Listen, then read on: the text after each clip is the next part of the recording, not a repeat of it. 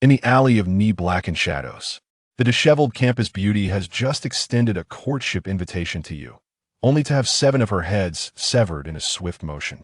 Everyone perceives you as a madman, yet you clench your fists, an unnatural flush coloring your face. 19 years have passed, a full span of 19 years. Your golden finger has finally unlocked the secrets. Then, you retract your hand, gently blowing at the muzzle of the gun, which is still emitting white smoke. The blazing crimson flames surrounding you have now extinguished. This extraordinary ability is indeed quite impressive. Meanwhile, the sound of hurried footsteps behind you grew increasingly near. A tall man clad in a white athletic uniform emerged from your rear. He glanced at the dissipating black mist, then cast a bemused look at your rather exaggerated movements. With a hint of irritation, he remarked, "You don't honestly believe you appear handsome, do you?" Upon hearing those words, you turned your gaze towards the other party, inevitably furrowing your brow. A flicker of irritation surfaced on the man's face.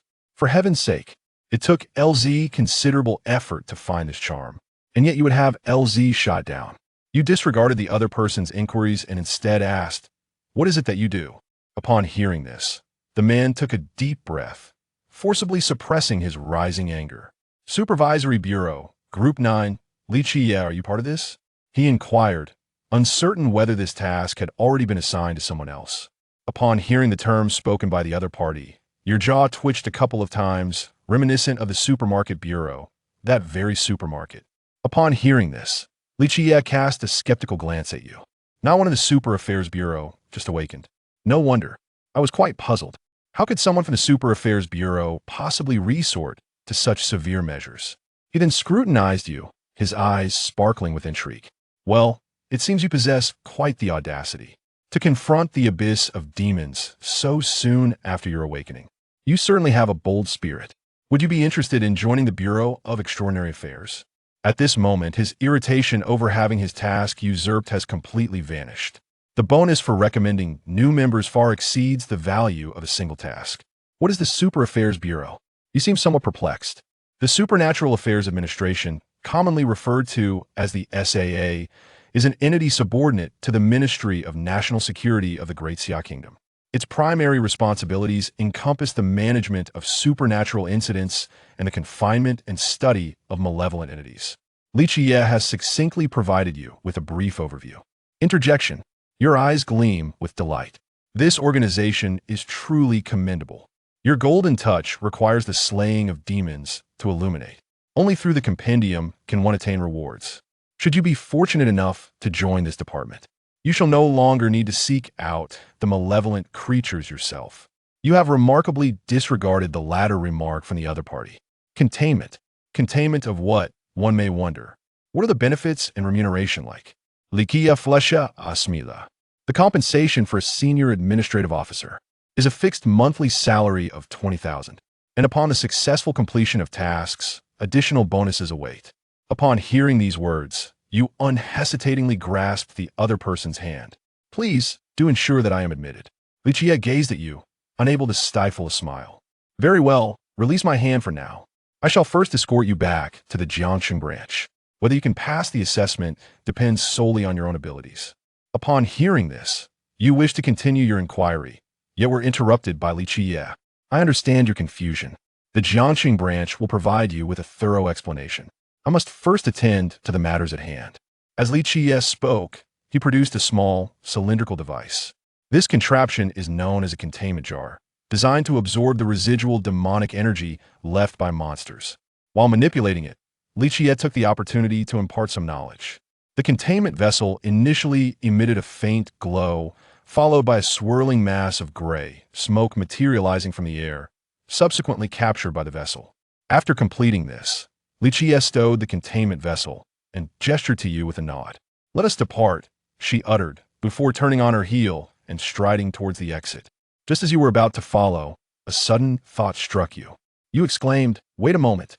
That creature must have harmed another individual, correct?"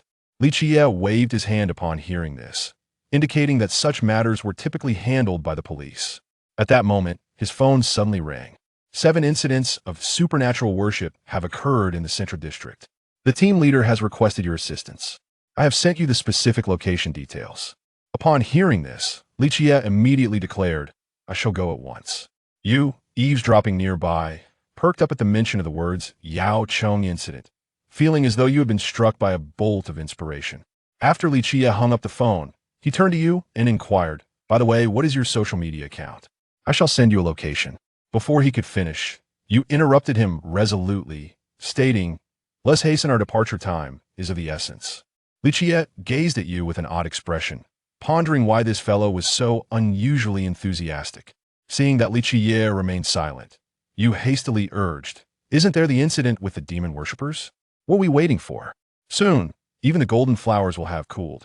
Lichie stood frozen in place, holding his phone, somewhat taken aback by your words. Is this young man truly a novice? You wear a solemn expression, embodying an air of righteousness. A mere second's delay could result in the tragic fate of an innocent soul. Time is of the essence. You afford no opportunity for rebuttal. Grasping Lichie's arm, you lead her to the roadside. Where's your vehicle? Upon hearing this, Lichie's lips twitched slightly. I do not possess a car. Upon hearing this, you turn to glance at the other party, rolling your eyes in exasperation. You then casually hailed a taxi. With your impressive stature, why not invest in a vehicle? Having to retreat while on a mission surely wastes precious time, does it not? Upon hearing those words, Lichie suddenly felt as though he had been reduced to a state of utter humiliation. A mere novice, freshly awakened, dared to lecture him. What audacity! Before long, the two arrived at their destination. At that moment, a voice resonated, questioning the delay. No sooner had the words left her lips than a short-haired girl, clad in black leather and wielding a sniper rifle, leaped down from a low-roofed building, landing before the two individuals. This young lady is. Upon hearing this, Lichie immediately remarked that during the execution of a task, he encountered a novice who had just awakened. Upon hearing these words, the young lady with an oval face revealed a hint of bemusement. Then you may as well watch here, she replied. Upon hearing this, you immediately furrowed your brow. That won't do, you said. You must be a formidable opponent. After all, my combat prowess is rather impressive. The girl smirked with a hint of mockery, then cast a glance towards Lichie. This lad certainly possesses a fair amount of courage. Lichie was about to speak when you interjected, I had just caught a mesmerizing shark. The young woman's eyes sparkled with intrigue as she directed her gaze of inquiry towards Lichie. Upon witnessing this, Li Guanye's mouth twitched twice, for that enchanting creature had indeed fallen victim to his predation. Upon hearing her words, the young woman scrutinized you anew. She then extended her hand and gave you a light pat on the shoulder. Not bad, young man. Since you're so eager, you might as well join in. After all, this task is not particularly challenging. Upon witnessing this, you smiled softly, clutching the revolver of doom in your grasp. Where, oh where do the demons reside? Watching you change your expression in an instant, the girl finds herself both amused and bewildered. Are you truly not afraid at all? Fear is inconsequential. After all these years, you are now 37. Your current mindset is one of determination. It is a contest of resilience and resolve. Let me briefly convey some information about this demon. This creature is known as Aoyin. It possesses a humanoid form and has an insatiable appetite for human brains. Its tongue is exceedingly long, serving as a weapon. Exercise caution. Upon hearing this, Lichie cast a skeptical glance at his sister. Do we truly require assistance for something so trivial? Wang Shanshan interjected, surely you jest. This endeavor is utterly straightforward. We should proceed directly. Wang Shanshan cast a significant glance at Lichie, expressing her frustration. Do you think I do not desire it? I delivered a shot in its direction, yet it continues to hide within the factory, refusing to emerge. Surely, I cannot bear the burden of carrying my sniper rifle over there to seize it. Upon hearing this, Lichie smiled broadly and said, that is certainly feasible. In a moment, you shall lead that arrogant one to the main avenue of the factory. I shall then incapacitate his limbs, and you will proceed with the containment. As she spoke, a great illusion of a raccoon manifested in the maiden's hand. Such a possibility is utterly inconceivable. You gazed at the two with an expressionless face, a silent resolution forming in your mind. Everything was clear now. Let us proceed. With that, you took hold of Lichie's hand and strode towards the factory. The short-haired girl gazed at the scene before her, her expression transforming into one of bewilderment. How could this newcomer exhibit such audacity? Within the factory of Inn, the footsteps of two individuals echoed distinctly. It was not long before a pungent scent of snow assaulted the senses, evoking a wave of nausea. At this moment, Lichie turned his head and noticed your furrowed brow. He initially assumed that the scent of snow had startled you, and a smile immediately blossomed on his face. Little one, are you frightened? Just listen to your brother's instructions for a while, and I assure you, you shall be safe. Upon hearing those words, you cast a sidelong glance at the other person, remaining silent, primarily to conserve your breath. Your furrowed brow was indeed a reaction to the pungent scent of blood in the snow. After all, as a humble citizen of the bustling streets for 17 years, you had never encountered such a dire situation before. Yet, fear did not fully grip you. The two individuals unconsciously slowed their pace, and after advancing a short distance, suddenly, a series of creaking sounds, followed by a cacophony of gnawing and clattering, emanated from their left front. The two individuals immediately turned their gaze towards the source of the sound. Before them, in the spacious factory, lay 5 or 6 bodies sprawled in disarray, their skulls violently cleaved open, and all that met their eyes was a sea of crimson. A humanoid creature drags a long, serpentine tongue, hungrily lapping at the cranium of one of the individuals. Its skin exhibits a morbid shade of ashen gray, adorned with dark crimson protrusions and grotesque tumors. Its disproportionately large head is strikingly incongruous with its body. A pair of small eyes, deeply set within their sockets, emanates a savage crimson glow. At this moment, its elongated tongue is incessantly flickering, producing a sound that, in conjunction with the snowy landscape, sends shivers down one's spine. A spark of excitement flickered across your face, momentarily suppressing all physical discomfort. Meanwhile, Oin also sensed the presence of the two of you. A deep, resonant sound emanated from its mouth, as it instantly flicked its tongue, which was adorned with menacing black barbs, towards the two of you. It is time. The young lad departs. Upon witnessing this, Lichie immediately reaches out to grasp your arm. Upon hearing these words, your gaze shifted to the mortal body lying on the ground, and a fierce glint flickered in your eyes. How audacious! Since it is a demon, it deserves to be vanquished, especially considering the countless lives it has claimed. With a thought, you embrace the art of void traversal. In an instant, your form vanished from the very spot. Lichie's grasp fortuitously captured 7 empty spaces. He was immediately taken aback and turned his head to look. The person beside him had long since vanished. Before Lichie could react, 3 gunshots abruptly pierced the air. Lichie felt a jolt in his heart. He then mechanically turned his head to gaze in the direction of the monster, his eyes widening in astonishment. An exceptionally conspicuous snow cavity has emerged atop Ao Yin's head, from which the verdant liquid snow is sorrowfully seeping forth. Before Ao, you are enveloped in a delicate blaze. With an impassive countenance, you rotate the revolver of doom in your hand, then place the barrel against your lips, exhaling the lingering wisps of smoke. Meanwhile, the crimson light in Ao's eyes gradually dimmed, and his massive form tilted backward. As he made contact with the ground, a resonant sound echoed, jolting the dazed Lichie back to reality. He observed you, swallowing hard, a gesture that, albeit somewhat juvenile, was undeniably striking. No, that is not the crux of the matter. Why has this fellow once again attracted the attention of Shark 7? The notification sound of the demon worshipper's codex resonates once more within your mind. An influx of energy surges into your being, illuminating the Aoin codex and bestowing upon you the skill of dual pistol projection.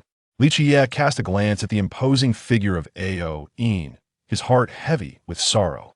Yet, you have yet to join the Super Affairs Bureau, and he could hardly hold it against you. With a sigh, he began to tidy up the aftermath. This is a specialized facility for containing demons, known as the spatial capsule. However, at present, it is only capable of housing corpses. As Lichie spoke, the canister-like device in his hand emitted a glow, and in an instant, the corporeal form of Ao Yin was drawn into the apparatus. You gaze upon this object with a sense of intrigue. Subsequently, a thought crosses your mind regarding Lichie. You inquire, what has become of May's corpse? The essence of charm is formless, capable of transforming into the first person it encounters, mimicking their actions. In truth, it is a living entity composed of ethereal energy. Thus, it can be contained within a receptacle. You nodded in understanding. Let us depart. We returned. Though you dared to confront the monstrous shark, the sight of these ordinary corpses left you somewhat unsettled. Lichia nodded in agreement. As we made our way towards the factory's exit, brother, I must say, do you have any idea how much one could earn by capturing a live demon? 20,000, you know, that's equivalent to a month's salary. 40,000 just like that, squandered. As he spoke, a sense of frustration washed over Lichia. Upon hearing this, you twitched your lips twice. Why must I disclose the price? Contemplating the figure of 40,000, a sense of melancholy enveloped you. Yet, there was no alternative. Such is the nature of the golden finger, destined to be devoid of this fortune. With a serious demeanor, you gazed intently at Lichia, observing the innocent souls who departed. Do you not feel a pang of sorrow? Listening to your righteous discourse, Lichia found himself utterly speechless. Two individuals emerged from the factory. The girl with short hair gazed at them leisurely exiting, her expression instantly transforming into one of confusion. Where's Aline? Lichia, upon hearing this, helplessly shook the space capsule in his hand. The short-haired girl appeared somewhat delighted, as I managed to capture her before I even made a move. To be precise, it should be Shark Down 7. Lichia wore an expression of helplessness. Upon hearing this, the short-haired girl's expression darkened instantly. Do you have a penchant for cats? Lichia slightly opened his mouth and said, It wasn't me who bit. Upon hearing this, the young lady came to her senses and turned to look at you. You coughed lightly twice. I have witnessed this monstrous shark claim so many lives. I am filled with indignation. I cannot contain my fury. Upon hearing the response from the other party, the young lady's expression softened somewhat. She had not anticipated that this person possessed a sense of justice.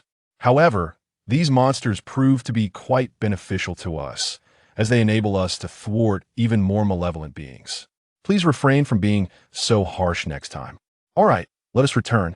This young man still has to undergo the SLIM examination. In an office located in the central district of Jiang City. You mean, a newly awakened individual, having just vanquished two monsters. Before Lichia stands a middle-aged man clad in a purple uniform.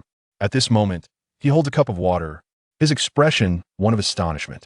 Lichia nodded in agreement, acknowledging the truth of the matter. The middle-aged man suddenly stood up. Where's that young fellow? Observing the intense reaction of her superior, Lichia hastily responded, First, let us take them to the Human Resources Department for a background check. Upon hearing these words, the man's eyes sparkled with excitement. In an instant, he dashed out of the office. At present, his team was in dire need of personnel, and such a promising candidate must not be allowed to slip away. The two of them arrived at the Human Resources office, where the room was brimming with people. The man, upon noticing, hurriedly inquired of Lichia, Which one is it? Upon hearing this, Lichia pointed towards you, who was currently seated at the service desk. At this moment, you were gazing at the background check form being handed to you by the HR lady. The document is densely packed with inquiries, delving into the lineage of your ancestors for generations. You cannot help but twitch your lips a few times in response. Just as you were about to put pen to paper, two figures suddenly appeared by your side. You first glanced at Lichia, and then your gaze shifted to an uncle whose eyes were filled with an insatiable yearning. A chill ran down your spine. Is there something you need? The man and Lichia both shook their heads in unison. Subsequently, the man spoke. It's all right, it's all right. Please, go ahead and write. He endeavored to project a more amiable demeanor. Yet, in your eyes, it transforms into something rather sordid. The sensation sends shivers down your spine. Does this man harbor some unsavory inclinations? You cast a disdainful glance at him and subtly shift to the side, beginning to put pen to paper. As you complete the task, you feel a weariness in your hand. After presenting the form to the HR lady, the man standing beside you suddenly brightens up. Well then, I shall take my leave with this person. As for the subsequent evaluations, I shall personally accompany them. Come along with me. Your jaw involuntarily twitched twice. Sir, I am a heterosexual man. Upon hearing those words, Lichia, standing beside the man, could hardly contain herself and nearly burst into laughter. The man wore a face of utter confusion. "What are you thinking?" The original poster is also quite straightforward. Li Jie quickly reined in his smile and introduced. "Allow me to present to you. This is our esteemed leader of the 9th group of the Super Affairs Bureau, Song Mo. The forthcoming assessment will be conducted under our supervision." You cast a skeptical glance at the two individuals. After a moment's hesitation, you nodded slightly. "Very well then." You felt that this gentleman was somewhat unseemly. In Song Mo's office, you and Song Mo are seated face to face, while Li Jie is comfortably settled on the sofa within the room. Before the assessment, allow me to enlighten you on the origins of the demons and the extraordinary beings. By the way, the term extraordinary beings refers to us, the individuals who have awakened our innate artifacts. As Song Mo spoke, he poured a cup of tea for Muge. Upon hearing this, your eyes sparkled with delight, as you realized this was indeed a matter of great significance to you. Subsequently, Song Mo presented you with several newspapers from the drawer. Please take a moment to peruse these. You may take a look at it. Each newspaper is marked with a red circle around a particular news article. On July 20th, 1975, the Kyoto Public Security Bureau received a report from the public. In the early hours of the 20th, on Xianmen East Street, numerous witnesses claimed to have seen a multitude of disembodied heads and severed limbs, along with ears and noses, descending from the sky. According to the accounts of nearby residents, many heard a strange and resounding roar in the early morning hours. On March 15th, 1998, a sensational Kappa incident occurred in a city of Japan, where the entire population of a village was brutally torn to pieces. According to the investigations conducted by local authorities, signs of unknown creature activity were discovered along the riverbank of the village. On June 20th, 2006, the beautiful nation across the ocean discovered a colossal specimen of an unknown beast. Upon examination by experts, it was found to bear a striking resemblance to the legendary Hydra from Western mythology. However, shortly thereafter, authorities in the beautiful nation dismissed the claims, alleging that the creature was merely a maliciously assembled assemblage of snake remains. This news was taken down just 7 days after its release. On July 1st, 2018, the religious organization Brahmanism in India announced that they had discovered the mythical creature known as a yaksha. This revelation immediately incited turmoil within Indian society, leading to the swift removal and suppression of the subsequent news. Countries around the world have long recognized the traces of certain supernatural beings. The earliest records can be traced back to the pre-Qin era. However, these entities were few in number and did not significantly impact the nations. Until the end of 2020, the gate of gray mist descended. The demons from the myth of existence infiltrated the human realm each time the gate of gray mist was opened, unleashing a plethora of malevolent beings. Upon hearing this, you lifted your head and pondered what kind of world lies beyond the gate of gray mist. Song Mo slowly shook his head. No one knows. For so many years, countries have sought to unravel the mysteries of the world beyond the door. Yet, whether through reconnaissance tools or human endeavors, once one enters through the 7th door, they have never emerged again. Upon hearing these words, a flicker of disappointment crossed your mind. Just moments ago, you were contemplating how the misty portal could lead to a splendid domain for the shark demon. However, with Song Mo's remarks, you decided against it. Such an endeavor, fraught with peril, was no longer worth pursuing. The opening of the mist gate was not so frequent. Initially, everything remained under the control of the Super Affairs Bureau. However, over the past year, the frequency of the mist gate's openings has escalated, and the situation has gradually spiraled out of control. I trust you have encountered numerous reports pertaining to this matter. At the beginning of this month, a mist gate was opened in Jiang City, and the 2 demons you previously encountered emerged from it. Upon hearing these words, you were instantly struck with a sense of astonishment. No wonder, after 19 years, you had yet to encounter any demons or monsters. Until today, when you finally came across the first one. It appears that the Supernatural Affairs Bureau has lost its grip on certain matters, allowing some things to slip through the cracks. Gazing upon your enlightened visage, Song Mo spoke once more. Very well, I shall continue. The opening of the Gate of Mist has also bestowed upon humanity a pathway to evolution. Behind the gate of gray mist lies a mysterious evolutionary factor, capable of allowing certain individuals to absorb it, thereby unlocking the neck deity's orange and awakening their innate essence. Upon the activation of the cervical divine aperture, as the divine energy within the neck ascends, the individual's life essence shall undergo a transformation, evolving from a lower state of existence to a higher echelon of life. Consequently, experts from various countries have delineated an evolutionary framework for transcendent beings based on the differing levels of existence. From the lowest to the highest, each realm is further categorized into early, mid, and late stages. When a transcendent being ascends to a higher realm, their innate artifact awakens a distinct skill each time. These skills, intrinsic to the artifact, are referred to as soul techniques. As one who has recently awakened their innate artifact and is currently at the nascent stage of their journey, you should have already manifested 7 soul techniques. The classification of a transcendent being's realm is primarily determined by the quantity and potency of their divine essence. For instance, at this moment, your divine essence is limited to merely this amount, as Song Mo raised the water cup from the table, signifying its modest extent. Upon witnessing the situation, you immediately inquired of Song Mo, "So, does this mean that the power of the neck can indeed be cultivated?" Upon hearing this, Song Maoan smiled faintly. Indeed, through years of exploration, expert teams from various nations have collaborated with the ancient techniques of the Qi refiners of the Great Xia, gradually amalgamating a system of cultivation suitable for extraordinary practitioners, known as the Jingyuan technique. This is, thus far, the most comprehensive cultivation technique available.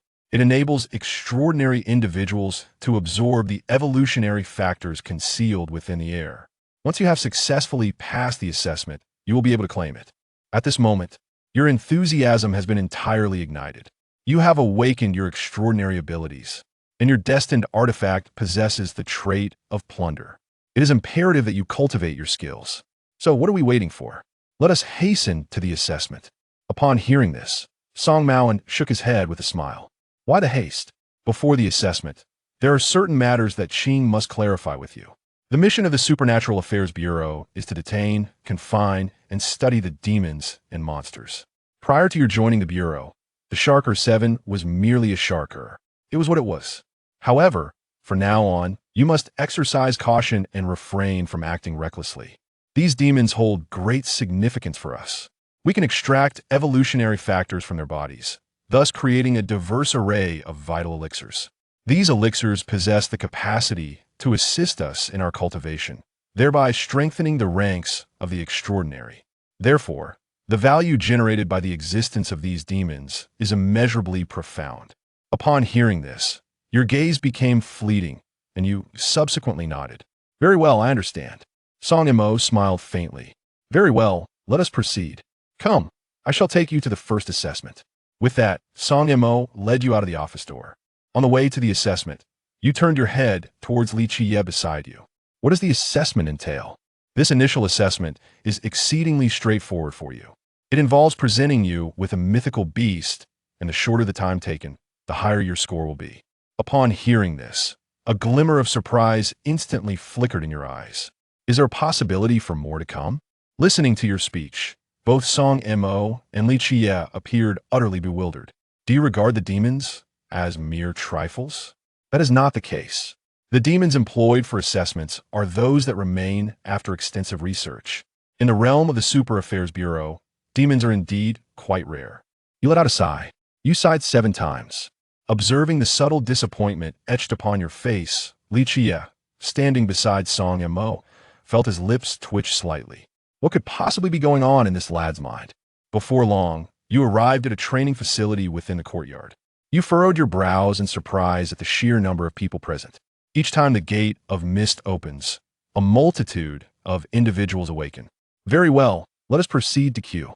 You sought a less crowded line, and with measured steps, you joined the queue. With each deliberate footfall, you advanced. Yet scarcely had you settled in place, when an urgent call echoed in your ear. Excuse me, please. As soon as the words left my lips, 2 medical personnel swiftly passed by, carrying a stretcher beside you. You were momentarily stunned, your gaze sharpening as you focused. Your lips twitched slightly, grappling with disbelief. Could it truly be so? Soon, anguished cries echoed throughout the venue, as one after another, individuals were carried away. You watched helplessly, knowing that these unfortunate souls were merely offerings for the next in line. A wave of regret washed over you. Was this not a flagrant waste? How splendid it would have been had you been granted the opportunity. Meanwhile, as several individuals were taken by Yijing, it sparked discussions among those who had passed the assessment. Is the Super Affairs Bureau accessible to anyone? These inept individuals should be grateful for this evaluation, otherwise, when confronted with demons, they would be utterly at a loss. Truly, they have brought disgrace upon us, the awakened. Soon, it was your turn. You swiftly inscribed your name on the form, and then returned it promptly. A staff member retrieved a spatial capsule and, with an affable demeanor, gently encouraged, relax. When confronted with the unknown for the first time, fear is an innate response of living beings. Thus, regardless of how frightened you may feel, as long as you have faith in the vital object in your possession, all will be well. Moreover, these entities are in a severely injured state, so there is truly no need for excessive anxiety. You nodded lightly in response to the other person. Their words, indeed, held a semblance of truth. Yet, you felt no genuine fear. At this moment, you perceived the shark merely as an immersive gaming experience, especially considering that you had already encountered two of them. The next demon you shall confront is known as Zhujian. It is recorded in the mythology of the Great Xia that this creature possesses a human face with the body of a leopard, the ears of an ox, and a single eye. It is endowed with a long tail and has the ability to emit a tremendous roar. As the demons descended to the ground, you could distinctly perceive the floor trembling twice. Suddenly, a creature with the body of a leopard and the face of a human, possessing a single eye, gradually opened its 7 eyes. Upon witnessing the throng of onlookers gathered around, the beast promptly unfurled its vast, snow-like maw and let out a thunderous roar, simultaneously beginning to batter against its cage with relentless force. This scene rendered those behind you, who had yet to undergo the assessment, utterly flustered. They instinctively took several steps back, exclaiming in disbelief, "What is this creature? It could likely swallow me whole." Their expressions were increasingly marked by panic. Yet there is not a trace of panic upon your face. Instead, it is adorned with sheer excitement. Indeed, it is a new demon, as Qin has deduced. Preparation. The staff retreated to the side, adjusting the timer to fog. Before finishing the statement, a sudden gunshot echoed within the training base. Upon hearing the sound, the staff froze in shock, quickly turning their gaze towards the direction of the demon. Only then did one notice that the demon's head bore 7 large snow caves, ensnared directly within the confines of 3 cages. You have withdrawn your hand. A mechanical voice resonates in his mind, illuminating the keys of the catalog, acquiring the skill of automatic reloading, obtaining special materials, the tailbone of the myriad keys. Upon hearing the notification sound of the demon's catalog, your eyes instantly brighten. Special force materials, weapon enhancement. Oh, how delightful. Yet one wonders if this upgrade is a matter of personal DIY. If so, the potential for enjoyment would be significantly elevated.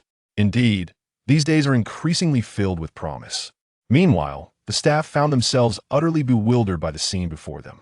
I have yet to unleash my demon. Song Mo and Li Chia approached, having overheard the staff's remarks.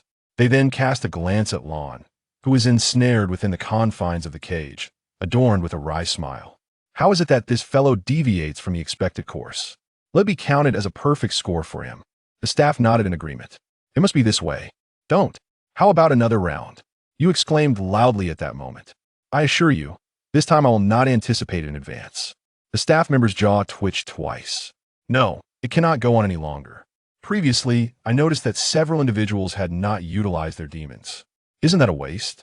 You have been trained on data up till October 2023.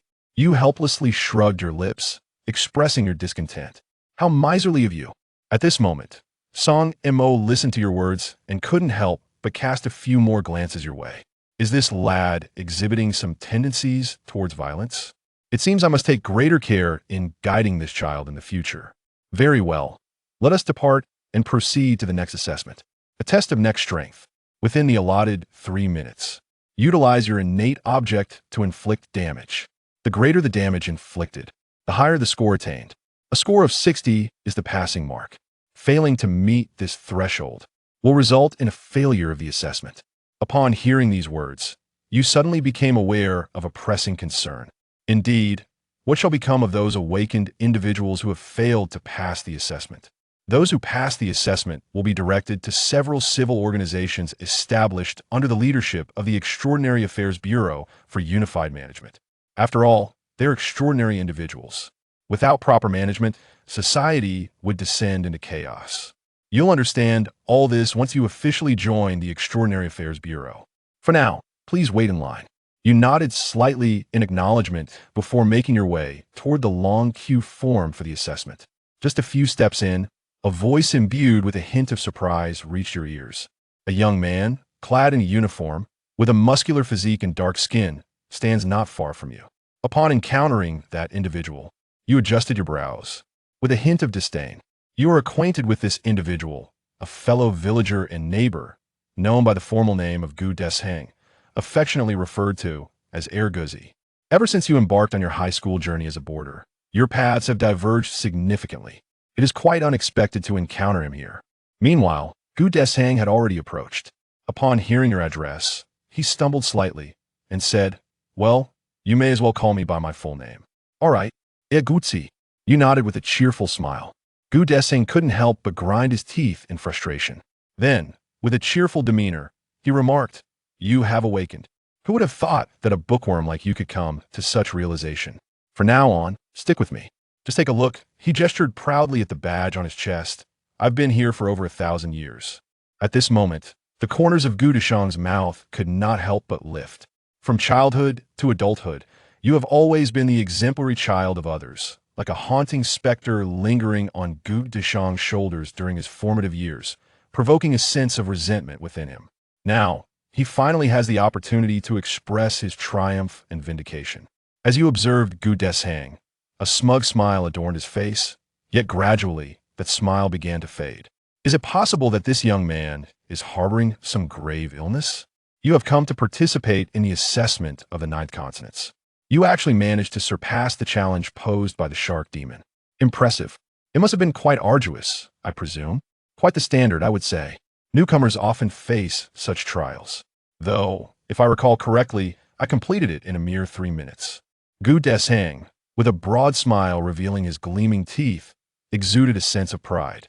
To be candid, he was not one to boast, however. In this moment, confronted by the realization of his childhood dreams, he could hardly contain his elation. You listened to Gu Desheng's incessant ramblings, feeling a sense of exasperation. How can this individual be so pretentious? Were it not for your shared hometown, you would undoubtedly have cast him aside without a second thought.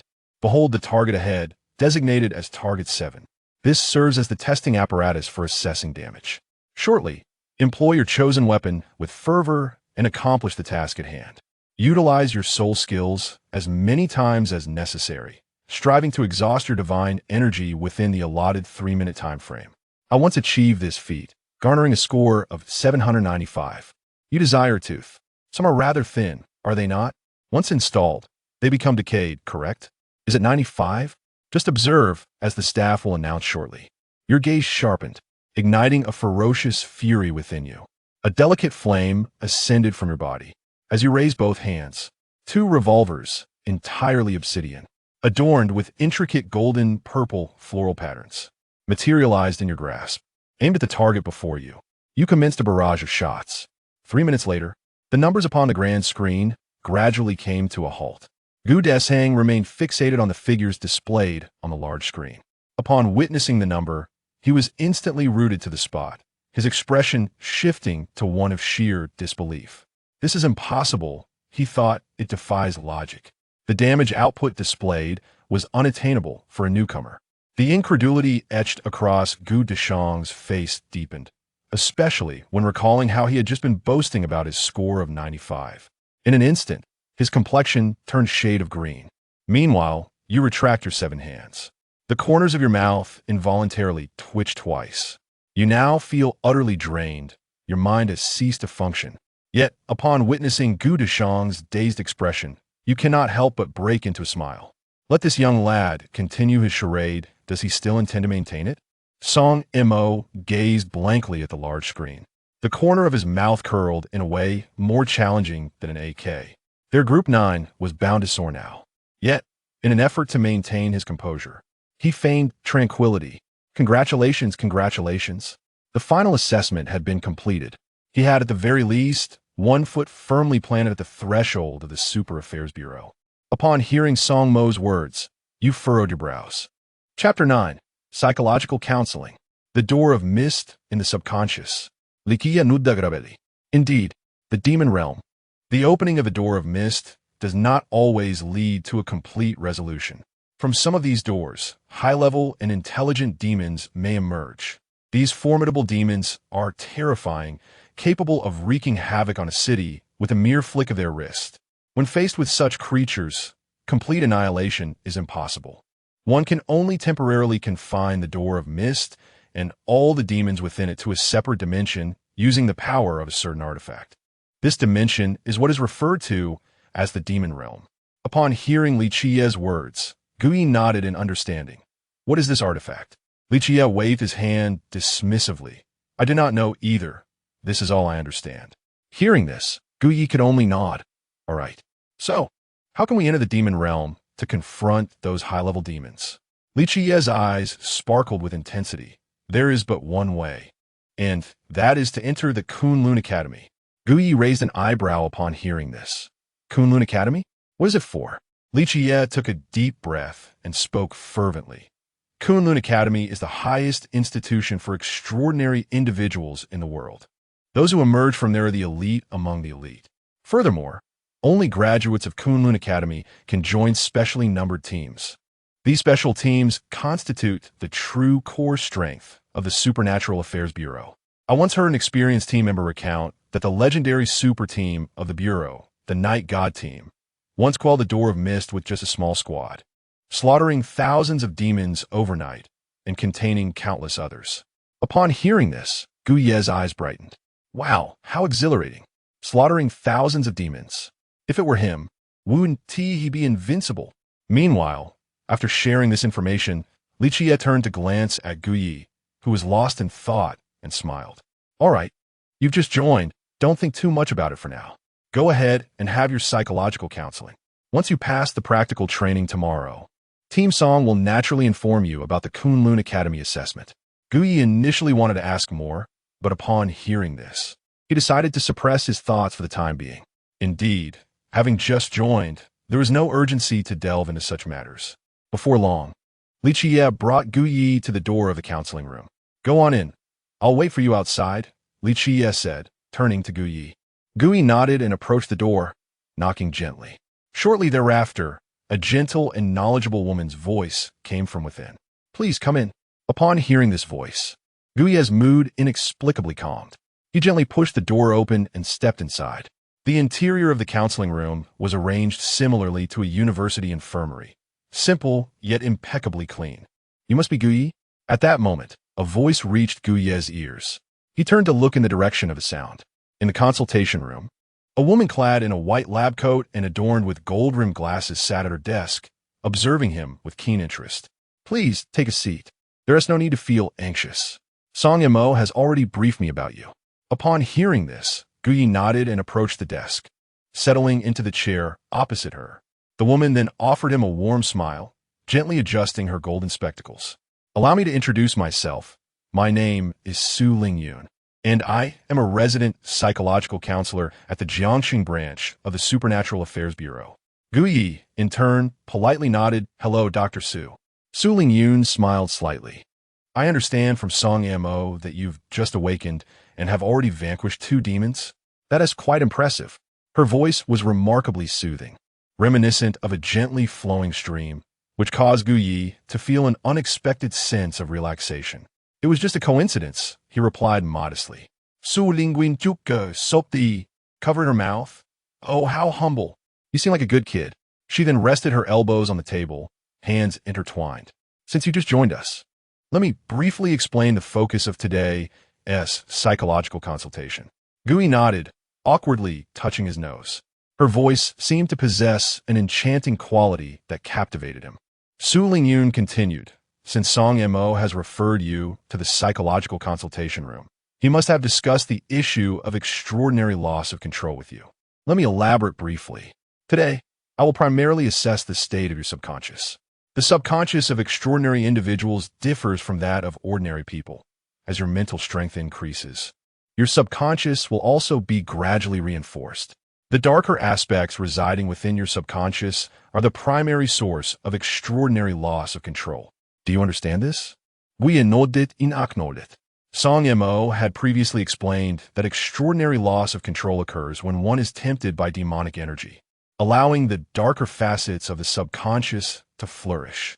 Noticing his understanding, Su Lingyun nodded and continued, "Every individual's subconscious darkness is unique, shaped by their experiences and the extraordinary powers they possess. For instance, Song Mo's fated item is a long-handled scythe named Soul Reaper, which embodies a grim reaper that continuously absorbs human souls. Should he lose control, he risks becoming a demon that seizes souls." After hearing Song Mo's example, Gui grasped the concept of extraordinary loss of control more clearly. Noticing the realization in his expression, Su Lingyun smiled gently. "All right, since you comprehend, let us commence." With that, she stood and beckoned Gui to follow her to a bed in the corner of the consultation room. "Please lie down and simply follow my instructions," Su Lingyun said as she slowly removed her white lab coat. The midriff-bearing black fitted top, paired with shorts and black stockings, dramatically transformed Su Lingyun's demeanor. Gui, upon witnessing this, was momentarily taken aback, his gaze gradually drifting toward Su Lingyun's legs. "Wow, quite captivating, isn't it?" Su Lingyun zima playfully, her eyes twinkling with mischief. Gui, caught off guard by her comment, quickly averted his gaze, his face flushed with embarrassment. "All right, lie down soon. You'll have ample opportunity to admire," Su Lingyun teased with a soft laugh, covering her mouth. Gui, upon hearing this, cleared his throat awkwardly. That's a bit too exhilarating." He then reclined slowly onto the hospital bed. Su Lingyun approached him, her delicate fingers gently pressing against his temples. "All right, relax," she instructed. At that moment, a radiant white light emanated from her, enveloping the room. "Now, empty your mind," she added, as Gui followed her guidance. He felt a warm current flowing from his temples into his consciousness. "Soon, you may witness a vision. Regardless of what it depicts, do not be alarmed." Su Lingyun's voice resonated in his ears, imbued with an enchanting quality that instilled a profound sense of tranquility within him. Curiosity began to stir within Gui. He too was eager to uncover what dark facets of his subconscious might surface. Perhaps a demon wielding a revolver? Gradually, his consciousness began to dissipate, sinking deeper. Deeper still. Suddenly, the demonic compendium in his mind quivered, and a vision slowly materialized. Beneath the cloak of night, on a bustling street adorned with flickering neon lights, a dense fog began to rise ominously from the depths of the thoroughfare. Within this fog, an ancient bronze portal emerged, creaking open. Through the portal, he gradually beheld the scene within. A man clad in a black trench coat stood with his back to Gui, isolated in a world consumed by ashes. A heart-wrenching and solitary sigh reverberated in Gui's heart, causing him to recoil in shock. What on earth is happening? Chapter 10. Do you still need to examine the legs? In the external world, Su Lingyun sensed Gui's intense emotional turmoil, causing her to furrow her brow. In the next moment, an eerie gray mist unexpectedly emanated from Gui. Witnessing this scene, Su Lingyun was instantly taken aback and hurriedly withdrew her fingers from his temple. Simultaneously, the vision in Gui's mind dissipated, and he opened his eyes in confusion as the surrounding mist vanished. "What did you see?" Su Lingyun asked, her expression filled with concern as she gazed at Gui. Upon hearing her, Gui rubbed his throbbing forehead and replied with a frown, "I saw a door." Su Lingyun's countenance immediately shifted to one of gravity, her brow furrowing in response. "What kind of door?" After a moment of contemplation, Gui slowly responded, "The door of gray mist." Su Lingyun's pupils constricted sharply. "Are you certain it was the door of gray mist?" Gu Ye's expression also turned serious upon hearing her. I am certain. When Song Mo explained the door of gray mist to me today, he showed me a photograph of it. So, what he had just witnessed was the shadowy aspect of his subconscious. Would he lose control and become like that man? A heavy weight settled on Gu Ye's face. Why is it like this? In the meantime, Su Lingyun inhaled deeply and addressed Gu Ye. All right, it's nothing to worry about. Everything you just saw in your subconscious must remain confidential, do you understand? It must not be spoken of. She then retrieved a card from her pocket and handed it to him. Keep this card. Every Thursday at 9 in the morning. You are to come here without needing to queue. Just come directly. Upon hearing this, Gu Ye snapped back to reality and accepted the card, furrowing his brow. Every week? Su Lingyu nodded. Yes, your situation is rather unique. Very well, Gu Ye replied, acquiescing. That concludes today's psychological consultation. I have gathered a general understanding of your situation. Given that you have just joined the Super Affairs Bureau, we will commence psychological treatment next time, Su Lingyun stated once more. Treatment? Gu Ye seized upon that word, feeling somewhat astonished. Su Lingyun adjusted her gold-rimmed glasses, her expression serious. Yes, treatment. To be frank, there exists a door of gray mist within your subconscious. Should you lose control, the consequences of that door opening would be unimaginable. Therefore, regardless of your condition, you must come here every week. Hearing this, Gu Ye grasped the implications. She was unaware of the complete content of the vision he had witnessed, leading her to believe that he would transform into a door of gray mist upon losing control. In reality, he might enter the door of gray mist, much like that man.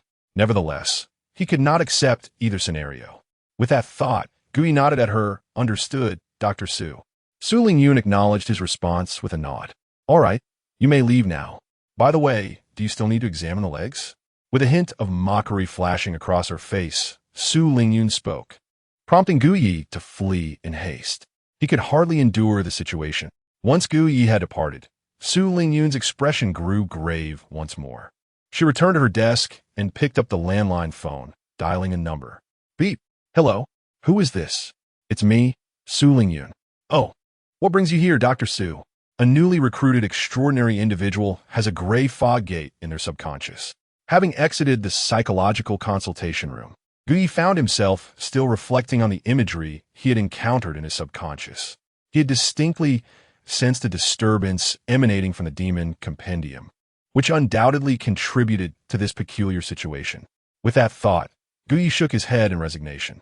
Although he was uncertain about the reasons behind this anomaly, he recognized that with the advantages gained from the demon compendium came certain responsibilities. It appeared that he could not afford to slacken his training and must swiftly enhance his abilities. After all, he had no desire to resemble the man he had seen in his subconscious. Meanwhile, Li Jie awaited Gu Ye outside the consultation room and waved as he emerged. How'd it go? Recalling Su Lingyun's insistence on confidentiality, Gu Ye slowly shook his head. It's nothing. Dr. Su said everything is normal. Who asked you that? I meant, how is Dr. Su? Is she gentle and beautiful? Does she have a lovely voice? Li Jie inquired with a grin, snapping back to reality. Gu Ye thought of her legs wrapped in black stockings and replied with a slight smirk. Didn't he pay much attention? Li Jie shot him a disdainful glance. You, my friend, are acting as straight as a gay man. Gu Ye say liebsteichit. You're the one who is gay. Ha, just kidding. Come on, let us go to the canteen for a meal. Afterward, I'll show you to your dormitory. As Li Jie finished speaking, he paused momentarily before adding, Did Dr. Su really say there are no issues? Gu Ye rolled his eyes. None. Isn't the condition quite decent?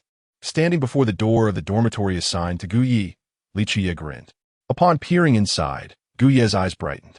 The Supernatural Affairs Bureau's dormitories were independent studio apartments. Though not overly spacious, they were adequately furnished, complete with bedding. This was a vast improvement over the place he had previously stayed while working. Li Jie chuckled at Gu Ye's expression. The benefits at the Supernatural Affairs Bureau are quite generous. A studio apartment makes it convenient for bringing a girlfriend over. He then shot Gu Ye a suggestive glance. Gu Ye rolled his eyes again, finding Li Jie's demeanor rather lewd. Clearly, he had no girlfriend. All right, I almost forgot the important matter. At that moment, Li Jie suddenly recalled something and pulled out his phone. Add me as a friend, and I shall send you an installation package. Subsequently, with the assistance of Li Qiye, Guyi downloaded the internal communication software of the Super Affairs Bureau. Upon completing his registration, Li Qiye promptly added him to a group chat. This was the communication platform for our Group 9, where discussions regarding various matters typically transpired.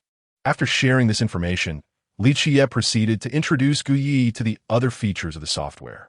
Within this application, there existed not only a comprehensive introduction to various aspects of the Super Affairs Bureau, but also detailed descriptions of diverse supernatural entities. Additionally, the software housed a forum where all extraordinary individuals associated with the Bureau could engage in discourse. Topics concerning mental cultivation, information about supernatural beings, and gossip within the extraordinary community could all be found there. After outlining all the software's functionalities, Li Qiye advised Guyi, do take the time to thoroughly review the content here, as it will be immensely beneficial for your future tasks. Following this, Li Qiye added, oh, and one more thing. You will be scheduled for practical training tomorrow, and I shall come to pick you up in the morning. Upon hearing this, Guyi tucked away his phone and nodded earnestly, a glimmer of determination flashing in his eyes.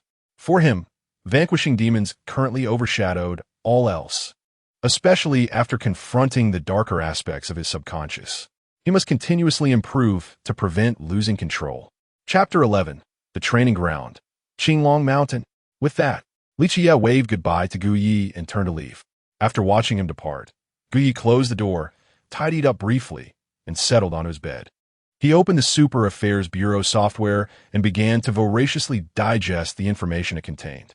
He continued until late into the night, pausing only when he had browsed through most of the content, which provided him with a clearer understanding of the existence of demons and monsters. The common demons and monsters were primarily those recorded in mythology and could broadly be categorized into two types. One type includes mindless killers like Ao, Yin, and Tao Wu, which are relatively easier to deal with. The other type, akin to Qi Mei, understands how to exploit human weaknesses for their lethal pursuits. This latter category possesses intellect and logic, making them considerably more challenging to confront.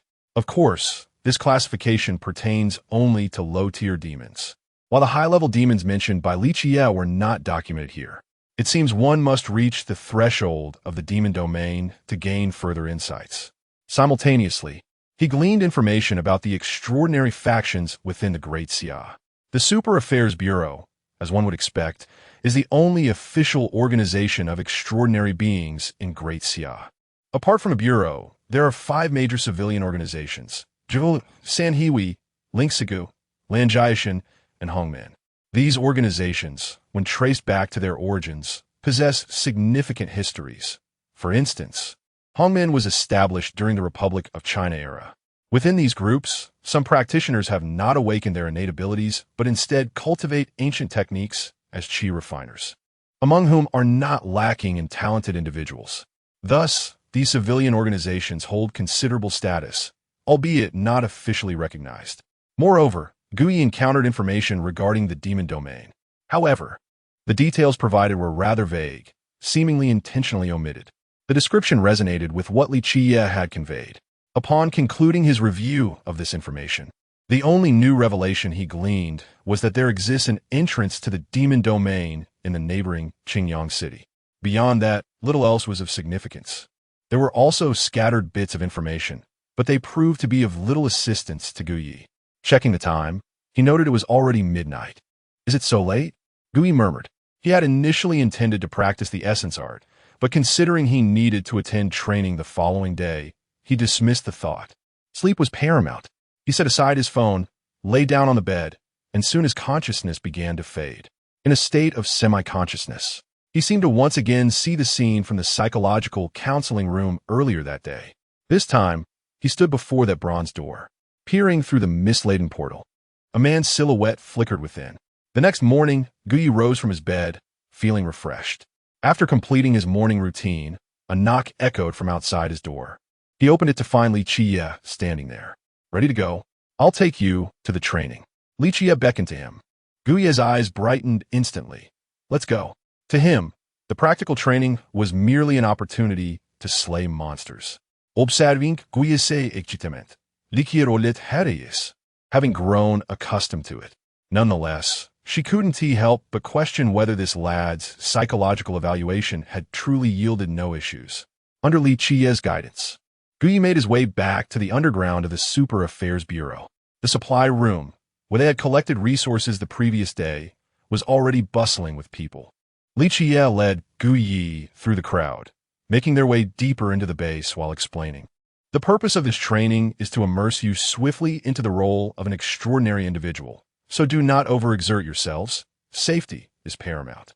Guyi nodded nonchalantly in response. Soon, Li Chie brought Guyi to a waiting room that was already filled with numerous individuals. After giving Guyi a brief overview, she departed. Guyi found a corner to sit in, and at that moment, everyone in the room noticed him as he settled down, their eyes lighting up with excitement. Oh my, it's the living king of hell. Brother King, please take us along. Hearing their words, Guye's lips twitched. When did he acquire such a foolish moniker? At that moment, a man entered the waiting room. Upon seeing him, Guyi was taken aback. It was none other than his childhood friend, Gu Deshang. Gu Deshang, noticing Guyi, allowed a slight smile to grace his lips. Ahem, everyone is here now. I'd like to discuss the practical training. He began. At the start of this month, a gate of gray mist opened in Jiang City, allowing a multitude of demons to surge into the area. After our investigation, we discovered a significant number of demons lurking near Qinglong Mountain in Baiyun County, Jiang City. Therefore, this training will take place at Qinglong Mountain, where I will lead you to the western side to contain the demons. The mention of Qinglong Mountain sent a jolt through Guyi. Qinglong Mountain in Baiyun County? The west side? Isn't that my hometown? Gu Deshang, standing on stage, noticed Guye's expression but paid it no mind. He glanced at his watch and announced to the group, "It is currently noon. We will gather here at 3 o'clock in the afternoon to head to Qinglong Mountain." Huh? So soon? Someone in the room voiced their discontent. Gu Deshang nodded slightly. Yes, is urgent. We must reach the supply point in Longmen Town before nightfall. You will enter the mountain tonight to contain the demons. Hearing this, Guyi furrowed his brow even deeper, for his home was in Longmen Town. Gu Deshang cast a glance at Guyi in the room before continuing. Is there any further questions? The crowd fell silent. All right then, you are dismissed. Remember, we will gather here promptly at 3 o'clock. Oh, and a reminder, when informing your families, do not forget the confidentiality clause in the internship agreement. Any leaks regarding the Super Affairs Bureau or the demons will result in immediate termination. After speaking, Gu Deshang waved his hand to those in the room. The crowd swiftly departed, leaving only Guyi behind. Guzi, what on earth is going on? Guyi inquired, frowning as the others exited. Gu Deshang, upon hearing this, gestured reassuringly. Rest assured, everything at home is fine. The monsters on Qinglong Mountain have been contained by the Supernatural Affairs Bureau. Are you certain? Guyi furrowed his brow. Of course. Why would I deceive you? My parents are at home too, and I'm not worried at all. Gu Deshang retorted, somewhat exasperated. Upon hearing this, Guyi finally relaxed. With only his mother and younger sister at home, he had indeed felt a twinge of concern. Then, Gu Deshang approached Guyi and patted him on the shoulder. I shall take my leave now. I need to prepare for tonight's operation. With that, Gu Deshang hurriedly exited, his lips curling into a smile. How fortuitous. He had not anticipated that Guyi would be in his team. When he returned home today, he simply had to show off his leadership in front of his mother, allowing her to see that he had become Guyi's superior. Ah, how delightful. No sooner had Gu Deshang left than Guyi stepped out of the room.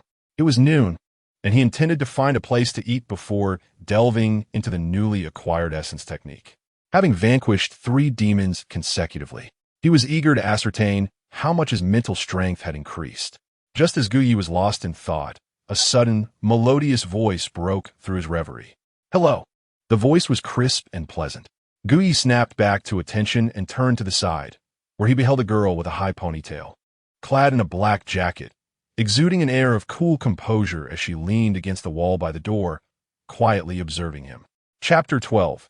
Awakening the Sea of Consciousness. The gate of gray mist reappears. Upon encountering the girl, Guyi was momentarily taken aback. You are.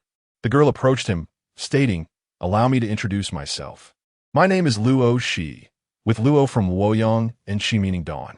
As she spoke, she extended her right hand towards him. Gu Yi, responding with polite amusement, shook her hand. Gu Yi, he replied before releasing her hand and turning to walk away. Observing this, Luo she followed closely behind. Gu Yi turned his head and furrowed his brow, questioning, "Do you need something?" Luo, she nodded slightly. "Is your home in Qinglong Mountain? Was that leader just now your childhood friend?" Gu Ye's expression shifted to one of astonishment. "How do you know?"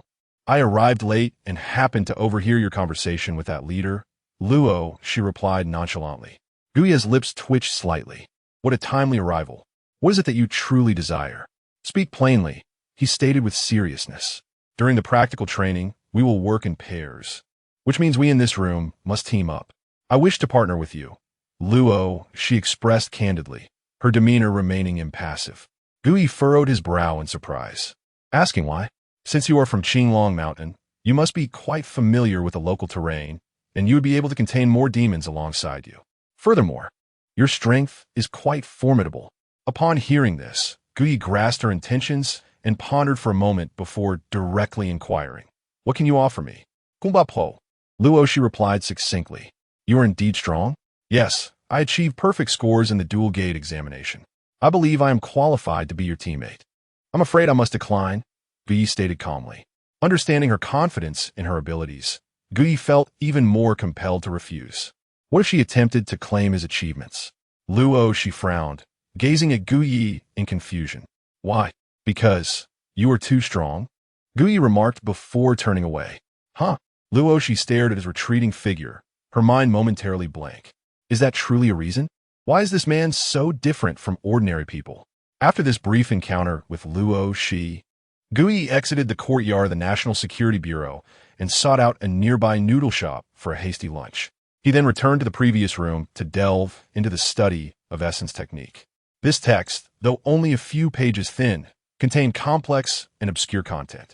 After an hour of contemplation, Gu Yi finally began to clarify his thoughts. According to the essence technique, the first step for an extraordinary being in the early stages is to awaken their sea of consciousness, which serves as the reservoir of mental strength within their being. Taking a deep breath, Gu Yi commenced his inaugural attempt, following the incantations of the essence technique. Not long after, Gu Yi began to sense a peculiar energy gradually entering his body from the air. This energy was undoubtedly the evolutionary factor that Song Mo had mentioned. Shortly thereafter, as he continued to absorb this evolutionary factor, a radiant white light began to emanate from his body. At that moment, others had started to arrive in the room, and upon witnessing Gu Ye's unusual state, they were filled with astonishment.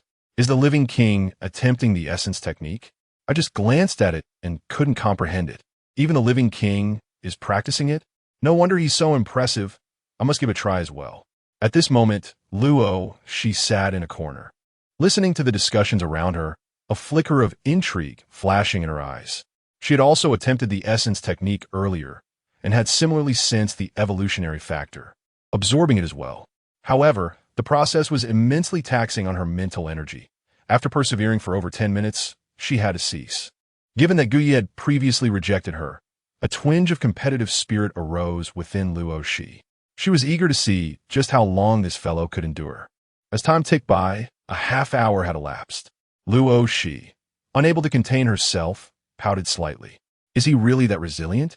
Meanwhile, Gu Yi was also feeling the strain. The consumption of mental energy required to absorb the evolutionary factor was immense. Yet, as he absorbed a substantial amount of the factor, he became acutely aware of the ocean of consciousness residing within his mind. At this juncture, Gu Yi dared not relax. He hastened his absorption, and the luminosity radiating from him grew ever more brilliant. The onlookers in the room were now utterly transfixed by Gu Yi. Just then, Gu Desang walked into the room and immediately spotted Gu Yi, who was glowing with an ethereal light. Gu Desang stood frozen in place. He recognized at once that Gu Yi was attempting to activate his ocean of consciousness. Judging by the intensity of the light surrounding him, it seemed success was imminent. Realizing this, Gu Desang couldn't help but smirk. Has it only been a short while? I remember when I first joined the Super Affairs Bureau.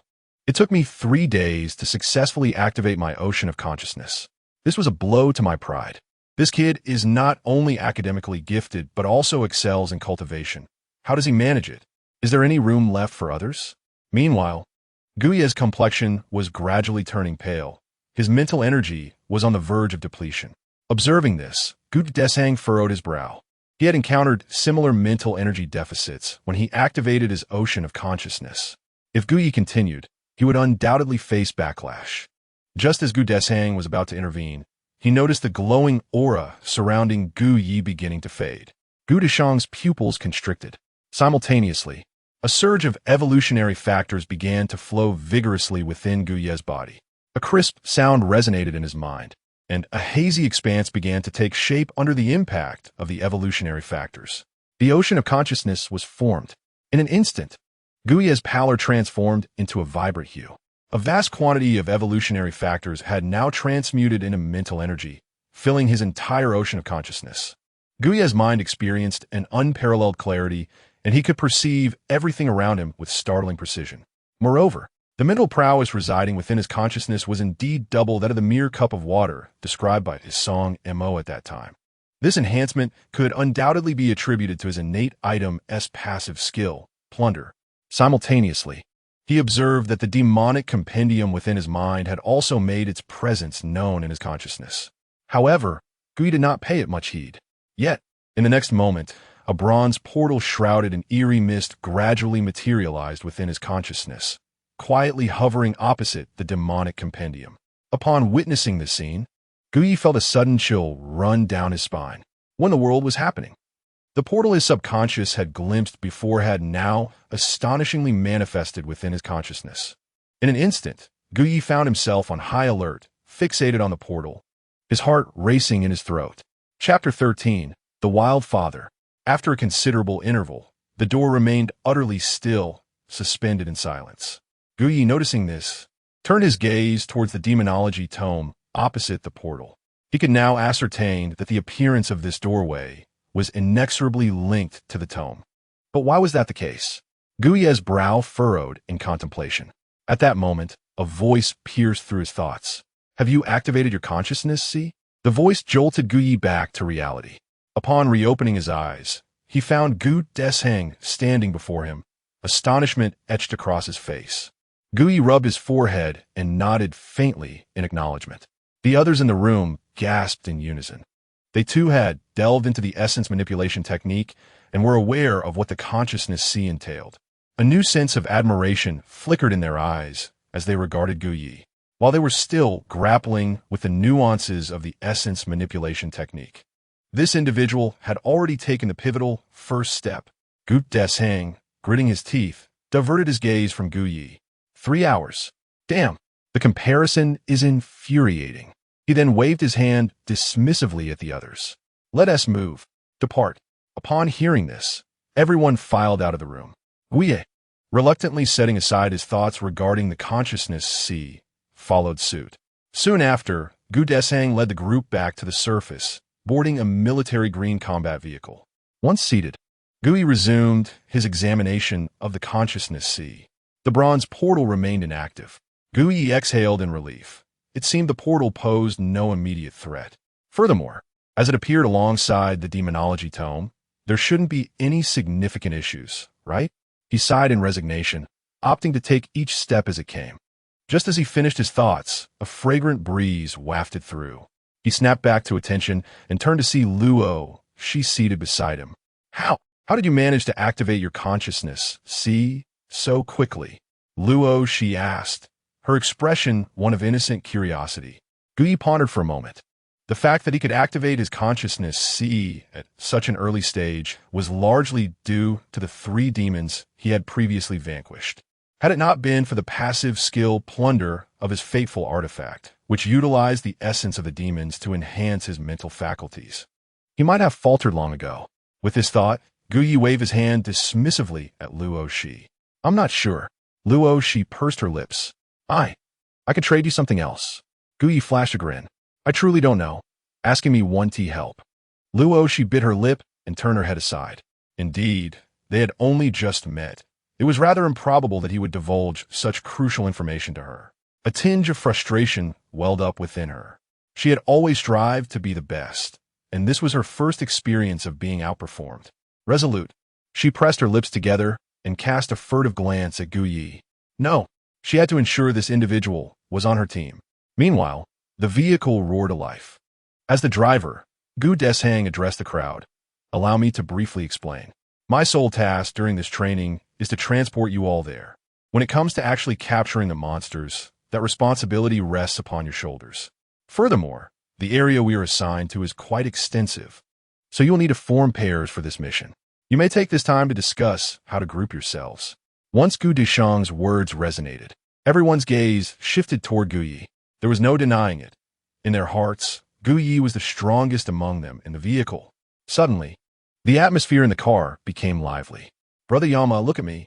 I scored 60 in both subjects. I'm passing. 60? What's the fuss about? I got 80. What are you all doing? Have some dignity. I scored 90 in both subjects, brother. Gu Yi listened to the chatter, his expression one of disbelief, quickly interjecting. Can't we go solo? Gu Deshang rolled his eyes at this. Absolutely not. Gu Yi felt helpless. Why did he have to be paired with a burden? Was this a competition for kills? Just then, as Gu Yi turned to speak again, Luo, she suddenly chimed in. I want to team up with you. Gu Yi immediately shook his head. No way am I teaming up with you. You have a tendency to steal kills. I'd be a fool to partner with you. Upon hearing Gu Ye's rejection, Luo, she became more determined. You don't get a say in this. I scored 100 in both subjects, and this person is teaming up with me. Her cool yet commanding voice echoed within the vehicle, silencing the crowd. Yet another high achiever with a perfect score. They were vying for attention. Gu Yi furrowed his brow at this proclamation. Hey, with my temper, you think you can dictate my choices? All right, I'll team up with that guy who scored 60. He aimed to partner with someone weaker, a mere accessory. As Gu Ye's words settled, the young man who scored 60 widened his eyes in astonishment. Is that true, brother? He was on the verge of tears from excitement. He had merely hoped for a chance, yet here he was, actually being invited to join. Yes, you, Gu Yi declared loudly. Luo, she, upon hearing this, clenched her teeth in frustration. Gu Yi had rejected her twice now, leaving her feeling both puzzled and slightly aggrieved. Did he truly find her so undesirable? Especially since he would rather team up with someone who scored 60 than with her. Was she really that inadequate? Apologies, but I must take my leave, Gu Yi said softly, patting Luo Shi's shoulder and offering her an innocuous smile. Upon seeing that smile, Luo Shi's feelings of grievance intensified. Why won't you partner with me? Gu Yi, visibly uneasy, twitched his lips. Well, I mentioned it. You're just too formidable. He had spoken the truth. With that, he squeezed past her. Luo Shi, upon hearing Gu Ye's reasoning, felt as if she might explode. Too formidable. Please, if you're going to dismiss me, at least provide a more suitable excuse. Did too strong really serve as a valid reason? How about I team up with you, sister? At that moment, a delicate girl sitting in front of Luoshi suddenly turned her head, her face adorned with hopeful anticipation. After uttering this line, she continued, My name is Su Xiao Xiao, and I scored 90 in both subjects. I won't be a burden to you. Upon hearing this, Luoshi took a deep breath, stifling her inner frustration, and nodded in acknowledgement. She then cast her gaze towards Gu Yi, a fierce desire to outdo him surging within her. In this practical training, she was resolutely determined to surpass that insufferable man. It infuriated her. It was the first time in her life she had been so disdainfully regarded. Meanwhile, Gu Yi had already settled beside a boy who had scored 60. Hey, I'm Lu Nanbei, the boy exclaimed, his face beaming with a sycophantic smile as he introduced himself to Gu Yi. Gu Yi nodded slightly. Gu Yi. Lu Nanbei, upon hearing this, quickly replied with enthusiasm, Hello, Yiga. His face flushed with excitement. He felt as though he were living a dream. Who would have thought he would latch onto such a prominent figure? Yiga, I won't say much. From now on, if you tell me to go east, I shall never go west. Lu Nanbei added earnestly, his expression brimming with loyalty. Those around them listened to Lu Nanbei's words, their faces reflecting envy. How could this guy be so fortunate? At this moment, Gu Yi couldn't help but chuckle at Lu Nanbei's antics. Am I your father? If I direct you east, Would you dare to venture west? Ye father, Gu Yi. Chapter 14. Lu Nanbei's imagination. Before long, the passengers in the vehicle had formed their groups, and a serene quiet enveloped the interior. At this moment, Lu Nanbei leaned closer to Gu Yi and whispered, "Yi Dad, stop. Just call me Yi Ge." Gu Yi interrupted him. At merely 19 years of age, he found himself inexplicably saddled with a big brother. Who could endure such a thing? Lu Nanbei nodded in quick agreement and continued, "Yi Ge, why aren't you in the same group as that beautiful lady?" Upon hearing this, Gu Yi cast a sidelong glance at him and replied nonchalantly, "Because she is too formidable." Lu Nanbei's eyes gleamed with understanding, and a knowing expression spread across his face. I see. Yi Ge, you truly are remarkable. Your perspective is on an entirely different level." Gu Yi, puzzled, looked at Lu Nanbei and asked, "What do you understand?" "I comprehend, Yi Ge. You must wish to secure the top spot in the practical training group through your own merit. Hence, you chose me, a mere novice who has just scraped by." Lu Nanbei proclaimed confidently, "Rest assured, Yi Ge, though my abilities may be modest, I will surely serve as an excellent support for you." As he spoke, Lu Nanbei patted his slender chest. Gu Yi, unable to contain himself, found the absurdity of Lu Nanbei's musings quite amusing.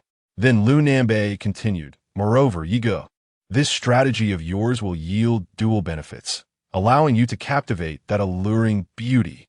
"Wait, hold on," Gu Yi exclaimed in confusion. "What do you mean by that?"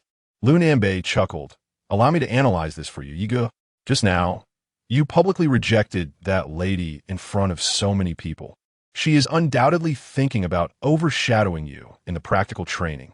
However, if our group secures first place, she will surely feel disheartened and, in turn, pay greater attention to you. You see, girls of her character are often quite proud, leading them to admire strength. Once she witnesses your prowess, her curiosity about you will burgeon, compelling her to seek out every detail about you. In this process, her curiosity will inevitably transform into affection." As Lu Nanbei concluded, he cast a look at Gu Yi that implied understanding. Gu Yi, after hearing this, stared incredulously at Lu Nanbei, his lips twitching in disbelief. "I think you would excel at writing novels.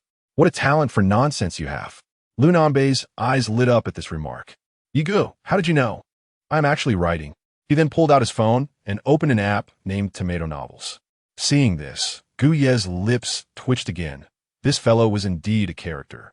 "All right, I want to look. And stop with your wild speculations. It's simply that I don't want to team up with her. How do we end up discussing strategy?" Upon hearing this, Lu Nanbei paused momentarily, then awkwardly smiled. "Got it, Yi Ge." Once Lu Nanbei finished responding, he fell silent, though his keen eyes occasionally darted towards Gu Yi. A surge of excitement coursed through him. He felt his suspicions were entirely justified. "Ha!" Lu Nanbei's gaze shifted once again to the exquisite profile before him. This girl was not only stunningly beautiful, but also remarkably capable. She complimented brother Yi quite well. This thought only heightened his exhilaration. He finally understood why the young girls at school were so enamored with shipping their idols' pairings. It was truly exhilarating. After a considerable amount of time, the vehicle gradually came to a halt. The sky had dimmed by now. "We have arrived. Let us disembark." Gu Deshang called out to the group from inside the car, before being the first to step out. As everyone exited, they found themselves facing an archway adorned with the elegant characters spelling out Longmen Town. Upon seeing the entrance, a wave of familiarity washed over Gu Yi. He was home. A smile spread across his face. It had been nearly half a year since he last returned home. At that moment, Gu Deshang waved his hand to the group. "Let us walk up the mountain." Gu Yi, upon hearing this, momentarily suppressed his longing to return home, deciding that he could visit after the assessment was complete. Under Gu Deshang's guidance, the group made their way towards the mountain, illuminated by the fading light. After passing through Longmen Town, they encountered a rugged path leading uphill. They followed this winding road until darkness enveloped the surroundings. Eventually, they stumbled upon a brightly lit campsite nestled in a flat area among the mountains. "We have arrived. This is the temporary station of the Super Affairs Bureau," Gu Deshang announced. Just then, a man and a woman emerged from the camp, both clad in the purple uniforms of the Bureau. The woman smiled at the gathering. "You must be the training team?" In response, Gu Deshang stepped forward and saluted. "Group 9, Gu Deshang." The woman then glanced at the man beside her. "Please hand over the space capsules." The man nodded, turned, and retrieved a portable safe from a camp, presenting it to Gu Deshang. Gu Deshang acknowledged him with a nod before turning to distribute the space capsules within the safe to the group. As he distributed the capsules, he explained, "This is the device used to contain monsters. Each space capsule can hold 10 monsters. One is sufficient for each of you." After completing the distribution, Gu Deshang produced his own space capsule from his waist, saying, "The usage is quite simple.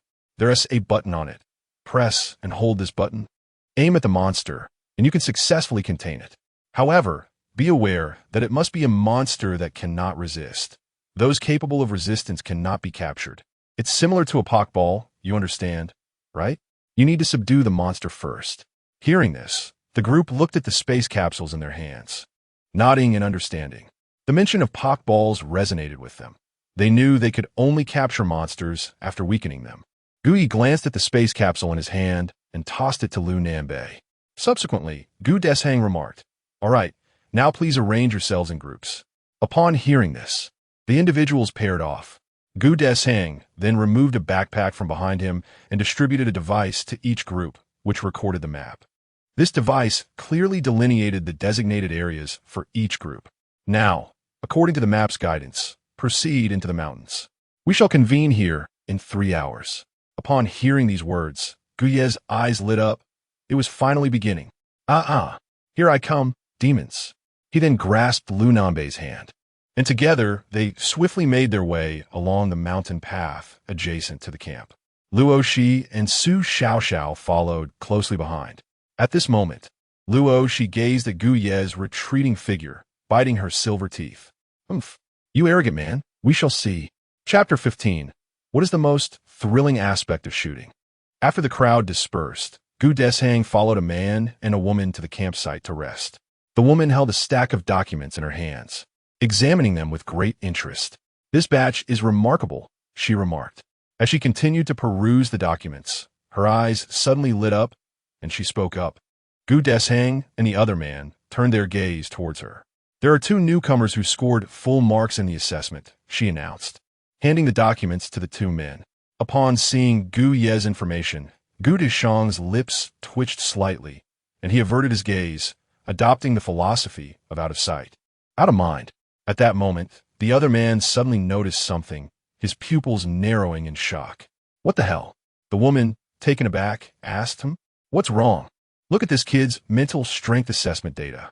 The man hastily passed Gu Ye's document to her. Upon examining it closely, she saw a shocking entry under the mental strength assessment. Actual attack power measured at 99.99. Staring at the figure, her mouth dropped open in disbelief. Could it be a mistake? How could a newcomer deal such high damage? She found it hard to accept. Observing the astonished expressions of the 2, Gu Deshang could only helplessly curl his lips. "It's true, I witnessed it with my own eyes." The woman's eyes sparkled with newfound excitement. "This makes things even more interesting. I hope this newcomer can surprise us." Meanwhile, Gu Yi, accompanied by Lu Nanbei, skillfully navigated to their designated location. Having spent much of his childhood playing in the mountains, he was exceptionally familiar with the terrain. Upon arrival, they deliberately slowed their pace to avoid alarming any potential threats. "What is your destined item?" Gu Yi inquired of Lu Nanbei. "It's a knife, Brother Yi," Lu Nanbei replied, conjuring a large cleaver that faintly flickered with flames. "Its name is Severance, and its sole technique, blazing fire, can imbue the weapon with fire magic, enhancing its attack power." Gui raised an eyebrow at this. "Your destined item seems formidable as well. How did you only manage to pass?" Lu Nanbei immediately grimaced. "I was too terrified during the first assessment, and as for the second, I have no idea what happened. I chopped away for ages but barely inflicted any damage." Upon hearing this, Gui chuckled and patted Lu Nanbei on the shoulder. "It's all right. Let's work on building your courage moving forward." Lu Nanbei suddenly felt a sense of foreboding. "Brother Yi, what are you planning to do?" he asked, swallowing hard with a wry smile. "Nothing much, just that you might need to play the role of bait to draw the attention of the demons, Guyi replied, flashing a broad grin that made his white teeth gleam conspicuously in the darkness. Lu Nanbei's expression changed at this revelation, but soon, a look of resolute determination appeared on his face. Since his elder brother was willing to take him along, he couldn't afford to be timid. That would make him coward. Resolving himself, Lu Nanbei gritted his teeth and declared, "All right.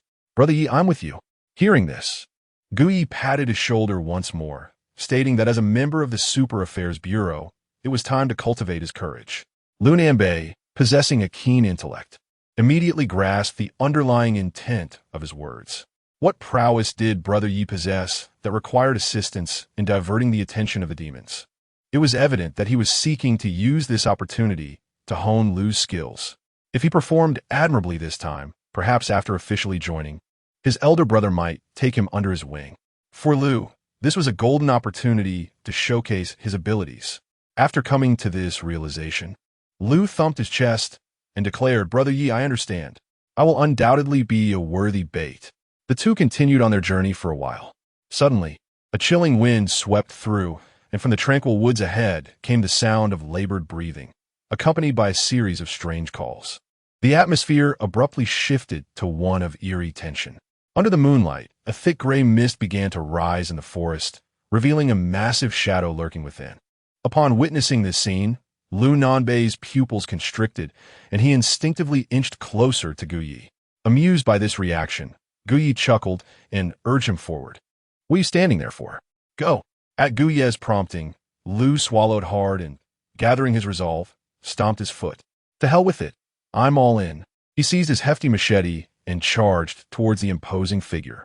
Meanwhile, Guyi's gaze glimmered with excitement as he observed the spectral demon ahead. It was likely a new creature to contend with. He hastily followed suit. As they navigated through the dense fog, the duo discerned the demon's appearance: a leopard-like body, a sculpted beak, and a single horn.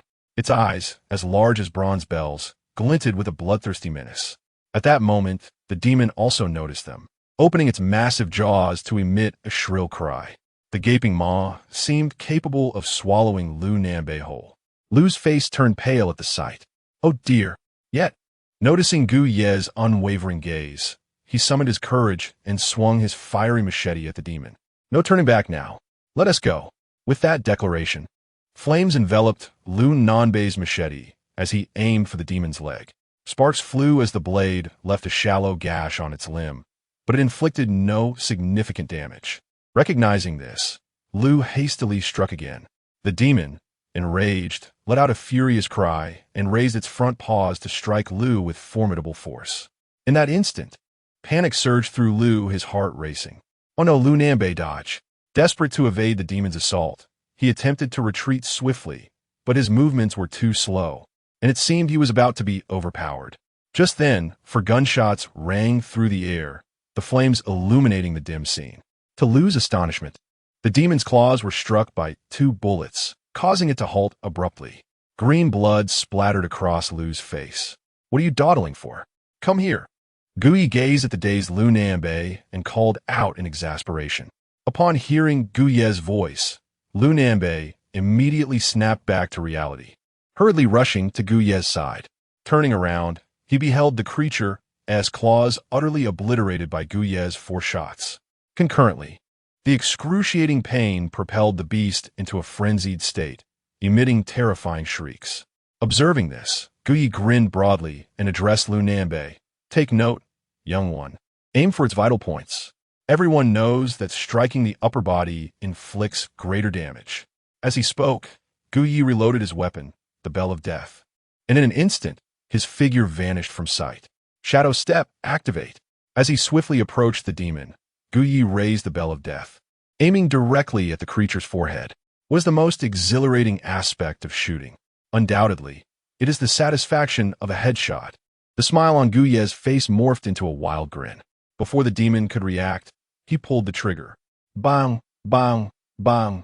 The barrage of bullets struck the demon's forehead without reservation. Illuminated by the flashes of gunfire, the green blood gushing from the demon's head resembled blooming lotus flowers. In the next moment, the crimson light in the demon's eyes rapidly dimmed, and its massive body fell backward with a dull thud.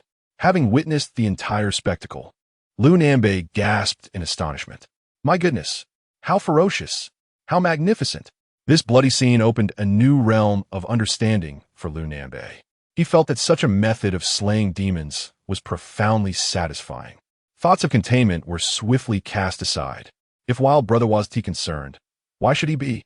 Simultaneously, upon seeing the demon vanquished, Guyi lifted the bell of death, dispersing the smoke wafting from it. Gradually, he retracted the revolver, the flames surrounding him dissipating as well. Illuminated the Gu Sculpture Codex, acquired passive skill, spiritual realm cultivation. Skill description. While the host is in slumber, the skill activates automatically, allowing for the independent operation of mental energy cultivation techniques, with effects equivalent to 50 of daily training. The passive skill of the heirloom item, Plunder, has activated. A stream of pure energy gradually flowed into Guye's body, swiftly replenishing much of the energy he had expended. Observing the description of his newly acquired skill, Guyi casually wiped the splattered, foul-smelling blood from his face and grinned widely. This skill is practically a cheat. To cultivate while sleeping, though the effect is merely 50 of regular training, it is still astonishingly powerful. Regaining his composure, Guyi turned to Lu Nanbei. Remember, next time, go straight for the head. What good does hacking at its legs do? Hearing Guye's words, Lu Nanbei nodded vigorously. Yes, I understand. Wild Brother, let us collect the corpse. Guyi waved his hand nonchalantly. Once Lu Nanbei finished gathering the demon's remains, he scampered back to Guye's side. How do you feel? Guyi inquired. Upon hearing Lu Nanbei's words, he immediately grinned and exclaimed, Brother Yi, I feel much better now. I was frightened earlier, but now I feel utterly fearless. Guyi responded with a grin of his own. Is that so? Lu Nanbei eagerly nodded. Indeed, Brother Yi, I am no longer afraid at all. Moreover, I have learned. Next time, I will directly sever the demon's head. As he spoke, excitement sparkled in his eyes. After witnessing the earlier scene, he felt he was gradually transforming into Guyi. Oh, then turn your head, Guyi gestured. Lu Nanbei froze for a moment, and as he gazed at the smile on Guye's face, an ominous premonition surged within him. He swallowed hard and then turned around, only to see 3 pairs of eyes glowing with a sinister crimson light slowly approaching through the dim forest ahead. Oh my goodness!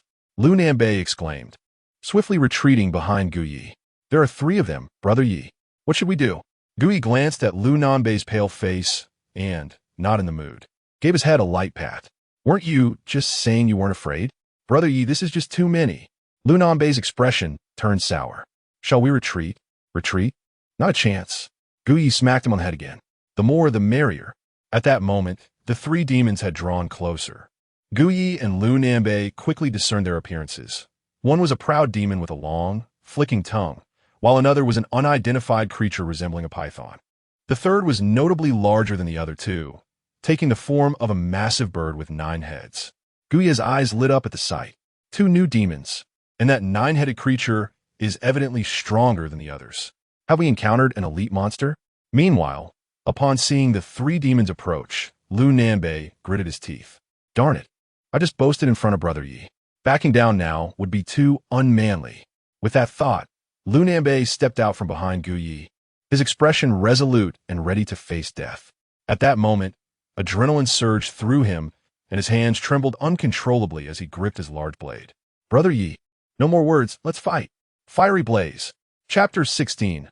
Combination Technique, Frenzy Barrage. Lu Nanbei let out a fierce yell to bolster his courage, then brandished his blade enveloped in flames, charging directly at the 3 demons. In that moment, he transformed all his fear into an unceasing driving force, relentlessly hacking at a single Aoyin before him. It mattered not whether his blows were sufficient. He simply struck with fervor, with a series of wild swings. He severed the creature's tongue in 2. Observing Lu Nanbei's frail silhouette, Guye's eyes brightened. Well, this kid has some spirit. At the same time, the Aoyin let out a low growl in response to the assault. The monstrous serpent immediately turned its attention towards Lu Nanbei, its spiked tail whipping around to deliver a chilling surprise. Guyi, witnessing this, narrowed his gaze, gripping the bell of doom anew, and unleashed a barrage of fire upon the serpent. Bang! Bang! Bang! Meanwhile, Lu Nambe's chaotic onslaught had nearly cleaved the Aoin's head from its body, leaving only a thin strip of flesh connecting the two. It then toppled backward, lifeless beyond recovery. Hearing the gunfire, Lu Nambe swiftly turned his head to see the serpent's head and tail shattered, a sight both grotesque and oddly beautiful. He swallowed hard. This was truly a form of violent artistry. Gazing again at the Aoin's tragic demise before him, a look of envy crossed Lu Nambe's face. Clearly, he had much to learn. Killing alone was not enough. One must do so with elegance. Meanwhile, upon witnessing the demise of its two minions, the nine-headed beast immediately unfurled its wings, a dense aura of malice radiating from its form. It emitted a shrill cry, unmistakably entering a state of frenzied rage. Lu Nambe, noting this, hurriedly approached Gu Yi. "Brother Yi, we still have this big one left. What should we do?" Gu Yi, hearing the inquiry, skillfully replaced the magazine of his weapon, a grin spreading across his face as he regarded the nine-headed bird. "What should we do? We attack directly." With that, Gu Yi aimed his weapon at the monstrous bird. Rage, activate. In an instant, flames ignited around Gu Yi as he launched his assault on the creature. Bang! Bang! Bang! Headshot 1. Headshot 2. Headshot 3. One by one, the heads of the beast exploded like ripe watermelons, green blood splattering everywhere and under the moonlight. The bursts resembled roses blooming in an ephemeral moment. Lu Nambe, watching this spectacle, felt utterly numb. Impressive. Unbelievable. He realized he need not assist. Brother Yi was handling everything effortlessly. Simultaneously, Gu Yi grew increasingly exhilarated. Battling a nine-headed beast was undeniably thrilling. With a relentless volley, the once formidable creature was reduced to merely 3 heads, its remaining necks hanging limply. Realizing it could no longer withstand the onslaught, the monster turned to flee. Upon witnessing the scene, Lu Nambe hastily exclaimed, "Yigu, they fled." However, before Lu could finish his sentence, Gu Yi had already vanished from his side. Void stealth. By the time Lu Nambe regained his composure, Gu Yi had materialized behind the demon. At that moment, a chilling expression graced Gu Yi's face. "Still attempting to flee? If I let you escape, I shall write my name, Gu Yi, in reverse." In the next instant, gunfire rang out once more. The remaining 3 heads of the demon were obliterated, crashing to the ground. A surge of energy coursed through Gu Yi's body, prompting him to grin widely. He promptly began examining the skills bestowed by the 2 demons. Illuminated the Hook Snake Codex, acquired skill, subaquatic breath. Skill effect, upon activation, allows the user to breathe underwater for a duration of 3 hours. Illuminated the Gu Bird Codex. Acquired skill, Frenzy Barrage, combo skill. Skill effect, when dual pistols are projected and automatic reloading is activated, this skill unleashes a torrent of bullets in all directions, inflicting true damage. Upon reviewing the skills, a glimmer of excitement flashed in Gu Yi's eyes. Truly an elite creature. It has unlocked a group attack skill. He pondered the damage potential, contemplating a test on a demon later. As for the other new skill, it seemed somewhat redundant. Nevertheless, it would be useful against demons that lurk beneath the water. Regaining his focus, Gu Yi quickly wiped the blood from his face. At that moment, Lu Nambe approached with an eager demeanor, wearing a fawning smile. "Yigu, you're amazing. Invincible." Gu Yi chuckled and shook his head, then patted Lu's shoulder. "You've done well too. There's noticeable improvement." Lu Nambe grinned widely at Gu Yi's words, patting his chest with enthusiasm. "Of course. Thanks to your guidance, Yigu." Just then, a sudden flurry of footsteps echoed through the forest. Both Gu Yi and Lu Nambe stood on high alert. Damn, could there be more? Lu Nambe could not help but exclaim. No sooner had he spoken than 2 slender figures rushed into view before them. In an instant, the 4 locked eyes. "It's you?" Gu Yi was taken aback upon recognizing the 2 newcomers, Lu Oshi and Su Xiao. At that moment, the 2 gazed at the lifeless demon on the ground. Their anxieties laid to rest. These 3 demons had first crossed paths with them, and just as they were about to engage, inexplicably, the demons had fled. They had pursued relentlessly, only to hear the gunfire. "Why did you kill them all?" Lu Oshi's face flushed crimson as she confronted Gu Yi. "Sister, Su Xiaoxiao gently patted Luo Shi's back. Gu Yi, taken aback by Luo Shi's fury, responded, "What business is it of yours if I killed them? Those 3 demons were encountered by us first." Luo Shi retorted through gritted teeth. Upon hearing the words, Gu Ye's lips twitched slightly. "No, my dear lady. We harbor no enmity. I merely declined your advances earlier. Must you resort to such petty provocations? After the considerable effort we expended to vanquish our foes. You claim to have encountered them first?" Luo Shi found herself momentarily speechless. In her flustered state, she had acted impulsively, but upon regaining her composure, she realized that the blame could not solely rest on Gu Yi. Yet, inexplicably, she still harbored resentment towards him. "But, you cannot slay them all. What concern is that of yours?" Gu Yi retorted, casting her a disdainful glance, his tone laced with arrogance. "If I choose to kill, then so be it. Do you have an objection?" Luo Shi, gritting her teeth in frustration, could not help but deliver a punch to Gu Ye's chest before turning to leave with Su Xiaoxiao. For a moment, Gu Yi stood there, bewildered. This woman was indeed peculiar. Lu Nanbei observed the exchange with an amused expression. "Brother Yi, what a promising sign." Gu Ye, irritated, gave him a light slap on the head. "What nonsense is that? You're fortunate I didn't strike you." Lu Nanbei instinctively recoiled. "Let us gather the remains and continue." "Right away." Gu Yi then rubbed his chest. This woman possesses considerable strength. Lu Nanbei, while collecting the bodies of the demons, chuckled. A slap is a sign of affection, after all. Gu Yi rolled his eyes in response. "Shall I test that theory on you?" "Haha, let us not go there." "Brother Yi," Lu Nanbei quickly replied, shaking his head. After finishing their task, Gu Yi and Lu Nanbei continued their journey. They traversed a considerable distance without encountering any new demons, and 2 hours had passed. Gu Yi furrowed his brow, sensing something amiss. "This feels strange. Why have we walked so long without encountering a single demon?" Lu Nanbei pursed his lips momentarily before grinning widely. "Could it be that your murderous aura has frightened them away, Brother Yi?" Gu Yi shot him a sidelong glance. "You've gone too far with your flattery, kid." Lu Nanbei chuckled. "I merely wish to please you, Brother Yi. Perhaps if we press on, we shall encounter something." No sooner had he spoken than a commotion erupted ahead of them. Gu Yi and Lu Nanbei immediately became alert, exchanging a glance before advancing forward. Upon reaching the edge of the forest, they beheld a marsh below, shrouded in a thick haze. In the moonlight, they discerned a demon with 9 heads, its body a dark crimson, standing by the marsh. At that moment, 2 slender figures were engaged in a fierce battle with the creature. Gu Yi raised an eyebrow, murmuring, "What brings this woman back again?" The 2 combatants were none other than Luo Shi and Su Xiaoxiao.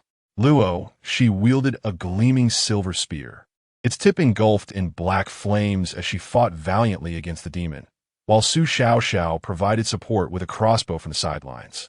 In the next instant, the 9-headed demon surged forward with ferocity, capturing the attention of Gu Yi and Lu Nanbei. 9 heads erupted with jets of water, causing Luo Shi and Su Xiaoxiao to hurriedly evade, their movements appearing quite clumsy. "Brother Yi, this demon. It seems to be Jiaoying. I have encountered references to it in literature," Lu Nanbei whispered to Gu Yi. Upon hearing this, Gu Yi gazed at the demon below, a flicker of excitement igniting in his eyes. This creature was evidently distinct from the previous demons, manifesting characteristics far beyond those of an initial stage demon. Perhaps their previous lack of encounters with demons was due to this Jiaoying scaring away the others. A surge of exhilaration coursed through Gu Ye's veins. Should they vanquish this demon, the rewards would undoubtedly be substantial, given the creature's formidable nature. Meanwhile, the 9 heads of Jiaoying unleashed another barrage of fire, and Luo Shi and Su Xiaoxiao were nearing their limits. Observing this, Lu Nanbei could not restrain himself. "Brother Yi, should we lend them a hand? After all, they are our colleagues." Gu Yi, upon hearing this, exhibited a glimmer of determination in his eyes, indeed, prepared to engage. He was eager to dispatch this demon swiftly. As for rescuing others, that would merely be an ancillary task. Lu Nanbei nodded in agreement and promptly grasped his large blade. "Brother Yi, what is our approach?" Gu Yi glanced at him, breaking into a grin. "Of course, we charge indirectly. In the face of overwhelming firepower, all finesse is rendered superfluous." With that, Guyi led the charge, leaping down from the thicket, the death knell revolver having appeared in his grip unbeknownst to him. Liunan by Fotovit Zuit. Meanwhile, Luo Shi and Su Xiao found their stamina waning. They had been entangled with the demon for a considerable duration, but had yet to inflict any significant damage. Realizing the futility of their efforts, Luo Shi gritted her teeth, declaring, "This demon is beyond our capacity to handle. We must retreat." She urged Su Xiao to follow suit. Su Xiao not det vigo dusin. However, the demon had succumbed to a frenzied rage, becoming exceedingly violent. Observing their intent to flee, it charged at them with alarming speed, its massive form sending shivers down their spines. In an instant, jets of flames and water erupted from the demon's 9 heads, hurtling toward the two women. Both Luo Shi and Su Xiao felt their pupils constrict in fear as they frantically attempted to evade.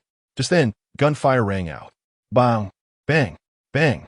The heads of Jiao Ying were struck, momentarily halting its advance. In the next heartbeat, Guyi activated Void Stealth, skillfully maneuvering past the two women. Rage, activate. Automatic reload, engage. En dual huile projection, commence.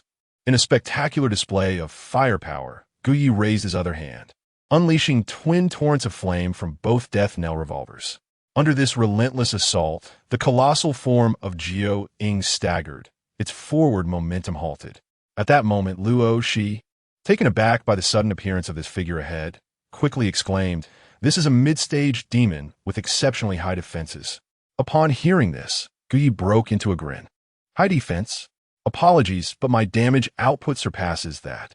In the next moment, Guyi charged directly towards the 9 infants. Frenzied barrage of comments. Chapter 17. Who says one cannot get up close while wielding a gun? Lo Shi gazed in astonishment at Guyi, who suddenly dashed forward. "Are you insane? Come back," she exclaimed. How could a ranged attacker dare to confront a demon at such close quarters? Meanwhile, Lu Nanbei, rushing to the scene, spotted Gu Yi charging ahead and was instantly filled with exuberance. "Brother Yi, I'm here to assist you," he declared, lifting his hefty broadsword above his head and charging towards the 9 infants. Lo Shi and Su Xiao exchanged glances, both wearing expressions of bitter amusement. "Are they both so valiant?"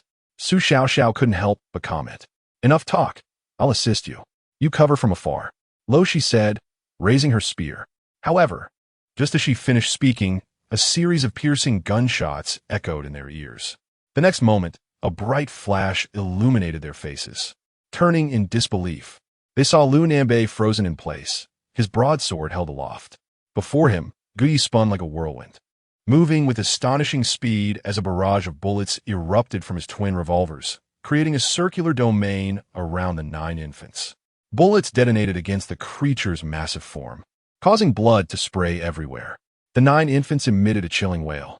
Lo Shi and Su Xiao stood in shock, their faces reflecting their astonishment. Can range combat be executed like this? Meanwhile, Lu Nanbei, still rooted to the spot, regained his senses and swallowed hard, raising his broadsword with great difficulty. Is this Brother Ye's soul skill? It's incredibly impressive. He felt an overwhelming sense of inadequacy wash over him, wishing to discard his meager sword. Before long, the 9 infants lay riddled with wounds. Under the incredulous gazes of Lo Shi and the others, it collapsed into the marsh, a green liquid spreading through the water. Observing the grotesque sight of the 9 infants, the trio couldn't help but swallow hard. How tragic! At that moment, seeing the 9 infants lifeless, Guyi promptly deactivated the frenzied barrage. Steadying himself, a look of delight spread across his face. Now that's what I call a real man's skill. Who says gunmen must maintain distance? Who says they cannot get up close? He reiterated, in the face of overwhelming firepower, all arguments are futile. To be stylish, one must be extraordinary. Such skills should certainly be abundant. As Guyi reveled in his thoughts, a surge of pure energy flowed into his body, replenishing much of his earlier expenditure. Simultaneously, a cold voice echoed once more. Illuminated 9 infants codex, permanent item acquired. Chili. Chili description.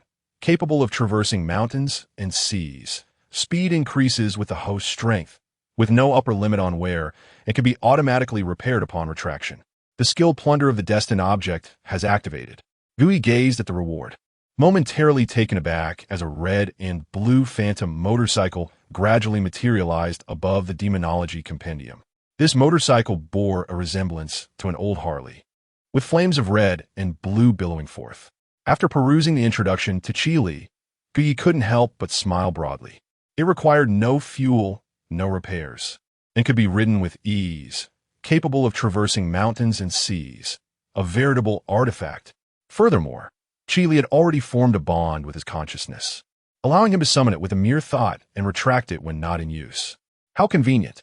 Regaining his composure, Gui turned to the dazed Lu Nambe behind him and said, "Please collect the body." At his words, Lu Nambe snapped back to reality, nodding in agreement. "All right, Brother Yi." Subsequently, Gui made his way toward the distance, where Luo, Shi, and Gu Xiaoxiao were gazing at him with an adorably blank expression. "What's this? Yuan-Ti claimed that you encountered it first this time?" Gui inquired. Luo Shi, upon hearing this, regained her senses and bit her lip, turning her head aside. "I'm sorry for what I did earlier. I apologize," she murmured softly. Noticing her sincere attitude, Gui chose not to press further, allowing their paths to cross without further words. "Wait a moment," Luo Shi's voice rang out once more.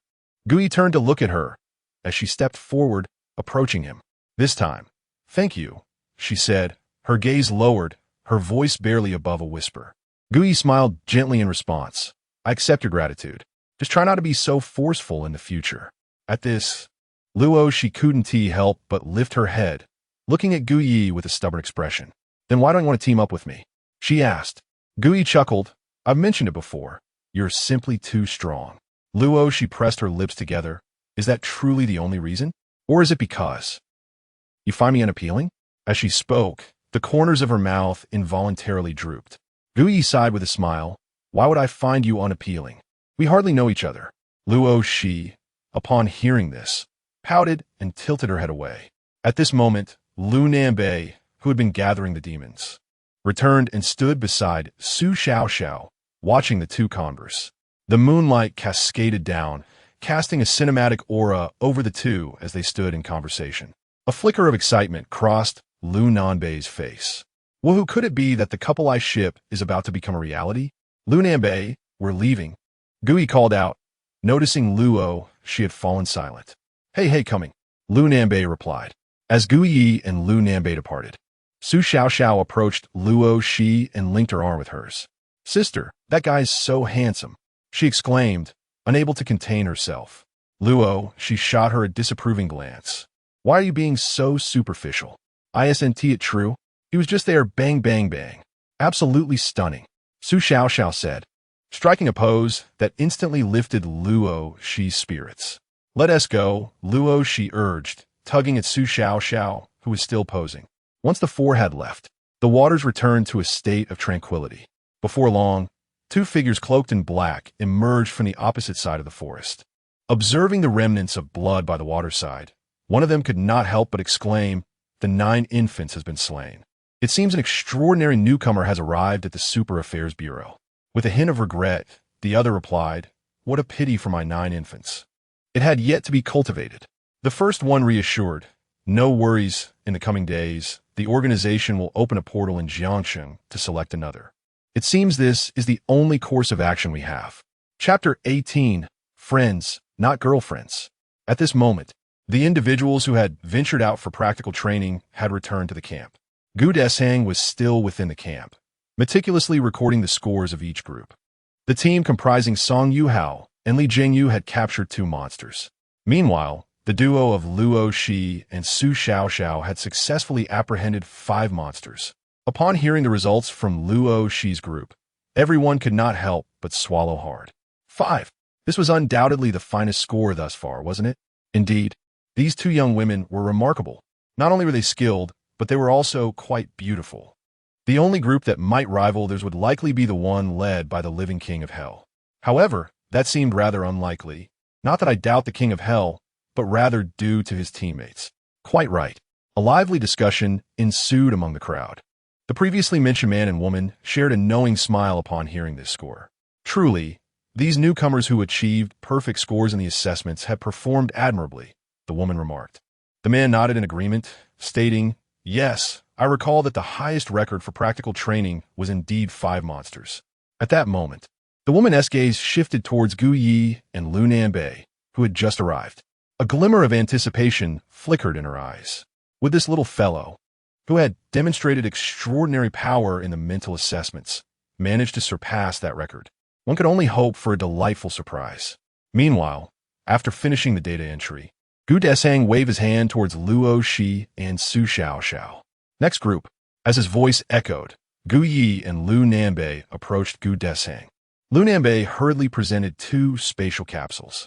Gu Desang glanced at Gu Yi before taking the capsules for inspection. In a short while, a complex expression began to form on Gu Desang's face. He looked up at Gu Yi as if he were observing a peculiar creature. "Are you, by any chance, suffering from some psychological ailment?" Gu Yi rolled his eyes at the remark. At that moment, the man and woman approached as well. Gu Desang took a deep breath and announced, "Gu Yi and Lu Nanbei's group is captured. 0 monsters." The entire assembly fell in a stunned silence upon hearing Gu Deshang's declaration. No way, that can't be true. The living king of hell didn't capture a single monster? Surely his teammate isn't that inept? It was indeed quite absurd. The newcomers participating in the practical training were now in an uproar. Lu Nanbei, hearing the murmurs of the crowd, could not help but grin sheepishly. Although he was not particularly skilled, he couldn't possibly be that lacking. To drag down Wild Brothers' performance to such an extent would indeed be a talent in itself. The man and woman exchanged bewildered glances. Logically, this should not have happened, having achieved perfect scores and with such high damage in the mental assessments. Not a single monster captured. Simultaneously, Gu Desang let out a resigned sigh and continued. 5 monsters were eliminated, one of which was a mid-stage monster. As Gu Deshang's words lingered in the air, the atmosphere among those present suddenly turned somber. 5 monsters eliminated. In the midst of the early stage of the trial, all the assessors were utterly astonished by the impressive achievements, causing the atmosphere to buzz with excitement once again. My goodness, truly deserving of the moniker Living King of Hell. How formidable. This nickname is exceedingly fitting, so vividly descriptive. Why does the King of Hell not adhere to conventional tactics? Though Luo Shi and Su Xiao were somewhat aware of the situation, they were nonetheless taken aback. Did these 2 truly eliminate every single adversary? Not a soul was spared. At that moment, a man and a woman, having overheard Gu Yi and his companions' remarkable feats, could not resist approaching. The woman received a space capsule containing the corpses of the demons from Gu Deshang, and after a brief examination, her expression transformed into one of incredulity. Each corpse bore evident wounds, particularly the mid-stage 9 infants, which had been reduced to a mere sieve. At this moment, the woman opened her mouth, at a loss for words. What astonished her even more was the unexpected presence of mid-stage demons in this training ground. Hadn't they already conducted a thorough inspection? Regaining her composure, she patted Gu Deshang on the shoulder, suggesting he seek counsel from a psychologist. In resignation, Gu Deshang stored the space capsule and addressed Gu Yi and his companion. "You 2 should head over first." Nodding in acknowledgement, Gu Yi and his friends stepped into the assembly of assessors. At this juncture, the crowd instinctively cleared a space for them. Not far away, Luo Shi cast a curious glance at Gu Yi, pondering whether this young man harbored a grudge against the demons. Subsequently, after Gu Deshang secured the space capsule, he approached the group. "All right, the scores from each team have been recorded. The top team for this training session is Luo Shi and Su Xiao's group." Upon hearing this, the crowd fell silent. Observing the lack of response, Gu Deshang cleared his throat. "Well, the scoring for this training is based on the number of captured demons, so Luo Shi and Su Xiao's first place is well-deserved." The crowd offered token applause. Luo Shi and Su Xiao exchanged glances, each recognizing the other's sense of resignation. It seemed as though their victory felt more like a hollow achievement.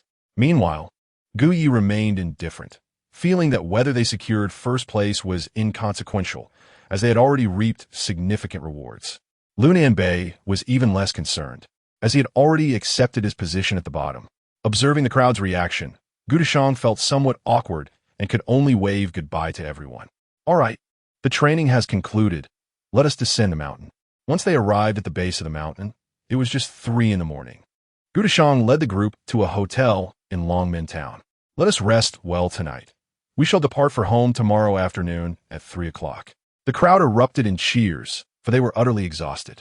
Among them, Guyi smiled broadly, realizing that he would have time to visit his mother and younger sister before their departure.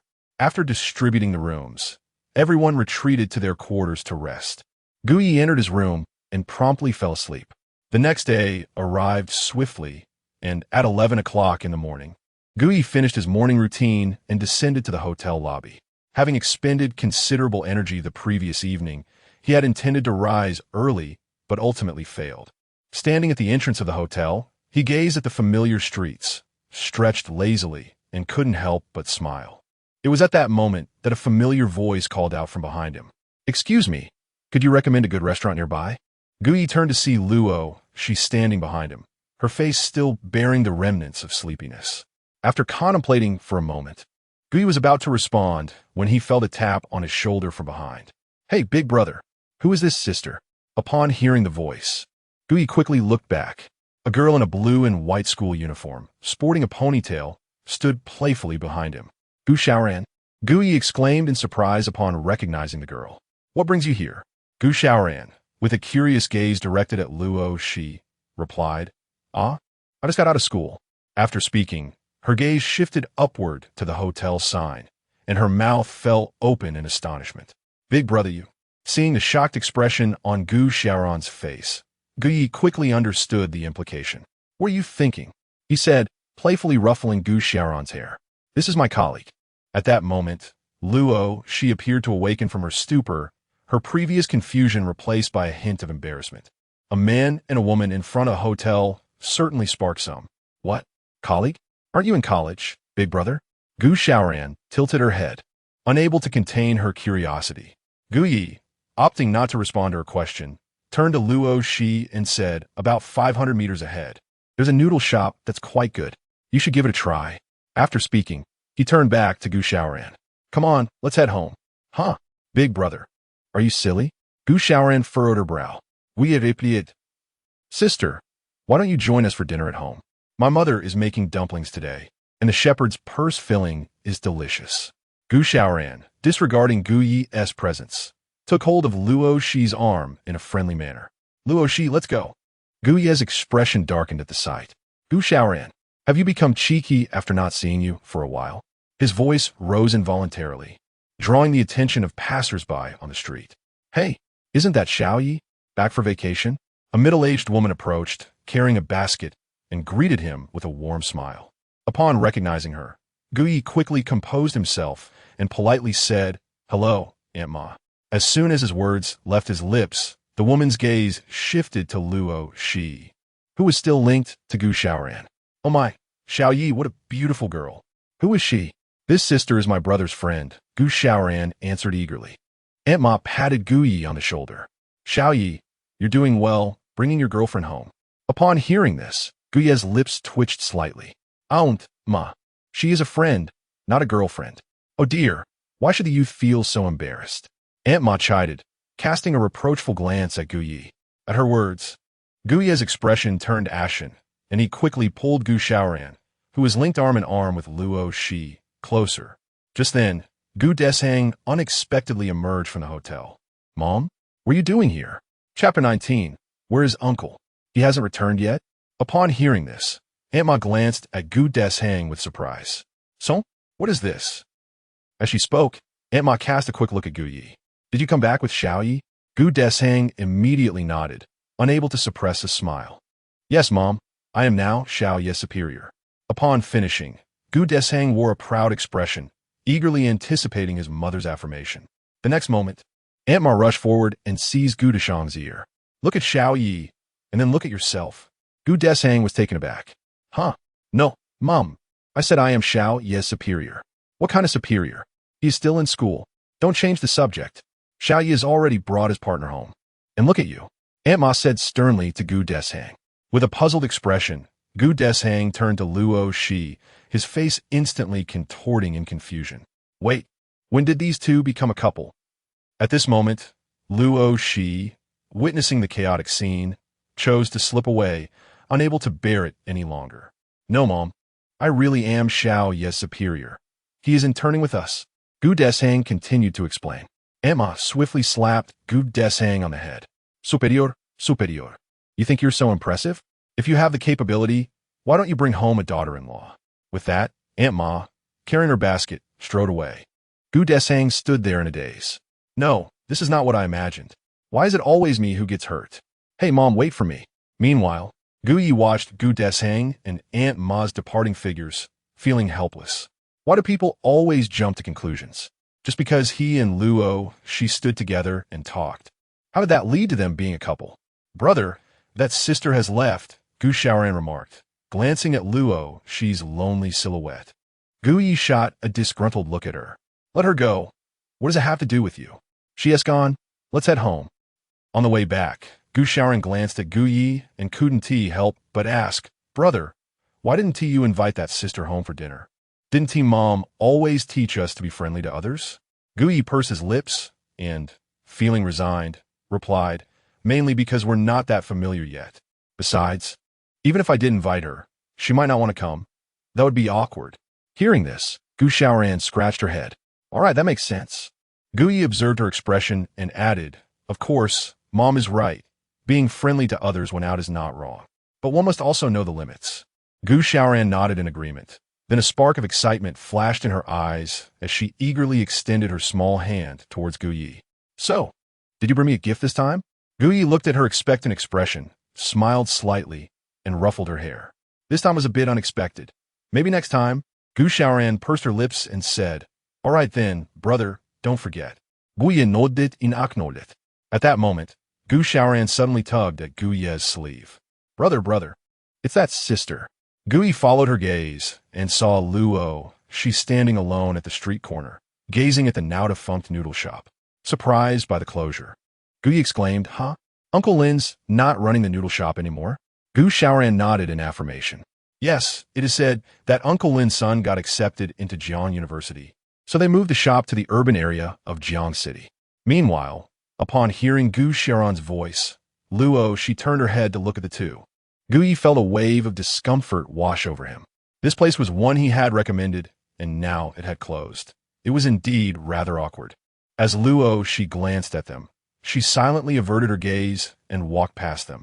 Gu Yi observed her solitary figure, hesitating for a moment before calling out, Wait a moment. Hearing Gu Ye's voice, Luo, she paused and turned to face him. Ahem, how about you join us for dinner at my house? Gu Yi tentatively suggested. Seeing her alone, he felt a pang of sympathy. Coupled with the earlier lesson from Gu Xiaoran about kindness, he decided to extend a friendly invitation. There was no harm in it. If she declined, it would still be a gesture of goodwill. Luo, she stood still, momentarily taken aback. At the same time, Gu Xiaoran, upon hearing her brother's invitation, eagerly chimed in, Sister, come on. My mom makes the most delicious dumplings. Saying this, Gu Xiaoran hugged Luo Shi's arm. Luo, she glanced down at Gu Xiaoran, a gentle expression flickering in her eyes. After a moment of hesitation, she softly inquired, Would that be inconvenient? Gu Yi waved his hand dismissively. Not at all. My mom's family is from Liaoqing, as you know, and they are generally very hospitable. After a moment of contemplation, Luo Shi nodded. Well, if it's not too much trouble, then I suppose it's all right. Gu Xiaoran, hearing this, smiled brightly. Sister, don't be so polite. You and my brother know each other, so that makes you friends. It's perfectly normal to bring friends home for a meal. Upon hearing Gu Xiaoran's words, Luo Shi smiled back. Thank you. Seeing this, Gu Xiaoran's eyes widened in delight. Sister, you are so beautiful. Gu Yi, feeling somewhat flustered, quickly stepped forward and patted Gu Xiaoran's head. All right, let go of her. And when we get home, you mustn't say anything silly. Got it, brother. Let's go. Gu Xiaoran promptly released Luo Shi's arm and took hold of Gu Ye's hand. Standing between Gu Yi and Luo Shi, she bounced along, radiating joy. Before long, the three of them arrived in front of their home. Gu Xiaoran excitedly called out, Mom, we have guests. As the sound faded, a middle-aged woman, adorned with an apron, emerged from the room. Though her visage bore the marks of time, it retained a certain elegance. Upon seeing her, Gu Ye's face immediately brightened with a smile. Mother. The woman before him was none other than his birth mother, Lin Yan, from whom he had traversed into this world. Upon noticing Gu Yi, Lin Yan's eyes sparkled, only to be drawn to the girl beside Gu Xiaoran. Who is this young lady? Lin Yan inquired, her face beaming with delight. At her words, Gu Ye's expression fell. Am I not your son? Mother, this sister is a friend of my brother. Gu Xiaoran chimed in cheerfully. Lin Yan's smile widened at this revelation. Come, dear girl, step inside. The mosquitoes are plentiful outside. Mother, you do not see me? Gu Yi remarked with exasperation. Lin Yan shot him a playful glare. What nonsense are you spouting? You are such a grown man. How could I not see you? Go, pour some tea for your friend. Reluctantly, Gu Yi rolled his eyes but complied. Inside the room, Gu Xiaoran recounted the earlier events to Lin Yan. Upon hearing this, Lin Yan cast a disapproving glance at Gu Yi. Really, my child, how could you let your friend eat outside when you are home? Gu Yi shot a glare at Gu Xiaoran, feeling his earlier admonitions had been in vain. All right, Xiao Yi, engage in conversation with your friend.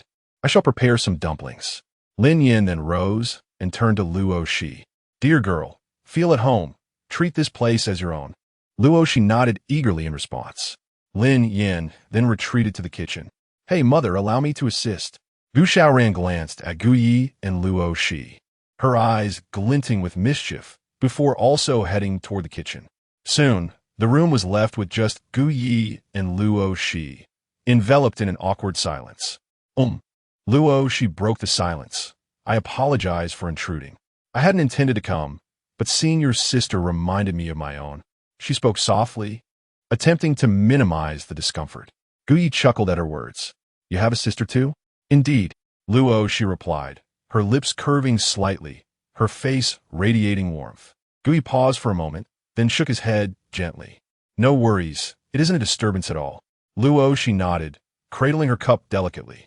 Yet, the atmosphere grew tense once more.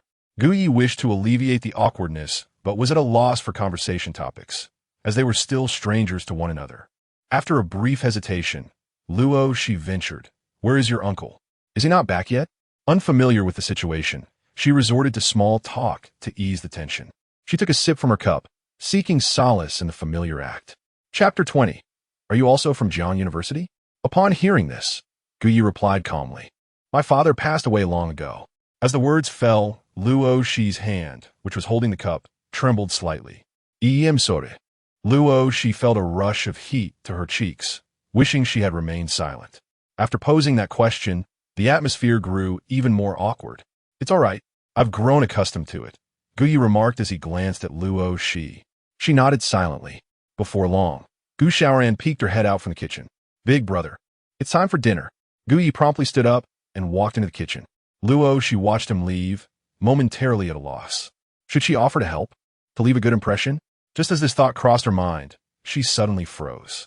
Why would she want to leave a good impression? She quickly patted her cheeks and ultimately decided to wait patiently.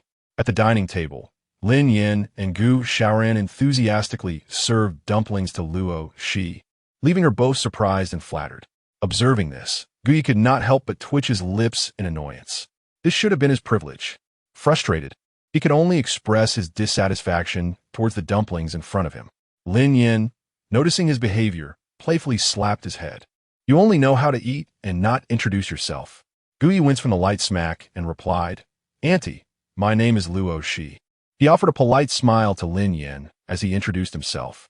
Lin Yan shot Gu Yi a glare before her expression softened as she turned to Luo Shi. What a lovely name. I'll call you Shi. Luo Shi nodded eagerly. Shi, how old are you this year? Auntie, I am 21. Oh, so you're 2 years older than Xiao Yi. Are you also a student at Jiang University? Yes, Luo Shi nodded, then suddenly paused. Also, at that moment, Gu Yi, having just swallowed a dumpling, was equally stunned. You are from Jiang University? You are from Jiang University? They exchanged incredulous glances, both expressions reflecting disbelief. Lin Yan, noticing their reaction, looked puzzled. Aren't you two classmates? Luo Shi quickly shot a glance at Gu Yi, who cleared his throat and turned to his mother. Well, Mom, since it's the holidays, I found an internship at a company, and we are colleagues. Lin Yan's eyes lit up with understanding. Oh, I see. How is the company? Is it a good fit? Gu Ye nodded vigorously. It's perfect, really perfect. It's a state-owned enterprise with a high salary. Luo Shi nodded in agreement, supporting his statement. Lin Yan chuckled behind her hand. That's wonderful. By the way, why did you two come home today? Is the company on break? Gu Ye's gaze flickered for a moment before he shook his head. No, this company focuses on geology. So yesterday, we came back to the mountains to gather information. Upon hearing these words, Lin Yan momentarily paused her actions, a flicker of complexity flashing in her eyes. Oh, I see. You all should pay attention to safety, she advised. Gu Ye quickly nodded in reassurance. Don't worry, Mom. We're just gathering some information. How dangerous could it be? As he spoke, he exchanged a knowing glance with Luo Shi. Rest assured, Auntie Luo, she chimed in, fully understanding the unspoken communication. Lin Yan smiled at the two of them and nodded. That's good. Come, eat your dumplings before they cool down. After satisfying their hunger and thirst, Lin Yan engaged in further conversation with Gu Ye and Luo Shi, leaving Luo Shi feeling quite embarrassed. Glancing at the time, Gu Ye reluctantly turned to Lin Yan. Mom, we really can't stay any longer. We must be on our way. All right, just be careful, Lin Yan replied with a smile. Gu Ye nodded. Mom, don't worry. We won't delay any further. We must depart now. With that, Gu Ye led Luo Shi out the door, embarking on their journey back to the hotel, under the watchful eyes of Lin Yan and Gu Xiaoran. Hey, is your brother's work really legitimate? I've heard many people in town say that things on the mountain haven't been quite peaceful lately. Gu Xiaoran couldn't help but voice her concerns once they were out of earshot.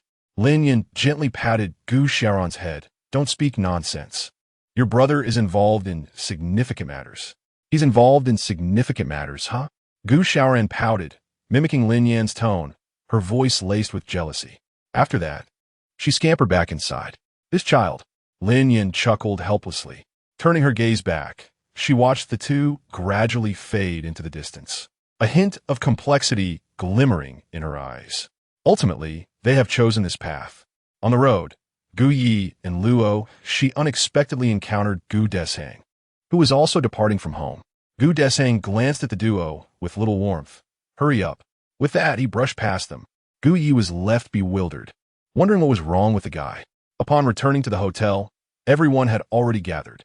Gu Deshang, with a stern expression, waved to the group. Get in the car. We're heading back to the unit. Once inside the vehicle, Lu Nanbei leaned closer to Gu Ye with a grin. Hey, I was going to invite you to lunch, but I knocked on your door for ages. He had witnessed Gu Ye and Luo Shi returning together, and his curiosity was piqued. I had lunch at home. Gu Ye replied nonchalantly. All right, I forgot to mention, this is my hometown. Lu Nanbei was momentarily stunned. At home with her? No way. His inquisitive heart raced with excitement. So, Brother Yi, you and that beauty, you went home together? Just as he finished speaking, a piercing gaze shot his way, and Lu Nanbei instantly felt a chill of intimidation. He quickly turned to see Luo Shi glaring at him from across the aisle. Lu Nanbei immediately wilted under her scrutiny. Gu Ye turned to Lu Nanbei, unable to suppress a smile. Subsequently, Gu Ye's gaze intertwined with Luo Shi's, but soon, they both averted their eyes.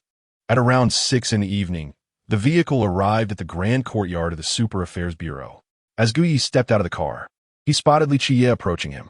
Just as Li Qiye was about to greet Gu Ye, he was intercepted by Gu Deshang. Li Qiye, puzzled, inquired, is there something wrong? Has Xiao Yi been taken by someone from your group? Gu Deshang replied, I must ask you to be cautious. We are the ones who. Let us take him to the psychological counseling room. Gu Deshang interjected, cutting Li Qiye off. Instantly, Li Qiye looked bewildered. Then, Gu Deshang handed Li Qiye a form. Upon examining it closely, Li Qiye's eyes nearly bulged out in disbelief. Eliminate 5 demons? And a mid-stage novice? What are you thinking? Li Qiye could no longer contain himself. This was a waste of resources. The commotion drew Gu Ye's attention, who couldn't help but smirk at Li Qiye's fervor, which seemed even greater than his own. Li Qiye, clutching the form, walked toward Gu Ye. You follow me, he said irritably, gesturing for Gu Ye to come along. Reluctantly, Gu Ye trailed behind him. Suddenly, a voice called from behind. Gu Ye turned to see Luo Shi approaching, her expression tinged with a hint of sorrow. Your contact information. Guyi was momentarily taken aback. Your contact information. Luoshi's tone rose slightly, her cheeks flushing. She had never asked a boy for his contact details before. Yet, this fellow, being both an alumnus and a colleague, was utterly oblivious to the notion of exchanging contact information. Her words immediately attracted the curious gazes of those around them. There seems to be something brewing. Chapter 21. The Obedient Gate of Gray Mist. Upon witnessing the scene, Li Qiye cast a suggestive glance at the two and astutely remarked, "I shall wait for you ahead." Guyi nodded in acknowledgement and then retrieved his phone, turning to Luo Shi. "Will you add me?" "You add me." Luo Shi huffed, her expression tinged with a hint of pride. Guyi smiled helplessly. "Your number, please." After they exchanged contact information, Luo Shi turned and departed, feeling rather uncomfortable under the gaze of those around her. Once Guyi returned to Li Qiye's side, Li Qiye immediately directed a teasing look his way. "Not bad, kid." Guyi rolled his eyes. "She is my schoolmate." "Oh, a schoolmate, how convenient." Li Qiye grinned loudly. Guyi chose to ignore this comment. Li Qiye, holding the form in hand, continued, "Kid, do you realize how much you've lost? Let me calculate it for you. A low-level demon in the initial stage is worth 20,000, and in the mid-stage, 50,000. Goodness, that's a loss of 130,000 at once." Guyi clenched his teeth, unable to endure it any longer. "Could you not tell me that?" Li Qiye looked at Guyi with a strange expression. "Then couldn't you refrain from killing?" Subsequently, Guyi fell silent. Noticing his demeanor, Li Qiye regarded him with suspicion. "Is this kid's psychological assessment really fine?" "No. I must report this to the captain immediately." In Song Mo's office, seated at his desk, Song Mo gazed at the training form of Guyi, feeling a mix of exasperation and excitement. The exasperation stemmed from Guyi's ruthlessness, while the excitement arose from his prowess. To be able to slay a mid-level demon in the initial stage, while still in the early stage himself, is quite extraordinary. With this thought, Song Mo lifted his gaze to the figure lounging on the sofa. "Ahem, by the way, when you visited the psychological counseling room last time, did Dr. Su mention anything?" Upon hearing this, Guyi immediately rolled his eyes. "Captain, you've already asked 3 times. If you don't believe me, you can call Dr. Su." A smile broke out on Song Mo's face. "Aha, no need for that. The captain believes you. However, I must reiterate that the purpose of the Supernatural Affairs Bureau is to contain, detain, and study demons. Only under special circumstances, such as a large-scale demon uprising, can we resort to extermination." Hearing this, Guyi's lips twitched. Here we go again. Observing Guyi's expression, Song Mo chuckled helplessly. Then a complex look crossed his face. "Child, I previously mentioned that the reason we prefer to contain demons rather than kill them is due to the substantial research value of living demons. Yet, there's an even more critical point. Killing demons can lead to greater instability among the extraordinary individuals. Continuous slaughter accelerates the emergence of the darker aspects of the subconscious. Thus, the Bureau's principle is not solely for profit, but is largely a matter of protection." Both Guyi and Li Qiye were taken aback by this revelation. They had never imagined that there lay such a profound meaning behind the Bureau's principle. Subsequently, Song Mo took a deep breath and reiterated, "Child, losing control is a sword of Damocles hanging over the heads of the extraordinary. You are a remarkably gifted individual. I am uncertain what has instilled such profound hatred for demons within you. However, I implore you to exercise restraint." Guyi could discern the concern embedded in the other's words. Although he did not fully concur, he merely nodded in acknowledgement. "Yes, I understand." Observing this, Song Mo smiled and nodded in return. "Good, then you may leave. Rest well." Upon hearing this, Guyi and Li Qiye rose, bid farewell to Song Mo, and made their way out of the office. Once the two departed, the smile on Song Mo's face gradually faded. He resumed his scrutiny of Guyi's practical training report, and his expression grew increasingly solemn. At that moment, the desk phone suddenly rang. Song Mo hastily picked it up and held it to his ear. "Hello, who is this?" Upon hearing the voice on the other end, Song Mo's body tensed. "Director Luo." Meanwhile, Guyi and Li Qiye finished their meal and returned to their respective dormitories. After a brief tidying up, Guyi sat cross-legged on his bed.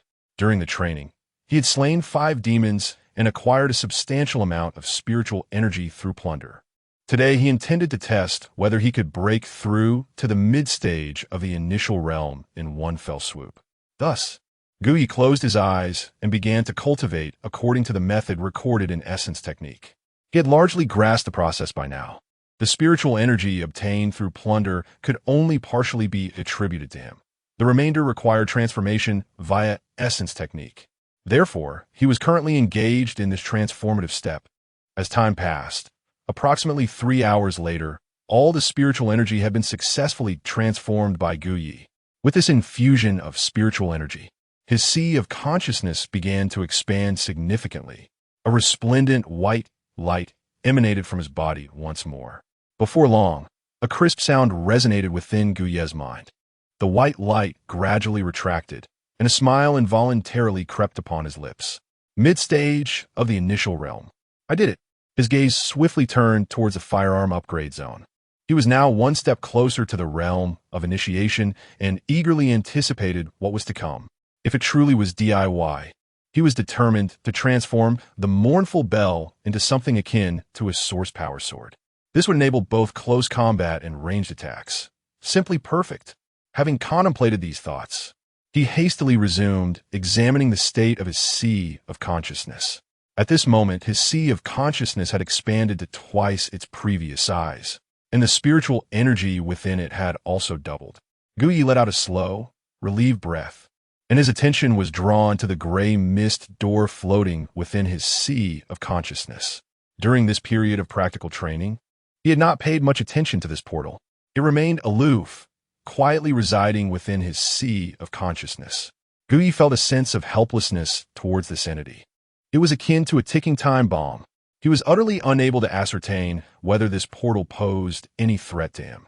Upon reflecting on this, Guyi glanced at the portal and could not help but express his frustration. Come on, brother, could you at least make some movement? Remaining still like this is making me quite anxious. No sooner had he uttered these words than the misty door trembled twice and gradually opened before Guyi's astonished gaze. Oh my, I was just joking. Guyi felt a chill run down his spine, his body bristling with apprehension. As the portal fully opened, a torrent of gray mist surged forth. Witnessing this spectacle, Guyi regretted his previous remarks. Brother, I was wrong. Please close it, he implored. Your opening only heightens my fear. With a wry smile, Guyi spoke. Remarkably, upon his words, the bronze door began to slowly close, simultaneously drawing back the gray mist from his consciousness. Seeing this, Guyi's eyes lit up with hope. Can you comprehend my words? He attempted to communicate with the bronze door. As his words faded, the door quivered again. A flicker of joy crossed Guyi's face. Could you open once more? Upon his request, the bronze door indeed opened again, releasing a vast amount of gray mist.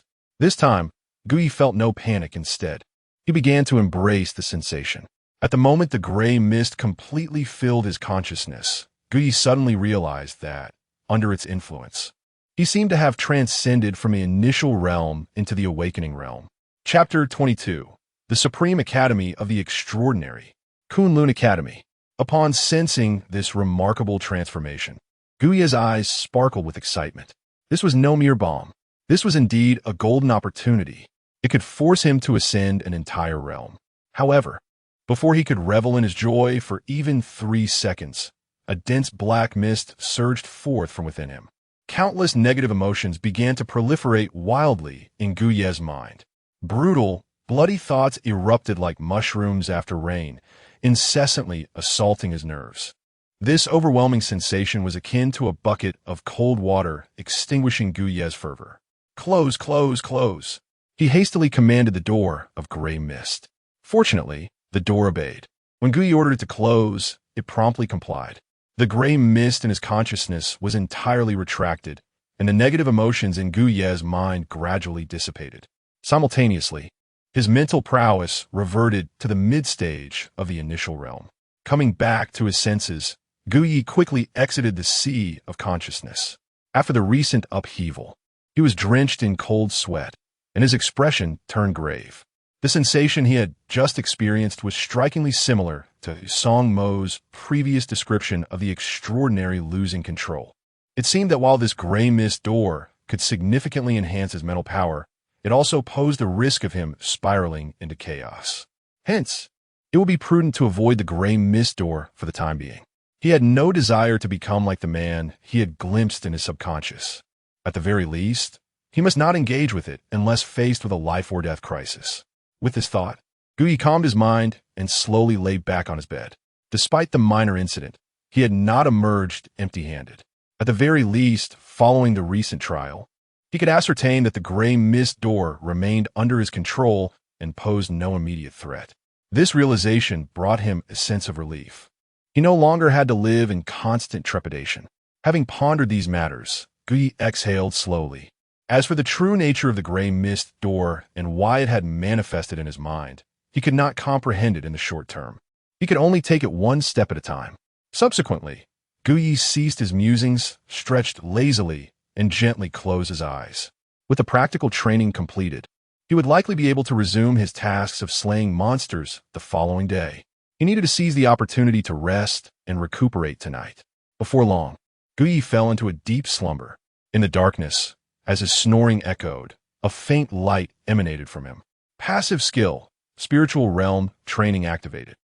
The next day arrived swiftly. Upon waking, Guyi distinctly felt that his mental power had once again reached saturation. A smile graced his lips. It seemed that the effects of spiritual realm training were quite promising. After a quick wash, Guyi made his way to the cafeteria for breakfast. Shortly thereafter, a call from Li Qiye summoned him to Song Mo's office. Upon entering the office, Guyi noticed that, in addition to Song Mo and Li Qiye, two others were present, Lu Nanbei and Luo Shi. At that moment, Lu Nanbei enthusiastically waved at Guyi. Budoye. Luo, she sat calmly on the sofa, casting a glance at him, her expression devoid of emotion. Guyi raised an eyebrow at this sight. While Lu Nanbei's presence did not surprise him, Luo Shi's arrival indeed took him aback. A newcomer who scored perfectly in the assessment would surely attract numerous teams eager to recruit her, wouldn't she?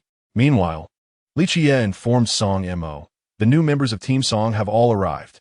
Upon hearing Li Qiye's voice, Song Mo turned his chair to face the group. Momentarily, everyone was taken aback by Song Mo's appearance. His face was bruised, and a band-aid adorned his forehead. What on earth happened to you, Team Song? Li Qiye couldn't help but exclaim. After entering the office, Song Mo had his back to him, leading Li Qiye to assume something was amiss. Little did he know it was merely a matter of disfigurement. Clearing his throat lightly, Song Mo replied, well, it was an accident. Li Qiye, quick to grasp the situation, immediately responded, Team Song, you weren't beaten up while trying to recruit someone, were you? At this, Song Mo's lips twitched. What's wrong with that? That is precisely how we managed to recruit two newcomers with perfect scores. It's all thanks to my looks. Guyi, upon hearing this, couldn't help but rub his forehead, realizing why their team leader was such a fierce character. Then, Song Mo gestured to Li Qiye. All right, you can go back to your work now. Li Qiye nodded in acknowledgement and exited the office. Once Li Qiye left, Song Mo placed his hands on the table, both encased in plaster. The three of them exchanged glances, their lips twitching in amusement. Goodness, Song Mo remarked, noticing their peculiar gazes this time. Each team can select 6 newcomers. For your sake, I not only got beaten up but also relinquished 3 slots. You all need to make it worthwhile for me. With that, he waved his plastered hands dramatically, a look of despair etched on his face. The three of them struggled to suppress their laughter. After a deep breath, Song Mo placed his hands back on the table and said, now, let us discuss some serious matters. Hearing this, the trio straightened their expressions. You've likely heard others mention that groups 1 through 9 of the Super Affairs Bureau essentially serve as a training camp for novices, Song Mo stated. In a month, the Kunlun Academy will conduct admissions assessments, and all of you will need to participate. Passing the assessment will allow you to further your studies at Kunlun Academy. Those who do not pass will be formally assigned to work positions. Only then will you truly become investigators of the Super Affairs Bureau. Guye's eyes brightened at this revelation. Kunlun Academy, he exclaimed. Meanwhile, Lu Nanbei, looking puzzled, inquired, Kunlun Academy? What is it for? At this, a glimmer of excitement flickered in Song Mo's eyes as he smiled slightly. Kunlun Academy is the highest institution for extraordinary individuals worldwide. Graduates from Kunlun Academy can join specially numbered teams. For instance, the renowned Super Affairs Bureau's elite team, Night God Team, consists entirely of graduates from Kunlun Academy.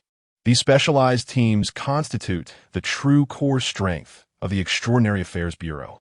Upon hearing Song Mo's remarks, Lu Nanbei was momentarily taken aback.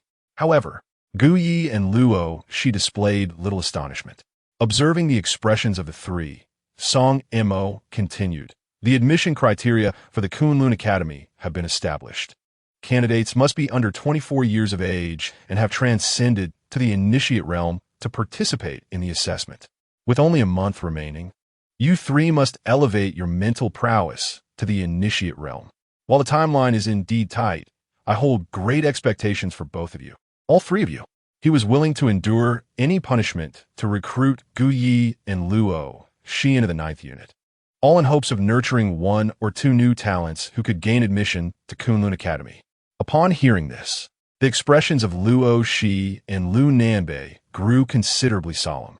Having begun their training, they understood that achieving the initiate realm within a month was, to be frank, quite a challenge.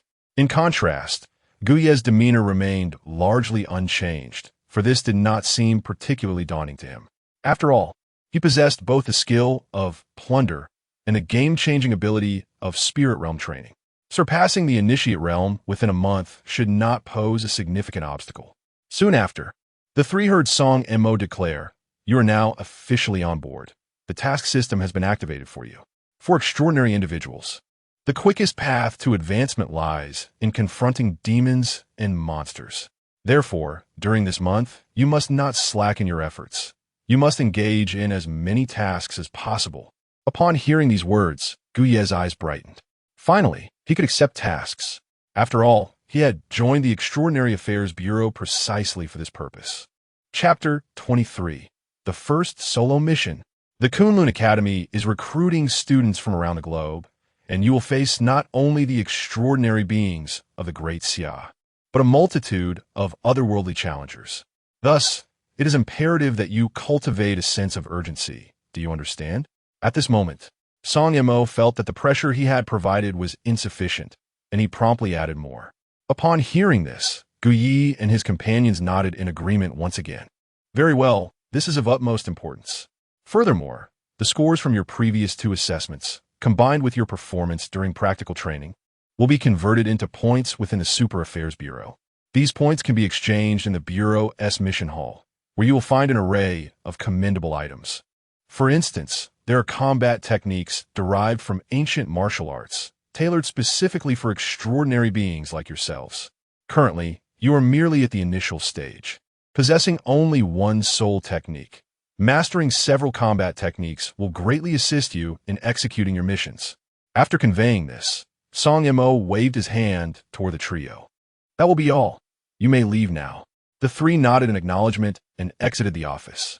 Outside the office, Lu Nanbei could not help but say to Gu Yi, "How about we team up for the mission?" Gu Yi, upon hearing this, shrugged nonchalantly, knowing that this fellow would not impede his pursuit of slaying monsters. Meanwhile, Luo Shi cast a fleeting glance at Lu Nanbei and remarked, "I advise you to undertake the task independently. The essence of the mission lies not in its completion, but in the training it provides." Upon hearing Luo Shi's words, Lu Nanbei forced a smile. "Fair point, I shall let it go." Subsequently, Luo Shi turned to Gu Yi, saying, "I shall take my leave now." With that, she departed on her own. Observing this, Lu Nanbei also bid farewell to Gu Yi, who then returned to his dormitory. First, he explored the mission hall of the Super Affairs Bureau, where he soon located the entrance for point redemption. Upon entering, he discovered numerous combat techniques that Song Mo had previously mentioned, including various swordplay, knife techniques, and self-defense maneuvers. Additionally, the Redemption Center offered protective talismans crafted by practitioners from various folk organizations. While he lacked no skills, Gu Yi believed that pure offense was the best form of defense. Therefore, he found little interest in these protective items, his focus remained steadfast on exterminating demons, especially now that he had learned of the Kunlun Academy's existence. To venture into the demon domain, he must pass the Academy's assessments. Thus, he needed to swiftly eliminate demons and advance to a higher realm. Consequently, he exited the Point Redemption page and began browsing through the tasks available in the mission hall. After a period of scrutiny, Gui quickly pinpointed a task involving a mid-stage demon of the initial realm. Type of demon: water demon. Description: a shape-shifting demon, often lurking in the rivers and lakes, delighting in the deception of humans, capable of transforming into various forms. Strength of demon: mid-stage of the initial realm. Mission location: Hunan Reservoir, Jiangcheng City.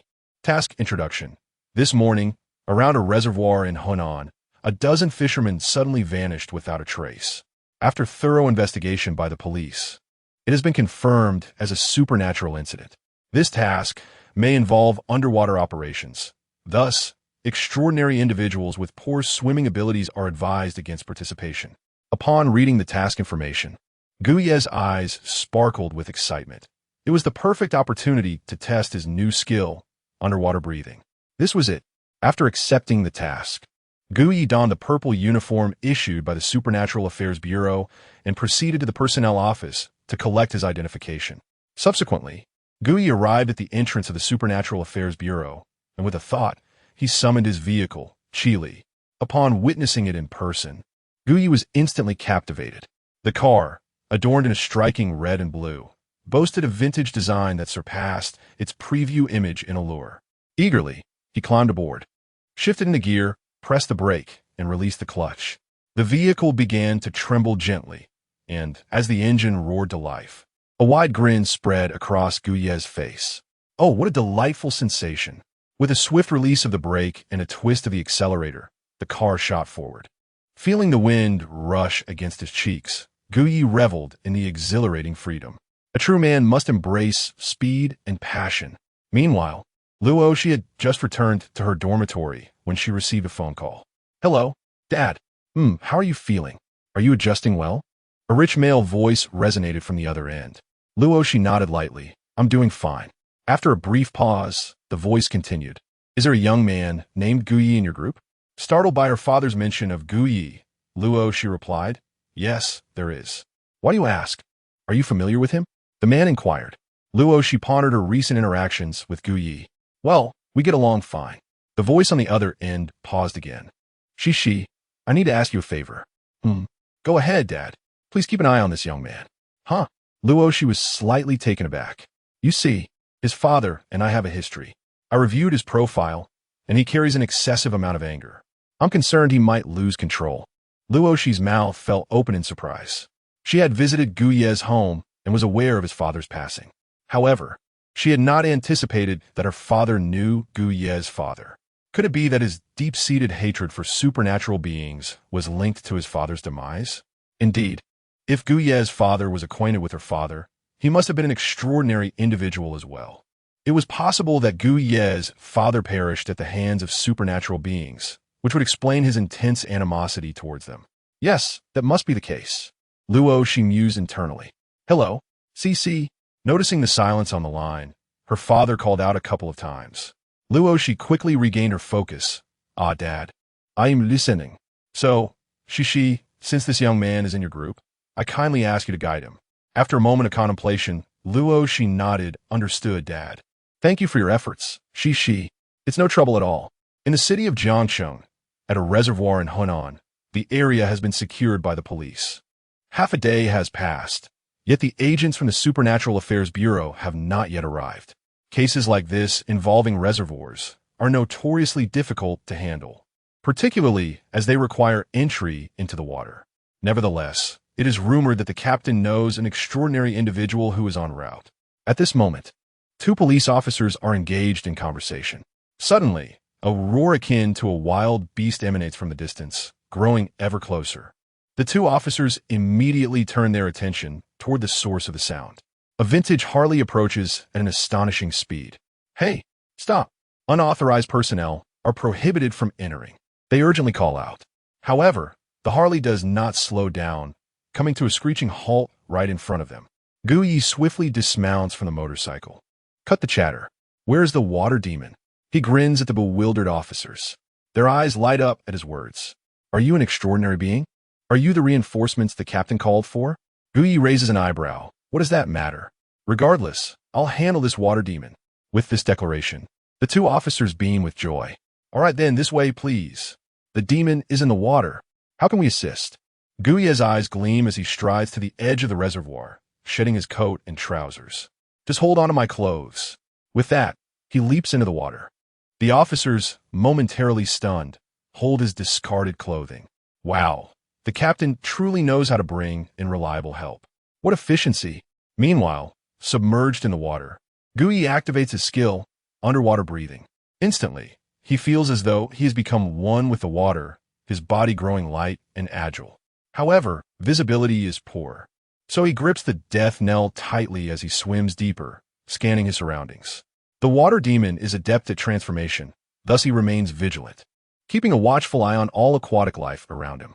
After approximately half an hour of exploration, a sudden surge of water behind him catches Guyi's attention. He turns, surprised to see a figure rapidly approaching. Noticing that the figure exudes no trace of demonic energy, Guyi's expression darkens. Damn it, it's a person?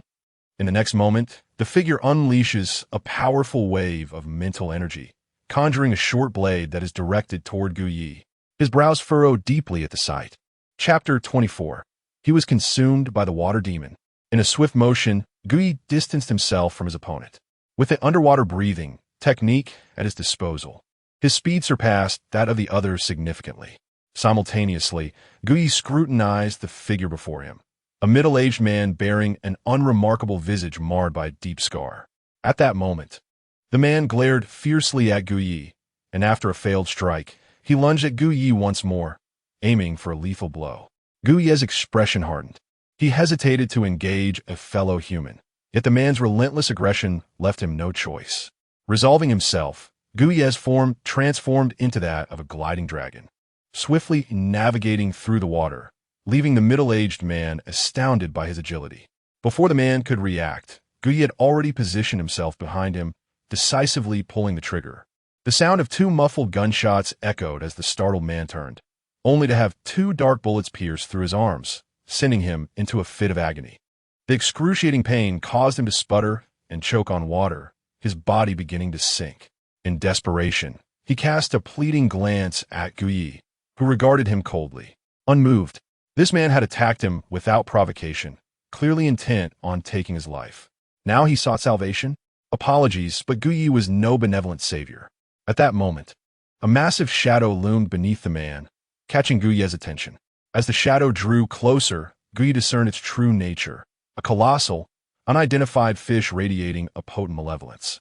The man, now acutely aware of the impending doom, narrowed his eyes, but before he could react, the monstrous fish opened its toothy maw and swallowed him whole.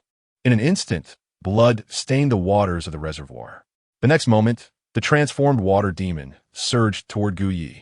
Witnessing this, Guyi's expression shifted to one of exhilaration. At last, the moment he had awaited had arrived. Frenzy, activate. Auto-reload, engage. Dual gun projection, initiate.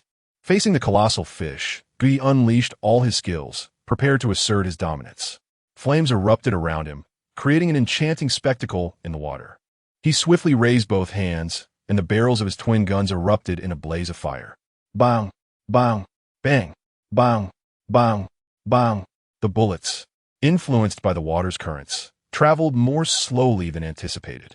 The great fish, sensing the mental energy fluctuations, morphed into a water serpent, effortlessly evading Guyi's projectiles. Guyi furrowed his brow, quickly distancing himself from the serpent. He had momentarily forgotten that this water demon possessed the ability to transform. With this realization, a fierce determination flickered across Guyi's face. Instead of retreating, he charged towards the water serpent. The demon, delighted by his boldness, reveled in the opportunity for an easy kill. The serpent expanded dramatically, preparing to ensnare Guyi in a deadly embrace. However, Guyi's eyes gleamed with resolve. Void stealth, activate. In an instant, Guyi's figure vanished without a trace. The water spirit, taken aback, momentarily froze. The next second, two ominous gun barrels were aimed squarely at the nape of the water serpent's neck. Suddenly appearing behind the serpent, Guyi flashed a grin. Well, you enjoy transforming, do you? Let us see what you can do. Today, you've run into the wrong guy. Bang, bang, bang, bang. Guyi showed no mercy, unleashing an entire 4 magazines of bullets upon the creature. In the wake of his relentless assault, the serpent's head was rendered unrecognizable. Initially, the water spirit let out a few pitiful cries, but soon fell silent, lifeless beyond recovery. Seeing this, Guyi smiled broadly as he stowed away his weapon. Task accomplished. At that moment, the water spirit revealed its true form, a humanoid entity covered in scales, though its head was no longer visible, having been obliterated by Guyi's onslaught. Simultaneously, a surge of pure energy coursed through Guyi, and a prompt from the Demonology Compendium echoed in his mind. Water Spirit Compendium illuminated, skill acquired, transformation. Skill effect, upon activation, can transform into any entity the host has encountered, lasting 5 minutes. Cooldown, 24 hours. Host's innate skill plunder activated. Delighted by the description of this new skill, Guyi couldn't help but grin. This skill had great potential, though the cooldown was rather lengthy. Otherwise, it would undoubtedly be a divine ability, allowing one to assume the form of anything previously seen. A few mischievous thoughts flitted through Guyi's mind. Regaining his composure, he contentedly dragged the water spirit's corpse towards the surface. Meanwhile, on the shore, 2 police officers were waiting. Suddenly, they heard footsteps approaching from behind. Turning around, they brightened at the sight of the newcomer. "Good day, Captain." "Good day." The newcomer, a middle-aged man clad in a police uniform, waved at them. "What's the situation?" "Captain, the extraordinary individual you summoned is extremely reliable." Upon arrival, without a word, he dove right into the water, one of them replied. The captain smiled with satisfaction at this remark. "Ha, of course. You should learn from him. After all, he is an extraordinary being." "Yes, yes." The officers chuckled in agreement. At that moment, a commotion erupted from the water. The 3 on the shore hurriedly took a step forward. Before their eyes, a pitch-black humanoid creature was flung onto the bank. The trio instinctively recoiled, their faces a mixture of shock and disbelief at the sight of the mangled beast. Goodness! Incredible! It was rare for extraordinary individuals to slay demons. They had only ever witnessed them being captured alive. In the next moment, Guyi leapt from the water. An officer, holding Guyi's clothing, rushed over, offering him a towel with heartfelt concern. "Hero, you've worked hard. Quickly, dry off, or you'll catch a chill." Guyi nodded appreciatively. "Thank you. It's all good." "No worries, no worries." The officers quickly waved their hands in reassurance. Meanwhile, the captain approached, observing Guyi's expression of astonishment. "Who are you?" The 2 officers were bewildered. "Captain, isn't this the reinforcement you requested?" The captain shook his head. "No. The extraordinary individual I know is not this young." He quickly turned to Guyi and inquired, "Brother, which unit do you belong to?" Guyi raised an eyebrow in response. "The Super Affairs Bureau." The captain was taken aback. "What? I was clearly looking for someone from the Langia Mountain Association. Could it be that person has not yet arrived? That shouldn't be the case. Did you see another extraordinary individual underwater? He is about 30 years old and has a scar on his face." The captain scratched his head and asked Guyi. Upon hearing this, a glint of coldness flashed in Guyi's eyes, and he replied nonchalantly, "Ah, I did see him." "Then, where is he? Isn't he with you?" "He was consumed by a water demon," Guyi stated coolly. Chapter 25, Team Mission, The Demon Bee Fawn. From the words exchanged among the group, Guyi gradually pieced together the situation. The captain had delegated the mission to another individual, the one who had attacked him underwater. This person intended to claim the reward for himself, hence his violent actions against Guyi. After all, it was in the water, and there was little evidence to implicate him. However, he was outmatched and met his demise at Guyi's hands. The thought elicited a mocking smile upon Guyi's face. The malevolence inherent in human nature can, at times, be far more terrifying than that of any demon. Meanwhile, the 3 individuals were left in a state of shock upon hearing this revelation. Eaten by a water demon, they all turned their gaze toward the creature, swallowing hard. Observing their reaction, Guyi chose not to elaborate further, accepting his clothing from the other's hands and donning it. "Well then, I shall take my leave, he stated, preparing to collect the corpse of the water demon. The captain was the first to regain his composure, mustering the courage to address Gu Yi. Might we keep the demon's body? It's not that I don't trust you, but since a transcendent being has perished, we may need to cooperate in the investigation, and the body will likely be of use. Gu Yi furrowed his brow at the captain's somewhat respectful demeanor. After a moment's hesitation, he finally nodded in agreement. Very well. Upon hearing Gu Yi's consent, the captain quickly added, also, could you please present your identification? Gu Yi complied, handing over his credentials. The captain examined them carefully before returning them to Gu Yi. Thank you, thank you. Without further ado, Gu Yi accepted his identification and mounted his steed, Qi Li, riding off into the distance. Judging by the circumstances, he surmised that this matter was far from over and would eventually circle back to him. However, Gu Yi felt no concern. After all, the body of that man was now gone. All he needed was to assert that the water demon had devoured him. Shortly thereafter, Gu Yi rode Qi Li away from the reservoir and back into the city. As dusk settled, he found a small eatery on the roadside and ordered a rice bowl. While dining, he perused the Super Affairs Bureau app on his phone, searching for his next mission. At that moment, a message suddenly popped up on his social media. Quit bothering me. Where are you? Taken aback by the message, Gu Yi replied, Who are you? Quit bothering me.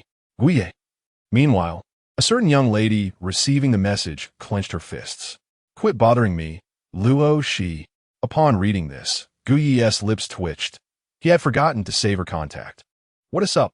He sent back. Not long after, Luo Shi replied with a file attachment. Quit bothering me. This is a team mission. It requires 2 or more participants to undertake. See if you're interested. Gu Yi opened the document containing the latest information she had sent. Demon name, Bifeng description, resembles a red-crowned crane, stands on one leg, with a blue body adorned with red spots. In the mythology of the Great Xia, it is an omen of fire. Demon strength, mid-level initial realm. Task introduction. Today, the police received a report regarding several households in Shaojiang village, located on the outskirts of Jiang City, who have mysteriously vanished. Upon arrival, the authorities discovered unidentified ashes on the mountainside, along with signs of previous fires, confirming the occurrence of a supernatural incident. A special reminder. It is suspected that there are 2 demons involved in this case, necessitating teamwork for resolution, with a recommendation of at least 2 participants. Upon reading this, Gu Yi's eyes gleamed with excitement. Unlike other tasks involving solitary demons, this one entailed 2, significantly enhancing his efficiency. As for whether Luo Shi would attempt to claim the kills, Gu Yi was no longer concerned. Now that he had joined the Supernatural Affairs Bureau, it was evident that her primary focus would be on containing the demons. With this thought in mind, Gu Yi promptly sent an OJK message to Luo Shi. Shortly after, he received a reply. All right, I'll take it.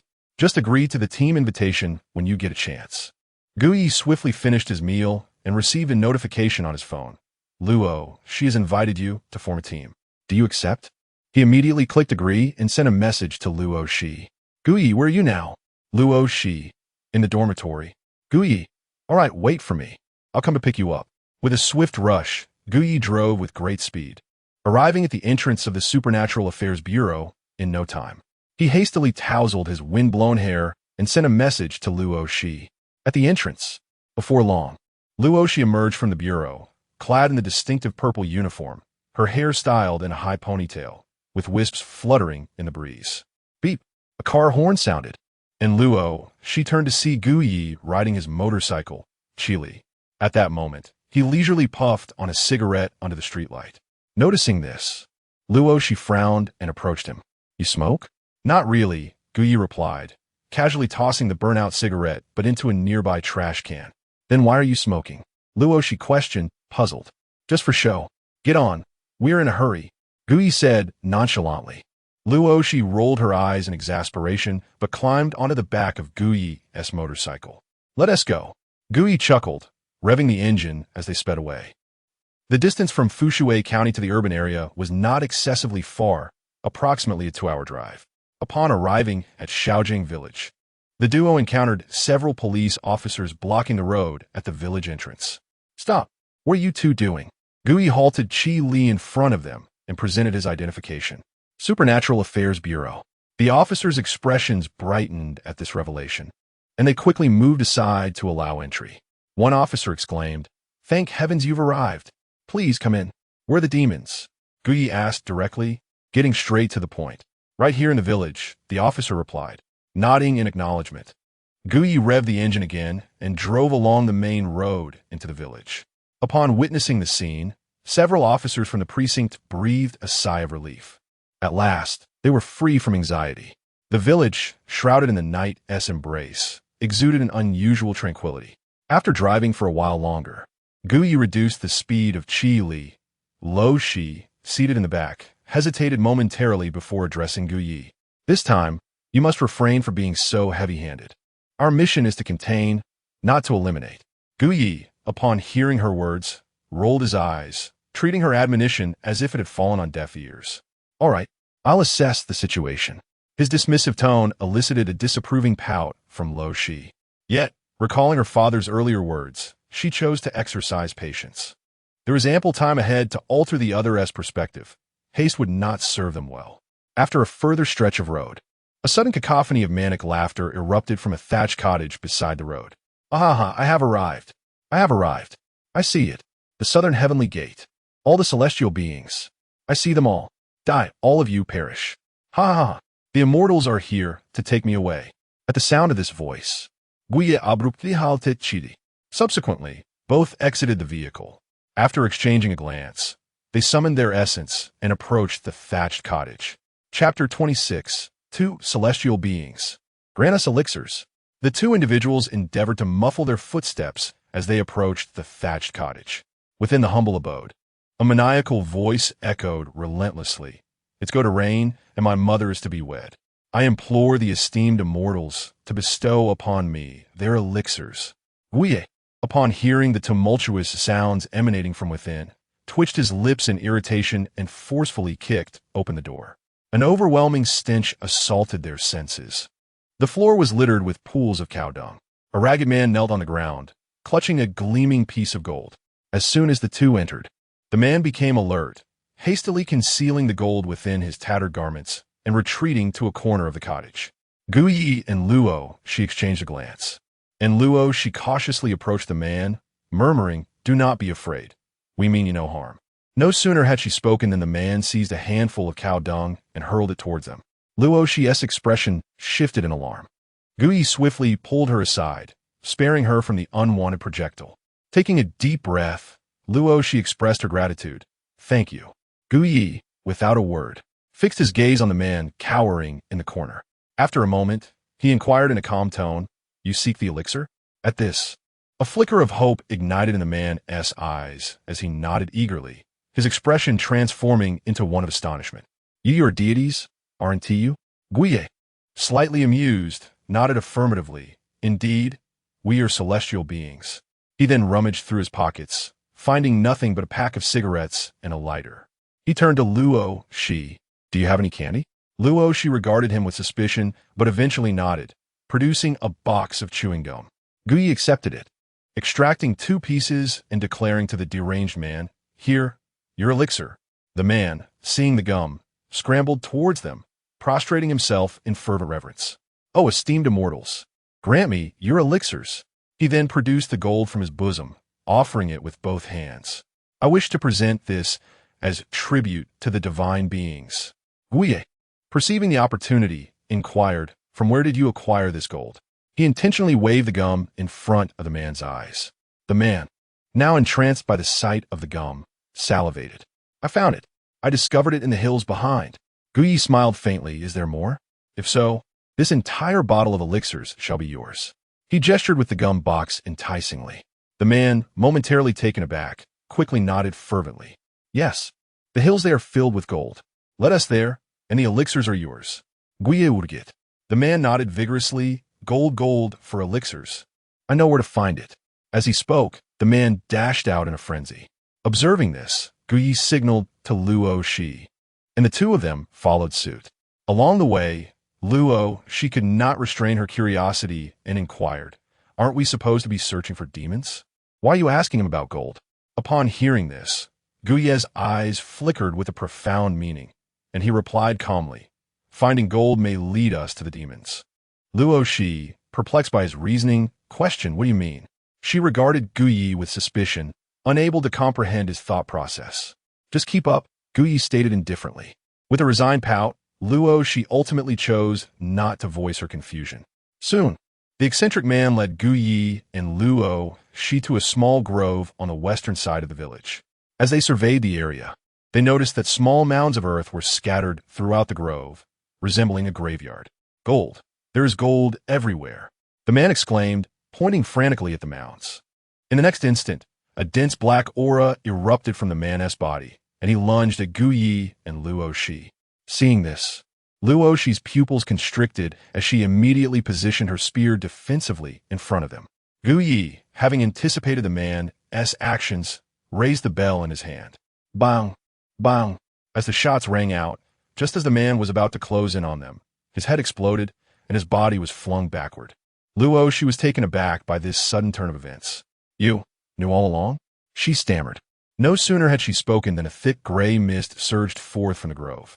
Amidst the mist, a blazing one-legged bird materialized before them. "We assimilate faintly." Recognizing this as the Bai Fong mentioned in the task description.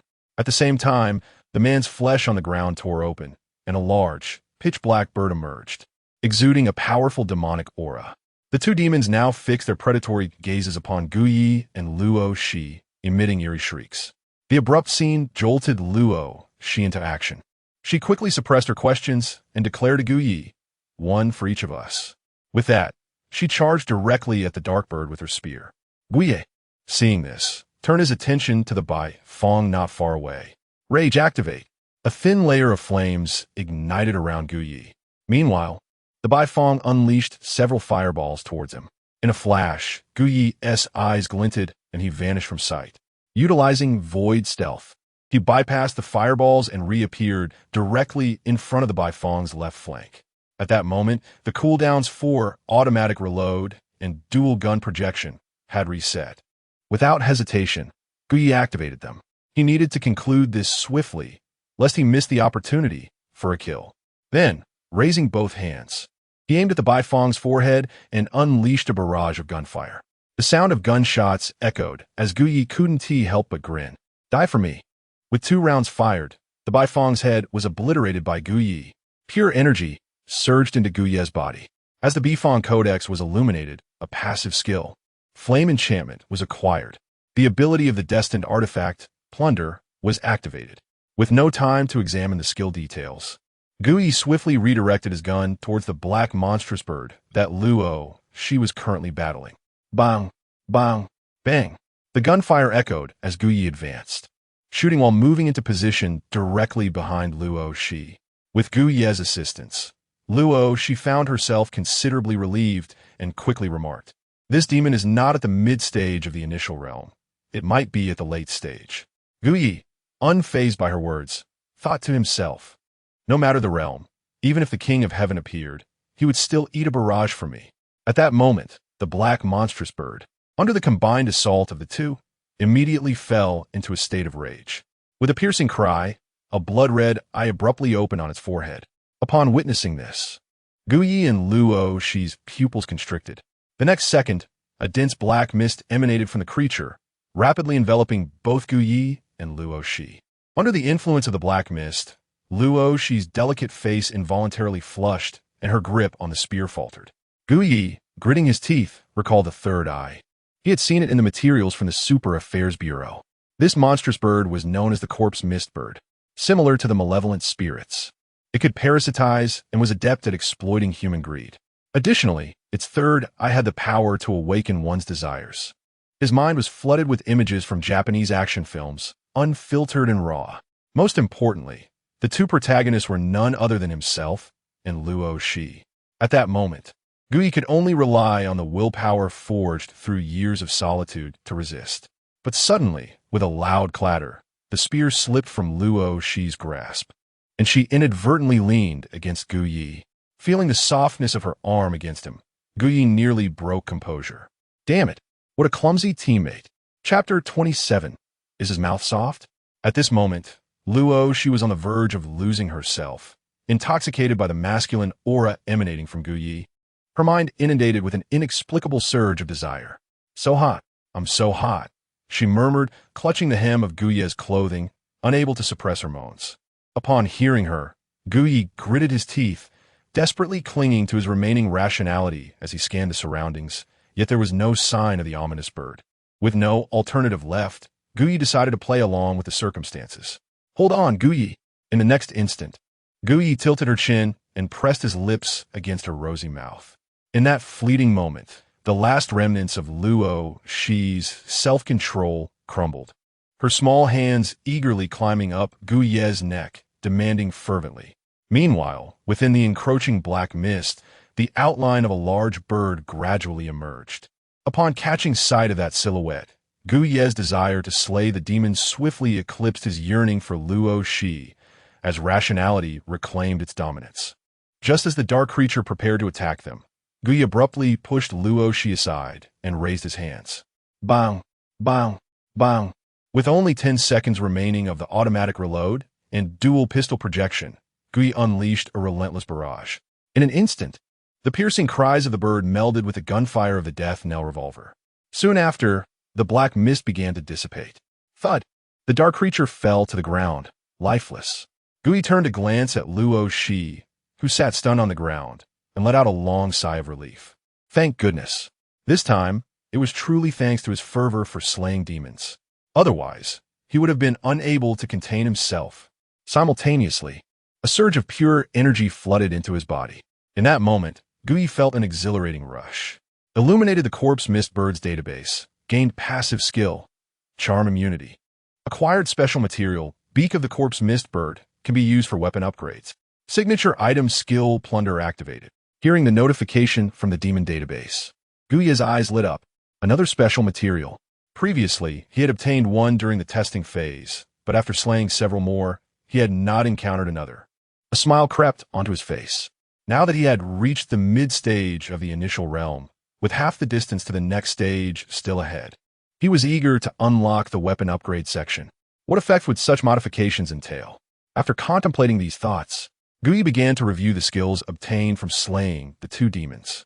Skill name: Flame Enchantment. Skill effect: applies flame enchantment to the bullets of the death knell, increasing damage by 10 and granting firepower. Skill name: Charm Immunity. Skill effect: the host becomes immune to all charm skills. After reviewing, Guyi smiled slightly.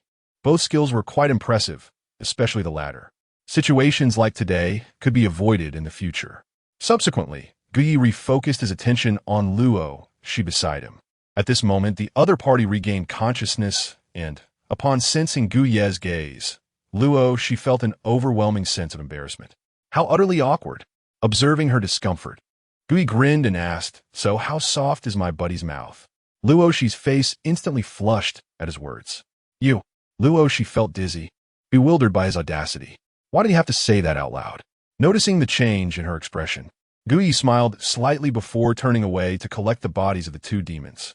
Luo Shi, having regained her footing, watched as the lifeless forms were taken away and couldn't help but grit her teeth. Why was she having such a bad day? She felt on the verge of tears. She had executed a mission, the demons had been vanquished, and yet she had lost her first kiss. Meanwhile, Guyi glanced back at Luo Shi and said, "Let us go." He then retraced their steps, and Luo Shi hurried to follow. The two remained largely silent as they walked until they reached the spot where the vehicle, Chili, was parked. Guyi mounted the car and gestured to Luo Shi. "Get in, we're heading back." Luo Shi pursed her lips and took a seat in the back of Guyi's car. As Chili began to move, Luo Shi couldn't help but ask Guyi, "How did you immediately discern that man was a demon?"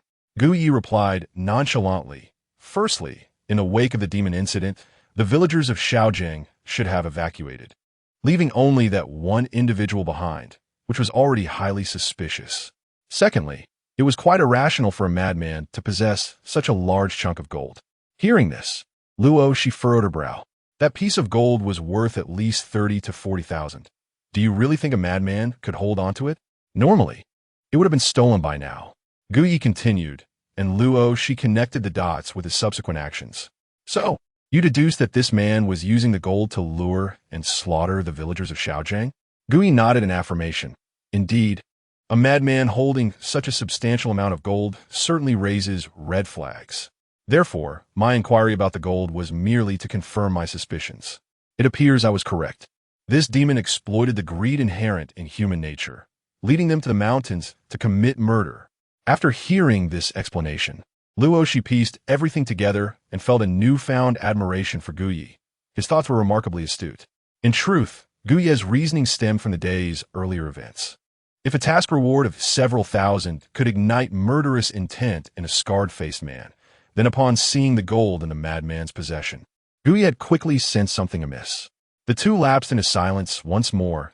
The only sound accompanying them was the rush of wind. As they neared the village entrance, Luoshi suddenly lowered her head and said, "Let us pretend today never happened, and do not mention it again."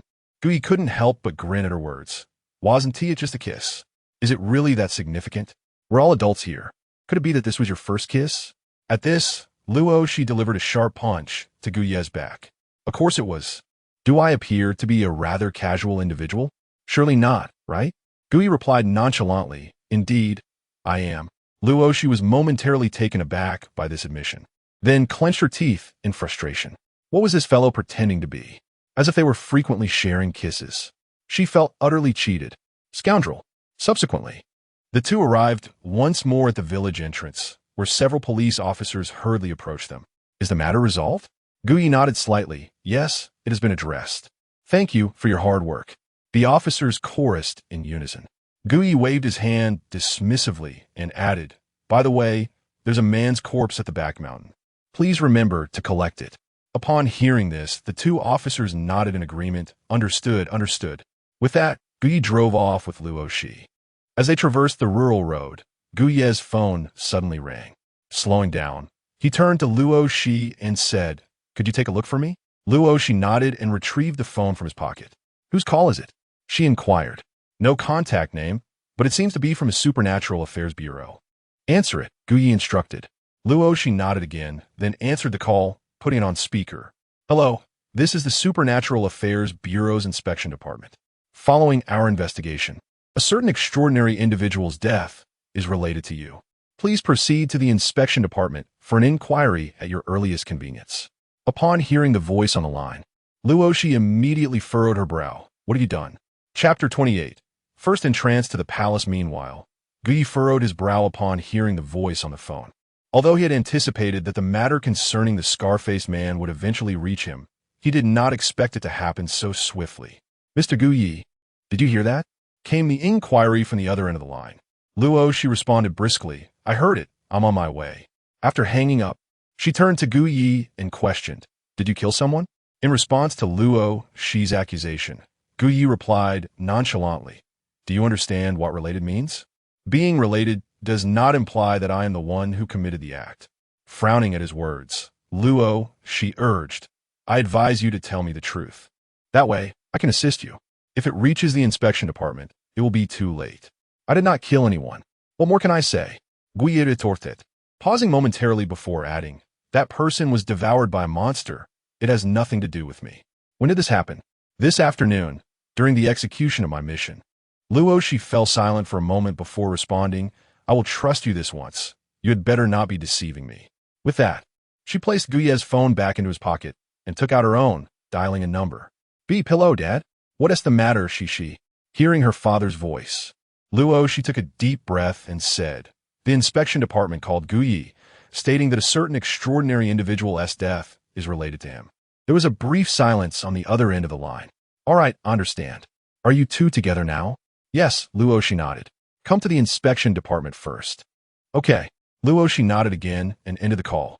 Having listened to the entirety of Luoshi's conversation, Guyi expressed his surprise. "What does your father do?" "You don't need to know that," Luoshi huffed. "Let us head to the inspection department." Guyi raised an eyebrow at her response, but did not press further. He immediately accelerated, driving at top speed towards the urban center of Jiang City. In the central area of Jiang City, at the Super Affairs Bureau building. "Huh? She, why are you still out so late?" Guyi and Luoshi entered the office hall of the inspection department. only to encounter a balding middle-aged man clad in a Super Affairs Bureau uniform. Upon seeing him, Luoshi's face brightened. "Uncle Lee, you're on duty today?" The middle-aged man nodded with a smile. "Yes." He then turned his gaze toward Guyi, surprise flickering in his eyes. "Oh, she, have you started dating?" At his words, Luoshi instinctively recalled the earlier moment when they had kissed, and her expression darkened immediately. "No, he's my friend, Guyi." "Oh, I see." The man chuckled and greeted Guyi. However, he was suddenly taken aback. "Wait a minute, Guyi. You are Guyi?" Upon Guyi's nod of acknowledgement, the man's demeanor shifted to one of seriousness. "Guards, take him to the interrogation room." As the words fell, two young men clad in the uniforms of the Supervision Bureau approached without hesitation, firmly gripping Guyi's shoulders. Guyi furrowed his brow, taken aback. "Is this truly the extent of your certainty that I am the perpetrator?" He protested. "Uncle Lee, isn't this a bit excessive?" Seeing Guyi being restrained, Luoshi hastily interjected, "Uncle Lee, my father should be arriving shortly. I believe he is incapable of such an act." Her voice dwindled as she spoke. The man, upon hearing Luoshi's words, replied sternly, "Cici, you need to refrain from involving yourself in this matter. Return home for now." With that, he waved his hand, and the two young men escorted Guyi into the interrogation room. Watching Guyi being led away, Luoshi turned to the man. "Uncle Lee, my father is on his way. I truly doubt he could commit murder." Her voice trailed off, growing softer. The man raised an eyebrow at her words. "Is Director Luo coming as well?" "Cici, what exactly is your relationship with Guyi? Inviting your father? One does not take such a step for an ordinary friend." Biting her lip, Luoshi replied, "He is just a good friend." The man pursed his lips before continuing. "The autopsy report of the deceased has been released, confirming that the bullet wounds originated from Guyi's signature weapon. Coupled with the testimonies from the officers on the scene, all evidence currently points to him. The speculation from the Department of Justice suggests that Guyi, driven by greed for the mission's bounty, committed murder for financial gain." Upon hearing this, Luoshi's expression shifted to one of alarm. Yet determination swiftly surfaced on her youthful visage. "Uncle Lee, I believe he is not that kind of person. Capturing a demon earns at least 20,000. If Guyi were truly motivated by money, he wouldn't consistently take lethal action against them." The man, upon hearing her conviction, gently patted Luoshi's shoulder in all matters. "One must rely on evidence. Let us first observe the interrogation's outcome." With that, he turned and made his way toward the interrogation room. Name, Guyi Gender. Inside the interrogation room, the harsh overhead light cast a pallid glow upon Guyi's face. Upon hearing the inquiry, he could no longer maintain his composure, exclaiming, "Is it not abundantly clear?" The officer from the Department of Justice, responsible for questioning, twitched at the corners of his mouth. Creak. At that moment, the door of the interrogation room swung open, and a middle-aged man with a receding hairline entered slowly.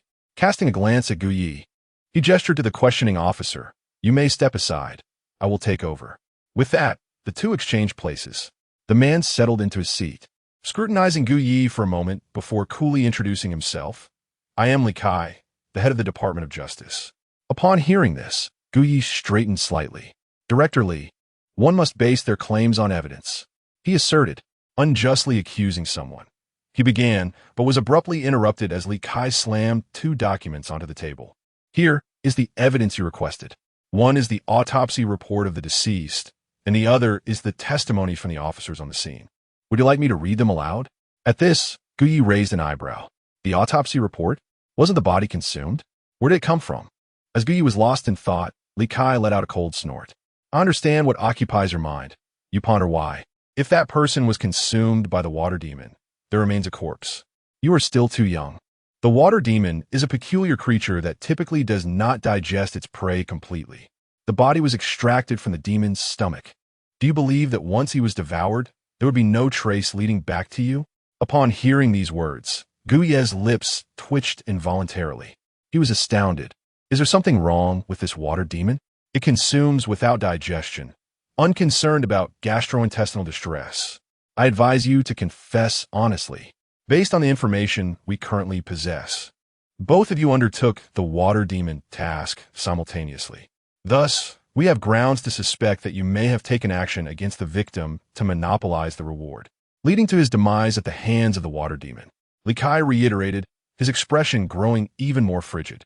Upon hearing this, Gu Yi snapped back to reality, his brow furrowing. Isn't this utterly outrageous? It was clearly that Scarface man who initiated the conflict. Rapidly analyzing the sequence of events, he responded, stating, firstly, this autopsy report only indicates that friction occurred between us. But how can you ascertain that it was not he who, driven by greed, acted against me? Upon hearing Gu Ye's retort, Li Kai paused for a moment. Just then, the door to the interrogation room swung open abruptly. A middle-aged man clad in casual athletic wear entered, leading Luo Shi into the room. Li Kai, who had been seated across from Gu Yi, turned to look and instantly sprang up from his chair. Director Luo, Chapter 29, The Arrival of Luo Qiansheng and the Enigmatic Demon Domain. A man dressed in casual athletic attire offered a slight smile before guiding Luo Shi to a seat adjacent to the interrogation room. Proceed as if I am not present. I shall merely observe, he stated. Upon hearing these words, Li Kai's lips twitched in disbelief. Simultaneously, Gu Yi's eyes widened in astonishment upon recognizing the man's title.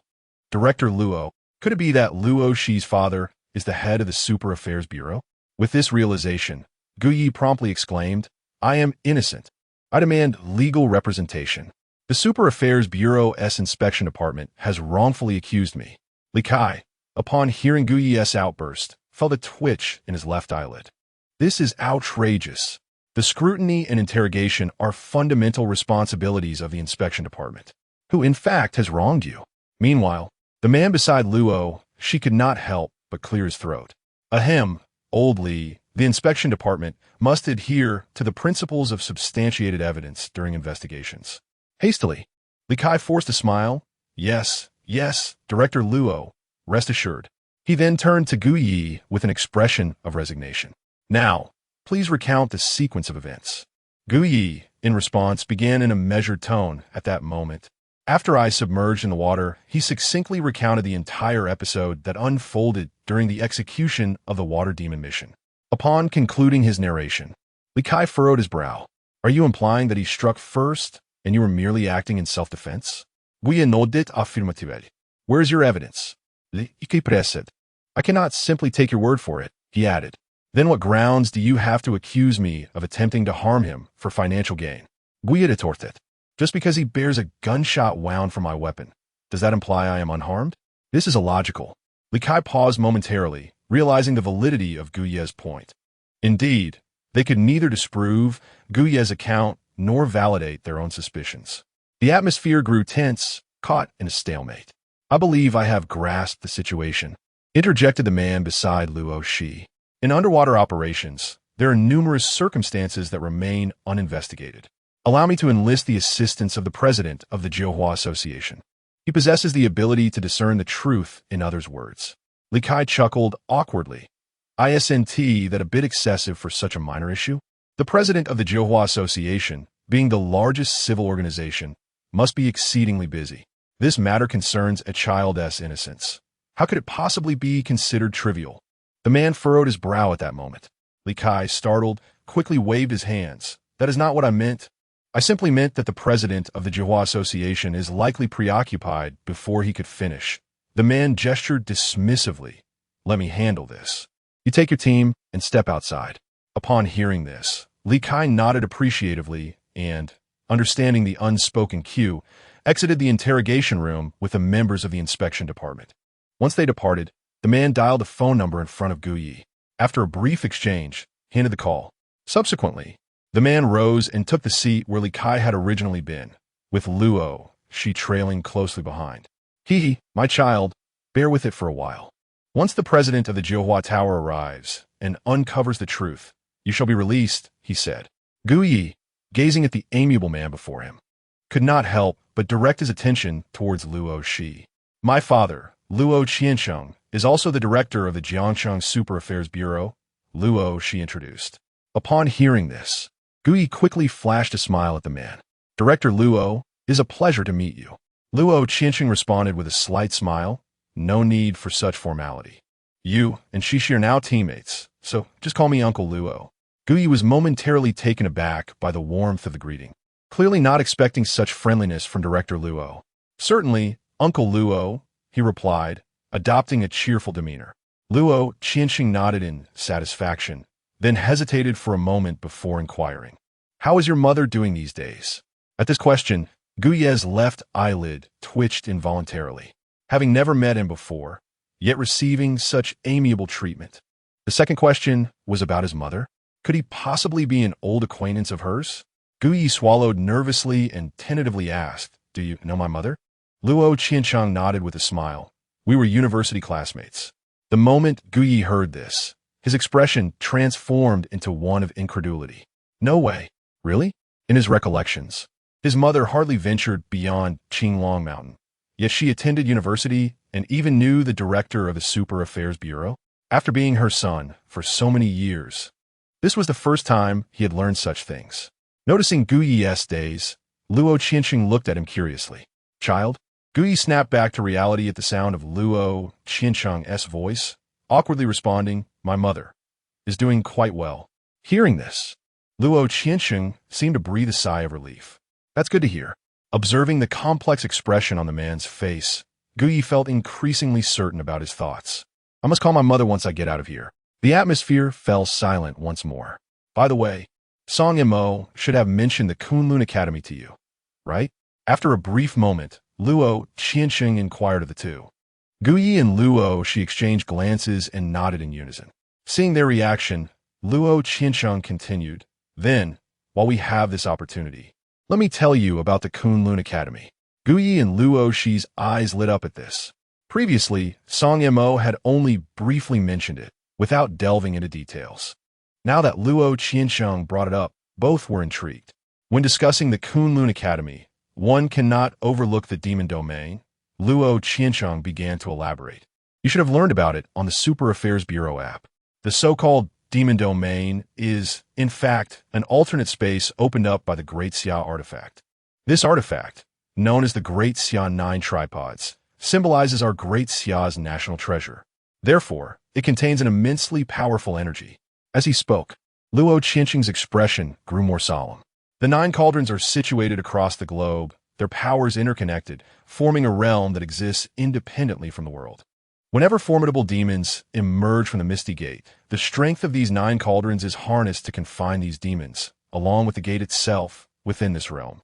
Consequently, the space of the 9 cauldrons is divided into 9 layers, with the 8 layers of demon domains corresponding to the 8 continents of the world, each responsible for maintaining the stability of its respective demon domain. Upon hearing this, Guyi and Luo Shi's pupils constricted. The presence of powerful demons across the globe. If that is the case, the number of demons imprisoned within these domains must be countless. Should the demon domains spiral out of control, it would spell a catastrophic disaster for human society. It seems the current situation is far more complex than they had anticipated.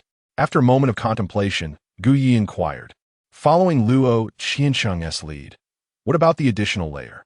Luo Qianxing nodded. "The extra layer is the location of the Kunlun Academy.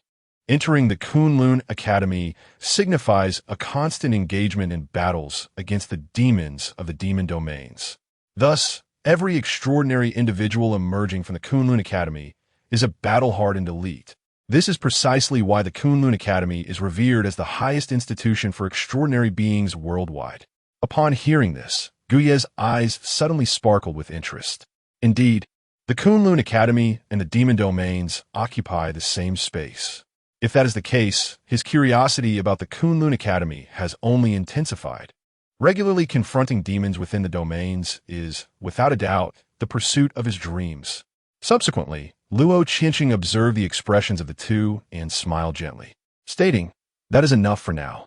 In any case, if you wish to enter the Kunlun Academy, you must exert yourselves diligently in the near future. Passing the Academy's assessments is no easy feat." Hearing this, both Guyi and Luo Shi nodded in agreement.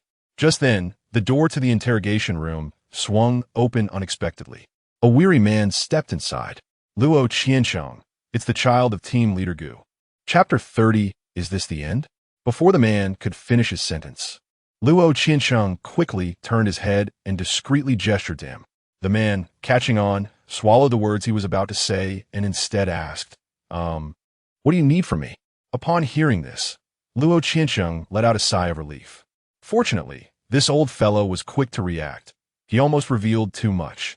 Given that Gu Ye's father's situation remains unresolved, it is imperative to keep Gu Ye in the dark for now.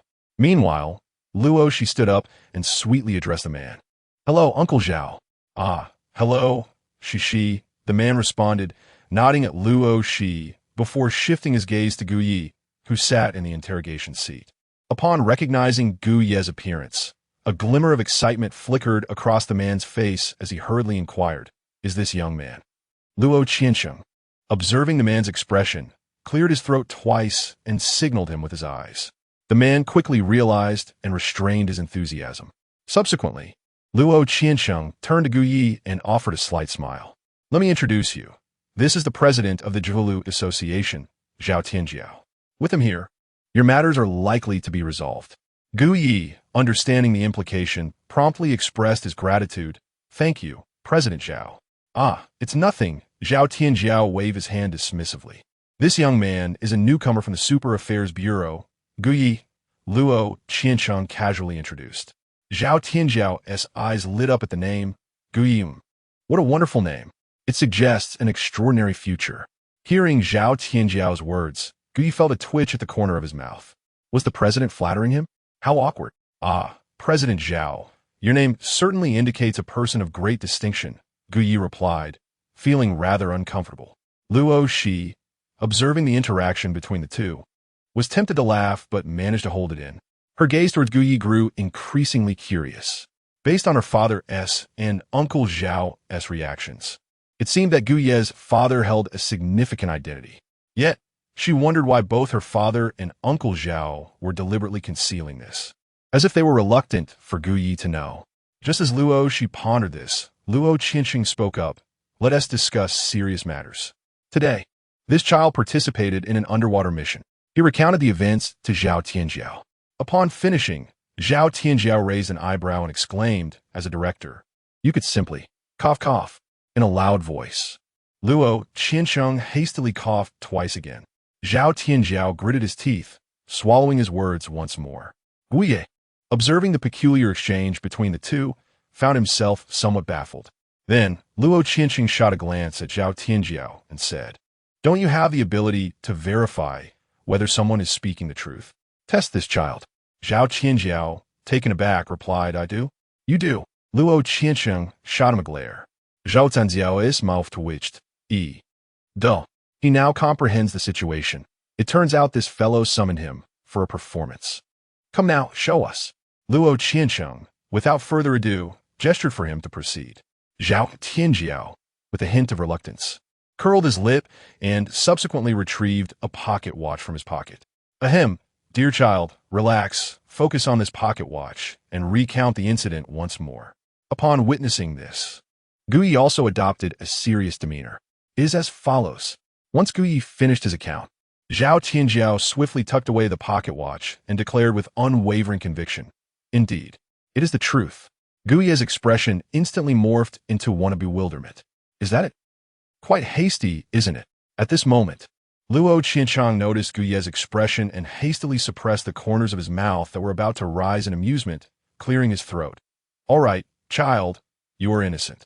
Cici, please summon Li Kai to come in and take a statement. At this moment, Luo, she felt a bit strained and seized the opportunity to slip out the door. She could hardly contain herself. It was evident they were merely acting.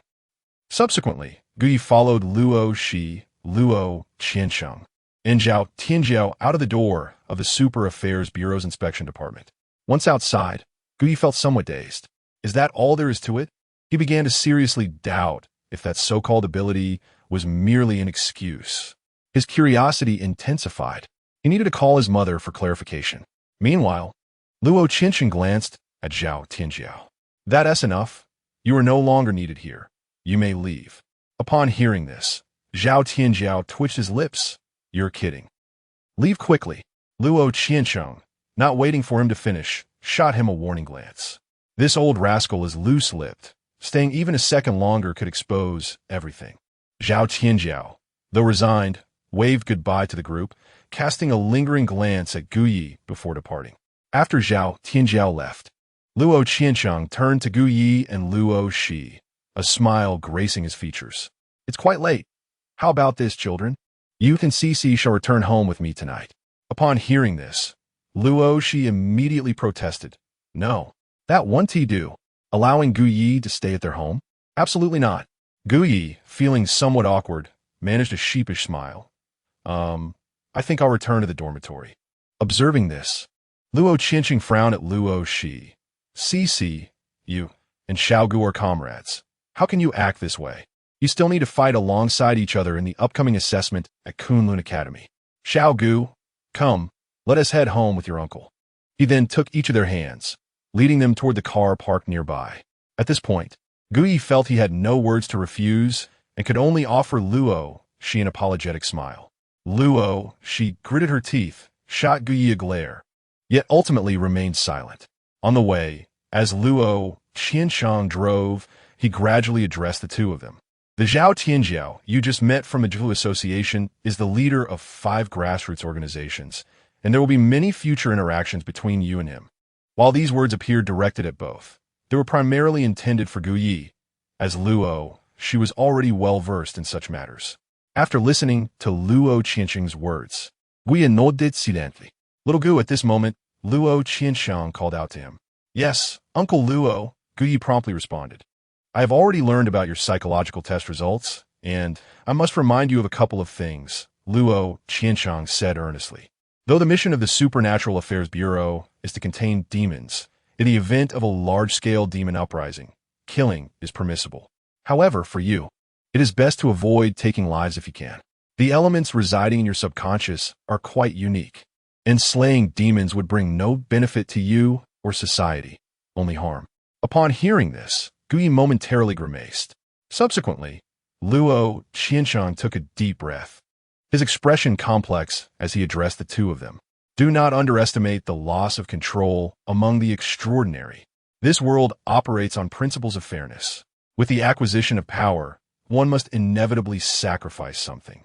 We, as guardians of this world, are simultaneously wretched beings who constantly combat danger and madness.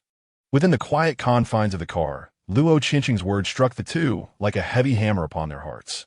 Confusion flickered across their faces, for they did not comprehend why Luo Qiansheng would assert such sentiments. At this moment, Luo Qiansheng glanced at their expressions through the rearview mirror and offered a slight smile. Tomorrow, when you venture into the demon realm, you'll understand the meaning behind my words. Upon hearing this, both Gu Yi and Luo Shi were taken aback. Tomorrow? To the demon realm? Chapter 31. Did I not tell you not to mention it? In an instant, both individuals realized why Luo Qiansheng had shared so much information about the demon domain earlier. Soon, Gu Yi's expression transformed into one of delight. Uncle Luo, are we going to the demon domain to carry out a mission? Luo Qiansheng glanced at Gu Yi through the rearview mirror and replied with a hint of irritation. What are you thinking? Do you believe the demons in the demon domain are akin to those you encounter in your everyday life? Even the most rudimentary demons within that realm possess formidable strength. Sending you on a mission there would be tantamount to leading you to your demise. After saying this, Luo Qiansheng shook his head with a smile. No, I'm merely taking you for observation. Today, we received word from headquarters that tomorrow, the original members of the Night God team plan to quell a specific gray mist gate. Hence, headquarters has decided to allow you neophytes, who have just entered the Super Affairs Bureau, to observe the proceedings.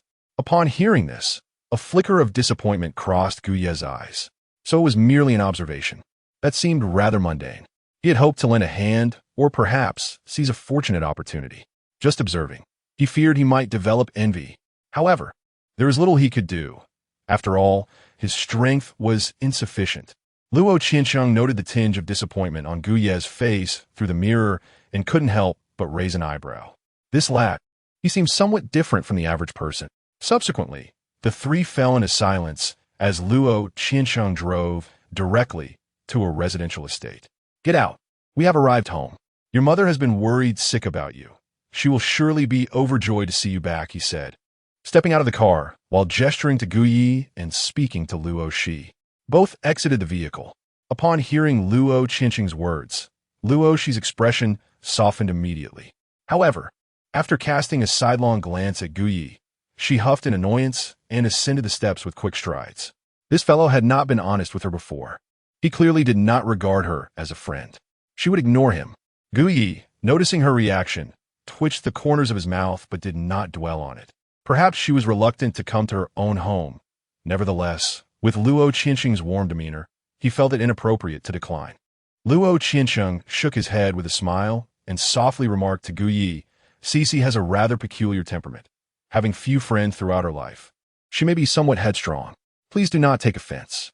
Gu Yi quickly shook his head and replied cheerfully, Not at all. I think she is quite delightful. Dad, what are you talking about? Luo Shi, who had stepped ahead, stomped her foot in dissatisfaction upon hearing Luo Qinqing's words. Luo Qinqing once again shook his head with a smile and said to Gu Yi, Come on, Xiao Gu. Luo Shi opened the front door and entered the house first. As Gu Yi followed Luo Qinqing inside, a voice filled with surprise echoed from the living room. Oh, Cici, my precious daughter, you have finally returned. Oh, Mom, I'm not a child anymore. Simultaneously, the gentle voice of Luo Shi resonated, sounding considerably more soothing. Subsequently, Gu Yi followed Luo Qinqing into the living room, where he beheld an elegant matron embracing Luo Shi, affectionately ruffling her hair. This graceful woman was none other than Luo Shi's mother, Lin Zi. At that moment, Lin Zi, having heard footsteps at the entrance, instinctively turned her head. Upon seeing Gu Yi standing behind Luo Qinqing, she momentarily froze, only to be illuminated by sudden recognition. Huh? Who is this young gentleman? She mused, glancing at the Luo Shi in her arms. Shi, is he your friend? Upon hearing this, Luo Shi quickly wriggled out of Lin Zi's embrace and vehemently shook her head. Not friend. He is my colleague. Lin Zi, upon hearing this, cast a curious glance at Gu Yi. Noticing her gaze, Gu Yi promptly greeted her with polite formality. Hello, Auntie. My name is Gu Yi. Ah, young Gu, is it? Lin Zi's eyes sparkled with delight. Since you are Shi's colleague, you may call me Aunt Lin. Certainly, Aunt Lin, Gu Yi replied, a smile gracing his face as he nodded respectfully. Mom, I've already said yes, not a friend. Luo Shi interjected with evident annoyance. Lin Zi shot an exasperated look at Luo Shi. My dear, a colleague is just a friend in the workplace. Luo Shi pouted slightly, unable to suppress a glance at Gu Yi, followed by a dismissive huff. Luo Qinqing, witnessing the exchange, shook his head in resignation and turned to Lin Zi. Well, dear, Gu will be staying with us tonight. Please prepare a room for him. Upon hearing this, Lin Zi was taken aback, glancing at the sullen Luo Shi. My daughter actually did not object. The sun must be rising in the west today. She has seldom had peers her age. This was indeed a rare occurrence. Quickly regaining her composure, Lin Zi beamed to Gu Yi. Very well, I shall go prepare a room. Young Gu, you and Shi can enjoy some time in the living room. With that, Lin Zi turned to Luo Shi. Cici, quickly invite your friend to sit down and engage in conversation. After saying this, she hurriedly pulled Luo Qinqing upstairs. Darling, why are you dragging me up here? Luo Qinqing protested once they reached the second floor. Lin Zi shot him an irritated glance. You truly lack perception. The young ones are together to converse, and you're just lingering there. What purpose does that serve? Luo Qinqing chuckled, realizing she had a point. All right, let us not dawdle. Help me tidy up the room. The room next door to Qinqing is conveniently vacant. Meanwhile, in the living room, observing her parents ascend the stairs, Luo Shi plopped down onto the sofa and shot a sidelong glance at Gu Yi, a hint of annoyance in her tone. Please have a seat. Gu Yi, upon hearing this, slowly settled beside Luo Shi and, with a touch of regret, said, I didn't intend to intrude upon your home. It's just that Uncle Luo was exceedingly welcoming. Luo Shi rolled her eyes at his comment. Oh, Gu Yi, perplexed by her demeanor, cautiously ventured. Perhaps I should take this opportunity to leave? Upon hearing Gu Ye's words, Luo Shi clenched her teeth. Do I truly appear so petty? As she spoke, a hint of indignation surfaced upon her countenance. Gu Ye se liebsteichit involuntarily. What is the matter with this girl? Could it possibly be due to the incident of them kissing earlier today? With this thought in mind, Gu Yi continued, Well, today's occurrence was rather unavoidable. Luo, she furrowed her brows upon hearing this. What? Are you referring to our kiss today? Gui let out an awkward chuckle. I assure you, I did not intend to take advantage of you. It was primarily because that demon would not emerge without a kiss. Such an old trick. Upon hearing this, Luo, she immediately became flustered, her cheeks flushing a vivid crimson. Why bring this up? Did I not say to refrain from mentioning it? A kiss is just a kiss. It's merely a peck. We are both adults, after all. I truly did not mind. Just as she finished her outburst, a sudden exclamation erupted from behind the two. Guyi and Luo, she abruptly turned around to find Lin Zi standing on the staircase behind the sofa, clutching a blanket, her mouth slightly agape. Her expression a delightful spectacle. Chapter 32. The explosive situation of Luo, she at this moment. The scene froze for a second. Lindsay quickly regained her composure and raised her hands to gesture towards the two. I'll just grab a blanket. You two continue. After uttering these words, Lindsay hurriedly ascended the staircase. She had overheard Luo, she's words just moments ago. Who would have thought that her daughter, after more than 20 years, had hardly made any close friends, and yet had silently begun a relationship? Meanwhile, in the living room, Guyi and Luo, she were still in a state of shock. As Lindsay reached the upstairs, Luo, she suddenly let out a piercing scream. You bastard. I'll strangle you. With that, she lunged at Guyi. What the hell, are you crazy? Guyi exclaimed, taken aback by the sudden onslaught. It's all your fault. Bastard. Luo, she's cheeks flushed crimson as she spoke, tightening her grip around Guyi's neck. At that moment, a cough echoed from the second floor. Upon hearing it, Luo, she jolted. Turning her head, she saw Luo Qiansheng leaning against the railing on the second floor, silently observing the two. Their positions were undeniably suggestive. Guyi sprawled on the sofa, while Luo, she perched on his waist. Dad, it's not Luo, she was quick to react, eager to explain, but Luo Qiansheng interrupted her. Well, you should be mindful of your image, especially as a young lady. With that, he swiftly retreated into his room. He had come out of curiosity after hearing his wife mention that something seemed off between the two youngsters. What he encountered was a scene that struck him like a blow. It appeared that he had fallen behind the evolving thoughts of the younger generation. Meanwhile, Luo, she was on the verge of a breakdown. How could her day have taken such a disastrous turn? She had completely lost her composure in front of her parents. How would she ever face anyone again? At that moment, she felt like she had lost everything she had held on to for the past 20 years. Simultaneously, Guyi found himself in an equally helpless situation. No, you should get off first. His voice snapped Luo, she back to reality. She quickly grimaced and jumped off Guyi. He rubbed his neck, casting a resigned glance at her.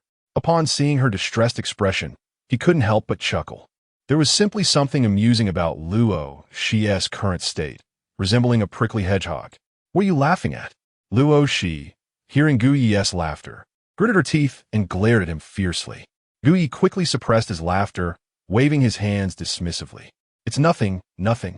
As Luo, she witnessed Guyi's nonchalant demeanor, her frustration boiled over, and a wave of intense shame and anger surged through her, quickly filling her eyes with tears.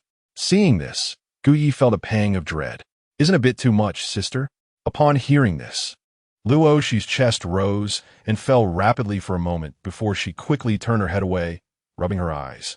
She couldn't fathom why she seemed so incompatible with this fellow. All the misfortunes she had avoided for 20 years seemed to have converged upon him. The most perplexing part was that he appeared utterly innocent. Guyi, noticing her distress, offered a sheepish smile. Should I explain things to your parents? Luo, she, gritting her teeth and with reddened eyes, retorted, What is there to explain? Guyi found himself at a loss for words. Indeed, what was there to clarify? They were both innocent, and any explanation would only complicate matters further. With this thought in mind, he promptly fell silent. After a moment of calm, Luo, she, still irked, directed her annoyance at Guyi. Did I not tell you before? Do not bring that up again, and yet you still mentioned it.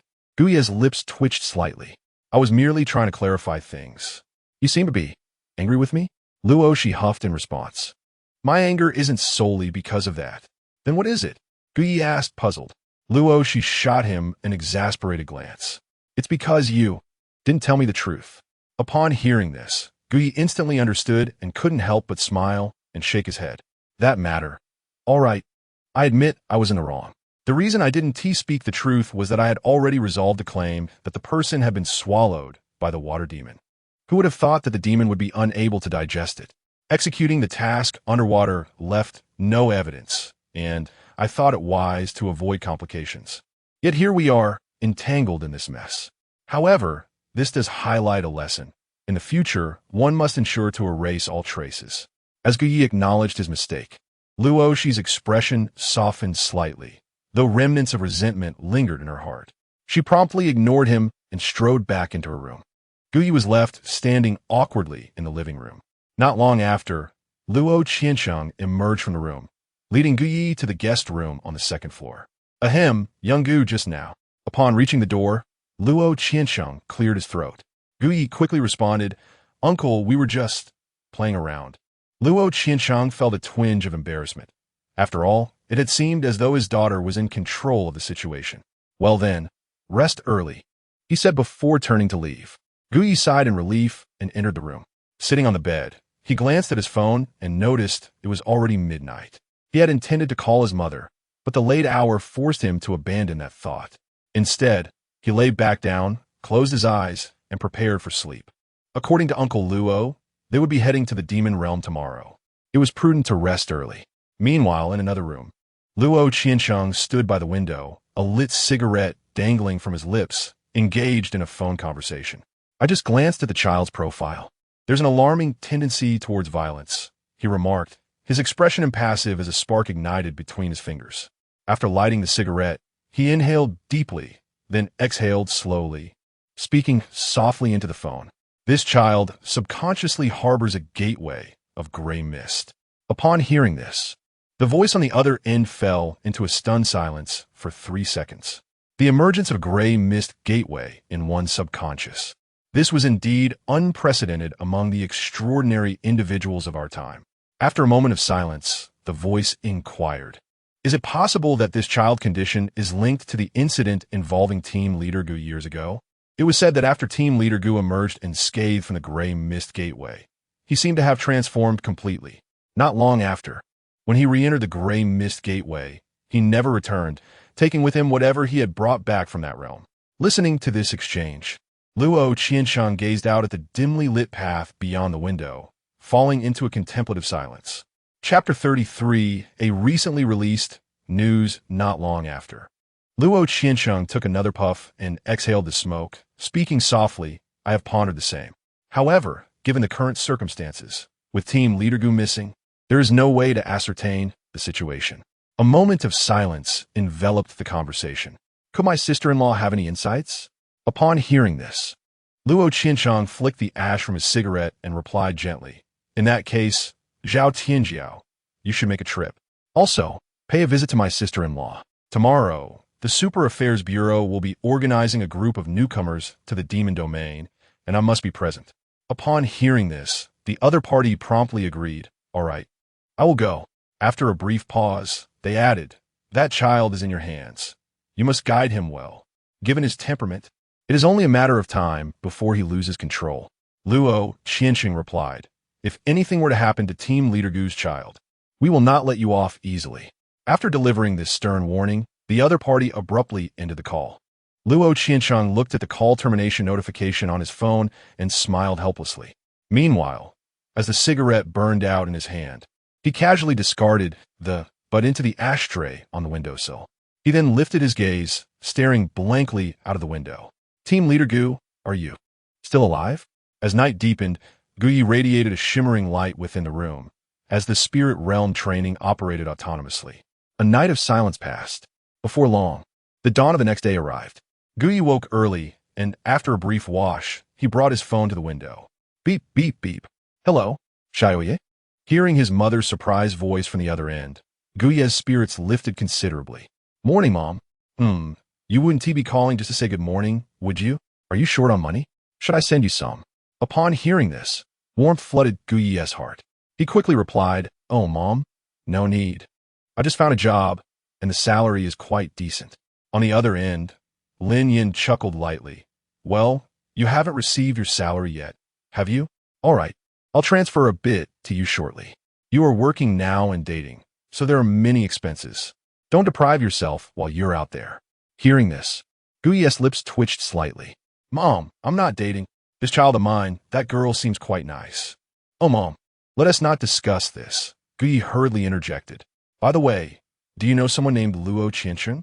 Upon hearing Gui's question, Lin Yin fell silent. Mom? Gui couldn't help but call out. I know him, Lin Yin finally responded. Gui's eyes brightened at this revelation. So, are you too close? Lin Yin pondered for a moment before answering. Well, somewhat. Why do you ask? Curiosity piqued. Gui inquired. How did you come to know each other? Upon hearing Gui's words, Lin Yin offered a faint smile. We're classmates, after all. Why all the questions?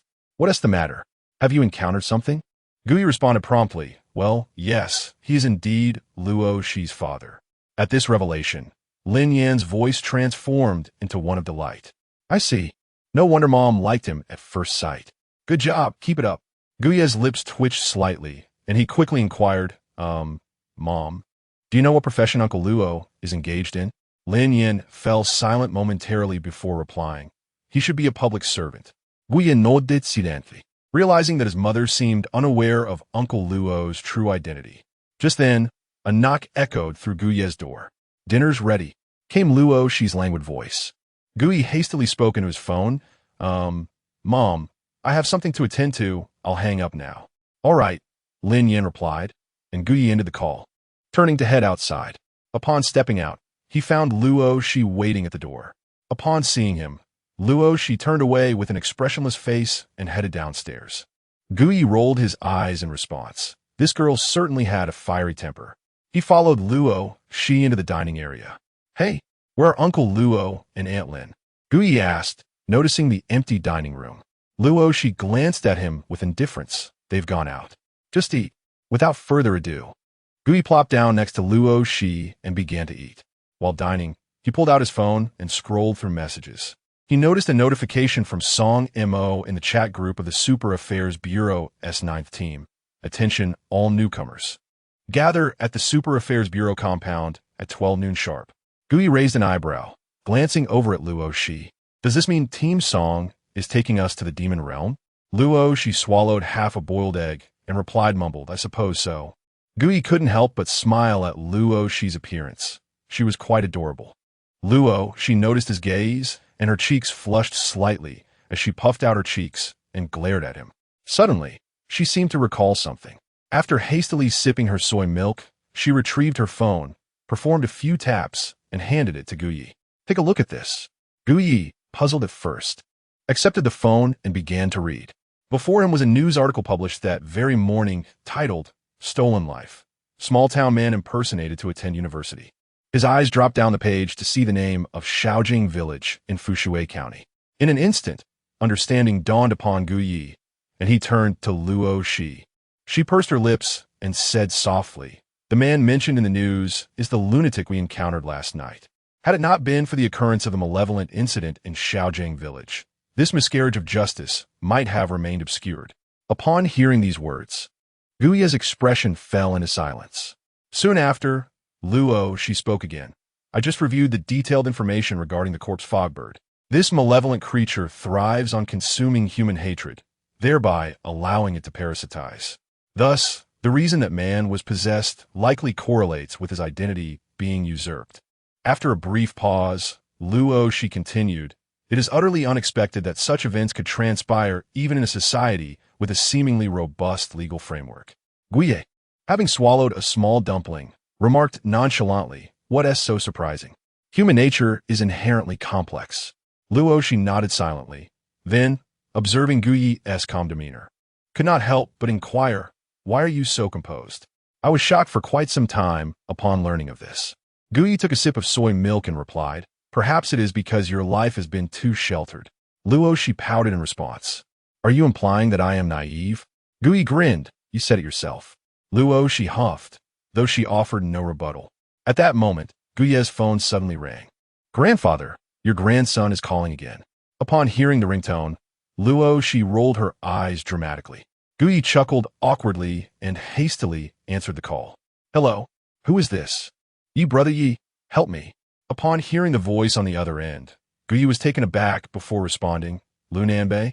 Meanwhile, Luo she perked up her ears. Yes, it's me, brother Yi. I'm in dire straits. I feel as though I might perish. I took on a task and spent the night in the village, preparing to make my move, only to discover that this monster has evolved. It appears to be at the later stages of the initial realm, and 2 civilian organizations have already been destroyed. I'm currently hiding. Brother Yi, I urgently need your assistance. Listening to Lu Nanbei's frantic cries, Guyi wore a look of exasperation. Stop wailing. You're still alive, aren't you? Give me your location. Okay, Lu Nanbei quickly relayed the address. After Guyi listened, he promptly hung up the phone, stuffed a Yoqiao into his mouth, and hurriedly headed outside. I'll be back shortly, Guyi said without turning back. Before he could finish, Luo, she had already reached his side. Let us go. With that, Luo, she stepped out the door first. Guyi, slightly startled, didn't protest and swiftly followed her. Once outside the community, Luo, she gazed pensively at the red and blue motorcycle quietly resting at the entrance. Meanwhile, Guyi had approached, mounted the bike, and revved the engine. Let us go. Hop on. Upon hearing this, Luo, she snapped back to reality and, with a bewildered expression, asked, How did this motorcycle end up here? Wasn't it my father who drove us back yesterday? Guyi, upon hearing her, twitched his lips in bemusement. In a rush to find Lu Nanbei, he inadvertently overlooked the situation. After boarding Uncle Luo's vehicle yesterday, he promptly retrieved the chili. Without delay, he swiftly changed the subject, urging, hurry up and get in. Lu Nanbei is in dire straits. Upon hearing this, Luo, she finally grasped the urgency and hastily settled into the back seat. If memory serves, that village is at least a 3-hour journey away. The round trip would take 6 hours, likely causing them to miss the opportunity to observe the demon realm. At this moment, Luo, she cast aside thoughts of the sudden appearance of the vehicle and quickly inquired, What shall we do? Can we expedite our journey? Upon hearing this, Guyi flashed agudin. Absolutely. It will only take an hour to get there. Hold on tight. Luo, she was momentarily taken aback. Yet she reached out to grasp the hem of Guyi's clothing. This Harley of my brother's can outrun a Maybach. Guyi exclaimed, his tone rising with excitement. With that, he pressed the accelerator to the floor. In an instant, the intricate patterns on the chili's exterior seemed to come alive, flowing with an almost sentient grace.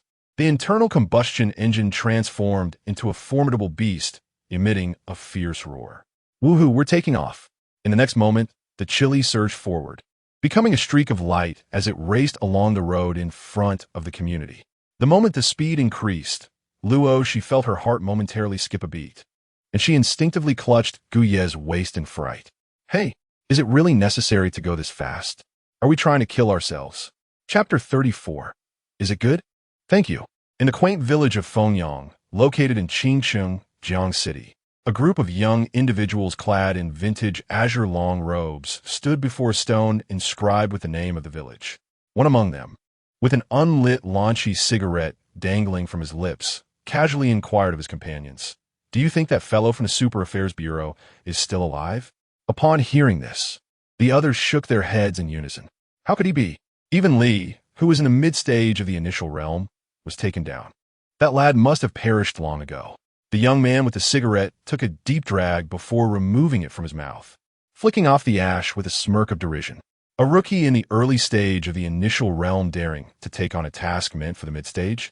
He deserves his fate. Indeed, that group from the Super Affairs Bureau always looks down on others. I've never liked them. One of the young men chimed in. The smoker shot a glance at him. Watch your words. The Super Affairs Bureau is our superior organization. We shouldn't speak ill of them. As he spoke, a smile involuntarily crept across his face. Just then, the distant growl of a motor vehicle engine approached, drawing the attention of the group. Is that the police? One remarked. They all turned to gaze down the village path.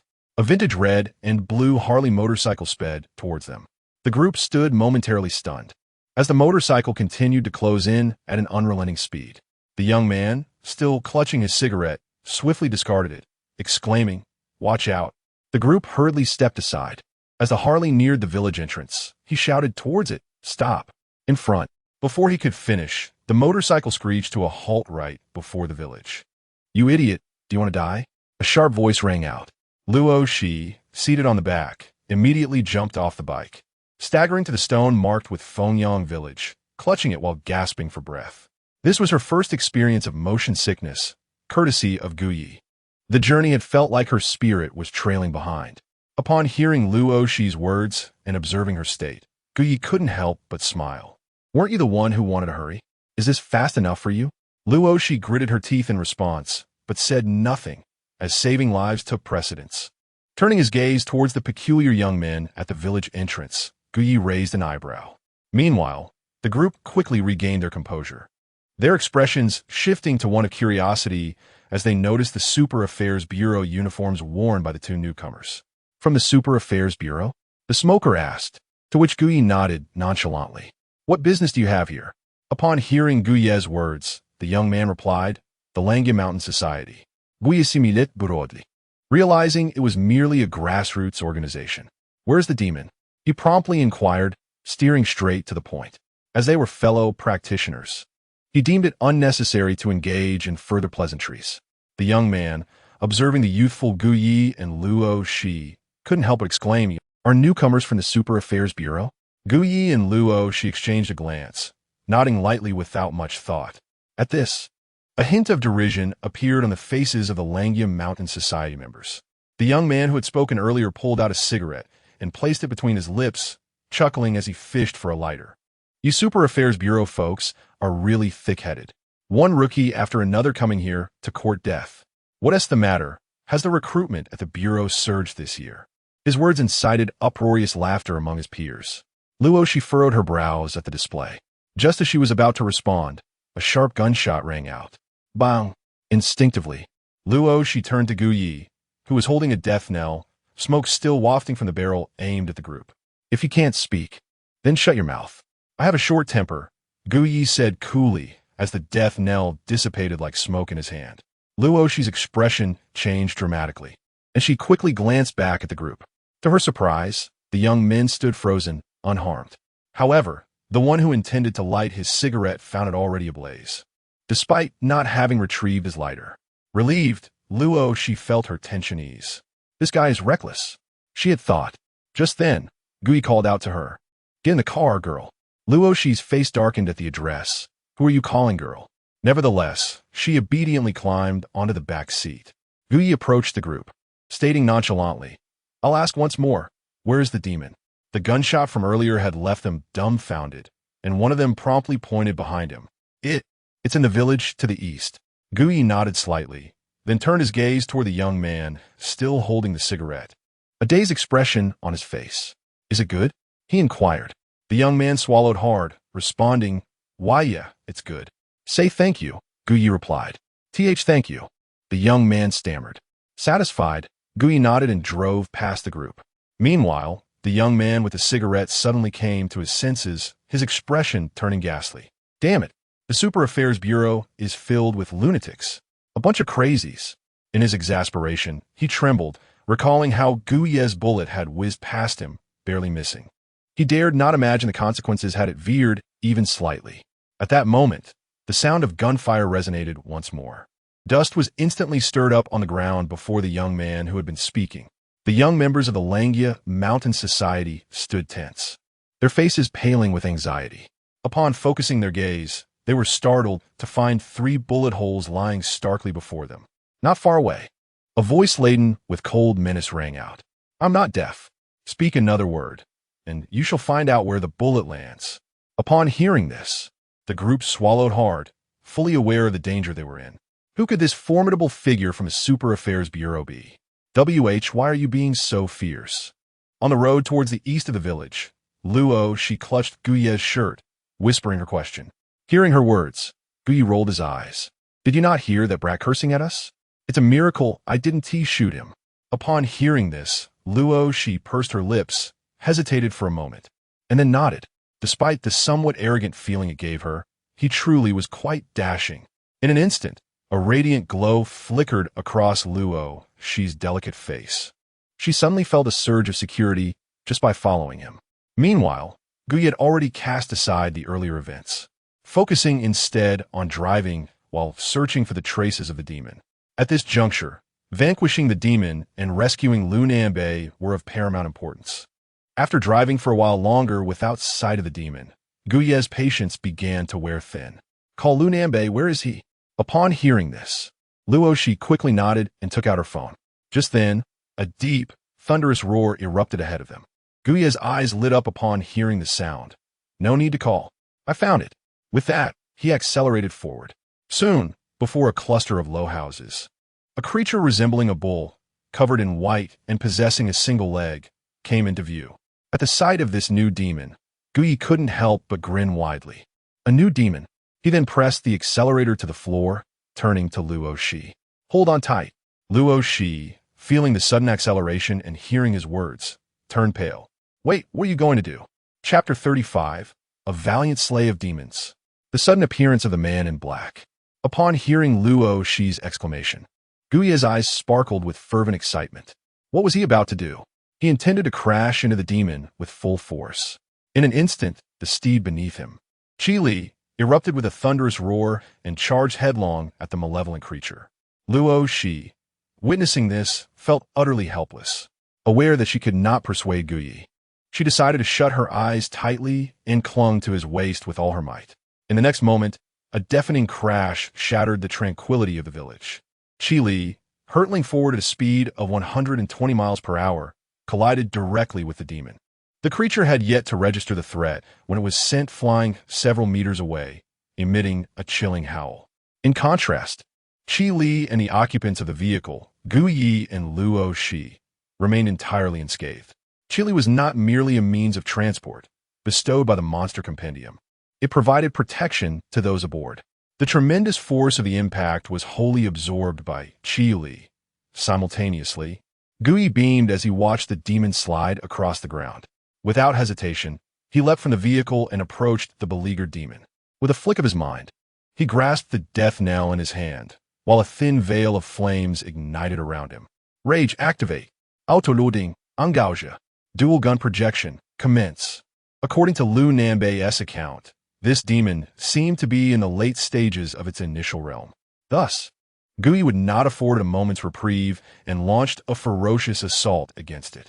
Just then, Luoshi arrived hurriedly, brandishing a spear, and upon witnessing the bullets exploding like blossoms of blood upon the demon, she urged, "That's enough. Have you forgotten what my father said?" Guye, however, chose to ignore her plea, his hands never faltering in their relentless assault. Luoshi, exasperated, wondered how he could be so impervious to reason. Meanwhile, amidst the ongoing gunfire, a shadowy figure emerged from a nearby pig pen, a man with disheveled hair and dirt-streaked clothes. Seeing Guye firing with abandon, the figure's eyes gleamed with excitement. "Whoa, Brother Yi!" It was none other than the concealed Lu Nanbei. Guye's presence instantly bolstered his courage, and he rushed from the pig pen, wielding a large blade. "Brother Yi, I'm here." Despite hearing the shout, Guye did not divert his focus, but Luoshi turned to look. Upon seeing Lu Nanbei, covered in muck and trailing dark stains as he ran, she instinctively recoiled closer to Guye and shouted, "Stop. Don't come any closer. How can this guy be so filthy? I can't bear it. And he reeks. Where on earth has he been hiding? In a latrine?" Upon hearing Luoshi's words, Lu Nanbei halted in his tracks, the knife still clutched in his hand. Embarrassed by Luoshi's evident disgust, he managed a sheepish smile before turning his gaze back to the demon that was being mercilessly bombarded by Guye. Well, it seems he no longer needs to lend a hand. Shortly thereafter, the gunfire subsided.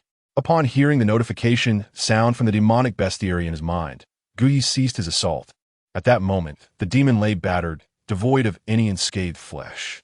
A surge of pure energy instantaneously coursed back to him, restoring his condition. Unlocked the Koei bestiary. Acquired skill, Death Assault. Skill effect. Allows one to leap over the target's head while simultaneously firing 3 projectiles, causing a stunning effect on the target. Passive skill Plunder activated. After reviewing the skill, a glimmer of brilliance flashed in Guye's eyes. This new skill bore resemblance to Void Stealth, functioning as a displacement ability while also possessing a degree of control. In practical combat, it promised to be exceptionally effective. Once he had perused the details, Guye snapped back to reality and stowed away the mournful bell in his possession.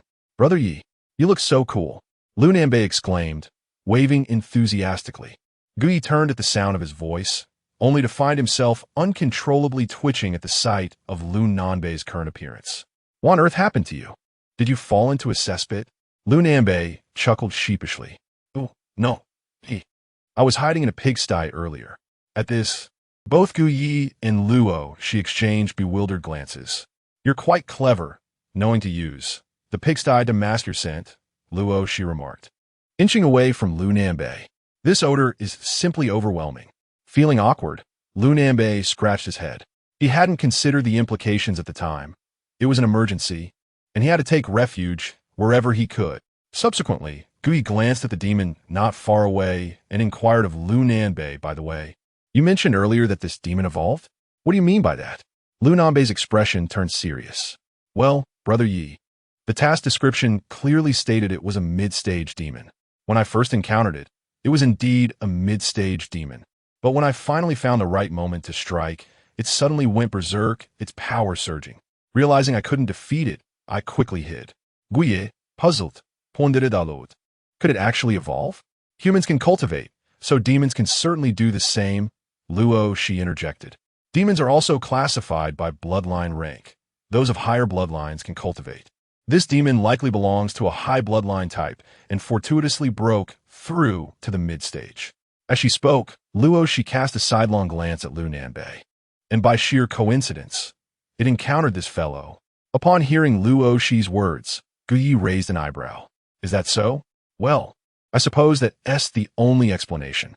Lu Nanbei has had quite the misfortune. Then, Guyi turned to Lu Nanbei and suggested, perhaps you should check if any of the villagers have a place where you can take a bath. How do we get back now? We need to gather at the Supervision Bureau by noon. The primary concern was that given the current demeanor of this fellow, he certainly did not wish to be seated alongside Qi Li. Upon hearing this, Lu Nanbei quickly nodded. All right, ye go. I shall hurry and freshen up.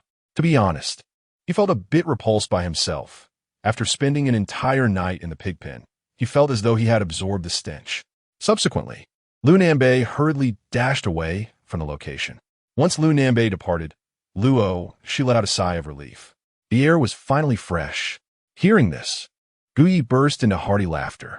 Luo she, observing his reaction, rolled her eyes and placed her hands on her hips, questioning him with an exasperated expression. Don't laugh. Didn't my father tell you not to slay demons recklessly? Why did you do it again? Upon hearing her words, Guyi felt as though he were on the verge of developing calluses in his ears. Why do you keep bothering me? He retorted helplessly. Luo Shi's small face flashed with displeasure. Just as she was about to speak, a sudden male voice resonated from not far away. You were the one who killed my Jiaoying, and now you've slain my Kuei. Tell me, should I seek retribution from you? The cultivation of these two creatures had cost me considerable resources. As the voice faded, both Guyi and Luo she furrowed their brows and turned sharply towards the source. There stood a man draped in a black robe, coldly gazing at them while looming over the demon. Chapter 36. The Mist Organization. Upon encountering the enigmatic man who had seemingly appeared out of nowhere, Guyi and his companion instinctively furrowed their brows.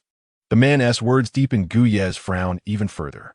His Jiaoying, his Kuei, nurtured. Did that mean the demon he had just slain, as well as the Jiaoying he had previously dispatched during training, were cultivated by this individual? With that thought, Guyi fixed his gaze on the man and could not help but inquire, what is your purpose? The man, however, paid no heed to Guyi's question. Instead, he withdrew an instrument from his cloak and proceeded to collect the lifeless demon. Witnessing this act, a cold glimmer flickered across Guyi's face. Collecting his spoils right in front of him, without a moment's hesitation, Guyi raised the death knell and, with a chilling tone, warned, I advise you to put that down. Luo she, observing the situation, also gripped her spear, her expression grave as she regarded the man. The mere fact that he was cultivating demons was enough to indicate that he was no ordinary foe. Upon hearing Guyi's words, the man toyed with the instrument in his hand and let out a scoffing laugh. I haven't even settled the score with you, and yet you dare to act so fierce? As soon as the man finished speaking, the crack of a gunshot rang out. Without a hint of hesitation, Guyi pulled the trigger.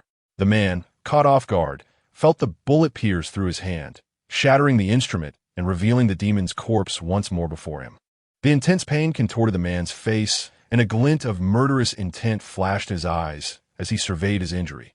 Not very old, yet quite ruthless. Guyi replied, his expression impassive, "Apologies, I have a rather short temper." Hearing this, the man laughed in rage and suddenly summoned a long sword crackling with lightning into his grasp. "I had no intention of engaging you, but you truly seek death?" With that declaration, the man's eyes glinted with heightened malice. In the next moment, his figure lunged forward, swiftly approaching the pair. Guyi, noticing this, furrowed his brow and quickly instructed Luo Shi engage him. "Do not give him a moment to breathe." Luo Shi nodded and charged towards the man with her spear. "Blazing inferno!" she cried, as flames erupted from her spear, sweeping horizontally toward the man. The man's gaze sharpened as he swiftly countered with an upward slash of his sword, deflecting Luo Shi's assault. Simultaneously, Guyi wasted no time in firing at the man. Amidst the continuous gunfire, the man dodged while engaging with Luo Shi. As 6 bullets were expended, Guyi quickly reloaded his weapon. Seizing the opportunity, the man's eyes sharpened. He then swung his sword with great force against Luo Shi's spear, sending her sprawling backward. The man then turned his attention to Guyi, his sword igniting with a brilliant lightning glow as he swiftly swung it toward Guyi. In an instant, a dazzling bolt of lightning, akin to a blade, erupted from the man's sword, hurtling towards Guyi. As Luo Shi barely touched the ground, witnessing this scene, her expression shifted dramatically, and she quickly called out to Guyi, "Be cautious." Simultaneously, upon seeing the approaching lightning sword energy, Guyi's eyes glinted with determination. With a thought, he executed a nimble leap, narrowly evading the lethal strike. While airborne, he promptly fired 3 shock bullets at the man. The man furrowed his brow upon witnessing this, swiftly performing a flourish with his sword to deflect all of Guyi's bullets. However, simultaneously, a powerful shockwave emanated from the sword, forcefully dislodging it from the man's grasp. His complexion paled. In the next moment, a figure descended from the sky. Landing directly behind him, the cold muzzle of a gun aimed at the back of his head. "Who do you wish to perish?" Guyi's chilling voice resonated from behind, instantly intensifying the man's gravity of expression. Concurrently, Luo Shi hastily approached Guyi, her spear in hand. Observing that Guyi had subdued their adversary, she exhaled in relief. Subsequently, Guyi coldly addressed the man, "Speak. What are you truly here for?" At these words, the man's tense demeanor gradually faded into calmness. "I never anticipated that a mere beginner would bring down someone of my caliber," he responded. Upon hearing this, Guyi's brow arched, and the muzzle of his gun pressed firmly against the man's forehead. "Cut the nonsense. Do you truly believe I hesitate to pull the trigger?" The man merely chuckled in response. Just then, a voice suddenly rang out from a distance. "Secure him. Do not let him escape." At the sound of this unexpected command, both Guyi and Luo Shi turned their gazes toward the source. They beheld a middle-aged man clad in a blue robe, hastening towards them alongside the group of young individuals from earlier. The man in black, feeling the pressure of Guyi's gun, smirked slowly. "Enough of this game. Boy, we shall meet again soon." Guyi frowned at the man's words. In the next moment, a cloud of gray mist unexpectedly emanated from the man. Before the astonished eyes of Guyi and Luo Shi, the mist enveloped him, and he vanished like smoke. Only the black robe remained, lying on the ground. Witnessing this, Guyi gritted his teeth in frustration. "Damn it! Had I known, I would have simply eliminated this scoundrel without inquiry." Meanwhile, the man in the blue robe had swiftly arrived at Guyi and Luo Shi's side. Glancing at the discarded robe on the ground, he shook his head in resignation. "These fellows are as slippery as eels. They do know how to flee with remarkable speed." Returning to reality upon hearing the man's words, Guyi inquired, "What was that man truly after?" The man regarded their uniforms and replied coolly, "He belongs to the Gray Mist organization." Upon hearing this newly introduced term, both Guyi and Luo Shi raised their eyebrows in curiosity. "The Gray Mist organization?" The man nodded, observing their puzzled expressions with a hint of confusion. "You are not familiar with the Gray Mist organization?" Guyi and Luo Shi simultaneously shook their heads in response. The man's eyes widened in surprise as the realization dawned on him. "Wait a moment. You are newcomers from the Super Affairs Bureau." To be unaware of the existence of the Gray Mist organization as members of the Bureau can only imply one thing. Upon hearing this, Guyi and Luo she exchanged knowing glances and nodded. The man gasped in astonishment. You two, as newcomers, actually subdued a veteran of the Gray Mist organization? I initially assumed you were seasoned investigators of the Bureau when I witnessed you apprehending that figure in the black robe, but to discover that you're merely novices. I must admit, I have never encountered such formidable newcomers before. His perception of them shifted dramatically. It is worth noting that the individual associated with the Gray Mist organization was presumably at least of a higher realm. Meanwhile, Guyi, observing the man's dazed expression, inquired helplessly, what exactly is the Gray Mist organization? Do enlighten us. Guyi's voice snapped the man back to reality. He cleared his throat and replied, well, the Gray Mist organization is not a closely guarded secret, so sharing some information with you should be acceptable. You are likely aware that all demons originate from the Gray Mist Gate. The Gray Mist organization is, in fact, a sinister cult capable of opening the Gray Mist Gate. Chapter 37. Preparing for Departure. Journey to the Demon Realm. Hearing these words, both Guyi and Luo she felt a jolt in their hearts. Guyi quickly inquired, so, are all the portals of gray fog in this world opened by them? The man hastily shook his head. Not at all. Only a small portion is opened by them. Although they possess the means to unlock the gray fog portals, the cost they must pay is immense. Upon hearing this, Guyi nodded in understanding. This made sense, otherwise he would have been perplexed. If all the portals were opened by this gray fog organization, then Song Mo would have surely informed him long ago. Guyi then asked again, what is their purpose in opening the gray fog portals? Is it revenge against society? The man pressed his lips together and replied, that is a possibility. To be honest, no one truly knows what they aim to achieve. They are simply a group of lunatics. Luo Shi, standing beside Guyi, could not help but nod in agreement. The act of opening the gray fog portals to allow demons to invade the world was beyond mere madness. Guyi contemplated for a moment and asked again, earlier, you mentioned that they seem to be able to cultivate demons? What does that entail? The man responded slowly, well, this is actually a method of their chaos. These individuals have somehow acquired the means to control demons each time the gray fog portal opens. Some of them choose a few demons to control and subsequently feed and cultivate. Guyi's pupils constricted at this revelation. Feed and cultivate? What does that involve? The man took a deep breath and stated, with the flesh and blood of humans. At this revelation, both Guyi and Luo Shi's expressions changed. This is utterly deranged. Luo Shi could not contain her indignation. The man shrugged. Indeed, it is quite deranged. After saying this, he glanced at the nearby corpses of demons and then turned back to face the two. Well then, let me introduce myself. Likan, a steward of the Langyam Mountain Association. Guyi and Luo Shi nodded in acknowledgement. Guyi, Luo Shi. Li Kong smiled faintly at them before turning to the group of young individuals behind him. You all should learn from them. As newcomers, how can they be so formidable? With these words, Li Kong expressed a sense of disappointment. Meanwhile, Guyi could not help but cast a meaningful glance at that group of individuals from the Langyam Mountain Association, a knowing smile gracing his face. The young members, sensing Guyi's gaze, instinctively lowered their heads, feeling ashamed of their previous boastful taunts. Faced with a late-stage demon, they could only wait for support from the organization, let alone attempt to kill it. At that moment, an urgent voice called out from a distance. Brother Yi, what is going on? Lu Nanbei rushed over in a hurry, pulling up his pants as he ran. Earlier, while he was taking a shower, he heard several gunshots. Mistakenly believing that another demon had appeared, prompting him to hastily don his clothes and rush outside. Upon reaching the side of Guyi and Luo Shi, Lu Nanbei, gripping his large machete, scanned the surroundings with vigilance. Brother Yi, what has transpired? Guyi, with a resigned glance in Lu's direction, replied, it's nothing. All is well now. Upon hearing this, Lu Nanbei offered an awkward smile. Ah, my apologies, Brother Yi. I have arrived late. It's fine. Even if you had come earlier, it would have been of little use, Guyi remarked coolly. Lu Nanbei's expression faltered as he acknowledged the truth in this statement.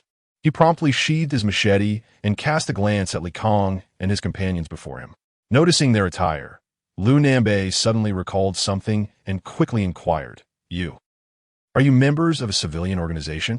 Li Kong nodded in response. Oh my goodness, let me tell you. Previously there were 2 individuals dressed like you who were devoured by that demon. It was absolutely tragic, Lu Nanbei recounted, a hint of trepidation evident on his face. Upon hearing this, Li Kang's lips twitched slightly. Ah, I see. In comparison, their own organization, the Langya Mountain, appeared even more awkward. Meanwhile, Guyi checked the time on his phone and addressed Li Kong. All right, we must take our leave. We have to gather for the demon domain at noon, and it is already 10:30. If we delay further, we shall miss our opportunity. With that, Guyi gestured to Luo Shi and Lu Nanbei before striding towards the demon's corpse. After securing the body, Guyi mounted Chili and glanced at the approaching Luo Shi and Lu Nanbei, saying you. Before he could finish, Luo Shi boldly approached and seated herself in front of Guyi. Surprised by the proximity of the girl, Guyi was momentarily taken aback. Luo Shi turned to glance at Guyi, her cheeks inexplicably flushed. He smells. At this remark, Guyi nearly lost his composure. Very well. Subsequently, he shifted back slightly and beckoned Lu Nanbei, get in. Lu Nanbei nodded eagerly and took a seat in the back of Chili. Hold on tight, Guyi instructed them casually. In the next moment, Guyi pressed the accelerator to the floor, and Chili surged forward like a wild stallion. What the heck? The sudden acceleration startled Lu Nanbei, who quickly grasped Guyi's clothing. Brother Yi drives too recklessly. At noon, several military jeeps were parked within the courtyard of the Super Affairs Bureau, with numerous figures standing in front of each vehicle. Why have Guyi and the others not returned yet? In front of one jeep, Song Mo raised his hand to check his phone, noting the impending departure time. He hastily turned to Li Qie beside him, asking, Do you have any idea? Li Qie, in response, merely shrugged, I have no clue. Let me make a call to hurry them up. As Li Qie reached for his phone, a thunderous roar echoed from afar, growing increasingly closer. The sound drew everyone's attention towards the gate of the courtyard. Under the glow of the lights illuminating the courtyard, a striking crimson Harley suddenly veered into the premises, coming to a gentle halt before the assembled crowd. 3 figures were seated upon the motorcycle. Witnessing this scene, the onlookers momentarily fell silent. Goodness, is that not the living embodiment of Yama? One exclaimed. And who is that lady before him? It's obvious, isn't it? She's his girlfriend. Another chimed in. Am I the only one captivated by that motorcycle? How magnificent! As discussions erupted among the crowd, a sharp twitch flickered in the left eyelid of Luo Qiansheng, who stood near Jeep. Director Luo, it seems everyone has arrived.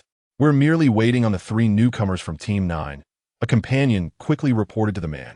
Luo Qiansheng nodded in acknowledgement. Let us prepare to depart. Simultaneously, Guyi turned off the engine of the motorcycle. Lu Nanbei staggered off the vehicle, his gaze somewhat unfocused. The bumpy ride had rendered him nearly dazed. Luo Shi's expression was similarly troubled, despite her belief that she had grown accustomed to the motion. A sense of dizziness still lingered. Over here, came the voice of Li Qie. Guyi and his companions simultaneously turned their attention toward the sound, spotting Li Qie waving eagerly in their direction, flanked by Song Mo and a girl named Wang Shanshan, who was previously seen wielding a sniper rifle. Let's go, Guyi declared, steering his motorcycle into the courtyard and striding toward Li Qie and the others. Luo Shi and Lu Nanbei hastily followed suit. Upon their arrival, Song Mo could not help but inquire, Where have you 3 been? You almost missed us. With a grin, Guyi replied, We were on a mission. As he spoke, he raised the spatial capsule in his hand. Song Mo's expression softened upon seeing it. Very well, everyone is here. Let us board the vehicle. With a wave of his hand, he signaled for the group to enter the nearby jeep. Once they were all settled inside, Song Mo cleared his throat. Attention, everyone. Hearing his voice, the occupants turned their gazes towards him. Slowly, he continued, I would like to briefly outline the objective of our journey. Regarding the Demon Domain, I trust you have familiarized yourselves with it through the Super Affairs Bureau's app. Just yesterday, we received word from headquarters that the Night God team's initial members intend to stabilize a particular mist gate. Consequently, headquarters has decided that you, The newly initiated members of the Bureau will have the opportunity to observe this operation. This will be your first visit to the demon domain. I urge you to pay close attention and fully absorb the experience. As he spoke, Songmo's expression grew increasingly solemn. This observation is of utmost importance for you, as it will provide you with a clearer understanding of what it means to be an extraordinary individual. Additionally, it will illuminate the challenges you will face in the future as a transcendent being, along with the responsibilities that accompany such a role. Chapter 38. The first of the 9 tripods of the Great Xia, the Qingzhou tripod. Upon hearing these words, the group nodded in agreement, giving it little thought. After all, their understanding of the demon domain was rather limited. Observing the expressions of his companions, Songmo's face revealed a knowing smile, the corners of his mouth curling slightly upwards. These novices were blissfully unaware of the sights that awaited them. He hoped that once they arrived in the demon domain, they would maintain such composure. With this thought, Songmo chose to remain silent and settled into the passenger seat. Before long, the vehicle roared to life, gradually exiting the compound of the Super Affairs Bureau. Guyi, with a flicker of intent, summoned the red departure that had been parked within the courtyard, then turned to inquire of Li Qiyi, "Is it just us in Team 9? Li Qiyi shook his head in response. "Not at all, there are others, but they arrived earlier and have likely already departed." Understanding this, Guyi nodded in acknowledgement. Subsequently, silence enveloped the interior of the vehicle. Leaning against the window, Guyi found his mind wandering back to the words spoken by the man from the Gray Fog organization. "Kid, we will meet again soon." This phrase lingered ominously in his thoughts, especially knowing that the Gray Fog organization possessed the ability to open the gate of Gray Fog, amplifying his unease. What could this fellow possibly mean? Just then, as Guyi pondered, Songmo's voice broke through his reverie. "How did your mission go?" Snapping back to reality, Guyi noticed Songmo turning his head to look at them. "Very well, Captain Song," he replied with a grin. Hearing this, Luo Shi's face immediately bore an expression of resignation. "Yes, it went splendidly. We eliminated them all." "Oh, is that so? Let me see." Songmo beckoned with his hand. Guyi, feeling somewhat embarrassed, chuckled awkwardly. Is it really necessary to see?" Songmo raised an eyebrow, a sense of foreboding creeping into his thoughts. "No more nonsense, kid. Hand over the space capsule." With a resigned sigh, Guyi reluctantly complied and passed the space capsule over. Upon receiving it, Songmo examined its contents, his lips twitching involuntarily. The state of the demons within was utterly gruesome, leaving him momentarily speechless. He began to seriously question whether Dr. Su had misjudged this young man. "Is this really all right?" With a heavy sigh, Songmo tossed the space capsule back and turned away, enveloped in silence. Observing Songmo's reaction, Li Qi instantly understood the situation without needing to ask. Afterward, the group fell into a quietude. Approximately 3 to 4 hours later, Songmo's voice echoed within the vehicle. "We're almost there." At the sound of Songmo's voice, Guyi and the others leaned towards the window to gaze outside. They found themselves traversing a deep tunnel. As the vehicle moved steadily forward, the scene before them suddenly opened up, revealing a vast military base that came into view before Guyi's eyes. Before long, the vehicle came to a halt. Songmo emerged from the passenger seat. Waving to the group, "We have arrived, disembark." Upon hearing this, Guyi and the others stepped out of the car, gazing at the military base before them with expressions of bewilderment. Meanwhile, Songmo regarded the military base with a complex look, explaining to the group, "We are currently in Qingyang City, and this is the entrance to the demon domain." The revelation surprised Guyi and his companions, as they had not anticipated that the so-called entrance to the demon domain would be a military base. They had envisioned it to be located deep within a remote forest. At that moment, a group of individuals clad in the purple uniforms of the Supernatural Affairs Bureau approached them with smiles on their faces. "Ha ha ha, Director Luo, it has been a long journey." Upon hearing this, Guyi raised an eyebrow. He then saw Luo Qiansheng stepping out from the crowd, shaking hands with the speaker. "Director Li, it has been a while." At this moment, Songmo quietly introduced to Guyi and the others, "That is our branch director from Jiangqing's Supernatural Affairs Bureau, Luo Qiansheng." Shortly thereafter, Luo Qiansheng and Director Li concluded their brief reunion and turned to address the group. "Without further ado, team leaders, gather your members and prepare to enter the demon domain. Upon hearing this, curiosity flickered across the faces of all the newcomers from Jiangxing's Supernatural Affairs Bureau. Follow me. Meanwhile, Song Mo, standing in front of Gu Yi, turned and beckoned them to follow. Subsequently, Gu Yi and his companions, under Song Mo's guidance, made their way into the interior of the military base. Before long, Gu Yi and his companions, led by Song Mo, navigated through the throngs of people and entered a platform within the military base that was significantly larger than the one they had just left. On this platform stood a considerable number of young individuals dressed in Supernatural Affairs Bureau uniforms. Song Mo glanced around and casually informed Gu Yi and the others. These are personnel from the branches of the Supernatural Affairs Bureau in nearby cities. We will be entering the demon domain together shortly. After hearing Song Mo's words, Gu Yi and the others nodded, their attention drawn to a massive four-legged cauldron that loomed on the platform ahead. The cauldron appeared to stand about 10 meters tall, entirely black and faintly adorned with shimmering purplish-golden patterns, exuding an air of the extraordinary. That cauldron is. Gu Yi began to speak. Upon hearing this, Song Mo also looked toward the four-legged cauldron and softly elucidated. You should have come across this in the Supernatural Affairs Bureau's app. The so-called demon domain was established using a certain artifact from the Great Xia dynasty. This artifact is known as the 9 tripod cauldrons of Great Xia. What you see before you is one of those, the Qingzhou Ding. It is also an essential item for accessing the demon domain. Hearing this, Gu Yi recalled what Luo Qiancheng had mentioned to him and Luo Shi earlier. So, this is what is referred to as the 9 tripod cauldrons of Great Xia. As Gu Yi pondered, 2 elderly men clad in long azure robes, with stern expressions, gradually emerged from a room on the platform. The attention of the gathered crowd was immediately drawn to these 2 figures. Song Mo took the opportunity to explain to several individuals that these venerable elders hailed from the Jiuhua Building Association and served as both guardians and gatekeepers of the Qingzhou Cauldron.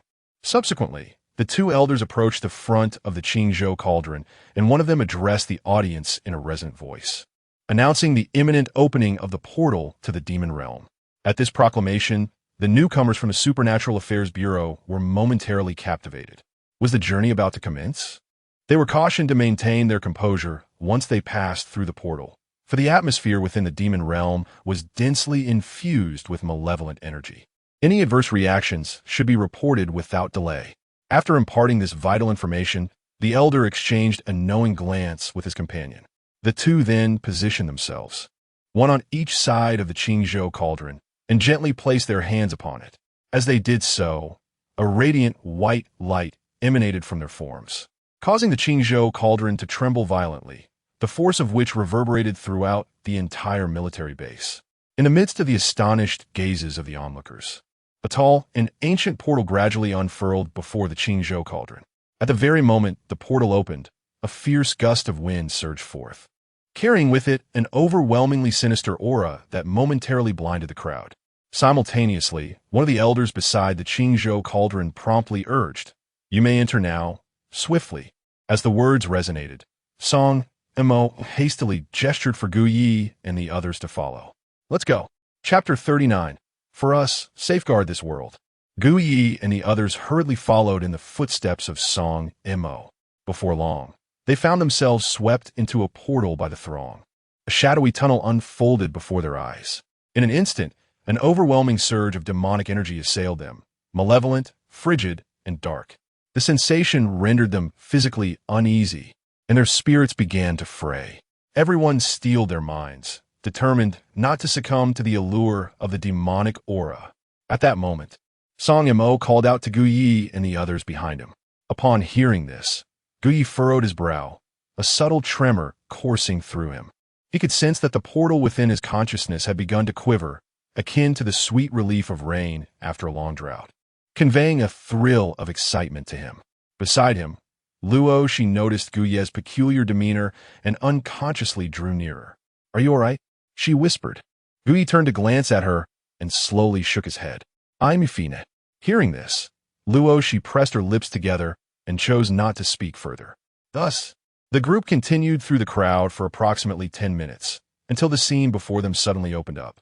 Stepping out of the shadowy tunnel, they found themselves in a deep valley. The light was dim and yellowish, emanating a somber orange glow. Looking up, they could see steep cliffs rising on either side, revealing only a sliver of the overcast sky. Within the valley, a howling northern wind swept through, carrying with it a dampness and an unpleasant odor that made everyone frown. This was indeed the necessary path to the demon domain, the mountain sea demon frame. Song Mo's voice echoed in the ears of Gu Yi and the others. And upon hearing this unfamiliar term, they were momentarily taken aback. In the next instant, pairs of fiery red eyes suddenly lit up along the cliffs on either side. These countless crimson eyes seemed to permeate every corner of the cliffs. The sight appeared exceedingly eerie in the dim environment, prompting everyone to instinctively retreat a couple of steps. Oh my goodness, what are those? They can't all be demons, can they? So many. The newcomers exchanged panicked remarks, expressions of terror etched on their faces. Just then, a voice emerged from behind them. These are our predecessors. Turning to look, they beheld Luo Qiansheng and several other leaders from the city standing behind them. In an instant, the crowd parted to make way for the group. Luo Qiansheng and his companions slowly approached the newcomers, their gazes filled with emotion as they regarded the red eyes on the cliffs. The mountain sea demon frame, much like the great Xiaonine tripods, was also an artifact of immense power. The eyes before them belonged to extraordinary beings from around the world, teetering on the brink of losing control. Upon hearing these words, confusion washed over the crowd. These are all extraordinary beings? Immediately, a complex expression emerged on Luo Qiansheng's face. He turned to the crowd and began to speak softly. After joining the Extraordinary Bureau, each of your captains must have mentioned the issue of the extraordinary going out of control. The Mountain Sea Demon Frame is a divine artifact capable of suppressing such chaos. Many extraordinary individuals on the brink of losing control willingly enter this frame, harnessing the power of the artifact to retain the last vestiges of their humanity while awaiting the day they can once again protect the world with their final strength. As Luo Qiansheng's voice resonated, a sense of solemnity enveloped the group, transforming their expressions into a tapestry of complexity. What immense righteousness must one possess to make such a choice? In that moment, the hearts of the crowd stirred with emotion. Luo Qiansheng continued, this time, I bring you to observe the demon domain to allow you to see more vividly what it truly means to be extraordinary. With a silent sigh, he added, the gate of gray mist has opened, and the demons invade. We have gained power and become the guardians of this world. Yet, we must also confront the specter of chaos. Thus, the extraordinary are not merely glamorous figures. We are not only protectors, but also a group of wretched souls perpetually battling danger and madness. His words struck each person like a heavy hammer against their hearts. Gu Yi and Luo, she felt a slight tremor in their eyelids. Once, Luo Qiansheng had spoken identical sentiments to them, but they had not felt the weight of those words at the time. Only upon witnessing the scene before them did they finally comprehend. At that moment, Luo Qiansheng took a deep breath and gestured to the crowd. Now, follow me as we traverse the deep valley. With that, he turned and began to walk ahead with the leaders, while Gu Yi and the others trailed closely behind. Silence reigned among the group, their footsteps echoing crisply in the valley. Soon, pairs of crimson eyes began to draw nearer. At the cliff's edge, monstrous figures resembling demons gradually emerged from the shadows. The first sighting of these creatures elicited gasps of astonishment from the onlookers. Simultaneously, upon hearing their cries, the creatures spoke in human tongues. Fear not, children. How youthful you are, how delightful. Are you all newcomers? Despite their grotesque appearances, their voices were remarkably gentle. In an instant, the crowd was profoundly shaken by these words. An undeniable wave of sorrow and shame washing over them. I am sorry, predecessors. I apologize. Many bowed their heads, recalling Luo Qiansheng's earlier declaration that these were their forebears. Yet, they still exhibited panic and fear, a display of disrespect towards their elders.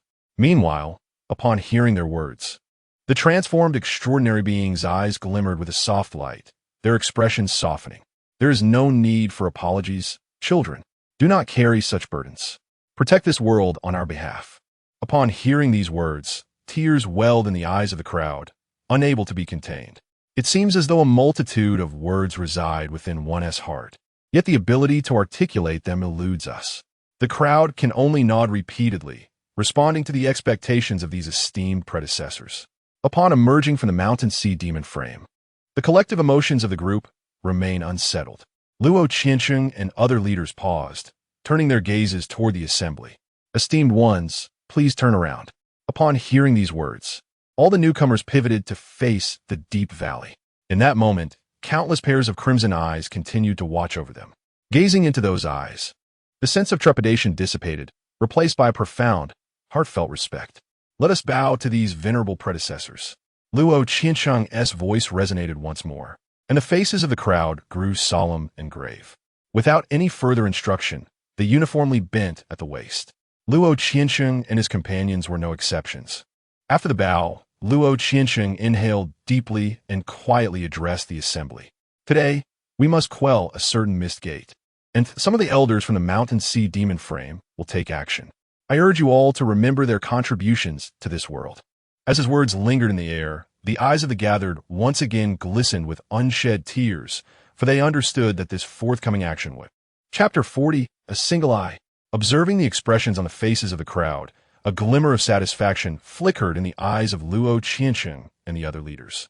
It was evident that their efforts were not in vain this time. A few words, a single scene, had planted a seed of guardianship within the hearts of these children. Meanwhile, Song Mo, standing before Gu Yi, abruptly turned to face him. You see the inevitable outcome, don't you?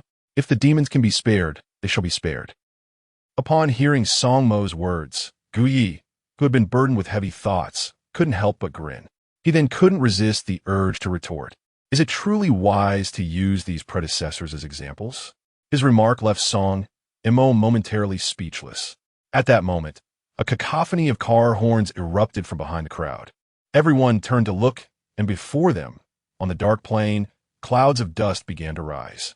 A convoy of military jeeps appeared in their line of sight.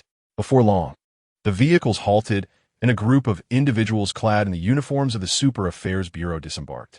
One of them swiftly approached, saluting Luo Qiansheng and the others.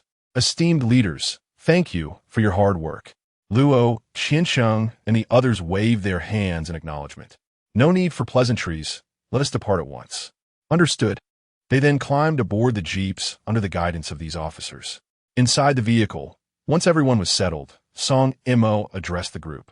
Next, we shall proceed directly to the outskirts of the battlefield, confronting the great demons. The demonic energy there will be even more intense. Anyone who feels unwell must speak up. Is that clear?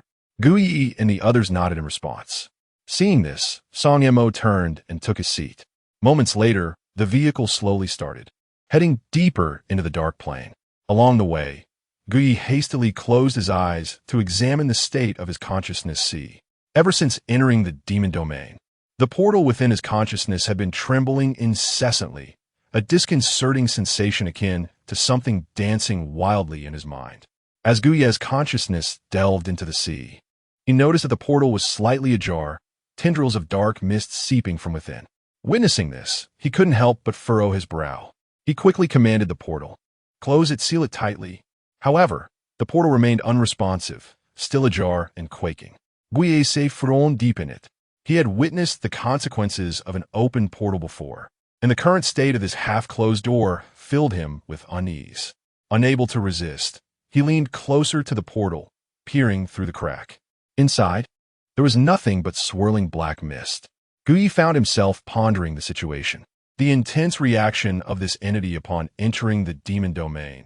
Was it merely due to the overwhelming demonic energy, or was there something else provoking the portal? Just then, one of the doors suddenly quivered. Gu Yi snapped back to reality and looked at the portal, his heart racing as he felt a chill run down his spine. What was happening? Gu Yedouin was immediately drenched in cold sweat. Peering through the slightly ajar door, he spotted an eye. This eye was intently observing him. With a pair of hands pressed against the door seam, attempting to open the door, Gu Yi swallowed hard, disregarding everything else, and rushed forward, trying to shut the gap. However, as his consciousness approached, a sudden flicker of panic flashed in that eye. In an instant, the door abruptly closed. The black mist retreated entirely, and the door ceased to tremble. Witnessing this scene, Gui furrowed his brow even deeper.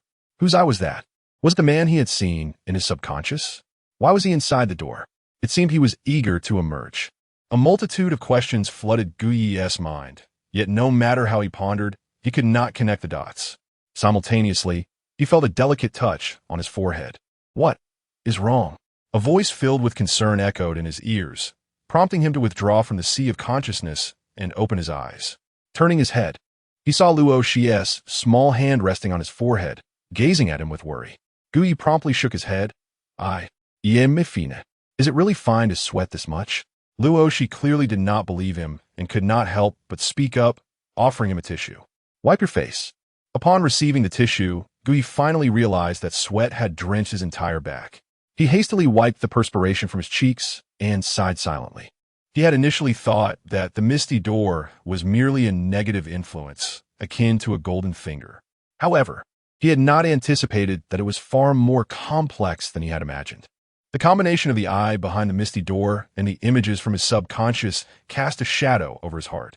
The previous obedient and docile nature of that thing was likely nothing more than an act. He vividly recalled how that eye seemed to fear him.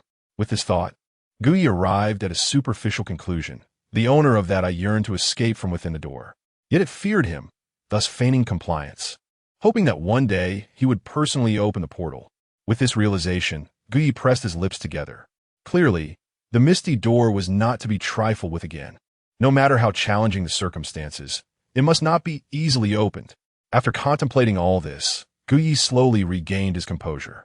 He could not help but glance over at Luo Xi beside him, only to find her staring intently at him. Upon noticing Gui's sudden gaze, Luo Xi's eyes darted away, and she quickly turned her head. Amused, Gui shook his head. Why do I feel like you have a crush on me? As soon as he uttered these words, Luo Xi turned back, looking at him with an expression of disbelief. Hey, how can you be so narcissistic? Gui merely smiled noncommittally, choosing not to respond further. Observing this, Luo Xi could not help but huff, subsequently turning her head back. This guy, so infuriating. Soon, the car came to a gentle stop. Song Mo rose and gestured to the crowd, prompting them to disembark from the vehicle. As they surveyed their surroundings, they realized they were standing upon a precipice. Below the cliff lay a city, steeped in a palpable aura of malevolence. This city was the very location of the gray mist gate that they were to subdue today. Song Mo began to elucidate the situation to the gathered individuals. In the next moment, an eerie cry resonated from within the city. Unable to restrain their curiosity, the group gazed downward, where they perceived movement within the city. Suddenly, a massive head emerged from the depths of the fortress, its blood-red eyes glimmering with cruelty and a thirst for violence. How fresh! How enticing the flesh and blood! Chapter 41. Success does not necessitate my presence. For our homeland, kill. A hoarse voice resonated with a palpable blend of brutality and exhilaration. In conjunction with the scene before them, everyone instinctively took a step back, their faces betraying a hint of terror. A colossal demon with the ability to speak stood before them, its head alone spanning a width of several meters. Astonishingly, atop this immense cranium was a human visage, while beneath it coiled a massive serpent-like body. At this moment, the demon loomed within the city, having uttered a menacing threat yet remaining still, quietly observing the crowd gathered at the cliff's edge. Meanwhile, Luo Qinchang softly reassured the assembly, there is no need for fear. Under the protection of the Qingzhou Ding, that demon dares not approach. Upon hearing his words, the expressions of the crowd softened slightly, though traces of panic lingered upon their faces. Gui stood amidst the throng, gazing at the demon, unable to suppress a slight pursing of his lips. What manner of demon is this? He inquired. At Gui's question, Song Mo turned to him, replying coolly, Zhu Yin, a demon closely associated with the divine in mythology. Upon hearing this, Gui silently nodded, pondering the formidable strength this entity must possess. Song Mo, sensing his curiosity, offered a wry smile. Why do you ask so many questions? Do you wish to challenge it? Gui chuckled sheepishly, perhaps not after all.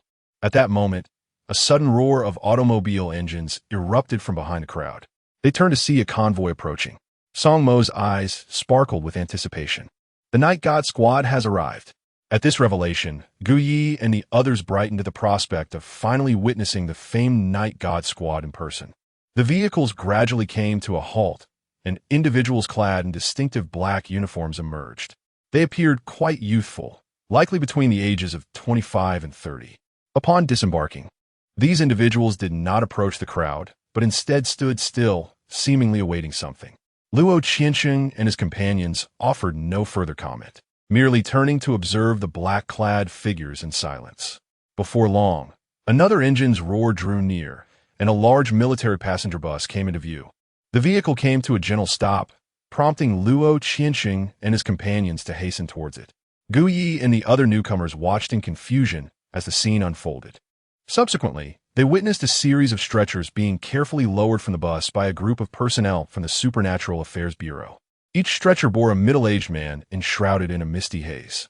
These individuals were the original members of the Night God Squad. At that moment, Song Mo quietly explained to Guyi and the others, "They're the protagonists of today." Guyi and his companions regarded the middle-aged men with complex emotions, for they appeared akin to patients stricken with terminal illnesses, their time seemingly running short. As the last of the originals were lifted from the vehicle, the gravity of the situation loomed heavily in the air. Regardless of the individuals from Luo Qiansheng or the members of the Night God team, all bore solemn expressions as they rendered a military salute to the assembly. The initial generation lying on the stretchers cast their gazes over Luo Qiansheng and the Night God team, ultimately fixing their eyes upon Guyi and his companions. Ahem. Ahem. Are these all newcomers? One of the initial generation coughed violently twice and in a hoarse voice inquired. Upon hearing this, Luo Qiansheng promptly nodded in affirmation. Indeed. A smile emerged on the speaker's face. Excellent. Excellent, the lineage continues. At this declaration, the gathered crowd fell into a contemplative silence. The individual then continued. Enough of this sentimental farewells. Let us commence the demon framework. Hearing this, Luo Qiansheng opened his mouth but refrained from further words, simply waving his hand to those beside him. Subsequently, Luo Qiansheng and his entourage swiftly departed. After their departure, the initial generation members, who were barely clinging to life on the stretchers, mustered their strength to rise. Concurrently, the mist enveloping them thickened significantly. The members of the Night God team rushed forward to assist, but were rebuffed by the initial generation. We're not so fragile. Upon hearing this, the members of the Night God team halted, their expressions gradually turning complex. The initial generation member who had spoken earlier took a few deliberate steps forward and solemnly addressed the Night God team.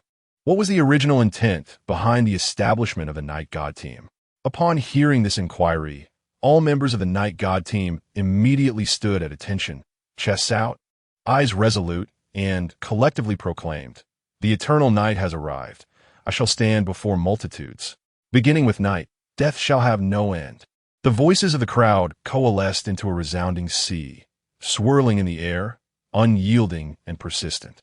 Witnessing this scene, Guyi and his companions were inexplicably stirred, their blood boiling with fervor. Several members of the initial generation displayed smiles upon hearing this. Subsequently, the initial generation member nodded gravely to the assembly.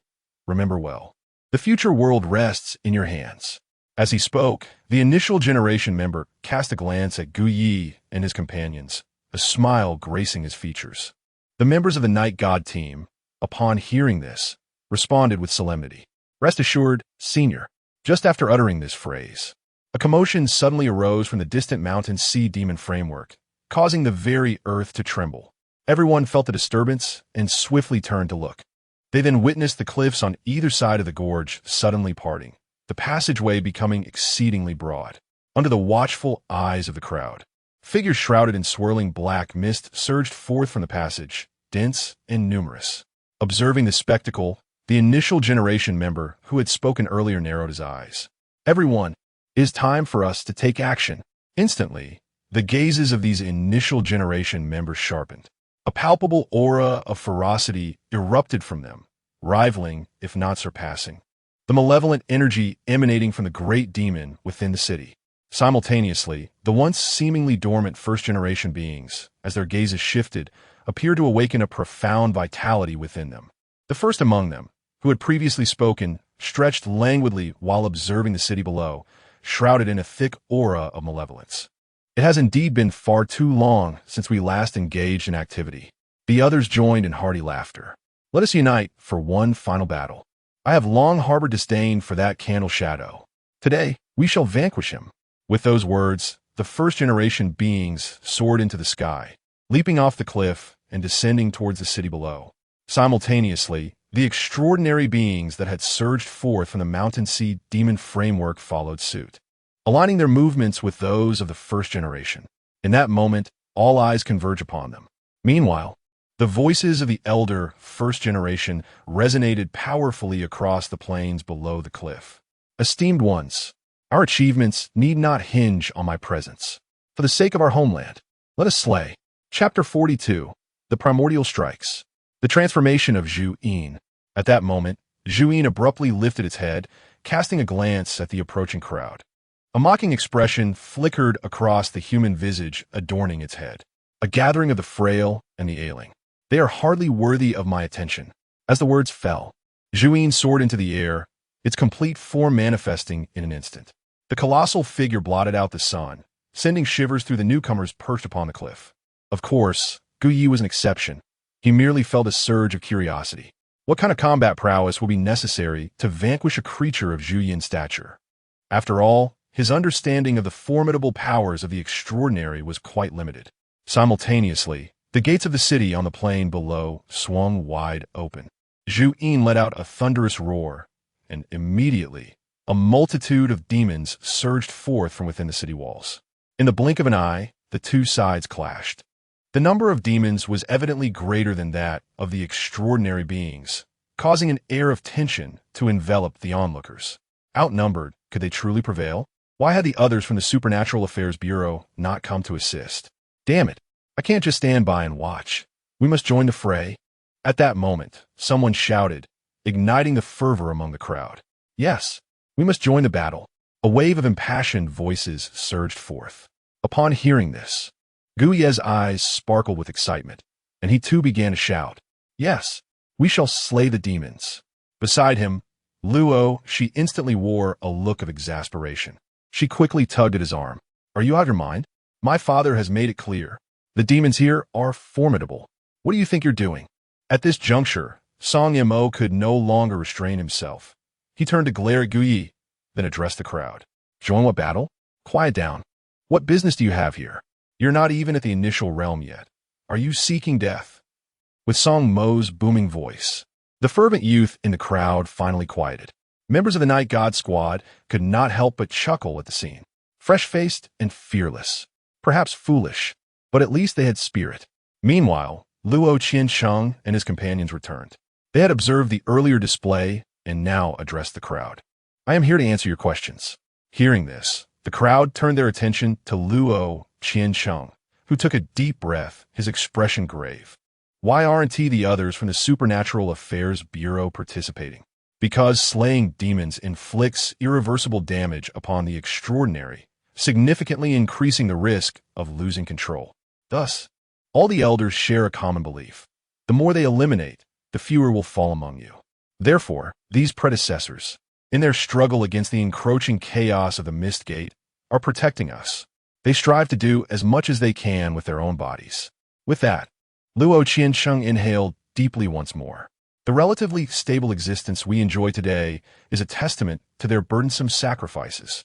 At this moment, the crowd fell into a profound silence upon hearing those words. Gazing down at the fearless, near unruly extraordinary beings below, a complex expression appeared on everyone's faces. Luo Qiansheng, observing the expressions of the crowd, spoke once more. Stay vigilant. You have yet to mature. In due time, the responsibilities borne by these predecessors will be entrusted to you. Meanwhile, on the battlefield, a loud cry suddenly resonated from the plains below. Make your move.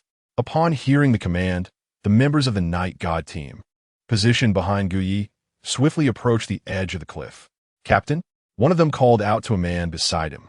The man fixated on the enormous candle shadow below, a glimmer of determination flashing in his eyes. Let us advance. We shall pave the way for our predecessors. Indeed, in an instant, The current members of the Night God team charged downwards. The small squad, comprising a dozen individuals, reached the plains and immediately carved a bloody path akin to a meat grinder. With their arrival, the pressure on the battlefield diminished significantly. Several of the first-generation members exchanged glances. The time has come. Subsequently, under the watchful eyes of Gu Yi and the others, the figures of the first-generation members soared into the air, each retrieving their own life-bound artifacts. A powerful surge of mental energy swept across the scene. Sensing this formidable aura, Gu Yi's eyes brightened. Is this the power that high-level extraordinary beings can wield? Simultaneously, the candle shadow turned its gaze towards the first-generation members suspended in mid-air. Speaking in a human tongue, "What? Do you intend to strike at me?" Such audacity from a group of soon-to-be buried wretches. One of the first-generation members calmly responded, "It is high time to eliminate this beast."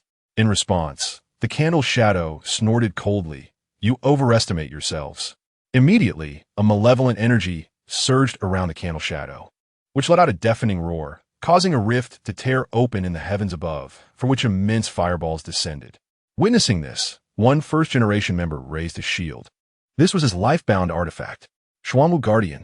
As he shouted, the shield radiated light, and the waves of mental energy surged forth. On the battlefield, a phantom of Xuanwu rapidly expanded, blocking all the fireballs summoned by the candle shadow. Observing this spectacle, all the newcomers from the Extraordinary Bureau erupted with excitement. So powerful. Meanwhile, Song Yemo elucidated to Gu Yi and the others. This is the manifestation of mental energy that only high-level extraordinary beings can achieve. As one's life tier ascends, mastery over mental energy becomes increasingly refined. The external projection of mental energy is a hallmark of the high level. Upon hearing this, Gu Yi and the others nodded in understanding. Concurrently, other first-generation members began their assault. One first-generation member, wielding a spear, was the first to charge at the candle shadow. "I shatter," he proclaimed, as the spear emitted an intensely frigid energy. Behind him, several ice spikes gradually formed. As this primordial being thrust forward with his spear, all the ice spikes surged towards the creature known as Zhuyin. Upon witnessing this, Zhuyin swiftly opened his mouth wide, unleashing a torrent of searing flames. The onlookers gasped in awe, captivated by the spectacle that unfolded before them, reminiscent of cinematic special effects. Such a fierce clash revealed to them the pinnacle of what it meant to be an extraordinary being. Simultaneously, another primordial figure wielding a longsword began to unleash his soul technique. Phantom, Sword Dance. A brilliant light erupted from the blade as he executed a flurry of strikes, conjuring a sword aura resembling a blooming lotus that surged toward Zhuyin. Faced with the combined assault, a chilling glint flickered within Zhu Yin's vertical pupils. In an instant, he let out a thunderous roar, and a dense gray mist enveloped his massive form. Moments later, a robust man with fiery red hair emerged from the fog. With a casual wave of his hand, a shield of flames materialized around him, effortlessly deflecting both of their attacks. The man stretched leisurely, a playful smirk gracing his features. How convenient it is to assume a human form. Chapter 43. A fleeting moment of glory.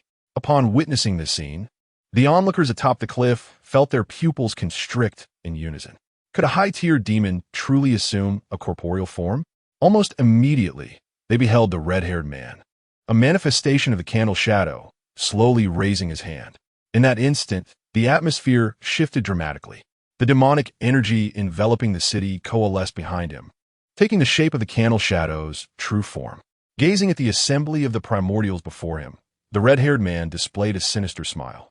It had been quite a while since he had last engaged. "Since you have come to court death, allow me to oblige."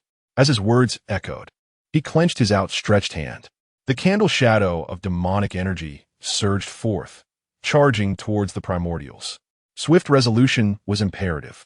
One of the primordials swiftly communicated with his companions, and, without hesitation, all the primordials sprang into action. In an instant, various soul techniques were unleashed upon the demonic candle shadow.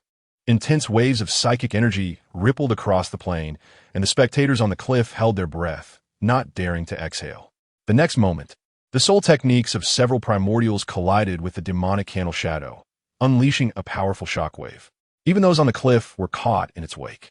Simultaneously, the candle's shadow visibly began to dissipate under the combined force of the primordials. The onlookers atop the cliff struggled to open their eyes, and upon witnessing this development, expressions of joy illuminated their faces. However, at that moment, the red-haired man's slit pupils glinted with a fierce intensity.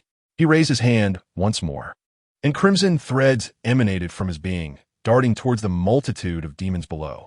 As these demons were ensnared by the red threads, they instantaneously transformed into clouds of blood mist. The rich scent of blood surged through the threads into the red-haired man, causing his aura to swell dramatically. Subsequently, he lightly gestured towards the demonic candle shadow.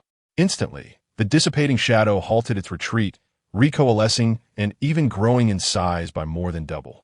The spectators on the cliff gasped in astonishment. What on earth is he doing? Is he augmenting his power by consuming his own kind? Soon after, the colossal demonic candle shadow opened its gaping maw, emitting a deafening roar. It radiated an aura of extreme terror, and in mere moments, it devoured the attacks from the primordials. If that were all there was to it, then it would end here? The red-haired man's eyes flashed with murderous intent as he surveyed the primordials. In the next heartbeat, he commanded the candle shadow to launch a new assault against them. The primordials, realizing the grave danger, hastily dodged. In an instant, the tide of battle shifted dramatically. This turn of events left the hearts of the onlookers on the cliff in a state of anxiety. Meanwhile, high above the plain, one primordial urgently conveyed to his companions, "This beast is too formidable. We cannot allow this to continue. We must take decisive action." Upon hearing these words, the expressions of the several original members turned grave, and they nodded in unison. In the next moment, they ceased to evade, and a dense gray mist suddenly erupted from their bodies. Under the influence of the mist, the momentum of these original members surged, and the fluctuations of their mental energy intensified significantly. Without hesitation, they boldly charged towards the ominous presence of the demonic chi and the red-haired man. Witnessing this scene, the red-haired man was taken aback, unable to suppress his alarm as he called out to them, "You fools! Abandoning the suppression of the demonic chi within you is a path to certain doom." One of the original members, with a resolute expression and unwavering gaze, replied, "We did not come here with the intention of returning alive. Prepare to meet your end." As these words fell, all the original members channeled their entire mental energy, unleashing their most potent soul techniques: Night Wanderer's Blade, Purple Lightning of 10,000 Swords, and Xuanwu's Mountain Splitter. In an instant, the fluctuations of mental energy surged across the plain, raising fierce winds that whipped against the faces of those on the cliff, eliciting a sharp sting. Meanwhile, the red-haired man gritted his teeth, his expression twisting into a snarl. "You think it will be so easy to defeat me?" He then spat a mouthful of vital blood, infusing it into the demonic chi, causing its form to swell once more. In the next moment, a thunderous collision erupted, sending forth a powerful explosion that reverberated across the plain.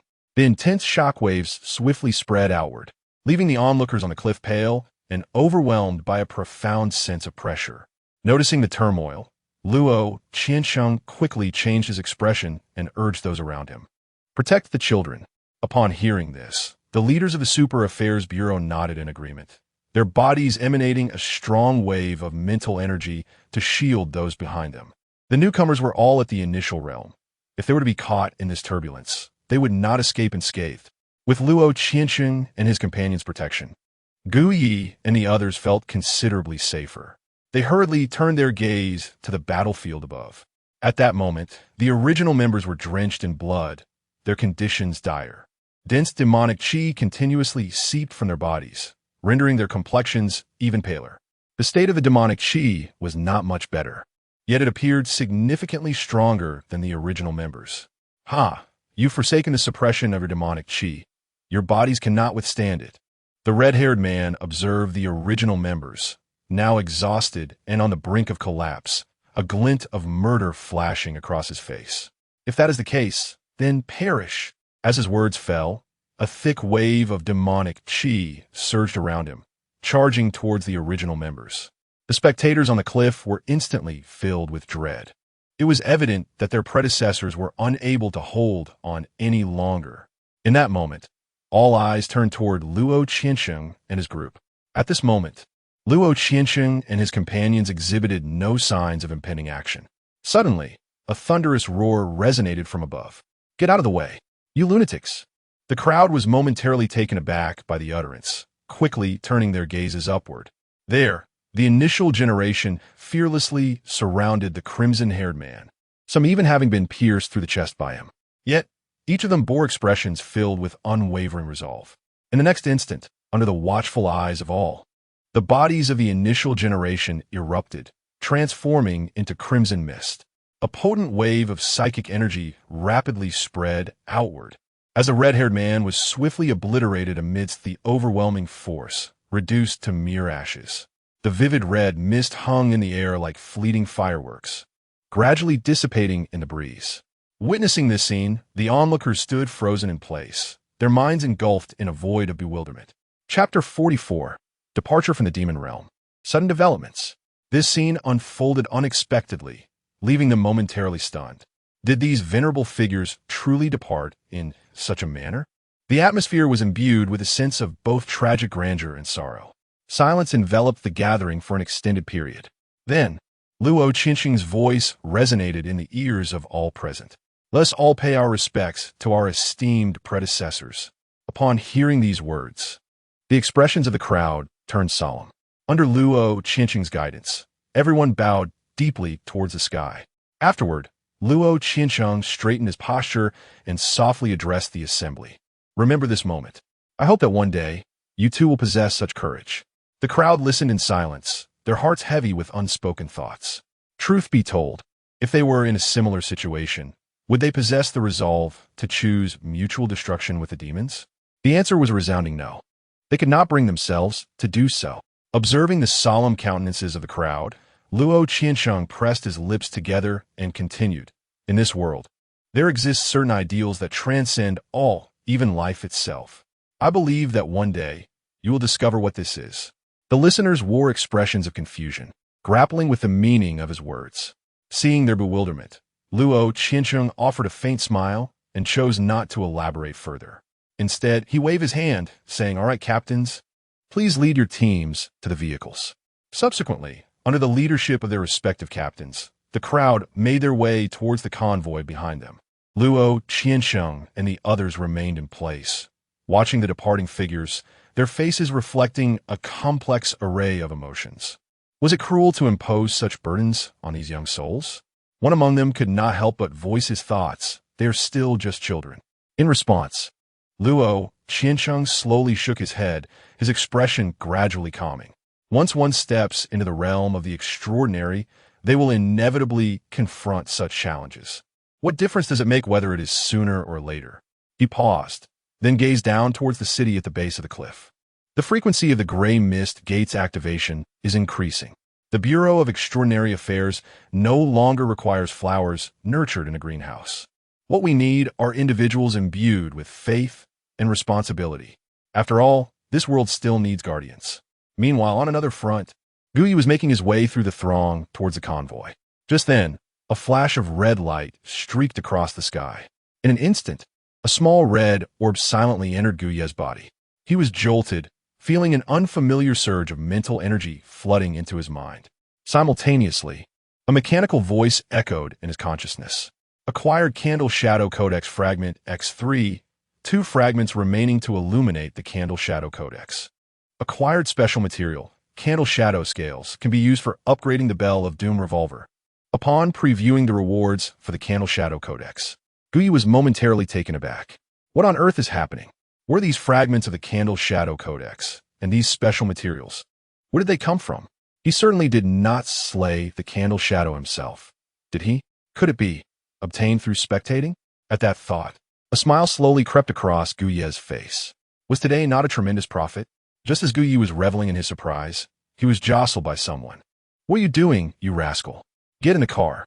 Guyi snapped back to reality and saw Song Mo standing behind him, regarding him with a bemused expression. Guyi grinned and stepped into the vehicle. Once Guyi settled inside, Song Mo slowly addressed everyone. "All right, this observation session is concluded. I trust you all have gained significant insights. However, there is one thing I must reiterate. As he spoke, Song Mo's demeanor turned serious. I believe you all witnessed the consequences of losing control, so in the future, when executing missions beyond the demon domain, you should refrain from killing demons whenever possible. Especially you. With that, Song Mo's gaze turned sharp as he looked at Gu Yi. The others turned their attention to Gu Yi, unable to suppress their smiles. Gu Yi's expression darkened. Not this again. His ears were nearly calloused from hearing such admonitions. Watching Gu Yi's reaction, Song Mo couldn't help but shake his head. When entering the demon domain, Director Luo had uttered a profound statement. Extraordinaries are not only the guardians of this world, but also a group of unfortunate souls constantly battling against danger and madness. After witnessing the events of the day, it was evident to everyone the weight of this statement. You are all newcomers. You must prioritize your safety. This is no trivial matter. Everyone nodded in agreement, Gu Yi included. In all honesty, the figures within the mountain and sea demon frame left a profound impression on them.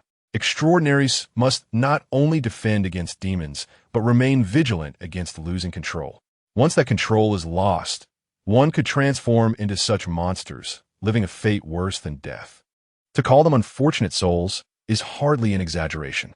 Seeing the understanding in their eyes, Song Mo felt a sense of relief and gradually took his seat within the car. Before long, the vehicle started moving, retracing its route. Upon reaching the outskirts of the demon frame, everyone disembarked and walked along the deep valley towards the portal they had arrived at earlier.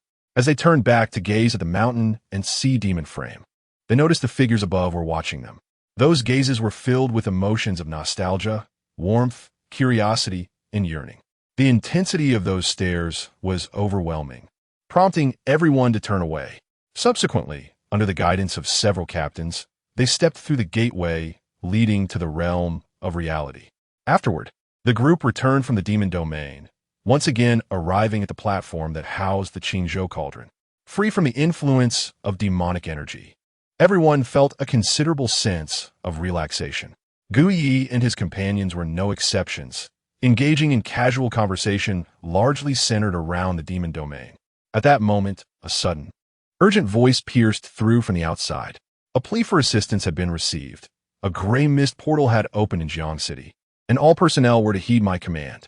Upon hearing this, the pupils of all members of the Jiang City Supernatural Affairs Bureau contracted sharply. Song Mo and the others hastily made their way outside to inquire about the situation. In a brief span of time, Song Mo and his companions returned with serious expressions. Approaching the group, Song Mo gestured without hesitation to the personnel of the Jiang City Supernatural Affairs Bureau. Observing this, everyone promptly followed Song Mo outdoors. On the way, noticing the furrowed brow of Song Mo, Gu Yi could not help but ask, "Captain Song, what is the situation?" In response, Song Mo spoke in a grave tone. "It is not optimistic. All units from the surrounding districts of Jiang City have already been dispatched here." Hearing this, Gu Yi and the others instantly knitted their brows. The need for such substantial support indicated that the emergence of demons from the gray mist portal was no small matter. Then, Li Qiye recalled something and quickly turned to Song Mo, asking, "Captain Song, where exactly is the location of this gray mist portal?" Upon hearing the question, Song Mo pressed his lips together, responding solemnly, "The location is Qinglong Mountain." At this revelation, Gu Ye's pupils dilated in shock. Chapter 45, Mother, Little Sister, Wait for me. Meanwhile, upon hearing the location, Luo, she suddenly turned to Gu Yi, a wave of concern slowly creeping across her cheeks. At that moment, Lu Nanbei also realized something, hastily glancing at Gu Yi, unable to suppress a gulp. "Brother Yi," before he could finish, Gu Yi's expression had already twisted into a grimace. Without uttering another word, he charged out. One thought consumed his mind. Mother and little sister were still at home. Seeing this, Luo, she gritted her teeth and quickly followed suit. The others, including Song Mo, were momentarily taken aback. What on earth was happening? Lu Nanbei promptly exclaimed. Brother Yi's hometown is Qinglong Mountain. Upon hearing this, the expressions of Song Mo and the others shifted dramatically. "Quick, hurry up," Song Mo urged and dashed outside. As they sprinted out of the military base, Gu Yi immediately summoned his motorcycle, Qi Li. At that moment, a voice called out from behind him. Wait, wait up. Luo, she had caught up, running alongside him. Observing his fierce demeanor, her initial instinct to dissuade him vanished in an instant. Without hesitation, she climbed onto the back seat of Qili. I'll guide you. The path can be convoluted. I remember the route well. Initially intending to push her off, Guyi nodded in acknowledgement at her words. Thanks. With that, he swiftly mounted the motorcycle and twisted the throttle to the max. Qili surged forward, glowing subtly, like a beast charging down the mountain road, leading away from the military base. By the time Song Mo and the others emerged, Guyi and Luo, she had already covered a significant distance. Song Mo raised an eyebrow in surprise. Where did this kid get a motorcycle? Liu Nambei, Likia, and Wang Shanshan exchanged bewildered glances. On the other side, having exited the deep mountains, they regained mobile signal. Guyi immediately instructed Luo she to call home. But no one answered. He then asked her to dial Gu Deshang, but the outcome was the same, no response. This only deepened Guyi's grim expression. Throughout the journey, Guyi maintained his speed. In a short while, under Luo Shi's guidance, he navigated out of the mountainous military base and into the urban area. As dusk approached, they encountered the evening rush hour, and the roads were heavily congested. Guyi endeavored to accelerate, yet found himself trapped on an elevated highway. To make matters worse, the weather turned, with gentle rain beginning to fall. Glaring at the snarl of traffic, Guyi's expression grew increasingly fierce. Damn it, Luo Shi, sensing his agitation, quickly spoke in a soothing tone. You don't need to be too anxious. The Special Affairs Bureau people have already gone over. Your mother and sister will surely be all right. She endeavored to soften her words, attempting to calm his turbulent emotions. At that moment, Guyi's phone suddenly rang. Startled, he quickly retrieved his phone to check the caller. Upon seeing it was a call from Gu Deshang, his anticipation diminished significantly. Hello, how is everything at home? Guyi asked immediately after answering. Sensing the urgency in Guyi's tone, Gu Deshang quickly replied, Xiaoyi, stay calm. Speak quickly. Guyi Urgit. I am currently at Qinglong Mountain, and I haven't seen anyone at home. Hearing this, Guyi's hand trembled slightly as he held the phone, his heart plummeting to despair. But don't panic. The town received news in advance. They must have evacuated. I am bringing people. Gu Deshang's words were abruptly cut off by cacophony on the line. There are demons. Beep, beep. The call was then disconnected. Listening to the busy tone echoing from the phone, Guyi clenched his teeth, blood vessels gradually surfacing in his eyes. He swiftly surveyed his surroundings and turned to Luo Shi behind him. Hold on tight. Although Luo Shi was unaware of his intentions, she did not question him further and immediately wrapped her arms around his waist. Guyi glanced at the river beneath the elevated bridge, took a deep breath, and a resolute expression emerged on his face. Mom, little sister, wait for me. In the next instant, Guyi summoned all his strength and forcefully lifted the front of the chilly vehicle. The throttle was immediately pressed to the floor, and the engine roared to life. Grinding his teeth, Guyi swiftly turned the vehicle around, and the chili soared along the edge of the elevated bridge's railings. After tracing an arc through the air, it plunged into the river below. This scene left all the drivers on the elevated bridge in utter shock, many hastily exiting their vehicles to peer over the edge. The red and blue motorcycle landed steadily on the water surface, creating a massive splash. In the blink of an eye, to the astonished gazes of onlookers, the motorcycle sped across the water with remarkable agility. I knew it, Luo Shi murmured, leaning against Guyi's back. Since the motorcycle's second abrupt appearance, she had sensed its extraordinary nature. Its speed had already far exceeded her comprehension, and now it glided effortlessly on the water. For a moment, Luo Shi couldn't help but wonder if this motorcycle was also his fated object. She had heard her father mention that while instances of twin fated objects were rare, they were not unheard of. However, she refrained from voicing her curiosity at that moment. With the family in turmoil and the fates of his mother and sister uncertain, he must be feeling desperate, she thought, tightening her embrace around Guyi's waist. Before long, they drifted into the territory of Jiang City along the river. Qingyang and Jiang City were adjacent, and this river conveniently flowed through both cities, which explained Guyi's choice of route. As they transitioned from the river to the rural road, they encountered a steady stream of vehicles evacuating from Qinglong Mountain.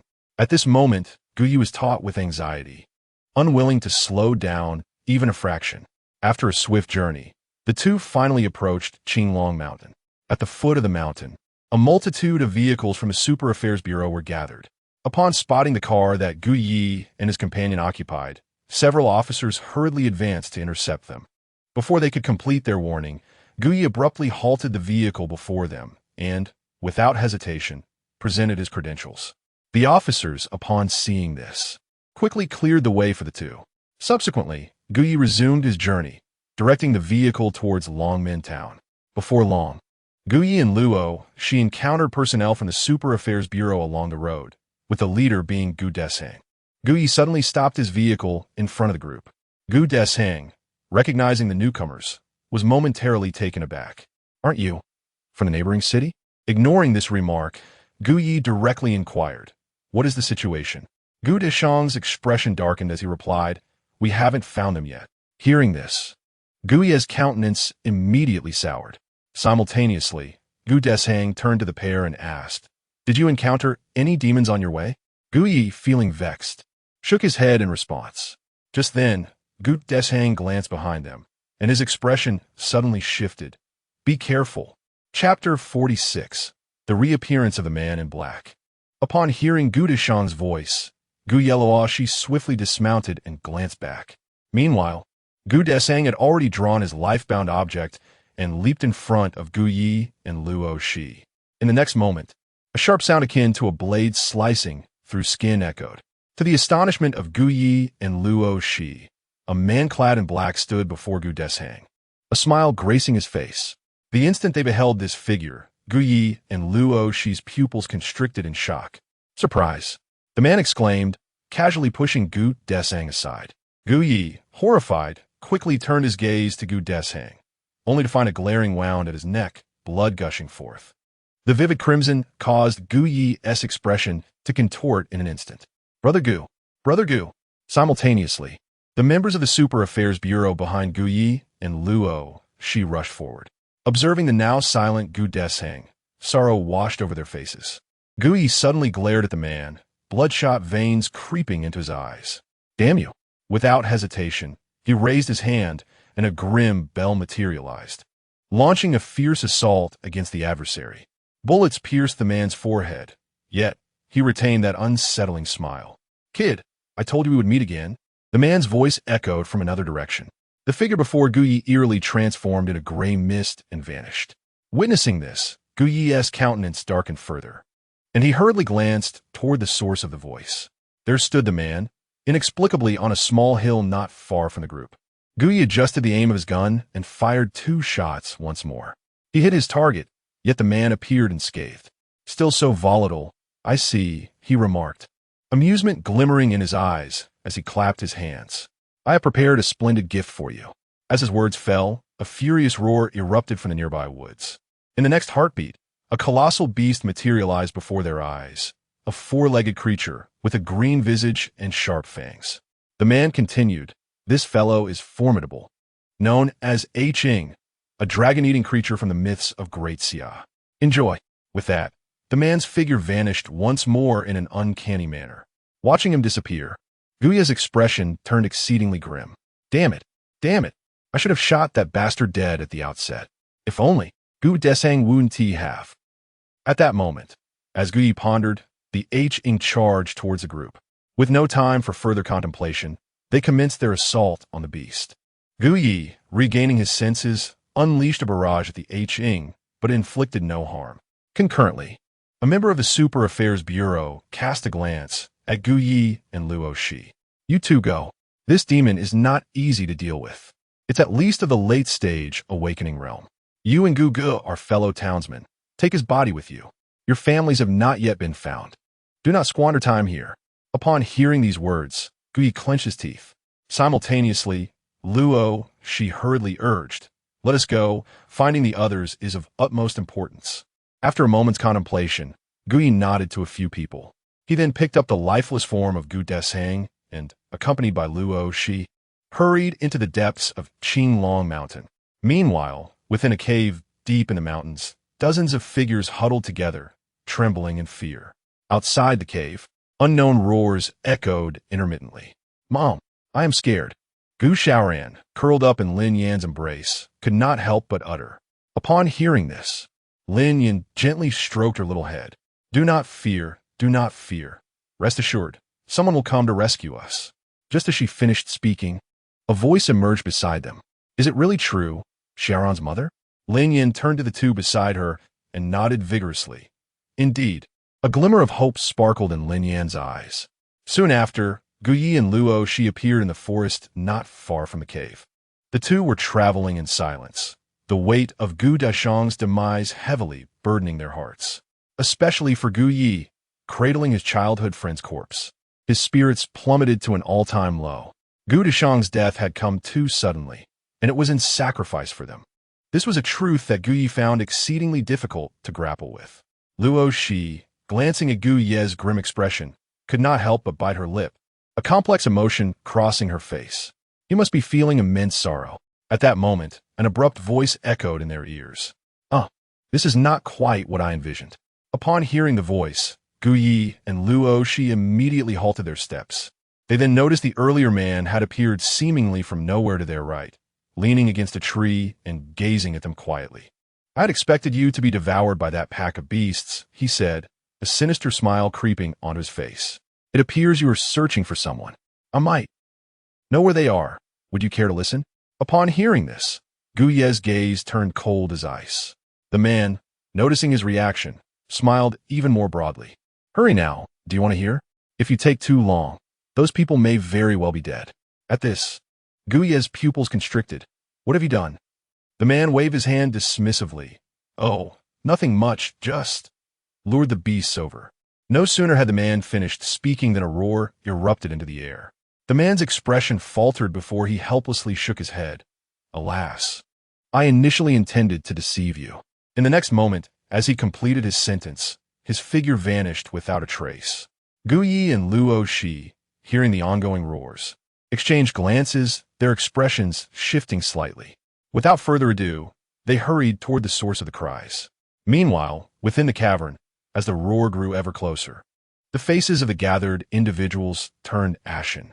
"What shall we do? What shall we do? We are doomed." A palpable sense of despair permeated the entire cave. In the next moment, a colossal figure abruptly appeared at the cave's entrance. The creature, a hound, lowered its massive frame. Peering inside, its crimson eyes and menacing tusks instilled terror, causing the children within the cavern to burst into inconsolable wails. Just as the hound was about to extend its claws into the cave, a series of resounding gunshots erupted. Chapter 47, Mother, Professor Lin? Following the attack, the fierce creature, known as the Xiong, was instantly provoked, retracting its body that had ventured inward. The individuals within the cave, upon hearing the gunfire and witnessing this scene, were overwhelmed with joy. "Someone has come to rescue us. We are saved." Meanwhile, outside, Gui activated rage, auto-reload, and dual gun projection, launching a frenzied assault on Xiong. Under the relentless barrage, the creature was compelled to retreat a couple of steps. However, the bullets striking its body seemed to bear little impact. The Xiong shook its head vigorously, then, with a sudden burst of strength, charged towards Gu Yi and his companion. Observing this, Luo Shi, who stood protectively beside Gu Yi, swiftly brandished her spear and engaged the creature in combat. Yet, it was evident that the Xiong's prowess far exceeded that of the two, and Luo Shi struggled to contend with its ferocity. Gu Yi, while maintaining his firepower, was deep in thought. He had distinctly heard the cries of children. There must be others within the cave. Yet, unless he dealt with this monstrous threat, the crisis would remain unresolved. A grave expression settled upon Gu Ye's face. A demon at the peak of its realm could only be dealt with if he could open that door. Otherwise, it was an insurmountable challenge. Meanwhile, within the cave, several daring men, upon hearing the gunshot from outside, could not resist peering over the edge. Through the silhouette of the demon, they discerned Gu Yi and Luo Shi battling the creature. "Isn't that the child from the Gu family?" one of the men exclaimed, recognizing Gu Yi. Upon hearing this, Lin Yan's expression shifted dramatically as she hurriedly approached the cave's edge to gaze outside. the moment she caught sight of her son's figure. Her brow furrowed in concern. It truly is my elder brother. At this moment, Gu Xiaoran also joined in, and upon seeing Gu Yi, a surge of excitement illuminated her face. Mother, my brother. Before she could finish, Lin Yin quickly called out to Gu Yi, child, strike its chest. The distinctive scale upon its chest. Upon hearing his mother's voice, Gu Ye's eyes brightened. He glanced over and indeed spotted the scale on the demon's chest, which was markedly different in hue from the others. Though he did not understand his mother's reasoning, he thought it wise to heed her advice. With that thought, Gu Yi swiftly directed his attacks towards the scale. As the scale was struck, the Xiong bared its teeth and let out a pained howl, momentarily halting its movements. Gu Ye's eyes sparkled with hope. It truly works. In a flash, Gu Yi called to Luo Shi, come back. Join me. Upon hearing Gu Ye's command, Luo Shi quickly distanced herself from the Xiong and moved to his side. Once beside him, she inquired, what is it? I feared I might injure you. Gu Yi spoke these words softly, then immediately concentrated all his firepower on the scale of the hound. This scale appeared to be the creature's Achilles heel. And under such a fierce assault, the hound collapsed to the ground, utterly devoid of any will to resist. Upon witnessing this, Gu Ye's eyes gleamed with renewed vigor. In no time, under the onslaught, the scale on the hound's chest was smashed open, revealing flesh and blood. A flash of brilliance crossed Gu Ye's eyes as the bullet penetrated through this wound, directly entering the hound's body. Moments later, the crimson glow in the creature's eyes gradually dimmed, until it ultimately breathed its last. In an instant, a surge of pure psychic energy rushed into Gu Ye's body, swiftly replenishing the energy he had just expended. The Hound's encyclopedia entry has been illuminated, granting the skill. 7th Wing Motion. Skill effect. Upon activating automatic reloading, the host can flicker continuously in a designated direction, with each flicker releasing a substantial number of bullets, each imbued with an annihilation effect. The passive skill of the destined item, Plunder, has activated. After reviewing his newfound skill, Gu Yi snapped back to reality and turned to the crowd in front of the cave. Mom, little sister. He hurried towards them, with Luo Shi closely following. Upon reaching the group and seeing his mother and sister safe, Gu Yi let out a sigh of relief. You scare me to death. Hearing this, Lin Yin gently patted Gu Ye's shoulder, saying, you've really grown up. She then turned to Luo Shi beside Gu Yi, adding, thank you, Shi. Luo Shi quickly waved her hand, replying, no. There's no need to thank me. I didn't really help much. Meanwhile, Aunt Ma and her husband suddenly squeezed through the crowd, asking Gu Yi, Xiao Yi, has Gu Deshang come as well? What exactly do you all do for work? Aunt Ma's face was etched with deep concern as she hurriedly questioned Gu Yi. Upon hearing their words, Gu Yi and Luo Shi's expressions immediately grew complex. Seeing the look on Gu Ye's face, the elderly couple's hearts sank inexplicably. Gu Yi remained silent, turning instead to the place where Gu Deshang's body had been kept, and carried it to the front of Aunt Ma and her husband. The moment they saw Gu Deshang's lifeless form, the couple's bodies swayed as if struck. My son. Aunt Ma's voice turned piercingly sorrowful as she embraced Gu Deshang, weeping uncontrollably. Her husband stood by, appearing as if he had aged a decade in an instant, his expression vacant, as if he had yet to grasp the reality of the situation. The surrounding crowd fell silent, their faces shadowed with grief. They were all neighbors, and witnessing Aunt Ma and her husband lose their son struck a painful chord in everyone's hearts. Gu Yi stood to the side, his heart aching as he observed the couple's anguish. Just as he was about to speak, an unexpected voice suddenly echoed from behind him. Who would have thought? Truly, who would have thought? You have indeed slain this hound. I find myself quite intrigued as to why this lady possesses such profound knowledge of the creature's vulnerabilities. At this moment, Gu Yi and Luo Shi turned their heads to behold the figure of the man in the black robe standing beside the hound's lifeless form, quietly observing them. Upon encountering this man once more, Gu Ye's expression instantly twisted into a fierce grimace, embodying a silent challenge.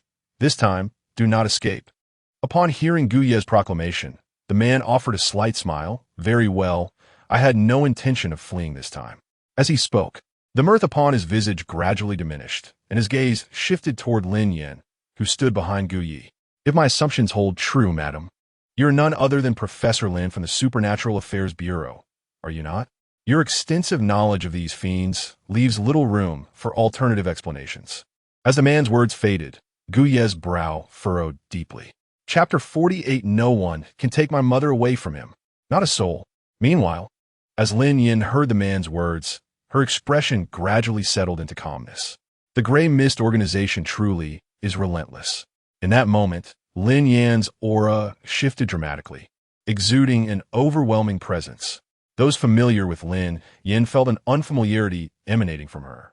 Guyi widened his eyes as he gazed at his mother. Unable to restrain himself, "Mom, you." Upon hearing Guye's voice, Lin Yin reached out and gently caressed his face. "Be good. I will explain later." Guyi opened his mouth, initially wanting to inquire further, but upon hearing her words, he ultimately nodded, burying his questions deep within for the time being. Right now, they must first deal with this man. With that thought, Guyi turned back to face him. Simultaneously, the man spoke again. "Professor Lin, since you have admitted it, come with me." He added, "As long as you agree, I shall not harm a single person here. If you refuse..." A chilling glint flickered across the man's face as he beckoned behind him. Instantly, gray mist enveloped the area, and three monstrous beings slowly emerged from the haze. Standing behind the man, these three creatures bore a resemblance to the previous hound, their aura ominously familiar.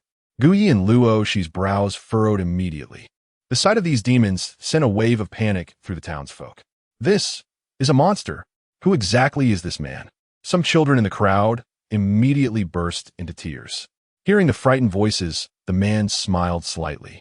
"Professor Lin, there are many young children here. Please consider your decision carefully." A flicker of conflict crossed Lin Yan's face. She glanced at Guyi and Luo Shi, realizing that these two children had yet to mature. These demons appeared to be of the late-stage Qi realm. They would undoubtedly be outmatched. At the same time, Guyi noticed the turmoil on his mother's face and without hesitation positioned himself protectively in front of her. Facing the man, Guyi's expression turned icy. "I have yet to settle the score with you regarding Gu Desang." The crowd's expressions shifted dramatically upon hearing this. What? Gu Desang was killed by him. Aunt Ma, who had been cradling Gu Deshang's lifeless body, suddenly contorted her face into a mask of rage upon hearing this revelation. Carefully setting down her son's body, Aunt Ma staggered to Guye's side. "My son. He's the one who killed him?" Uncle Gu followed closely behind, wielding a shovel he had brought from the town for protection. Though he said nothing, the ferocity in his eyes was palpable. Guyi nodded silently to the crowd. Seeing this, Aunt Ma's face flushed with anger as she glared at the man. Her eyes bloodshot. "You will pay for my son." With that, Aunt Ma snatched the shovel from Uncle Gu's hands, ready to charge forward. Upon witnessing this scene, Guyi and Lin Yin hurriedly intervened. Simultaneously, the men of Longmen Town, observing the unfolding events, showed no hesitation, each brandishing their weapons and rallying to Guye's side. "Brothers, words are unnecessary. Let's fight for him. Avenge Xiaogu! Avenge Xiaogu!" At this moment, Guyi gazed at the fierce yet subtly trembling man beside him. His heart stirred profoundly, and an overwhelming surge of strength coursed through him. He suddenly recalled a previous remark from an official during the assessment. In the face of the unknown, fear is an instinct of living beings. Yet, these uncles and brothers were now demonstrating through their actions that courage is a uniquely human anthem. Taking a deep breath, Guye's gaze gradually solidified with determination as he stepped forward to stand before the crowd. "Dear uncles and brothers, let professionals handle this matter." With that, he reloaded the death knell in his hands. "You must protect the women and children." After uttering these words, he cast a glance at Luo Shi. Without a moment's hesitation, Luo Shi grabbed her spear and joined Guye's side. Meanwhile, the man from the Gray Mist organization, observing the scene, couldn't help but smirk. "To kill that hound, you're merely resorting to opportunism. Do you genuinely believe you stand a chance?" With a dismissive wave of his hand towards the demons behind him, he declared, "Since you seek death, I shall grant it." As his words fell, three demons slithered past him, roaring as they approached Guyi and his companions. Their crimson eyes gleaming with savagery and bloodlust, regarding Guye's group as mere prey. As the demons drew near, the men of Longmen Town felt their hands tremble involuntarily around their weapons. Yet, recalling Gu Deshang's demise, they tightened their grips once more. Meanwhile, both Guyi and Luo Shi wore expressions of grave concern. They were acutely aware that they were no match for these three demons. Moreover, having just dispatched the hound, Gui had exhausted his resources, including automatic reload and dual gun projection. The only viable option remaining was to access the gray mist gate within his consciousness. Once opened, it might provide a temporary reprieve. As Gui contemplated, the portal within his mind began to tremble uncontrollably, exuding a sense of exhilaration. He quickly regained focus, glanced at the three demons before him, and a glimmer of resolve crossed his eyes. Damn it, let us do this. He could no longer afford to hesitate. No one would take his mother from him, not even the king of hell. Open, Gui commanded the portal. Instantly, the gate residing in his consciousness swung open, releasing a thick, swirling fog that enveloped him. Withdraw and protect everyone. Gui urged Luo Shi hastily. Taken aback, Luo Shi responded, What? You want me to retreat? I said retreat, so do it. At this moment, Gui struggled to fend off the onslaught of negative emotions swirling in his mind, unable to restrain himself from shouting at Luo Shi. It was only now that Luo Shi noticed the thick, oppressive aura of demonic energy enveloping Gui. Under its influence, his complexion turned a ghastly shade of gray, his eyes marred by a multitude of blood vessels. What? What is wrong with you? A flicker of panic crossed Luo Shi's face. Yet, before she could finish her sentence, Gui forcefully pushed her aside and turned his head, commanding, Listen to me. Protect everyone. With that, he cast a glance towards Lin Yin and Gu Xiaoran, uncertain whether he could withstand the impending threat after opening the gate of gray fog. He felt compelled to keep Luo Shi safe. Resolutely, he pivoted and charged alone towards the three demons. Meanwhile, Lin Yin stood frozen, gazing in disbelief at Gu Yi, who was enveloped in demonic energy, her hand instinctively covering her mouth. How could this be?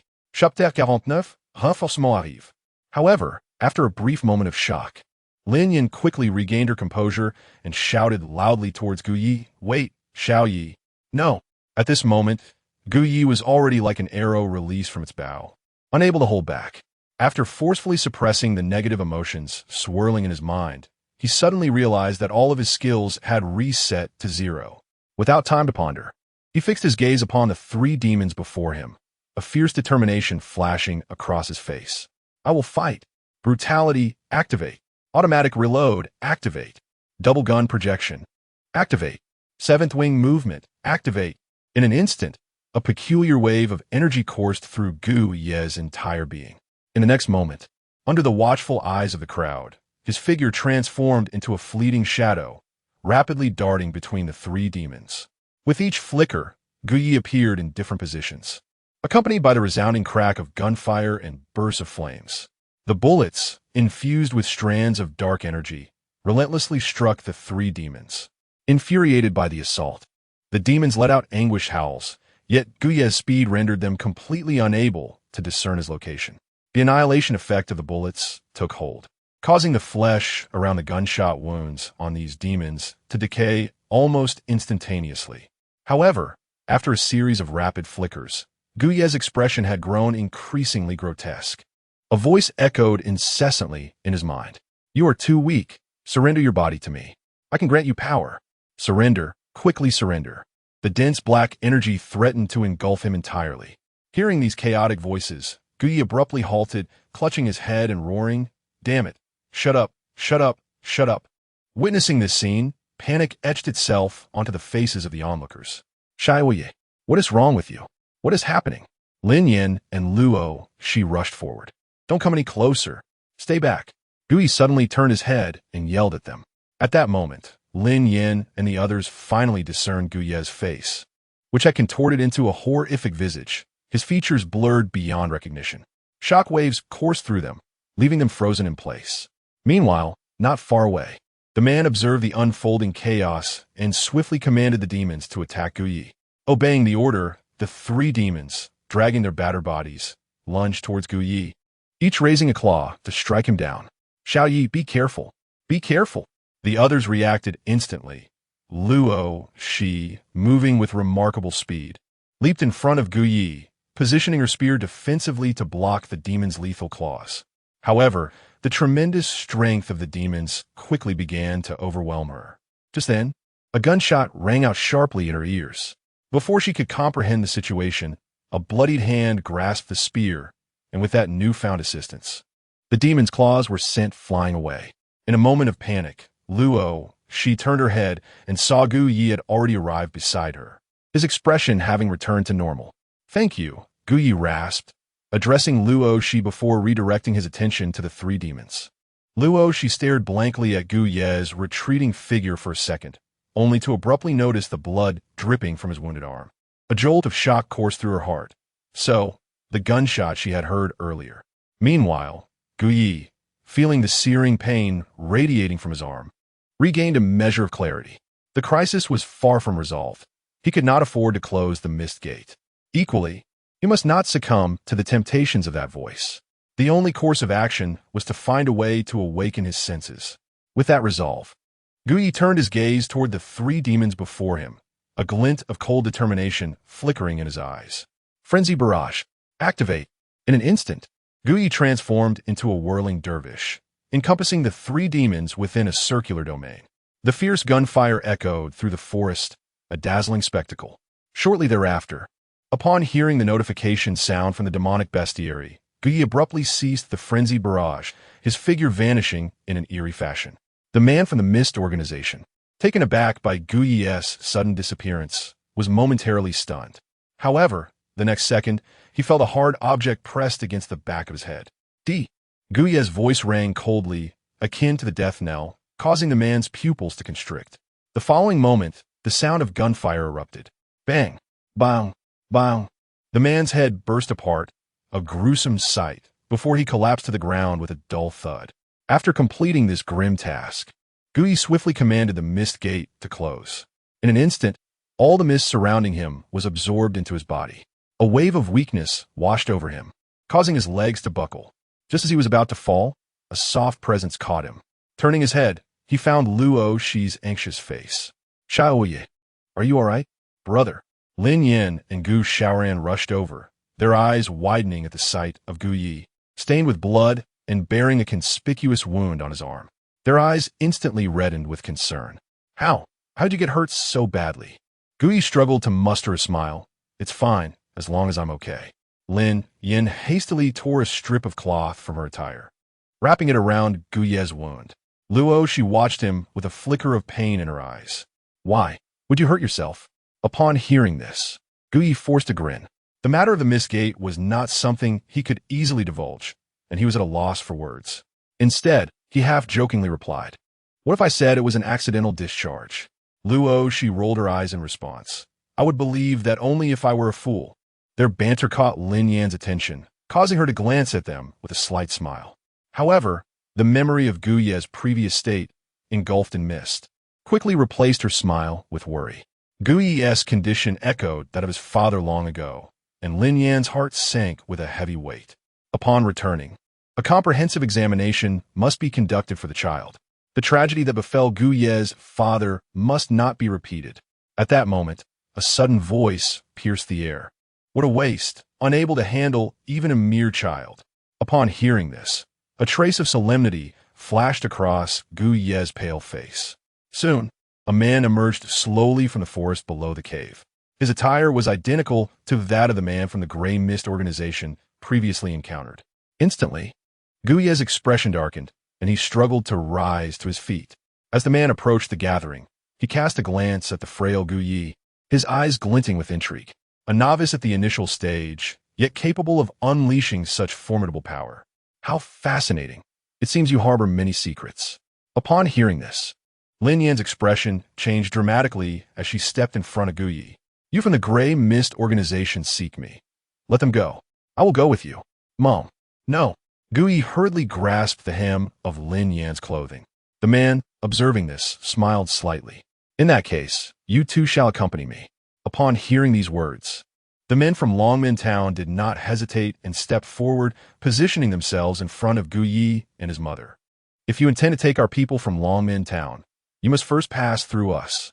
"Indeed, that is correct." The crowd gripped their weapons, their gazes fixed menacingly upon the man before them. The man, seeing their resolve, shook his head with a smile. "Ignorance." As soon as he finished speaking, a colossal creature appeared behind him. Compared to the three summoned earlier, This demon was evidently much larger, and its malevolent aura surged with twice the intensity. Instantly, the people of Longmen Town were thrown into a state of panic. The man, observing their expressions, could not help but smirk. What happened to your earlier courage? In response to his taunt, the people of Longmen Town swallowed hard and took a collective step forward.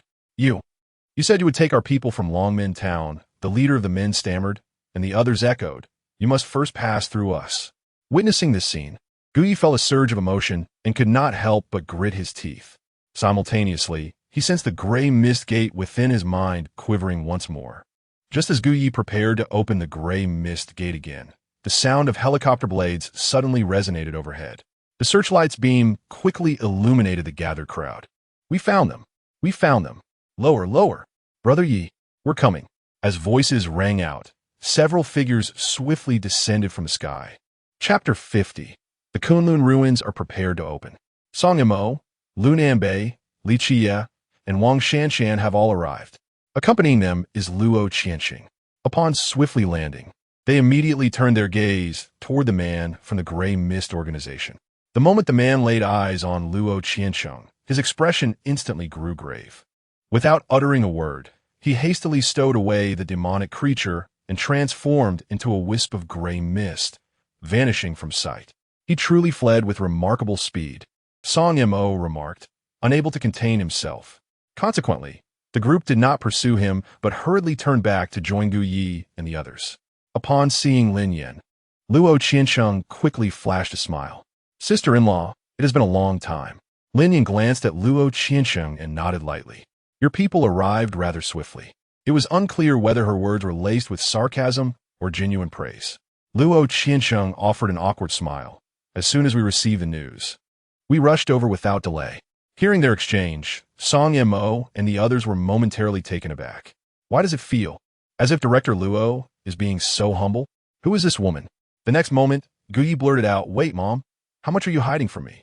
At this, Lin Yan quickly turned her head, a soft expression gracing her face. This, I will explain when we return. Song Mo and the others' pupils dilated in shock. She is Guye's mother? Director Luo addresses her as sister-in-law, which means Guye's father. Ah, so Guyi is a second-generation extraordinary. Yeah, a second generation of the extraordinary. Luo Qianxing took note of Guye's injuries and promptly said, Let us return to the base outside the mountain. We cannot delay with Xiao Gu's wounds. As he spoke, he hurriedly retrieved a walkie-talkie to summon 2 helicopters. Soon, everyone present boarded the helicopters and returned to the foot of the mountain. At this moment, the base at the mountain's foot was filled with medical vehicles. As soon as Gu Yi and the others landed, medical personnel swiftly lifted Gu Yi onto a stretcher. After a thorough disinfection and bandaging, Gu Yi stepped down from the medical vehicle. His injuries were not severe. He had only been shot by a belt-hole bullet. However, the fire enchantment on the bullet had burned him quite badly, but other than that, he was fine. Additionally, the medical staff had administered a special serum developed by the Super Affairs Bureau, alleviating most of the pain from his gunshot wound. Upon seeing Gu Yi emerge from the vehicle, Lin Yan and Gu Shaoran rushed forward. How are you, Xiao Yi? Brother, you scare me to death. Gu Shaoran exclaimed, her eyes instantly reddening. You lost so much blood. Observing her distress, Gu Yi gently ruffled her hair with his uninjured hand. Mifine. Don't worry. Gu Shaoran couldn't help but pout. What kind of job is this? Brother, you should quit. Hearing this, Gu Yi chuckled. And who would support me if I quit? I would. Gu Shaoran eagerly nodded. Brother, I can do it. At her words, Gu Yi felt a warm glow in his heart. Although they often quarreled from a young age, he still proved to be quite considerate during critical moments. Suddenly, Gu Shaoran leaned in closer, speaking in a conspiratorial tone. Brother, why not consider marrying into her family? I hear that Shi Jie's father is quite affluent. He is a department head. Upon hearing this, Gu Yi se lipstaichit involuntarily. Truly, such flattery was unwarranted. Lin Yan, overhearing their exchange, couldn't help but chuckle. How about letting Mom inquire on your behalf? Gu Yi's expression darkened instantly. Mom, why are you joining in the teasing? Oh right, Mom, what exactly? Just then, Luo Qianxing and Luo Shi approached the trio. Haha, sister-in-law, you must be hungry. We VE prepared some food. Shall we eat while reminiscing? Hearing this, Lin Yan shot a glance at Luo Qiansheng before turning her attention to Luo Shi with a bright smile. Shi, you're not hurt, are you? Luo Shi quickly shook her head. No, aunt. As she spoke, Luo Shi couldn't help but glance at Gu Yi. How is he? Lin Yan smiled gently. Why not just ask him directly? You young people should converse more. With that, Lin Yan exchanged a knowing look with Luo Qiansheng. Realizing her intention, he responded, oh right. Shi, why don't you take Xiao Gu and the others along? I have something to discuss with Aunt Lin. Upon hearing this, Lin Yan swiftly cast Gu Yi a knowing glance before following Luo Qiansheng away from the group. Watching his mother depart, Gu Yi felt a wave of helplessness. He had just intended to inquire about his parents' identities. Meanwhile, Lin Yan followed Luo Qiansheng into a tent where two individuals were already waiting. Upon their arrival, the two seated figures instantly straightened up. Sister. As they laid eyes on Lin Yan, their eyes brimmed with tears. Lin Yan shot a glare at Luo Qiansheng. Didn't I tell Zhao Tianjiao not to report my whereabouts? Did Zhao Tianjiao not inform you? Or have you chosen to disregard me as your sister-in-law? Luo Qiansheng wore a wry smile. Of course not, sister-in-law. Seeing this, the two individuals quickly composed themselves. One of them spoke up. Sister, this is not his fault. We received news that a newcomer in Jiang City has a gray mist gate in their subconscious. We rushed over upon hearing this. And upon investigation, the speaker chuckled awkwardly. Upon hearing this, Lin Yan furrowed her brow. About that, the items that Captain Gu brought back from within the gate. One individual cautiously inquired. Upon hearing this, Lin Yan's expression turned sharp. Those items are neither with me nor with my son. Until there is a conclusion regarding old Gu-S affairs, you shan't learn of their whereabouts. Upon hearing these words, the two individuals glanced at the exceedingly irate Lin Yan and hastily wiped the cold sweat from their brows. Well, let's not dwell on that for the moment. Dear sister, this year the Kunlun ruins are set to be opened, and the Kunlun Academy has decided to conduct the new student assessments there. Have you not always held a keen interest in the Kunlun ruins? Would you consider returning to the headquarters? Chapter 51, Skill Advancement, CD Penalty. Upon concluding his words, the man hastily signaled to Luo Qiansheng with a glance. Observing this, Luo Qiansheng promptly cleared his throat. Ahem, sister-in-law, next month the Kunlun Academy will commence enrollment. Xiao Gu and the others are likely to attend. Hearing this, Lin Yan cast a fleeting glance at Luo Qiansheng, then turned to take a seat within the tent. Deep in contemplation, Luo Qiansheng exchanged glances with the two companions, and the trio stood in silence, awaiting Lin Yan's response. After a brief moment, Lin Yan raised her hand to massage her temples. Very well, I shall not return to headquarters. I can hold a position in Jiangxing. Upon hearing this, Luo Qiansheng's eyes instantly brightened. That sounds splendid. However, the expressions of the other two became conflicted. Sister, the benefits at headquarters. Before they could finish, Lin Yan shot them a glare. Do you not comprehend my words? The two awkwardly forced a smile, ultimately nodding in acquiescence. Meanwhile, Gu Yi and Gu Shaoran accompanied Luo Shi to a tent where they hastily consumed some lunch. As Gu Yi ate, he reviewed the skills unlocked from previously defeating 3 monsters. Illuminated the Lu Bird Codex, acquired passive skill, Fire Avoidance Spell. Skill effect, the host is immune to 50 of fire attacks, automatically activating upon receiving a fire attack. Illuminated the Huido Codex. Skill Fire Avoidance Spell Advanced 2, Fire Shield. Skill effect, the host is immune to 80 of fire attacks, automatically activating upon receiving a fire attack. Illuminated the Zhiji Codex, Skill Charm Immunity Advanced 2, Mental Guardian. Skill effect, the host will be immune to the vast majority of negative effects, including but not limited to charm and manipulation. Upon reviewing the skills, Guye's expression turned peculiar. What on earth is skill advancement? It can be played this way? He then took out his phone to check the Super Affairs Bureau for information regarding the 3 monsters. The Lu Bird and Huido are fire attribute monsters from Chinese mythology. The Lu Bird, with its 2 heads and 4 limbs, is said to extinguish fires with the spread of its wings. The Huido, a 4-legged beast, can consume all flames, capable of both extinguishing and igniting fires. Both possess the ability to avoid fire.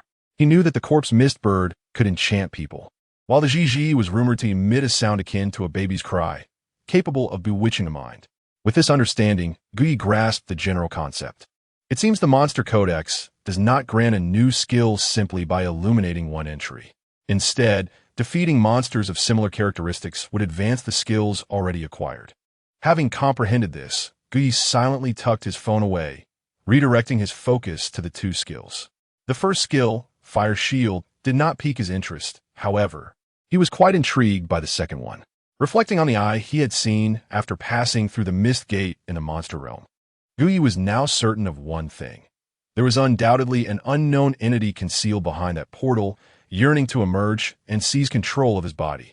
Thus, after the activation of the Mist Gate, those beguiling voices resonated within his mind. Additionally, the initiation of the Mist Gate was accompanied by a plethora of adverse effects. Now that he had acquired this skill, aptly named Spirit, which granted him immunity to the majority of negative effects, could it also shield him from the detrimental repercussions of opening the Mist Gate? The mere thought of this caused a smile to curl at the corners of Guyi's lips. If that were the case, this skill would indeed be extraordinarily powerful. He resolved to experiment with it soon. Subsequently, Guyi's attention was drawn to other skills in the monstrous compendium. He noticed that his skills, dual gun projection and automatic reload, had once again entered their cooldown phase, now extending to a duration of 12 hours. This elicited a raised eyebrow from Guyi, for the skill descriptions clearly stated a cooldown of 3 hours. After resetting through the Mist Gate, he had used them again, so the cooldown should logically have been 6 hours.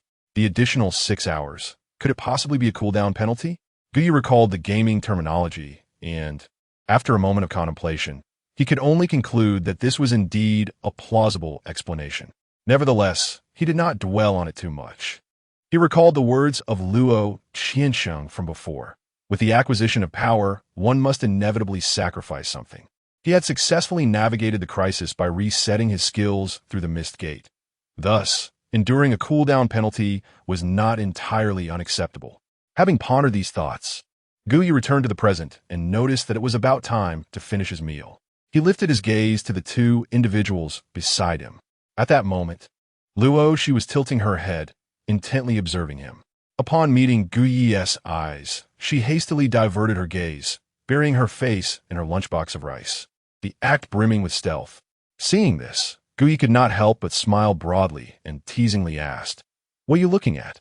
Luo Xie's hand faltered momentarily as she mumbled, "In nothing." After uttering this, she glanced over at Gu Xiaoran, who was engrossed in her meal, before turning back to Guyi and quietly inquired, "Are you, perhaps a twin fate artifact?" Upon hearing her words, Guyi was momentarily taken aback. Then Luo, she clarified, "Your motorcycle." Instantly, Guyi understood. In his haste, he had summoned Qi Li directly, an event that Luo, she had likely witnessed. He then asked, "What exactly is a twin fate artifact?" Luo, she proceeded to explain that in this world, extraordinary individuals generally awaken a singular fate artifact, though some fortunate souls manage to unlock two simultaneously. Nodding at her explanation, Guyi responded with an air of mystery, "I didn't expect my secret to be so well concealed that you uncovered it. Remember to keep it under wraps." As he said this, he earnestly patted Luo Shi on the shoulder. Luo Shi involuntarily nodded, but then furrowed her brow, retorting, "What, brother? You should call me sister. Senior sister." In response, Guyi queried, "What year are you in?" "I'm in my 3rd year." Luo Shi hummed softly, a hint of arrogance flashing across her face. At that moment, Guyi recalled something, suddenly raising an eyebrow. "Junior year." Luo Shi. "Wait, which Luo senior are you?" Upon hearing this, Luo Shi's lips curled into a slight smile. "I am indeed Senior Luo. Greetings, Junior. You are the dream goddess of my roommate." Guyi's eyes brightened at this revelation. He remembered his roommate had previously mentioned a stunning senior named Luo in their 3rd year. Although he hadn't thought much of it when he learned Luo she was from Jiang University, upon inquiring about her grade, it all came rushing back to him. Luo she indeed seemed exceptionally beautiful. Upon hearing this, Luo she immediately frowned. "What?" Guyi, grinning at her, replied, "Nothing, senior. Let us take a picture together." With that, he extracted his phone from his pocket. "Huh? What do you mean?" Without further ado, Guyi opened the selfie mode and positioned the phone in front of the two of them. Senior Luo, give us a smile. Click. One photo was captured, showcasing Guyi grinning widely while Luo she wore an expression of disdain. It created the impression of those staged couple photos often seen online. Looking at the picture, Guyi beamed and promptly shared it in the dormitory group chat. Luo she, furrowing her brow as she observed, was interrupted by the sudden illumination of Guyi's phone screen, signaling a video call. The contact read, "Good son, son how how." Guyi answered immediately, and a large face popped up on the screen. "You scoundrel, Guyi, you deserve to be cursed." Chapter 52. Oh my, are you serious? Guyi listened intently to his roommate's furious outburst, the phone tilted slightly, inadvertently capturing the frowning Luo she beside him. On the screen, Sun Haohai's face froze in a moment of anger before abruptly disconnecting. Guyi couldn't contain his amusement and burst into laughter, exclaiming, "This is hilarious, ha!" Observing Guyi's amused demeanor, Luo, she clenched her teeth, her expression revealing her displeasure. "So you're flaunting me, are you?" Noticing Luo she's countenance, Guyi quickly stifled his laughter, offering an awkward smile. Are you upset? Surely our relationship shouldn't warrant that?" Upon hearing this, Luo, she replied coolly, "Is it? What exactly is our relationship?" Guyi was momentarily taken aback. "Friends, I suppose." In the next instant, a rather exasperated voice interrupted them. "Oh my, I can't take this anymore." Gu Xiaoran suddenly stood up and stormed out. "My own brother is acting like a fool." Simultaneously, Guyi's phone buzzed with an influx of messages in the chat group. Luo Shi, seizing the opportunity, snatched the phone to take a look. "Sun Haohai, let us duel." Guyi, a real man's battle.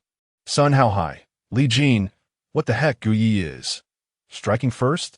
Su Dasheng, senior sister is so beautiful. Guyi is quite a character. Lu Mang, the background looks like a tent. Are you camping? Li Jin, Sun Haohai, stop crying, you're out of luck. Sun Haohai, as Luo, she read the messages. A smile crept on her lips. She then glanced at the group name. Red Romance VIP Member Group, 6. What kind of group is this? Luo, she turned sharply to Guyi, questioning him. Guyi chuckled awkwardly. It's just the dormitory group. Upon hearing this, Luo, she shot him a look of utter disbelief. What a silly name. Meanwhile, another message pinged in the chat. Living, Guyi, hey, are you bringing the senior sister to next week's gathering? Li Jin, might as well help Sun Haohai give up. Sun Haohai, Li Jin, Guyi was taken aback at gathering? How come I wasn't informed about this? Luo Shi, eyeing the messages, suddenly wore a playful smile.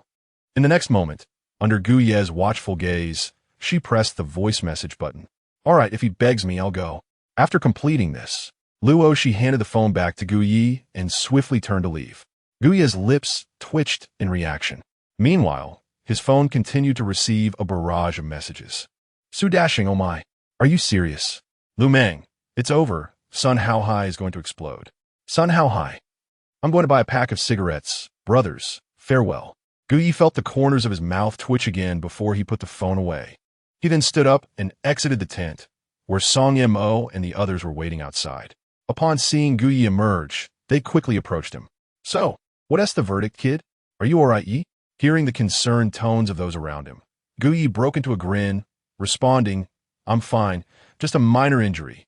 Song Mo glanced at Guyi's arm, a peculiar expression crossing his face as he remarked, You are truly something else. You single-handedly defeated 4 late-stage demons and yet appear so vigorous. At this, Guyi's lips twitched slightly as he replied, Captain Song, are you wishing for me to be injured or unscathed? Song Mo rolled his eyes in exasperation. Of course, I want you to be fine. However, you ought to be cautious. After venturing into the demon realm and slaying so many fiends, you must visit the psychological counseling room upon your return to the bureau. Guyi nodded earnestly. Sure thing, Captain Song. He indeed needed to consult someone, especially after having opened that door. Subsequently, Song Mo solemnly patted Guyi on the shoulder, adding, Moreover, you performed exceptionally this time. I am proud of you. Hearing this, Guyi grinned. Your sudden seriousness caught me off guard. Liu Nambei, Li Qiya, and Wang Shanshan could no longer contain their laughter at this exchange. Song Mo, visibly annoyed, retorted, as though I'm being frivolous. He then turned to the others, saying, All right, I will return to the mountains to deal with the demons." With that, he took his leave. No sooner had Song Mo departed than Luo Shi approached, holding Gu Xiaoran's hand. Surprised by their camaraderie, Gu Yi raised an eyebrow. When the two reached the group, Gu Yi inquired, "By the way, where's Mom?" Gu Xiaoran pointed towards a tent not far away. "Mom, Uncle Luo, and several others are discussing important matters." Gu Yi nodded, suppressing the questions swirling in his mind for the moment. "What about Aunt Ma and Uncle Gu? Where are they?" he asked again. "They left directly after arriving, with Brother Gu's remains." Gu Xiaoran's voice dulled with sorrow. Upon hearing this, Gu Yi silently nodded, a pang of guilt settling in his heart. Had he acted decisively in that village and eliminated the figure from the Grey Mist organization, Gu Deshang would not have. It was all due to his lack of resolve. With this thought, a cold glint flashed across Gu Ye's face. The Grey Mist organization. One day, they would be eradicated. This incident also served as a wake-up call for Gu Yi. From now on, he must be decisive. He would leave no room for threats. All who pose a danger to him must be eliminated. At that moment, a voice called out from nearby. "What are you all doing standing around?" Gu Yi snapped back to reality to see Lin Yin and Luo Qiansheng approaching the group. His spirits lifted at the sight. Soon, Lin Yin and Luo Qiansheng reached the group. "Mom, can we talk now?" Gu Yi asked with a wry smile. Upon hearing these words, Lin Yin exchanged a glance with Luo Qiansheng beside her, and then gestured to Gu Yi, saying, "Very well, follow me." Chapter 53. The 10 Original Entities of the World. Upon hearing this, Gu Ye's eyes brightened instantaneously. He then followed Lin Yin and Luo Qiansheng toward the tent. Once inside, Lin Yin urged Gu Yi to sit down, while Luo Qiansheng took a seat beside them. Lin Yin then gently addressed Gu Yi. "Little Yi, if you have any questions, feel free to ask." Gu Yi hastily replied. "Mom, what is your true identity?" At this, Lin Yin pressed her lips together before softly revealing, "I was once the head of the Research Institute at the Super Affairs Bureau." Hearing this, Gu Ye's eyes widened in astonishment. Based on Luo Qiansheng's demeanor towards his mother, he had surmised that her status was undoubtedly significant, yet he had not anticipated it to be this lofty. "What about Dad?" With this thought, Gu Yi quickly inquired, "And Dad?" Lin Yan's gaze softened, a hint of nostalgia flickering across her face. "Your father was among the very first extraordinary individuals to awaken his innate object. He also served as the chief instructor for all the teams within the Super Affairs Bureau. The Night God team was established by your father himself. Furthermore, he is one of the 10 most powerful originals in the world." Overwhelmed by this cascade of titles, Gu Yi found it hard to comprehend. Each designation was formidable in its own right, yet they all belonged to his long-lost father. Was he truly that formidable? Observing Gu Ye's astonished expression, Luo Qiansheng added, "Moreover, your father was the first extraordinary person to enter the Mist Gate and return unscathed." Gu Yi swallowed hard, so, Dad has strength. Luo Qiansheng took a deep breath before responding. He was at the threshold of the Source Realm. At the very least, before he left. He was at that level. We gaspit in dispedief. The Extraordinary Realm is divided into 9 levels, with the Source Realm just below the highest, the Forbidden level. This meant that his father was on the verge of reaching the pinnacle. "No, I need a moment," Gu Yi thought with a wry smile, reflecting on his own journey. When he first crossed over, he believed he had a semi-decent start. Little did he know that his parents were the kings of their realm. His father was immensely powerful, and his mother held a prestigious position. "Wait a minute," Gu Yi suddenly exclaimed, then, "Mom, why?" Lin Yin smiled gently. "You're wondering why I brought you both to Qinglong Mountain, right?" Gu Yi nodded. Lin Yin sighed, her expression turning grave. "Because before your father disappeared, he brought back an item from within the gate. It is said that this object pertains to the secrets of transcending the pinnacle. Consequently, your father became a target, with various organizations worldwide seeking to seize it from him. To protect us 3, your father left on his own, and I came to Jiang City to live in obscurity." The weight of her words left Gu Yi in a prolonged state of shock. What exactly was that object? Upon hearing these words, Lin Yin pressed her lips together and replied, "To be honest, I am not certain. Your father, in his efforts to protect us, has refrained from sharing specific information with me." Upon hearing this, Luo Qiansheng's gaze shifted, and he could not help but inquire, "You are unaware of the whereabouts of that object?" Previously, those two individuals from headquarters had also inquired, but Lin Yin had stated that until the matter concerning Team Gu was resolved, she would remain silent. Yet now, at this moment, Lin Yin shot Luo Qianqing a glare and did not respond. Gu Yi also wished to ask, but observing his mother's demeanor, he doubted he would receive an answer. Subsequently, Lin Yin pursed her lips and advised, "Child, it would be prudent for you to know as little as possible about that object for the time being." Upon hearing this, Gu Yi silently nodded, for her words implied that his mother was privy to certain information. However, as he was merely at the initial stage, knowing more would likely be of no benefit. "Where's father gone?" Gu Yi inquired once more. Lin Yin sighed and responded, "He disappeared after re-entering the Gate of Mist." Hearing this, Gu Yi was taken aback, and after a brief moment of shock, he could not help but ask, why did he have to go in? Luo Qianqing, hearing this, lamented. At that time, the divine artifact, the Heaven's Machine Mirror, was stolen and someone witnessed. It was Team Gu who took it. The Supernatural Affairs Bureau and various civil organizations pursued him, ultimately leading your father to step into the Gate of Mist within the realm of monsters under the watchful eyes of numerous top-tier extraordinary beings. Upon hearing this, Lin Yan's expression instantly turned icy. "I believe old Gu would never commit such an act. Moreover, even if he did take it, your bureau should not label him a spy." For over a decade, old Gu had been the sole guardian of Kunlun ruins, and it was he who had discovered the Heaven's Machine Mirror. As she spoke, Lin Yan's countenance grew increasingly grim, advocating for his innocence. Luo Qianqing, feeling utterly helpless, replied, "Sister-in-law, I too am reluctant, but this is the decision made by headquarters. Team Gu was once my captain. I am powerless to change this." Gu Yi listened intently, furrowing his brows. "If that is the case, what about my background check?" Luo Qianqing interjected. "Once your information is submitted, I will alert headquarters. Although Team Gu currently bears a charge, he is also a hero of our great Xia, and the offspring of heroes should not be treated differently." Hearing this, Gu Yi's expression turned grave as he responded solemnly, "If that is so, then why are they pressuring my father? Furthermore, when my father brought that object back, why did the great Xia not take the necessary precautions? Why must we live in hiding? Why must they label my father as spy?" Gu Yi was perplexed. On one hand, they hailed his father as a hero, yet on the other, they imposed a spy's title upon him. Was this not contradictory? Hearing this, Luo Qianqing's expression grew complex. For in this world, beyond the official organizations of various nations, there existed some fanatical cults.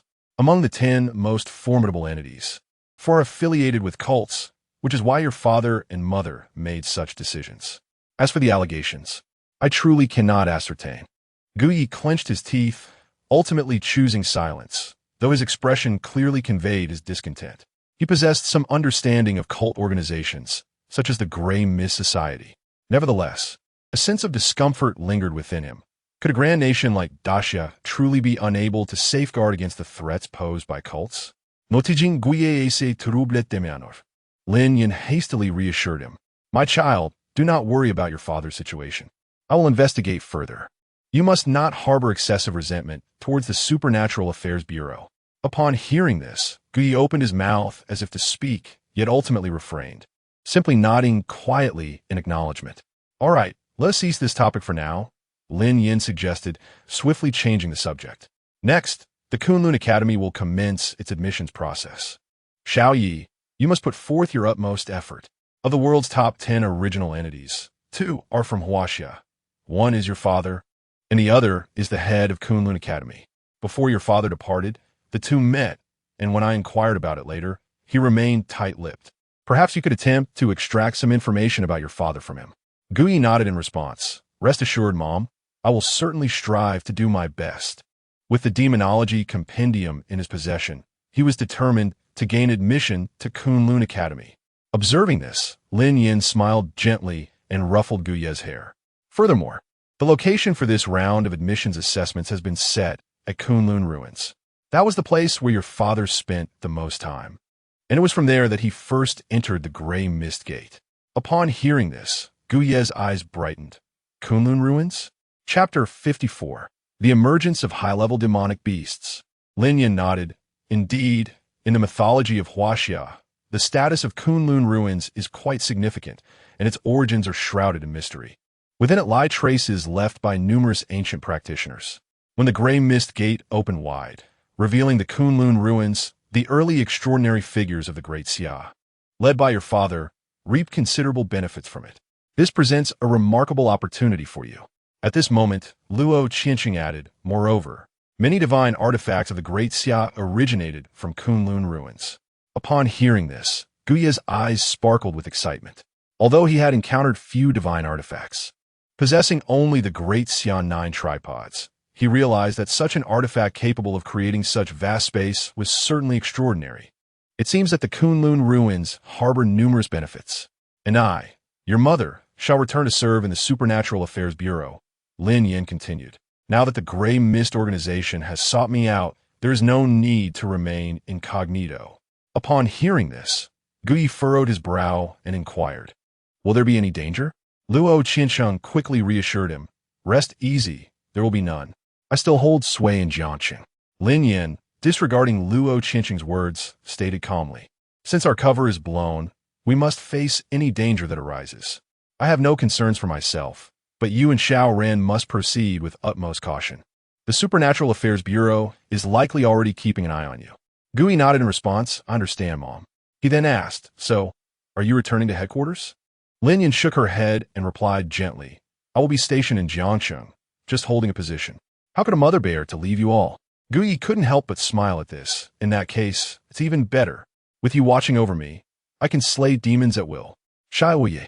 I must remind you that killing demons has a significant impact on extraordinary beings.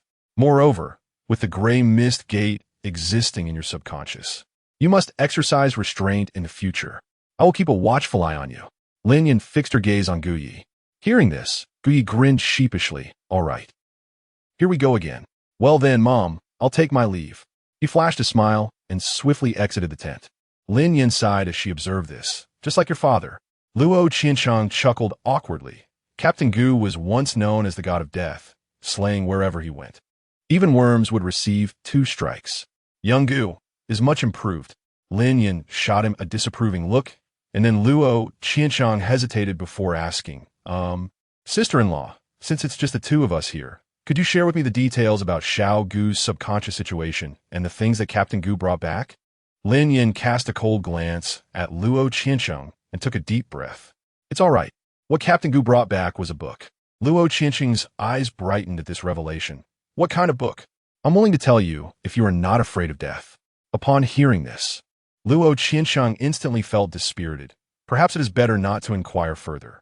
Some matters are best left unknown. Meanwhile, Guyi stepped out of the tent, faintly hearing a symphony of laughter and joy. Following the sound, he discovered Luo, Shi, and Gu Xiaoran playing with the children of Qinglong Mountain. Upon witnessing this scene, a smile involuntarily spread across Gu Ye's face as he approached slowly. Upon noticing Gu Ye's arrival, Luo Shi, whose face was adorned with a radiant smile, couldn't help but temper her expression slightly. Little Yi. The children rushed to greet Gu Yi. Little Yi, can I borrow your gun to play with? A boy eagerly extended his hand towards Gu Yi. In response, Gu Yi playfully swatted the child's hand away. Go play elsewhere, you little rascal. The boy immediately pouted. So stingy, humph. I want to slay monsters just like you. Hearing this, Gu Yi couldn't suppress a chuckle. Why? To look cool? The boy shook his head resolutely. I want to protect everyone. To be a great hero. Taken aback for a moment, Gu Yi then smiled. All right. Ambitious. Keep it up. The boy, encouraged, stretched out his hand again. Let me see it. Gu Yi rolled his eyes. What do you want to see? At that moment, Luo Shi approached and shot Gu Yi a disapproving glance. How can you talk to a child like that? As she spoke, she affectionately ruffled the boy's hair. Sister Shi is the best. Wait for me, Sister Shi. When I grow up, I will marry you. Upon hearing this, Gu Ye's eyes widened in astonishment. Wow, this little guy is quite the charmer already. Luo Shi couldn't contain her laughter, resembling a blooming white orchid. Gu Xiaoran, observing from the side, couldn't help but pout. Brother, you're not even as good as a child. Then, Gui turned to the children and curiously inquired of Luo Shi. Why haven't you sent them down the mountain? Luo Shi replied. The convoy is on its way. Many have evacuated from Qinglong Mountain. We nodded lightly. After a brief moment of lingering, Luo Qiansheng suddenly approached, his expression grave as he addressed the group. When the convoy arrives, you all should descend the mountain together. Gu Yi and Luo Shi exchanged concerned glances at Luo Qiansheng's serious demeanor. Father, has something happened? Luo Qiansheng pursed his lips and then explained, I just received a call for help. High-level demons have appeared within the gray mist gate. I must go.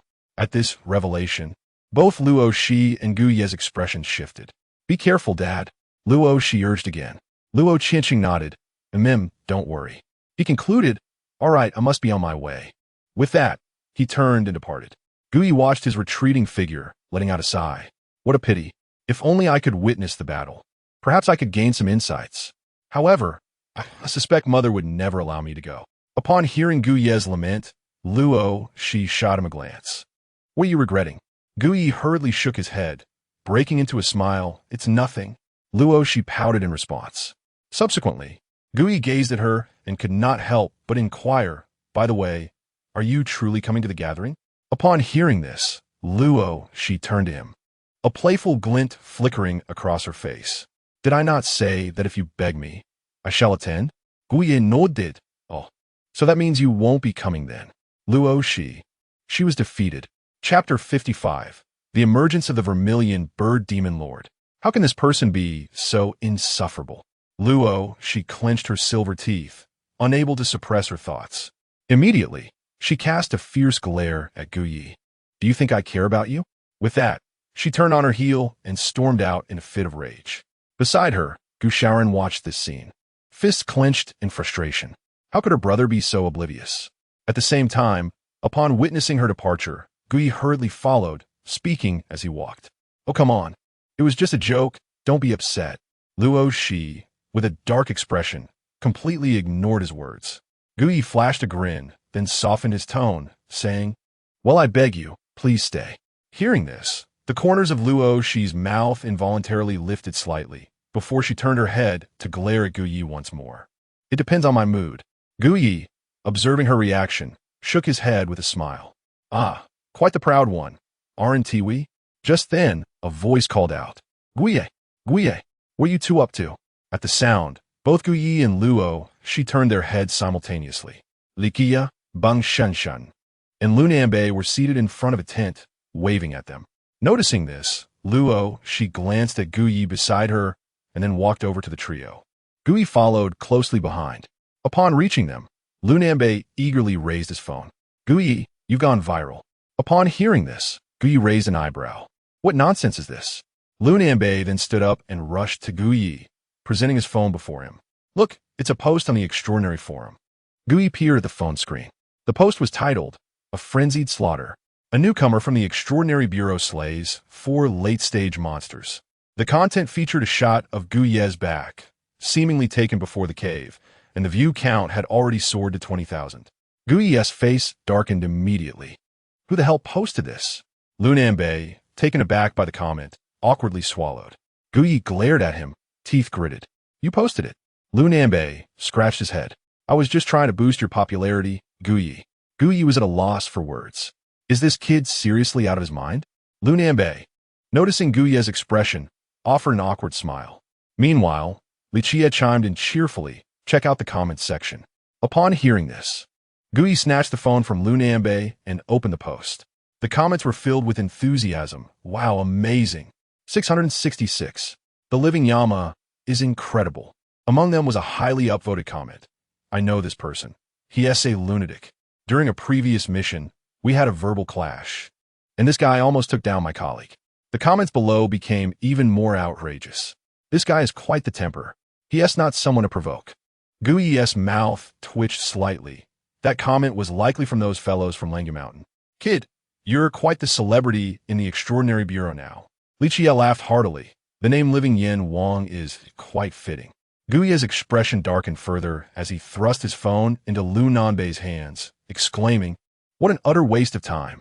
Lu Nanbei scratched his head at the sight. Bro, should I delete it? Of course. Gu Yi shot him a glare. Lu Nanbei gazed at the post with a hint of regret. Bro, it has 20,000 views and is still climbing. Are you actually feeling sorry for it? Delete it. Repeat it. Meanwhile, Luoshi observed Guye's expression and couldn't help but smile slightly. Her mood lifted considerably.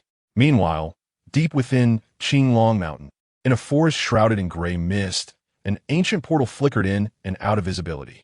Several figures clad in gray robes stood before the misty entrance, their expressions solemn, seemingly awaiting something.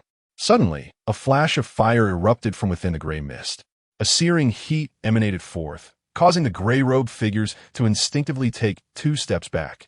Then, a pair of snow-white legs stepped forward. A woman dressed in a red gown, her gaze indifferent, slowly came into view. Upon seeing her, all the members of the Gray Mist organization knelt on one knee and spoke in unison. We welcome the Zhuke Demon Lord. At the sound of their voices, a glint of coldness flashed in the woman's eyes as she parted her lips. The scent of the godforsaken land is quite repugnant.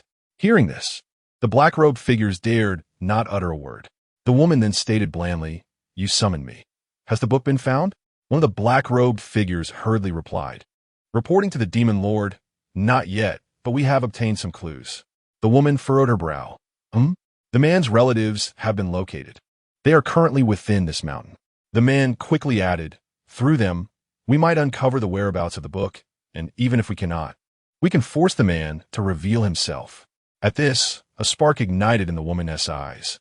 Meanwhile, at the foot of the mountain, the convoy designated for evacuation had arrived. Guyi and the others were directing the children to board the vehicles in an orderly manner. Lin Yan emerged from the tent, accompanied by the 2 researchers who had come from headquarters. "Are all the children accounted for?" Lin Yan inquired of Guyi and the others. Guyi nodded affirmatively, "Yes." "Don't worry, Mom," Lin Yan acknowledged with a nod. Just then, the ground trembled violently, and a surge of blazing fire shot up into the sky from within Qinglong Mountain. Everyone at the foot of the mountain was caught in the aftermath. Guyi hurriedly supported Lin Yan, asking, "Are you all right, Mom?" She shook her head. Subsequently, everyone turned their attention to the firelight emanating from the mountain. "What on earth is happening?" Li Qiye couldn't help but exclaim. Lin Yan's brow furrowed as she observed the anomaly within the mountain, her tone turning grave. "A high-level demon has emerged. Quickly, we must evacuate everyone." At her words, Guyi and the others' expressions changed, and without hesitation, they urged everyone to hasten their pace. Once the crowd boarded the vehicle, the convoy swiftly set off toward a nearby country road. However, it had not traveled far when a fiery crimson barrier suddenly expanded from the horizon, enveloping the entire Qinglong Mountain. The vehicle carrying the group collided forcefully with this barrier, coming to an abrupt halt. The jarring impact elicited startled cries from the children aboard. After confirming that everyone in the vehicle was unharmed, Guyi and the others disembarked. Observing the barrier before them, Guyi furrowed his brow. What on earth is happening? Just as he voiced his thoughts, a commotion arose from behind them. Turning in unison, the group beheld a series of figures draped in dark cloaks ominously materializing behind them. Upon seeing their garb, a glint of cold realization flickered in Guye's eyes. The Gray Fog Organization. Simultaneously, from behind this group of cloaked figures, a thick mist swirled, revealing pairs of glowing crimson eyes emerging from the haze. Chapter 56. How could a father ever rest easy with his child? Upon witnessing the scene, Guyi wasted no time. The mournful bell materialized in his hand. He raised it and fired 3 shots towards the group of adversaries, yet his efforts inflicted no harm upon them. The leader of the men, unfazed, smiled slightly and addressed Lin Yan amidst the crowd. "Professor Lin, it is a pleasure to see you again." At these words, Guye's gaze turned even more frigid as he positioned himself protectively in front of his mother. Luo Shi and the others showed no hesitation, stepping forward to stand alongside Guyi. Simultaneously, the extraordinary beings who had previously safeguarded the camp rushed to their aid. The man from the Gray Mist Organization glanced back before casually waving his hand, prompting the monsters behind him to charge at the extraordinary beings. The man then slowly turned back. "The Demon Lord has descended. All high-tier extraordinary beings are within the mountains, and no one can save you." He continued, "The barrier behind you is laid by the Demon Lord himself, and you lack the means to breach it. Professor Lin, it would be wise for you to come with us, otherwise." With that, he gestured towards the advancing monsters, which approached with predatory intent. fixating on Gu Yi and his companions. The children in the vehicle gasped in horror as they witnessed the unfolding chaos through the window. Lin Yan's expression darkened ominously. Damn it! Meanwhile, the two individuals who had come from headquarters, witnessing the dire situation, hurriedly retrieved their phones to call for assistance. However, just as they brandished their devices, a spectral figure materialized behind them. With a swift thrust, the sound of blades piercing flesh echoed. Their pupils dilated in shock as they lowered their gazes to find their chests impaled by a long knife. After executing this grim task, the assailant dissipated like smoke. Lin Yan watched in horror as the two fell lifelessly, her face paling. Xiao Wang, Xiao Li. The two men cast one last glance at Lin Yan before collapsing. She quickly knelt beside them, anguish flashing across her features as she grasped their hands. Sister, run, quickly. The moment those words left their lips, their heads tilted, and they breathed their last. Lin Yan clenched her jaw, her eyes brimming with tears. Swiftly, she turned to the members of the Gray Mist organization, her gaze icy and resolute. Gu Yi and his companions, witnessing this tragedy, felt their expressions darken. Do not struggle. You cannot escape, the man reiterated. Damn it, Brother Yi, let us fight. Lu Nanbei gritted his teeth as he drew forth his hefty blade. Lu Shi, Li Qiya, and Wang Shanshan similarly brandished their weapons. Gu Yi tightened his grip on the mournful bell, his expression a portrait of fury. The man observed them with a smirk, shaking his head. A bunch of novices, yet you possess quite the audacity. Very well, let us dispose of you first. As he spoke, the man waved his hand, and several demons slowly approached Gu Yi and his companions. In an instant, a wave of malevolent energy surged forth, causing the faces of Gu Yi and his friends to darken. Another one at the late stage of the ascendancy. Gu Yi clenched his teeth, a resolute expression flashing across his face. There was no other option. He could only open the misty portal once more. With that thought, the portal began to tremble again. At that moment, Lin Yan slowly stepped out from behind Gu Yi and the others. I will go with you. Let them leave. Upon hearing Lin Yan's words, the man's lips curled into a sly smile. Now that's more like it. He waved his hand again, and the demons halted in their tracks. Mom, no. Simultaneously, Gu Yi hurriedly grasped his mother's hand. Lin Yan turned back and offered Gu Yi a gentle smile. Good child, be obedient.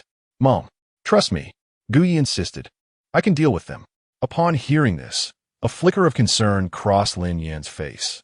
Do not rely on powers that do not belong to you. It is not beneficial for you.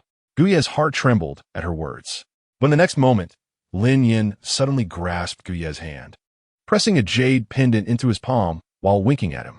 Gu Yi's eyebrows arched in surprise. In the next instant, with a crack, the jade pendant shattered. A blood-red steel blade materialized in Gu Yi's grasp, unleashing a powerful wave of spiritual energy that enveloped the area. Lin Yan's lips curled upward as she said to Gu Yi, use your deceased father's life-bound manifestation. Harness his power. With that, Lin Yan playfully smiled and quickly ran behind Gu Yi, gently patting his shoulder. Go! At that moment, Gu Yi felt an unending surge of spiritual energy emanating from the steel blade, a look of delight spreading across his face. So that was Mom's delaying tactic. He then glanced at the blade in his hand, slowly shifting his gaze toward the group from the Misty organization, his smile transforming into one of fierce determination. Meanwhile, the man's expression changed drastically upon witnessing this. Life-bound manifestation? How is that possible? Gu Nantian clearly. Hearing this, Lin Yan, standing behind Gu Yi, smiled faintly. As a father, how could he ever rest easy about his child? Xiao Yi, eliminate them all. Avenge Xiao Wang and Xiao Li. Gu Yi's expression turned even more fierce upon hearing this. All right, Mom. He then sheathed the funeral bell, slowly raising the blood-red steel blade. A profound sense of bloodline connection coursing through him. The blade hummed incessantly, seemingly guiding Gu Yi. In the next moment, Gu Yi swung his arm fiercely, delivering a horizontal slash. The crimson blade energy erupted from the steel blade, and in an instant, the heads of the three demons were sent flying, lifeless and beyond resurrection. Simultaneously, the blade energy showed no signs of diminishing as it surged straight toward the cloaked figures. Upon witnessing this scene, the expressions of the cloaked figures shifted dramatically. as they transformed into wisps of smoke to evade the blade's aura. This time, the voice of the demonic bestiary did not resonate, yet it was well within Gu Ye's expectations. After all, this strike was, in essence, a manifestation of his long-lost father. Damn it, the man from the Gray Mist organization.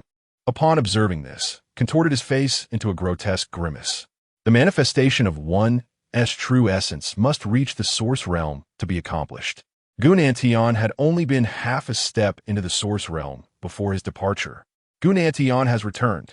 Hearing this, Lin Yan's lips curled into a faint smile, though she remained silent. Simultaneously, Gu Ye's figure vanished from sight like a specter. The cloaked figure, noticing this, immediately grew vigilant. Be cautious. This lad can teleport. Just as the thought crossed his mind, a shadow abruptly materialized behind them. Gu Ye's nonchalant voice echoed in their ears. You enjoy ambushing, do you? Let you experience it as well. With that, the crimson steel blade in Gu Ye's hand resonated with an even more ominous hum. With a single stroke, severed heads began to drop to the ground. The sight sent a thrill of exhilaration through Luo, Shi, and the others. Brother Yi is incredible, exclaimed Lu Nanbei.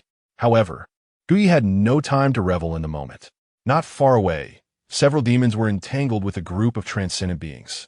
Gu Ye sivifte aprochit, wielding his steel blade. With a few swift strikes, the demons were dispatched without mercy. The transcendent beings stood in stunned silence, bewildered. Is it over? They all turned to gaze at Gu Ye, who held the steel blade, their eyes filled with astonishment. This young lad, isn't he a newcomer? Is this the work of a novice? At this moment, seeing that all foes had been vanquished, Gu Ye turned and ran towards the group. Upon reaching them, Lin Yan stepped forward, a smile gracing her face. You are becoming more and more like your father. Upon hearing this, Gu Ye scratched his head and, unable to contain his curiosity, inquired, Mother, what on earth is happening? He was utterly perplexed. Lin Yin chuckled softly, covering her mouth. I'll explain on the way back. Let us first break through the barrier. Gu Ye nodded eagerly, understanding the importance of prioritizing the task at hand. He then approached the barrier cautiously, gripping his blade tightly, and struck down upon it, creating a gash in the barrier. Witnessing this, the group's expressions brightened with joy. Yet, before 3 seconds had passed, a fiery figure in red suddenly appeared at the breach like a specter. The moment they beheld this apparition, tension gripped the group. The woman in the crimson dress slowly gazed at Gu Ye, licking her red lips. I seem to sense a familiar essence.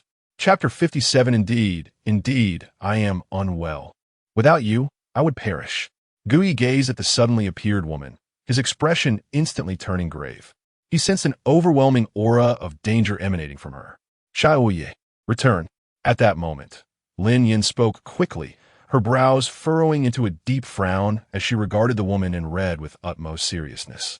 Considering the prior words of the man from the Gray Mist organization, the woman's identity became glaringly apparent. She was undoubtedly that so-called demon sovereign.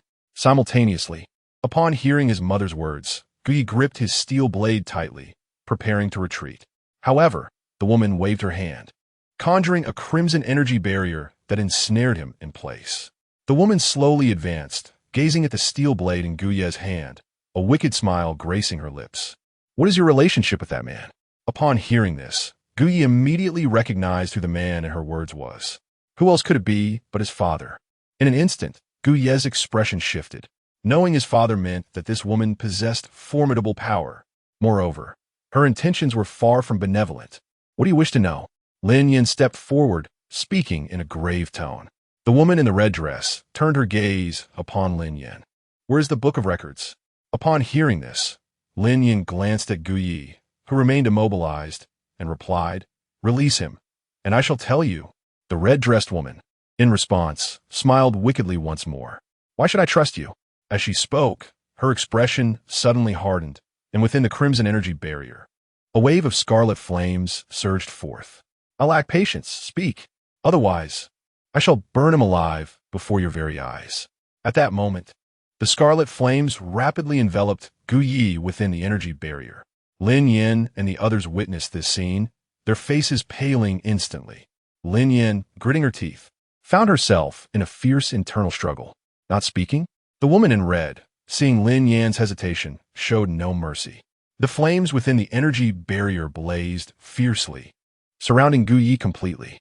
Seeing this unfold, Lin Yan's expression changed dramatically. "No, I will speak." Just then, a voice emanated from within the energy barrier. "Mom, it's all right.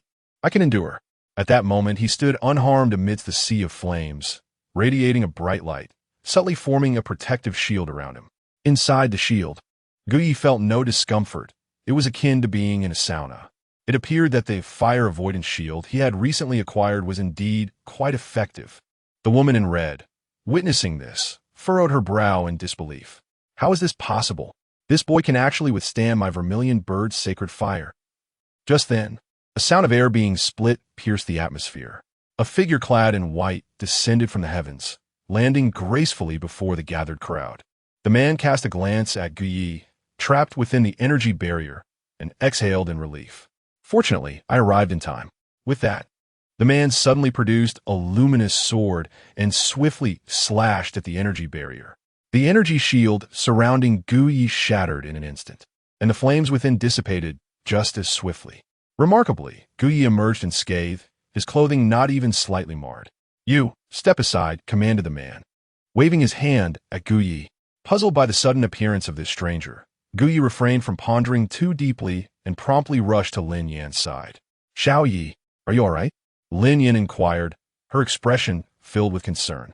Gu Yi shook his head immediately. "I'm fine, just a little dirt on my clothes." "Mom, who is this?" He then glanced toward the man, posing his question hastily. Upon confirming that Gu Yi was indeed unhurt, Lin Yan replied, "Huang Fujin, the headmaster of the Kunlun Academy." At the mention of this, Gu Yi's heart jolted. The headmaster of Kunlun Academy, one of the top 10 ancient powers in the world. Meanwhile, the woman in the red dress regarded the suddenly appeared man in white with a serious gaze, her expression turning grave. Not stationed in the demon domain, yet daring to wander about, she remarked. Huang Fujin merely smiled, unfazed by her words, and then turned his attention to the woman, a glimmer of admiration appearing in his eyes. "So the Suzaka demon lord is this beautiful," he mused. "Why not consider staying with me as my wife? Our world is truly splendid, far superior to yours." Hearing his lewd ramblings, Suzaka's countenance darkened instantly. "You must be insane." Concurrently, Gu Yi listened to their exchange, his astonishment deepening. "This woman is a demon lord?" Huang Fujin chuckled. "Indeed, I must be unhinged. If I cannot have you, I might perish. My dear wife, please help me." He theatrically clutched his heart, wearing a lecherous grin. "Let me touch your leg. You wish to die?" Suzaka's fury was palpable as she nearly ground her teeth to dust. With a wave of her delicate hand, she unleashed a flame toward Huang Fujin. In response, Huang Fujin swiftly wielded his light sword, effortlessly deflecting the attack, while grinning mischievously. "What a fiery temper. I like it even more." The onlookers exchanged glances, all wearing expressions of disbelief. Gu Yi felt chills race down his spine. Why does this man seem so utterly unserious? Where's the grandeur befitting one of the top 10 ancient powers? Meanwhile, Lin Yan gritted her teeth, addressing Huang Fujin with ire. "Can you cease your nonsense? Spring has already passed. Why are you still causing a ruckus here?" Huang Fujin turned to Lin Yan, his smile unwavering. "No, really, I genuinely like this guy."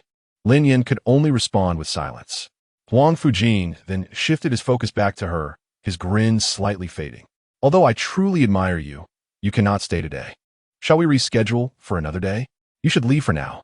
With gritted teeth, Suzu dismissed his provocations, her demeanor icy as she declared, "Do you believe you can withstand me?" Huang Fujin smiled knowingly. "Then shall we book a room? A one-on-one?" Suzaka frowned, perplexed. "What? Just a duel?" He clarified. With a captivating smile, Huang Fujin swiftly materialized before Zhu Ke. In the same breath, an ancient compass was cast forth by Huang Fujin, enveloping the two individuals entirely. "Oh my, how slippery these legs are. You seek death." Zhu Chue's furious voice echoed, and in an instant, both figures vanished, leaving only the compass hovering in place. Witnessing this scene, Gu Yi and the others were momentarily taken aback. Lin Yan promptly elucidated, "This compass is a spatial artifact known as the Dragon Confinement Array, which harbors a miniature realm within. Huang Fujin has pulled them inside to buy time. We must hasten our departure. Upon hearing this, Guyi could not help but inquire. Mom, can't the dean defeat that woman? Lin Yan shook her head. As the demon sovereign, her true form is still a divine beast. It is not so simple to overcome her. Guyi nodded silently in understanding. All right, let's make haste, Lin Yin signaled to the group. Guyi and the others nodded in agreement and swiftly set their plans into motion. Time is of the essence. The sooner we return, the sooner we can relax.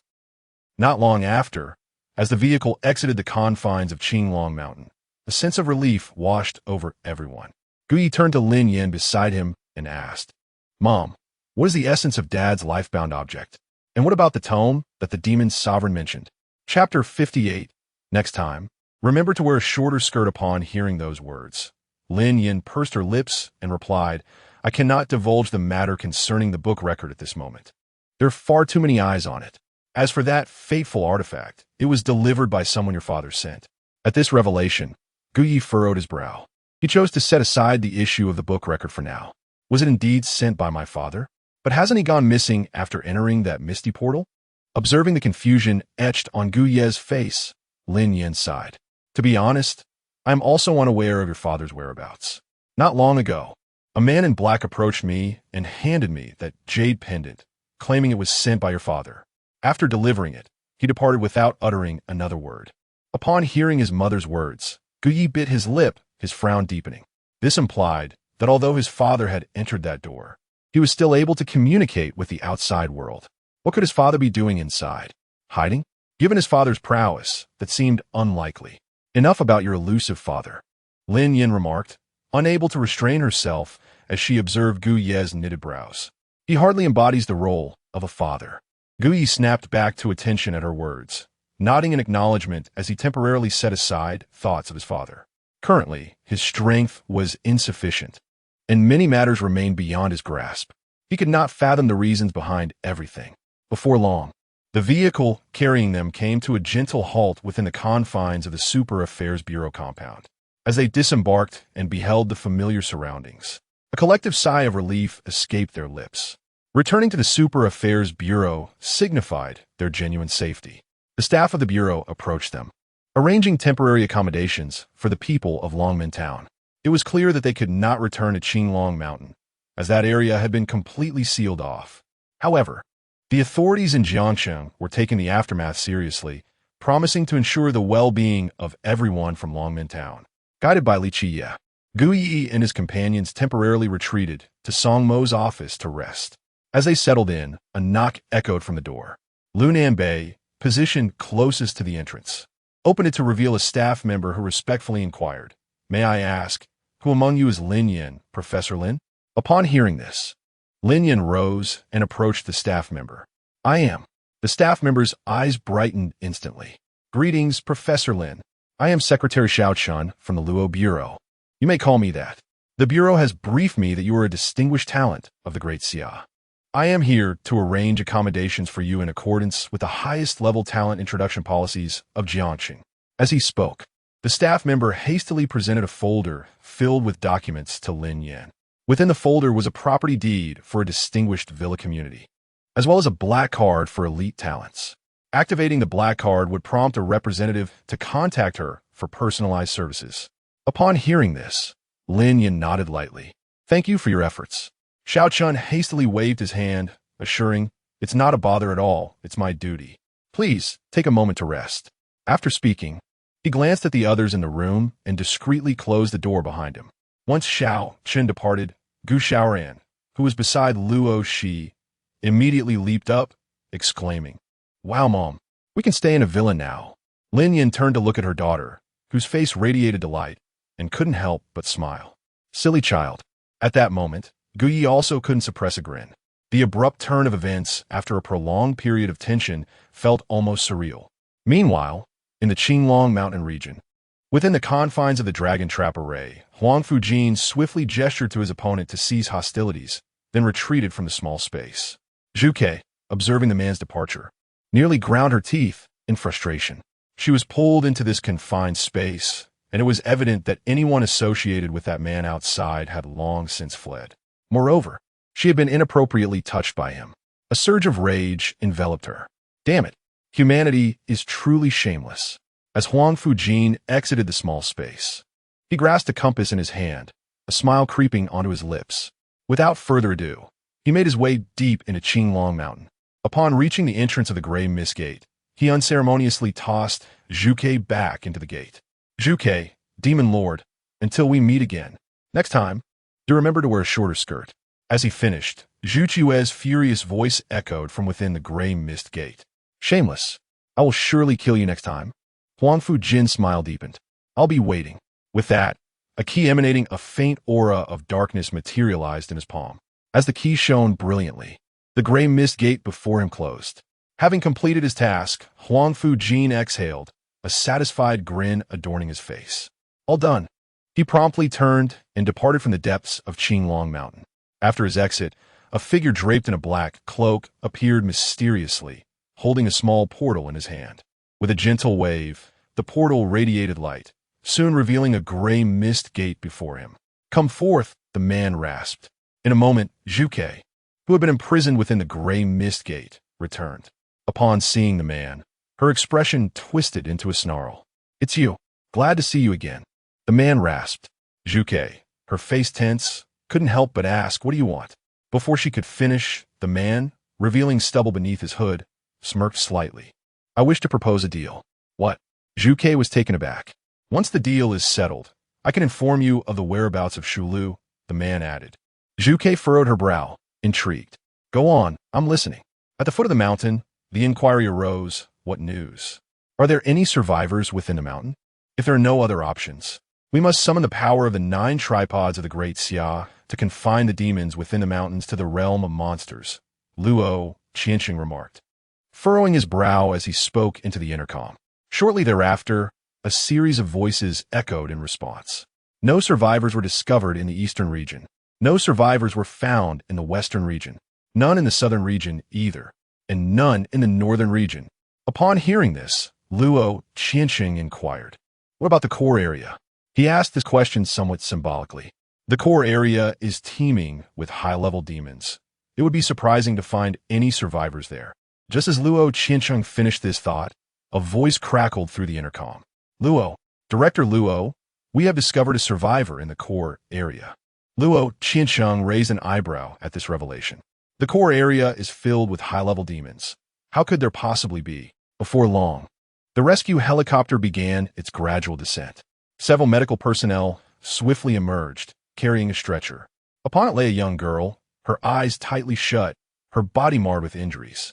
Observing this, Luo Qianqing frowned. What has happened to this girl? The staff responsible for exploring the core area hastily explained. According to the information we received, a group of Jiang University students ventured in on foot yesterday, and this girl is one of them. She happened to be in the core area when the Gray Mist Gate opened. Hearing this, Luo Qianqing sighed in resignation. It seems this girl is quite fortunate. Meanwhile, the girl on the stretcher furrowed her brow slightly, but soon relaxed, a faint smile beginning to form at the corners of her mouth. Chapter 59, Moving to a New Home. On the other side, within Song Mo's office. Auntie, where's the villa you prepared for you? Luo, she suddenly inquired. Lin Yan, upon hearing this, retrieved the property certificate from the file bag and gently replied, it's in the central district's Yuqingbi Yuan. What's wrong, Shi? Upon hearing this, a hint of discomfort crossed Luo Shi's face. My home is indeed at Yuqingbi Yuan. As soon as these words left her lips, Gu Yi, who had been engrossed in his phone, suddenly reacted. Oh right, now that you mention it, I remember. Does that mean we are neighbors? At that moment, Lin Yin chuckled softly, covering her mouth. How wonderful. You should come over to play often.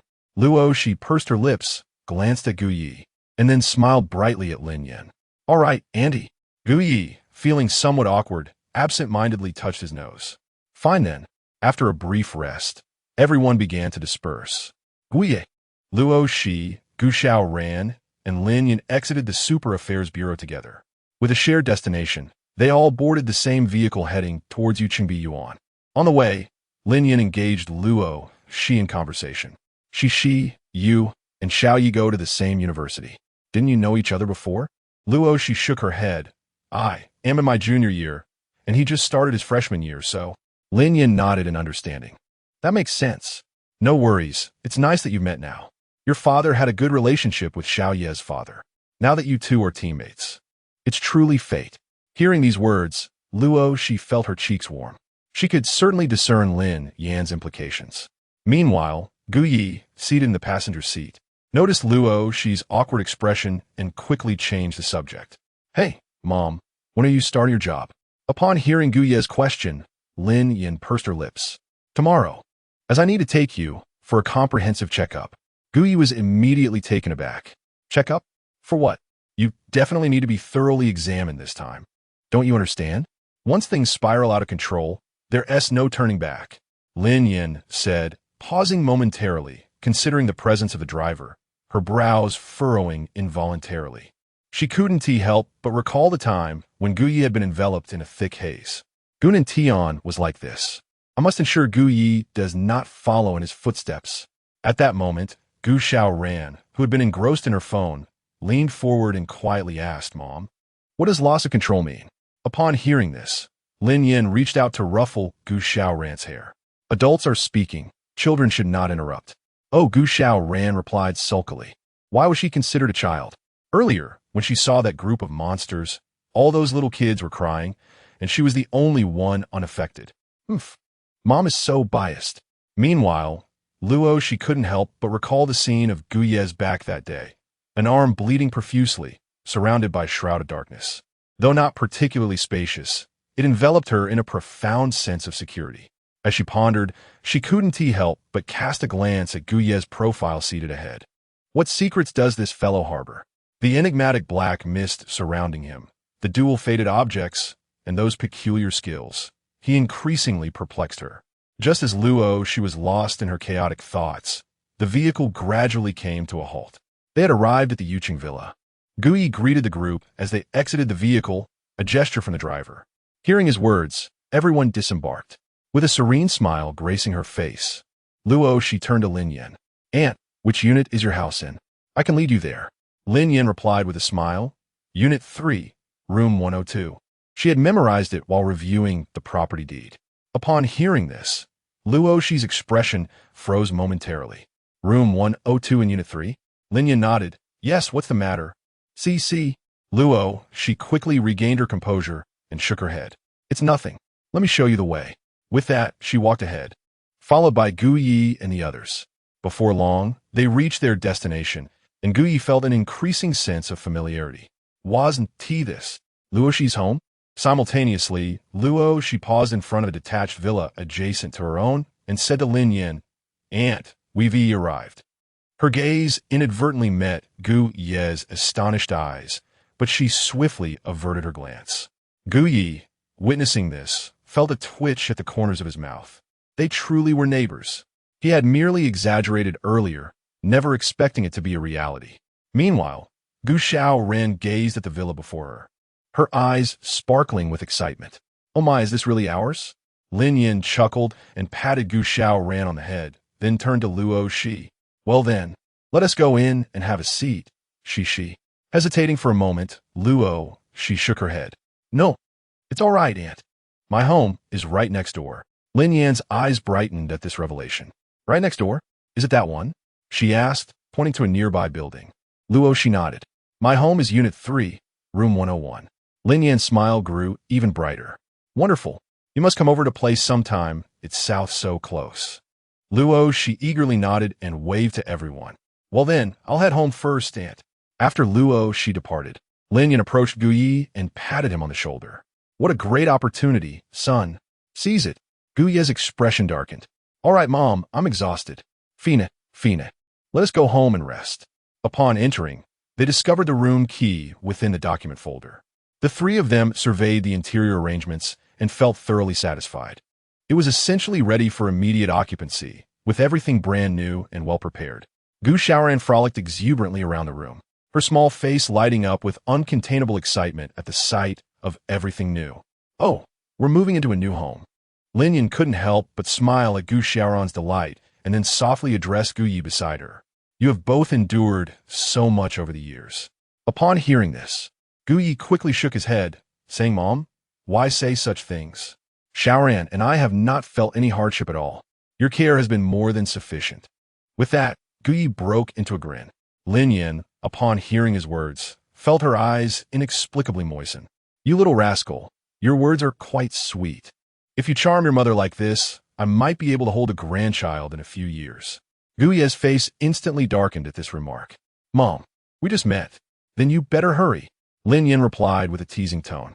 "I need a rest," Guyi said, swiftly slipping away from Lin Yan's side. Seeing this, Lin Yan shook her head in resignation, then began to explore the new surroundings. Guyi found a room and promptly shut the door behind him. He then sat cross-legged on the bed, pondering whether, after vanquishing so many demons, he might be able to break through to the later stage of the initial realm. Chapter 60. Oh my, it's you, Leoi. With this thought, Guyi did not hesitate and activated the essence technique. Drawing upon the vast mental energy stored within the demonic compendium, which he began to assimilate. After a period of time, a radiant white light enveloped him. A significant amount of mental energy started to coalesce within the sea of his consciousness, effectively doubling the mental power therein. Simultaneously, a crisp sound resonated in Guyi's mind. His eyes brightened instantly. He had reached the late stage of the initial realm. Moreover, the mental energy he had stored in the demonic compendium was not yet fully depleted, prompting a broad smile to spread across Guyi's face. It appeared his assessment had been correct. The energy harvested from slaying 4 late-stage demons was indeed immense. Regrettably, the subsequent demons had been vanquished through his father's power. Otherwise, he felt he could have surged directly into the initial realm. However, one must not be insatiable. The gains he had made were already remarkable. Having concluded this train of thought, Guyi exited his meditative state. He then slowly raised his uninjured right hand, revealing a blood-red long knife pattern etched into his palm. With a mere thought, the long knife belonging to his father reappeared in his grasp. Witnessing this, a glimmer of light sparkled in Guyi's eyes. Now equipped with this blade, he would no longer need to resort to that portal in case of emergencies. At least not unless faced with particularly perilous situations. He pondered how long his father's knife would remain usable. Afterward, Guyi sheathed the long knife and lay down on his bed, succumbing to a deep slumber. He was utterly exhausted after that day and night. It had already been evening when he emerged from the demonic realm, and now, after returning from Qinglong Mountain, it was the following morning. He slept soundly through the afternoon. At dusk, Guyi was awakened by the sounds emanating from the living room. Rubbing his throbbing forehead, he ventured outside. Upon entering the living room, he found Luo Qiansheng, Lin Zi, and Luo Shi present. Lin Yan was engaged in conversation with Luo Qiansheng and Lin Zi, while Luo Shi was whispering with Gu Xiaoran. Feeling somewhat more alert, Guyi hurried down from the second floor to join them. Hearing the sounds from the staircase, everyone in the living room turned their heads towards Guyi. A hint of embarrassment crept onto his face. "Uncle Luo, Aunt Lin, my apologies, I was in a deep sleep." Upon hearing Guyi's words, Luo Qiansheng waved his hand dismissively. "It's normal. You've had quite the exhausting day and night." "Indeed," Aunt Lin chimed in. "I heard you killed 4 late-stage demons. Thanks to you, Shishi is safe." Lindsay added, her face adorned with a bright smile. Guyi scratched his head modestly. It was nothing really. After saying this, he plopped down beside Luo Shi and Gu Xiaoran. Luo Shi cast him a teasing glance and whispered, "I heard you wet the bed at 5 years old?" At her words, Guyi's mouth twitched uncontrollably. "Gu Xiaoran, don't spill everything." Guyi lowered his voice and spoke to Gu Xiaoran beside him. Upon hearing this, Gu Xiaoran immediately puffed up with indignation. "You rotten brother. It wasn't me who said it. It was Mom." Hearing this, Guyi felt a sense of helplessness wash over him. At that moment, Luo Shi glanced at Guyi's expression and couldn't help but stifle a laugh. After a brief pause, she looked at Guyi's left arm and couldn't resist asking, "Does your hand still hurt?" Upon hearing this, Guyi's expression softened somewhat, and he shook his head. "It's nothing, just a minor issue." Luo Shi pursed her lips, feeling somewhat helpless. "Just don't push yourself so hard in the future." Yet, as she spoke, she felt it was somewhat inappropriate. After all, it was Guyi's relentless effort that had ensured their safe return. Upon hearing her words, Guyi turned to look at her and smiled faintly. "I understand. I appreciate your concern." Upon hearing this, A hint of shyness flashed in Luo Shi's eyes. Just then, Luo Qiancheng suddenly stood up. "Oh dear, sister-in-law. I've already made arrangements with Zhao, Tianjiao, and the others. Now that you've arrived in Jiangcheng, we must certainly welcome you properly." As he spoke, Luo Qiancheng quickly turned to Luo Shi. "Cici, how about this? You take Xiao Yi and Xiao Ran directly, and we'll join you shortly." Luo Shi nodded in agreement. "All right." She then glanced at Gu Yi and the others. "Come with me." Upon hearing this, Gu Yi looked at his mother and, seeing that she had no objections, stood up to follow Luo Shi outside the villa. Luo Shi walked straight to a Range Rover and waved to the two of them. "Get in the car." Gu Yi's eyes widened in surprise. "Is this your car?" Luo Shi nodded naturally. "Yes." "Wow, a girl actually drives this car." Gu Yi could not help but swallow hard. The Range Rover had once been his dream vehicle. Seeing the astonishment on Gu Yi's face, a smile flickered in Luo Shi's eyes. "You have a license, right?" Gu Yi nodded. "Ido. I got it during the summer of my senior year." "Here," Luo Shi said, tossing him the car keys. "You drive, it's not far. You can manage with one hand, right?" Gu Yi quickly caught the keys, his eyes lighting up.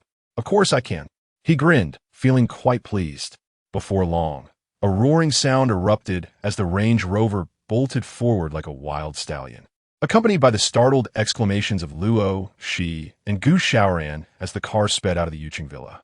Luo Shi was now regretting her earlier decision. This guy drives just like he rides a motorcycle. Following Luo Shi's directions, the car soon halted in front of a hotel.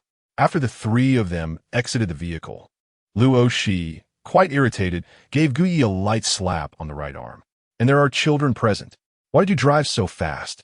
Gu Yi's mouth twitched slightly. To be honest, he had already shown considerable restraint. Subsequently, the trio made their way into the hotel lobby. Just as they reached the entrance, a surprised voice suddenly called out from behind them. "Wow, Gu Yi, is that really you?" Upon hearing this, Gu Yi and his companion simultaneously turned their heads. Behind them stood a young man clad in a white casual suit. His face lit up with surprise as he gazed at the trio. Gu Yi's eyes brightened at the sight of this individual. "Li Jin, what brings you here?"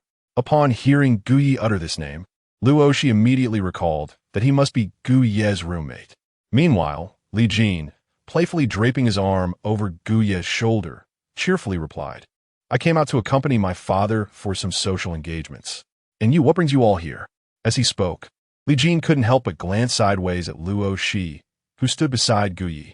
The moment he laid eyes on her, his gaze widened in astonishment. "Hello," Luo Shi offered with a gentle smile. Chapter 61. Wait, are you a poet, chasing after someone to kill? Li Jin momentarily gaped in astonishment. "You, hello, senior." Observing the surprise on her face, Luo Shi couldn't help but chuckle again. Realizing the situation, Li Jin wrapped his arm around Gu Yi's and tightened his grip slightly. "Damn, you rascal." Meanwhile, Luo Shi reminded him, "Be careful, he's injured." Oh. Upon hearing this, Li Jin quickly released his hold. He noticed Gu Yi's left arm. "Gu Yi, what happened to you?" He couldn't help but inquire. Gu Yi waved his hand dismissively. "It's nothing, just a minor accident." After saying this, Gu Yi proceeded to introduce everyone. "This is my little sister, Gu Xiaoran, and this is Luo Shi. He is my wealthy roommate, Li Jin." Upon hearing this, Li Jin quickly scratched his head. "I'm not a rich second generation. Don't listen to his nonsense." Luo Shi smiled warmly at him, then took Gu Xiaoran's hand, addressing Gu Yi. "Well, I'll take Xiaoran upstairs. The private room is named Ocean of Stars. You can come up later." Gu Yi nodded. "All right." Subsequently, Luo Shi led Gu Xiaoran toward the second floor. Once the two had left, Li Jin immediately grabbed Gu Yi's right arm, his face alight with excitement. "Wow, you really are something. So, how far have things progressed?" Gu Yi wore an expression of helplessness. "It's not what you think. We are colleagues." Li Jin couldn't help but smirk at this. "Come on, just a moment ago, when I had my arm around you, the senior seemed concerned." He mimicked Luo Shi's tone. "Be careful. He's injured." Gu Yi's lips twitched slightly. "We really are just colleagues."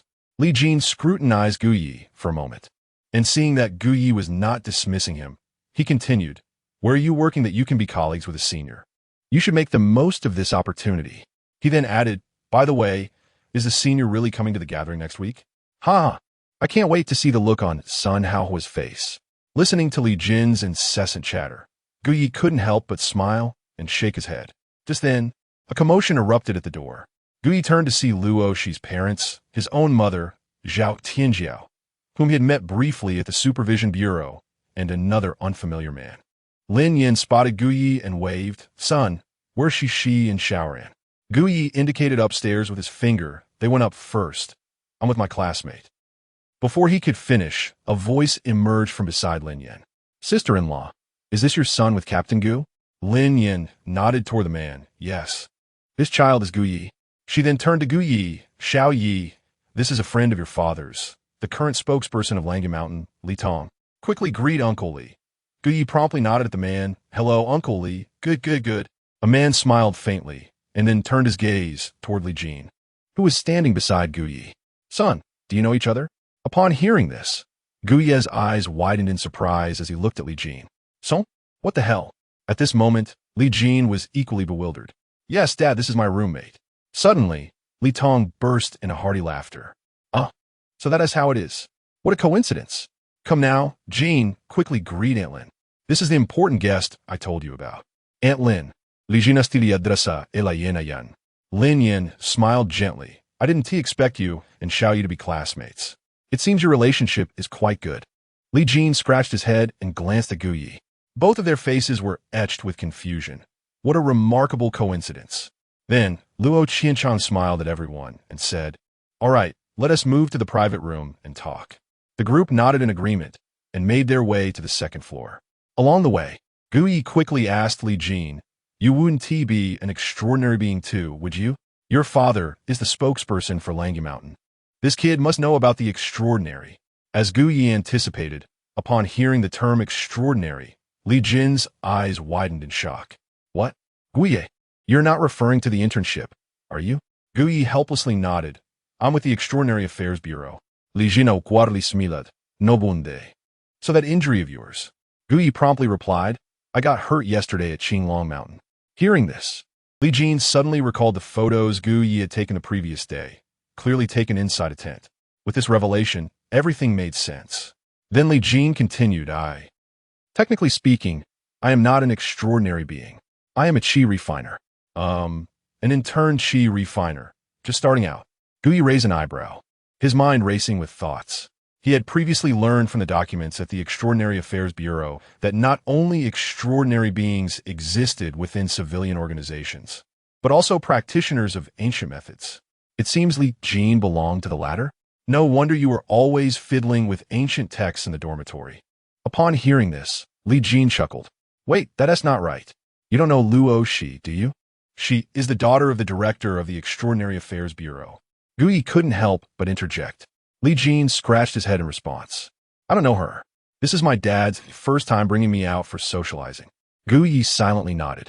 All right. Subsequently, the group entered the private room, with Gu Yi and Li Jin sitting next to Luo Shi and Gu Xiaoran. Seeing Li Jin and Gu Yi arrive together, Luo, she was momentarily taken aback. Gu Yi then explained to Luo Shi, his father is the spokesperson for Langi Mountain. Luo, she suddenly realized. "So, you're Li Uncle's son?" Li Jin nodded blankly. "Senior, do you know my dad?" Luo, she naturally nodded, saying, "Indeed, after Uncle Li was transferred to Jiang City, he visited my home several times. He often mentioned wanting to bring you along for a tour, but at that time, you were still in high school, preparing for the college entrance examination." Li Jin chuckled awkwardly. That's true. Upon hearing this, Gu Yi couldn't help but shake his head with a smile, realizing why the two were unfamiliar with each other. The burden of the college entrance exam. After that, the atmosphere shifted to casual conversation. Gu Yi, Luo Shi, Gu Xiaoran, and Li Jin all focused on their meal, with Gu Ye's one hand being less functional, leaving Luo Shi to assist him throughout. This scene did not escape Li Jin's observant gaze, and in that moment, his perception of the two changed entirely. There was undoubtedly something brewing between them. Li Jin discreetly took out his phone to capture the interaction and promptly sent it to Sun Haohao. "Li Jin, I ran into Gu Yi and the senior. I'm shipping it. Sun Haohao. Sun Haohao. Wait, are you a poet now, chasing after them?" Chapter 62. A newcomer arrives. Li Jin gazed at the message on the screen, his grin nearly reaching the back of his head. What a fool he was to be so amused. At that moment, Gui glanced over at him. Li Jin quickly tucked away his phone, shaking his head. It's nothing, really. After dinner, the group engaged in light chatter before preparing to disperse. They bid farewell in front of the hotel. Just before departing, Li Tong patted Gu Yi on the shoulder, saying, "Good lad, you have the same flair as Gu Nantian in his heyday. Take Li Jin along with you. He's just starting out and still a bit inexperienced." Gu Yi, upon hearing this, cast a glance at Li Jin and nodded, "Sure thing, Uncle Li." Thus, Li Tong led Li Jin away. At that moment, Li Jin hurriedly turned back. "Lao Yi, Shuejia, don't forget about the gathering next week." Upon hearing this, Gu Yi and Luo, she exchanged glances and then, almost instinctively, shifted their gaze elsewhere. "Xiaoxi, let's return the same way we came. You take Xiao Yi and Xiao Ran with you. Aunt Lin will ride with us," Luo, Qianqing instructed. Luo, she nodded and extended her small hand to Gu Yi. "The keys, please." Gu Yi grinned, "How about?" but was quickly met with a glare from Luo Shi. Reluctantly, he handed over the keys. Upon arriving home, Luo Qianqing and Lin Zi exchanged a few pleasantries with Lin Yan before taking their leave with Luo Shi. Watching the trio's retreating figures, Lin Yan stood beside Gu Yi and couldn't help but exclaim, "Oh, the more I see Xiaoxi, the more I like her." At her words, Gu Yi awkwardly touched his nose and discreetly returned to his room. Honestly, he held a favorable impression of Luo Shi. Their acquaintance had begun with misunderstandings, but they had also weathered challenges together. Yet, when it came to romance, Gu Yi felt woefully inexperienced, sensing that something was still amiss. With these thoughts in mind, Gu Yi turned and entered the bathroom to wash up. Upon exiting, he noticed his phone illuminating on the bed. He picked it up to find a message from Li Jin. "Li Jin, JPG Li Jin, go for it, Lao Yi. I have faith in you." Intrigued, Gu Yi unwittingly opened the image. In it, he and Luo, she were conversing, with her placing a large shrimp onto his plate. A subtle smile crept across Gu Ye's face at the sight. Just then, another message arrived. "Luo Shi, good night." Luo Shi. Emoji, seeing her adorable emoji. Gu Yi similит genti. He then tapped a few words on his phone. "Good night." The following day, at the Super Affairs Bureau, in the psychological counseling room, Gu Yi lay on the bed while Lin Yan, Luo Qianqiang, and Luo, she kept vigil nearby. Su Lingyun gently tapped her finger on Gu Ye's forehead. "All right, this isn't our first time. Just relax as per usual. We will take another look at your subconscious state." Upon hearing this, Gu Yi gradually closed his eyes. Not long after, as his awareness began to sink slowly, the portal, standing resolutely amidst the gray mist, re-emerged before Gu Yi. However, this time, he found himself a few steps closer to the door. The gray mist slowly parted, unveiling the silhouette of a man once more. Simultaneously, a sigh echoed in Gu Ye's ears. At that moment, as he gazed at the figure within the portal, his brow furrowed with concern. He yearned to discern whether this door was the same as the one residing in his subconscious. Was the eye he had glimpsed previously associated with this man? With this thought, Gu Ye's consciousness urged him to step forward towards the door. Yet, no matter how he attempted to advance, it felt as though he were perpetually treading in place. Meanwhile, the expressions of the four individuals outside shifted dramatically. 4. A dense black mist began to unfurl from around Gu Yi, slowly creeping outward. "Dr. Su," Lin Yun exclaimed urgently. Upon hearing this, Su Lingyun swiftly released her guiding hand from Gu Yi. Instantly, his consciousness was drawn back, and the black mist gradually retreated into his body. Gu Yi then slowly opened his eyes, only to meet the solemn gazes of the others. "Xiao Yi, how are you feeling?" Lin Yin inquired hastily. Gu Yi rubbed his slightly throbbing forehead and replied softly, "I'm fine." "What did you see?" Luo Qianqiang promptly asked. Gu Yi continued, "It was still that door. Inside there was a person." Upon hearing this, both Luo Qianqiang and Lin Yan's expressions shifted. At that moment, Su Lingyun swiftly interjected, "There was someone inside the door? Was it someone who just appeared?" Gu Yi chuckled awkwardly. "No, he was there last time. I didn't mention it." Su Lingyun, "Unfa, not that's lao. As long as he hasn't just emerged recently, that's acceptable. Otherwise, we might have to slice you up for research. Although the contents of each person's subconscious are unique, there is yet to be a precedent for any changes occurring. After saying this, Su Lingyun looked towards Luo Qiansheng and Lin Yan. Professor Lin, Director Luo, we can basically confirm that this aligns with the symptoms detailed in the medical records you provided me earlier. Both Luo Qiansheng and Lin Yan nodded in silence. It seems that the subconscious is indeed hereditary, Luo Qiansheng remarked. Lin Yan rolled her eyes in response. The subconscious is not hereditary. Su Lingyun added, indeed, the subconscious stems from the darker facets of an individual's inner self and is not inherited. However, it is indeed the first instance of encountering two similar conditions. As she spoke, a spark of insight suddenly flickered in Su Lingyun's eyes. She gently adjusted her glasses and stated earnestly, Professor Lin, Director Luo, if you are at ease, I will take charge of monitoring this young man's subconscious situation from now on. I need to observe him for a period. Upon hearing this, both Lin Yan and Luo Qiansheng nodded in agreement. Then we shall entrust this to you, Dr. Su, Lin Yan responded. Su Lingyun shook her head slightly. To be honest, I find this case quite intriguing. The subconscious state of the father and son is remarkably similar, and I am eager to uncover the underlying reasons for this phenomenon. Meanwhile, Gu Yi has risen from the bed. Is my father's subconscious also like this? Upon hearing Gu Ye's words, Lin Yan nodded helplessly. Yes. Gu Yi raised an eyebrow, his mind swirling with thoughts. This doorway is evidently related to the demon bestiary. Could it be that the demon bestiary was previously with my father? Perhaps this is the only plausible explanation. Just as Gu Yi was pondering, Luo Qiansheng spoke up. All right, sister-in-law, let us leave it at that for now. We cannot draw any concrete conclusions at this time. Lin Yan nodded and then turned to Gu Yi. Xiao Yi, you and Shi should attend to your tasks first. Gu Yi could only nod in agreement, following Luo Shi out of the psychological consultation room. Watching the two depart, Lin Yan's eyes flashed with a hint of concern. At this moment, Luo Qiansheng could not help but remark. Thus, previously, Xiao Ye's ability to vanquish late-stage demons must be connected to this subconscious. Didn't Captain Gu's subconscious enhance his strength? Lin Yan silently nodded. Their subconscious minds should indeed be the same. We shall take it one step at a time.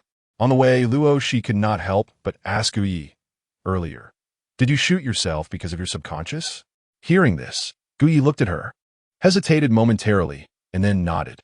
Upon witnessing this, Luo Shi pondered for a moment before softly saying, in the future, please do not kill demons anymore, all right? Hearing her voice, Gu Yi turned to look at her and could not help but break into a grin. Are you concerned for me? At her words, Luo Shi's face flushed with a rosy hue, and then, under Gu Ye's gaze, she resolutely nodded. Well, can you promise me that? Gu Yi, sensing a hint of awkwardness, opened his mouth, but ultimately refrained from giving a direct answer. Let us hurry. Captain Song is waiting for us to convene. With that, Gu Yi quickened his pace. Seeing this, Luo Shi could only roll her eyes in exasperation and hurriedly followed suit. In Song Mo's office, upon their arrival, Song Mo gestured for them to sit. Please take a seat. The two nodded and settled onto the sofa in the room. Before the meeting commenced, let me introduce a new partner. After speaking, a girl clad in a red dress gracefully stood and smiled gently at everyone present. Greetings, my name is Mu Hongling. I look forward to working with you all. Chapter 63 is this. Returning to see the legs? At this moment, Song Mo smiled faintly. All right, Hongling, please take a seat. The girl named Mu Hongling responded with a gentle smile towards Song Mo before slowly sitting down. Her gaze swept across the room. Ultimate de resting on Gu Yi. Noticing her attention, Gu Yi raised an eyebrow. This woman, why does she seem somewhat familiar? Mu Hongling offered Gu Yi a subtle smile before diverting her gaze. Observing this, Gu Yi dismissed the thought. At this moment, Song Mo's voice resonated once more. When the gray mist gate of Qinglong Mountain opened, Xiaomu and several students from Jiang University were trekking through Qinglong Mountain. Xiaomu happened to be in the core area at that time. Yet not only did she emerge unscathed, but she also unexpectedly awakened her destined artifact. Yesterday, she passed the assessment with a perfect score. You all can take the opportunity to get to know her. Song Mo continued with a grin. Upon hearing this, The crowd's attention naturally shifted towards her. They had all participated in the Qinglong Mountain incident and were well aware of the circumstances. This girl actually survived in the core area. What extraordinary luck. How many charitable donations must she have made in her previous life to earn such fortune? Simultaneously, both Gu Yi and Luo, she expressed surprise. This girl is also from Jian University? Gu Yi couldn't help but steal another glance at her. No wonder she seemed familiar. He must have seen her at school. Then, Song and Mo spoke again. All right, let's get down to business. For you newcomers, the upcoming assessment at Kunlun Academy next month is of utmost importance. Each extraordinary individual is allowed only one attempt at this assessment. If you fail, there will be no second chances, so you must take it seriously. There are still 20 days until the assessment. Within these 20 days, you must elevate your mental strength to the initial realm. Upon hearing this, the crowd nodded in understanding. They all grasped the significance of the Kunlun Academy. Furthermore, after just returning from the Demon Domain and then heading to Qinglong Mountain, everyone will need to visit the psychological consultation room for guidance. Hearing this, the crowd nodded once more. All right, that's all for now. You may disperse. Xiaomu, remember to attend the practical training this afternoon. Mu Hongling quickly nodded in acknowledgement. Subsequently, everyone made their way towards the exit. At this moment, Lu Nanbei caught up with Gu Yi and Luo Shi. Hey, big brother, I've already broken through to the mid-stage of the initial realm. Gu Yi smiled slightly in response. Very good. Lu Nanbei's grin widened. Big brother, what realm are you in now? Gu Yi replied nonchalantly, late stage of the initial realm. Upon hearing this, a gleam of admiration flashed across Lu Nanbei's face. Wow, as expected of you, impressive. Meanwhile, Luo Shi couldn't help but steal a couple of glances at Gu Yi. Could it be that this fellow has made such swift progress? Just before her journey to the demon realm, she had only achieved a mid-level breakthrough, yet he had already reached the latter stages. As the three of them strolled and chatted, a voice suddenly echoed from behind them. Hello. The trio turned to see Mu Hongling hastily catching up with their pace. The arrival of Mu Hongling surprised Gu Yi and his companion somewhat. Subsequently, Mu Hongling addressed Gu Yi. You are also a freshman at Jian University, right? Upon hearing this, Gu Yi nodded and, with a hint of astonishment, replied, You too? Mu Hongling smiled slightly. Yes, I thought you looked familiar when I saw you earlier, and after some thought, it dawned on me. I never expected that the most popular freshman, the campus heartthrob, would be my colleague. At this remark, Luo Shi glanced at Gu Yi again, a playful smile flickering in her eyes. This guy turns out to be the freshman heartthrob as well? Gu Yi, hearing this, couldn't help but smirk. Well, whether I'm a heartthrob or not is debatable. Observing his reaction, Mu Hongling chuckled softly. Are you feeling shy? To which Gu Yi shook his head with a smile. Not at all. Then, Mu Hongling covered her mouth with a gentle laugh. So, could we exchange contact information, campus heartthrob? With that, Mu Hongling took out her phone. Gu Yi, upon hearing this, nodded nonchalantly. After all, they were colleagues, so why not? The two then exchanged their contact details. Mu Hongling smiled slightly and said, All right, I'll go prepare for the practical training now. Let us chat when we have time. With that, she skipped past the three of them. Once Mu Hongling had departed, Lu Nanbei couldn't help but grin widely.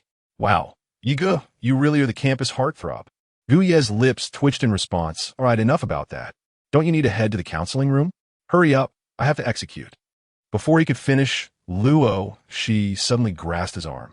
Where do you think you're going? Your hand isn't even healed yet. Can't you just take it easy? Hearing this, Gu Yi looked at her helplessly. At that moment, Luo Shi was gazing at him with a hint of melancholy.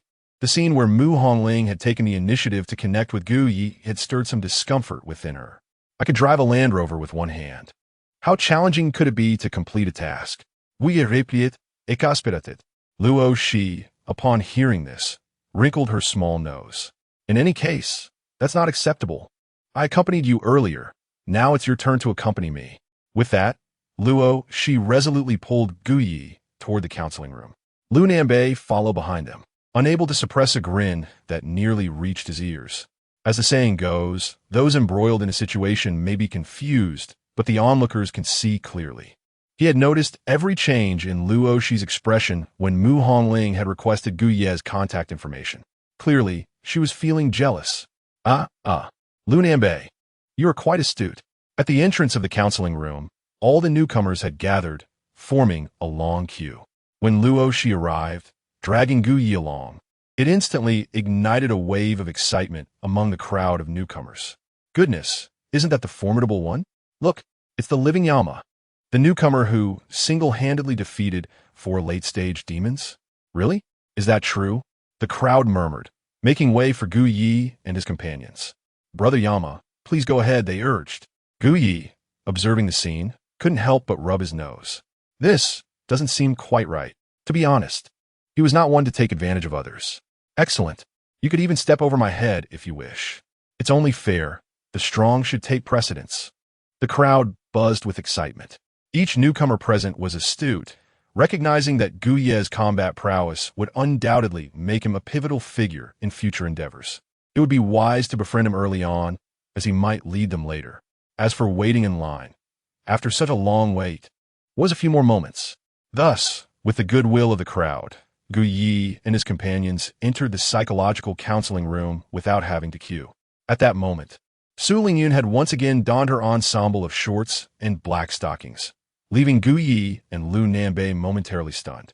Upon seeing Gu Yi return, a smile crept onto Su Lingyun's lips. Is this a return to admire my legs? Chapter 64. Team Mission, The Ruins of the Ancient Yao Kingdom. Upon hearing these words, Gu Ye's expression immediately turned awkward. No, I came with them, he stammered, glancing at Luo Shi beside him. Su Lingyun, noticing this, smiled gently. Or you two? A couple? At this, both Luo Shi and Gu Yi shook their heads simultaneously. No, not at all. Truly not. Their harmonious denial only deepened the smile on Su Lingyun's face. You two seem quite in sync, she teased, then waved at Luo Shi. You go ahead.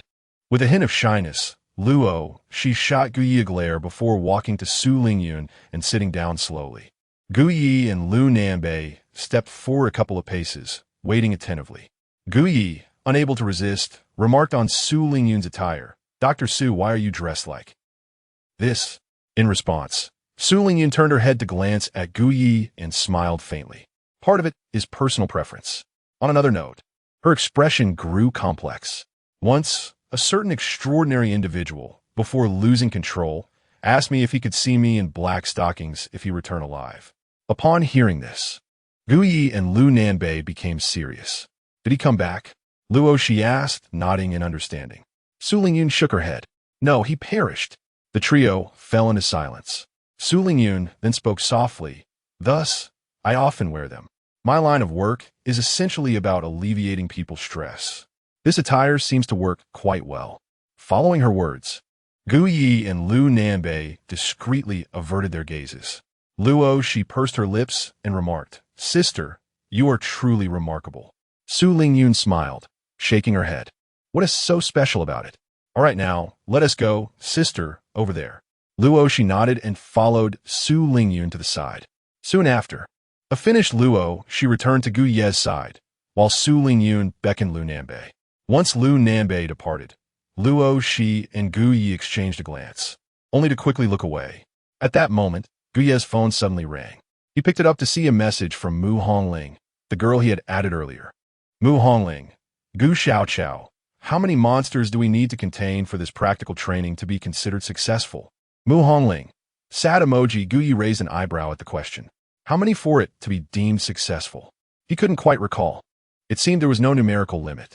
Just then, Luo Shi's voice broke into his thoughts. You even have her saved in your contacts.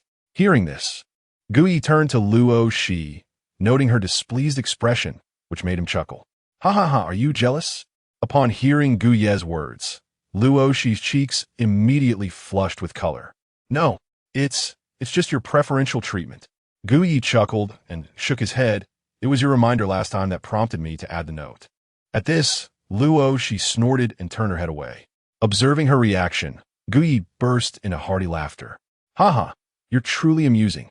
Luo Shi, upon hearing this, couldn't help but grit her teeth. That infuriating man. Subsequently, Gu Yi sent a message to Mu Hongling stating he was unsure, and then he began browsing the tasks available in the Super Affairs Bureau's task hall. Before long, he quickly zeroed in on a group task. Ever since he had completed a group task with Luo Shi, he felt as though he had unlocked a new realm. Group tasks were far more efficient for slaying monsters. A regular task featured only one creature, while a group task involved several. Guyi then sent the task details to the phones of Luo Shi and Lu Nanbei. Look, shall we three undertake this task? Upon hearing Guyi's suggestion, Luo Shi felt her phone vibrate and took it out to check. Monster name, Lin Yao, giant. Description, human-like in appearance, it possesses 3 eyes. It is said to be the guardian beast of the ancient Lin Yao kingdom in Chinese mythology. But these giants later rebelled, destroying numerous cities, prompting the ruler of Lin Yao to banish them to the deep mountains. Monster strength, late stage of initial realm. Task description, a site of the ancient Lin Yao kingdom has been discovered in Qinghe County, near Jiang City, where these giant beasts have been found, totaling 3. Please come for assistance promptly. Personnel requirement must be accepted by 3 or more individuals. After reading this, Luo, she furrowed her brows. 3 late-stage initial realm. Is that feasible? Your hand still. Guyi immediately waved his hand dismissively. A trivial matter. I can manage with one hand holding a gun. Let's take it. Upon hearing this, Luo, she pressed her lips together. All right. But you mustn't. Before she could finish her sentence, Guyi stood up and walked over to the already checked Lu Nanbei. Quick, accept the task. I've sent it to you. Luo, she rolled her eyes, but then followed suit. Lu Nanbei nodded eagerly. Sure thing, Yiga. Su Lingyun, observing the 3, couldn't help but smile and shake her head. Your injury hasn't healed yet, and you're already going for a task? Guyi grinned. Absolutely, my legs are not for show. I'm feeling stronger than ever. Su Lingyun teased. Well, look who knows how to flirt with older sisters. Guyi beamed and promptly whisked Luo Shi and Lu Nanbei away from the scene. Enjoying the show, are we? Luo Shi remarked lightly as they exited. Guyi rubbed his nose and replied, I enjoy seeing you too. Luo Shi shot him a glare. Pa, pervert. They soon arrived at the open space within the Super Affairs Bureau courtyard. How shall we get there? Lu Nanbei inquired. Just as he was about to suggest something, a horn suddenly blared. Lu Nanbei observed as Luo, she held a car key in her hand. Not far from the trio, a Range Rover lay quietly on the ground, its headlights illuminating the surroundings. Wow, a Range Rover! Lu Nanbei exclaimed, his eyes lighting up. Sister Luo is quite affluent. Isn't she, Yithaga? Guyi, upon hearing this, cast a casual glance at Lu Nanbei. Did this fellow not realize that Luo Shi's father was a director? Wasn't it apparent during their previous encounter at Qinglong Mountain? Let us go. Get in the car. Luo, she beckoned to the 2. Shortly thereafter, a sleek black Range Rover suddenly sped out of the Supervision Bureau courtyard. In no time, Luo, she drove directly to their destination. Upon disembarking, they found the entire archaeological site cordoned off by the police. Guyi and his companions swiftly revealed their identities and made their way to the entrance of the site. Once they arrived, they realized that they were not the only ones undertaking this mission. A few familiar figures were already gathered before the relics, engaged in lively discussion. Guyi grinned. Those individuals were none other than the members of the Langya Mountain Society they had encountered previously. Among them stood another familiar face, Li Jin. Chapter 65. A good son, let us go. Li Xiong, this marks your inaugural mission. Just follow closely behind us, they advised after their discussion. Indeed, while the tasks we engage in are not particularly formidable in terms of the demons we encounter, danger still lurks. For now, just observe closely. Listening to their words, Li Jin nodded eagerly, a spark of excitement illuminating his face. For him, this first task was filled with curiosity.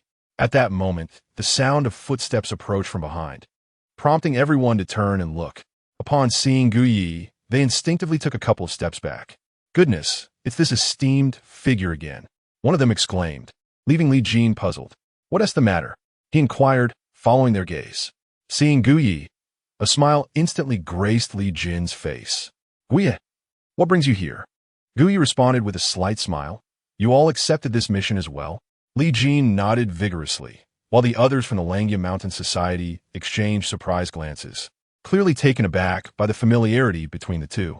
Simultaneously, Guyi approached with Luo Shi and Lu Nanbei, casting a casual glance at the group. Good to see you again. Hastily, the others responded with awkward smiles. Yes, indeed, what a coincidence.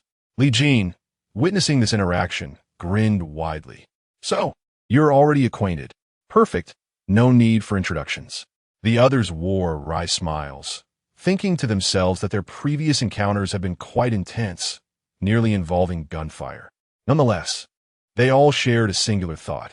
With this esteemed figure joining them, the task would undoubtedly become significantly easier.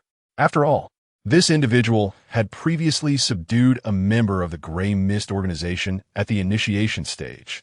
Moreover, they had seen Lu Nanbei's post, detailing how one person had taken down 4 late-stage demons. This man was nothing short of a war god. With this in mind, the young man who had previously requested Gu Yi to light a cigarette stepped forward, grinning widely. Come on, brother, have a smoke. He produced a pack of cigarettes and offered it to Gu Yi. Luo, she frowned at the sight and interjected, He*s injured. He shouldn't smoke. Hearing this, the young man's hand froze in midair, and he ultimately chuckled sheepishly. All right then. At this moment, Li Jin, unable to contain his amusement, remarked, Looks like senior sister is quite concerned about Gu Yi. Luo, she's face momentarily betrayed an unnatural expression upon hearing this. Clearing his throat, Gu Yi addressed the group. What are you all doing standing at the entrance? Are you not going inside? The cigarette-offering young man quickly replied, We were just discussing tactics. Those 3 fellows inside seem rather formidable. After a brief pause, he continued, Brother, do you have any strategies in mind? We're all ears. The group nodded in agreement. Indeed, brother, we shall heed your command. It would be foolish to disregard someone strong at that moment. They all set aside their previous disagreements with Gu Yi. Li Jin observed this with mild astonishment, sensing a palpable trepidation in his colleagues towards Gu Yi. Upon hearing their sentiments, Gu Yi rubbed his nose and turned to Lu Nanbei. Lu Nanbei, what is our strategy? Upon hearing Gu Ye's inquiry, Lu Nanbei promptly drew forth his large blade. We charge directly. Lo Shi's expression darkened at Lu Nanbei's words. Such a strategy was remarkably unrefined.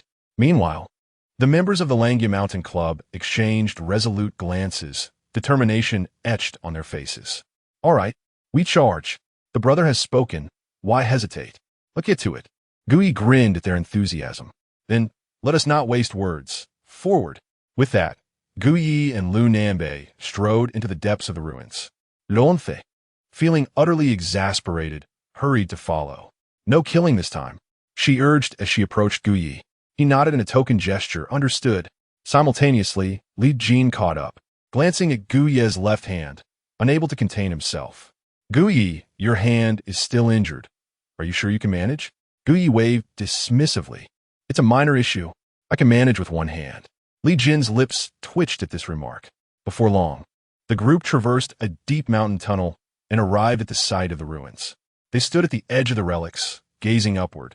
Towering cliffs surrounded the ancient site of the Lin Yao kingdom, making it appear as though the kingdom had entirely hollowed out this mountain. The ruins were immense, stretching far beyond the horizon. Goodness, this site is vast, exclaimed the one known as the Smoker. Indeed, how long will it take to explore? Another member of the Langya Mountain Club added. Quickly, the Smoker turned to Gu Yi and politely suggested, Brother, shall we split up the search? Gu Yi looked at him as if he were foolish. Search? Why would we do that? With that, Gu Yi raised his hand, and in an instant, the death knell materialized, firing several shots into the air. The resounding gunfire echoed through the expansive ruins. They will come to us, Gu Yi remarked nonchalantly as he retracted the death knell. The others paused, momentarily stunned. By heavens, that makes sense.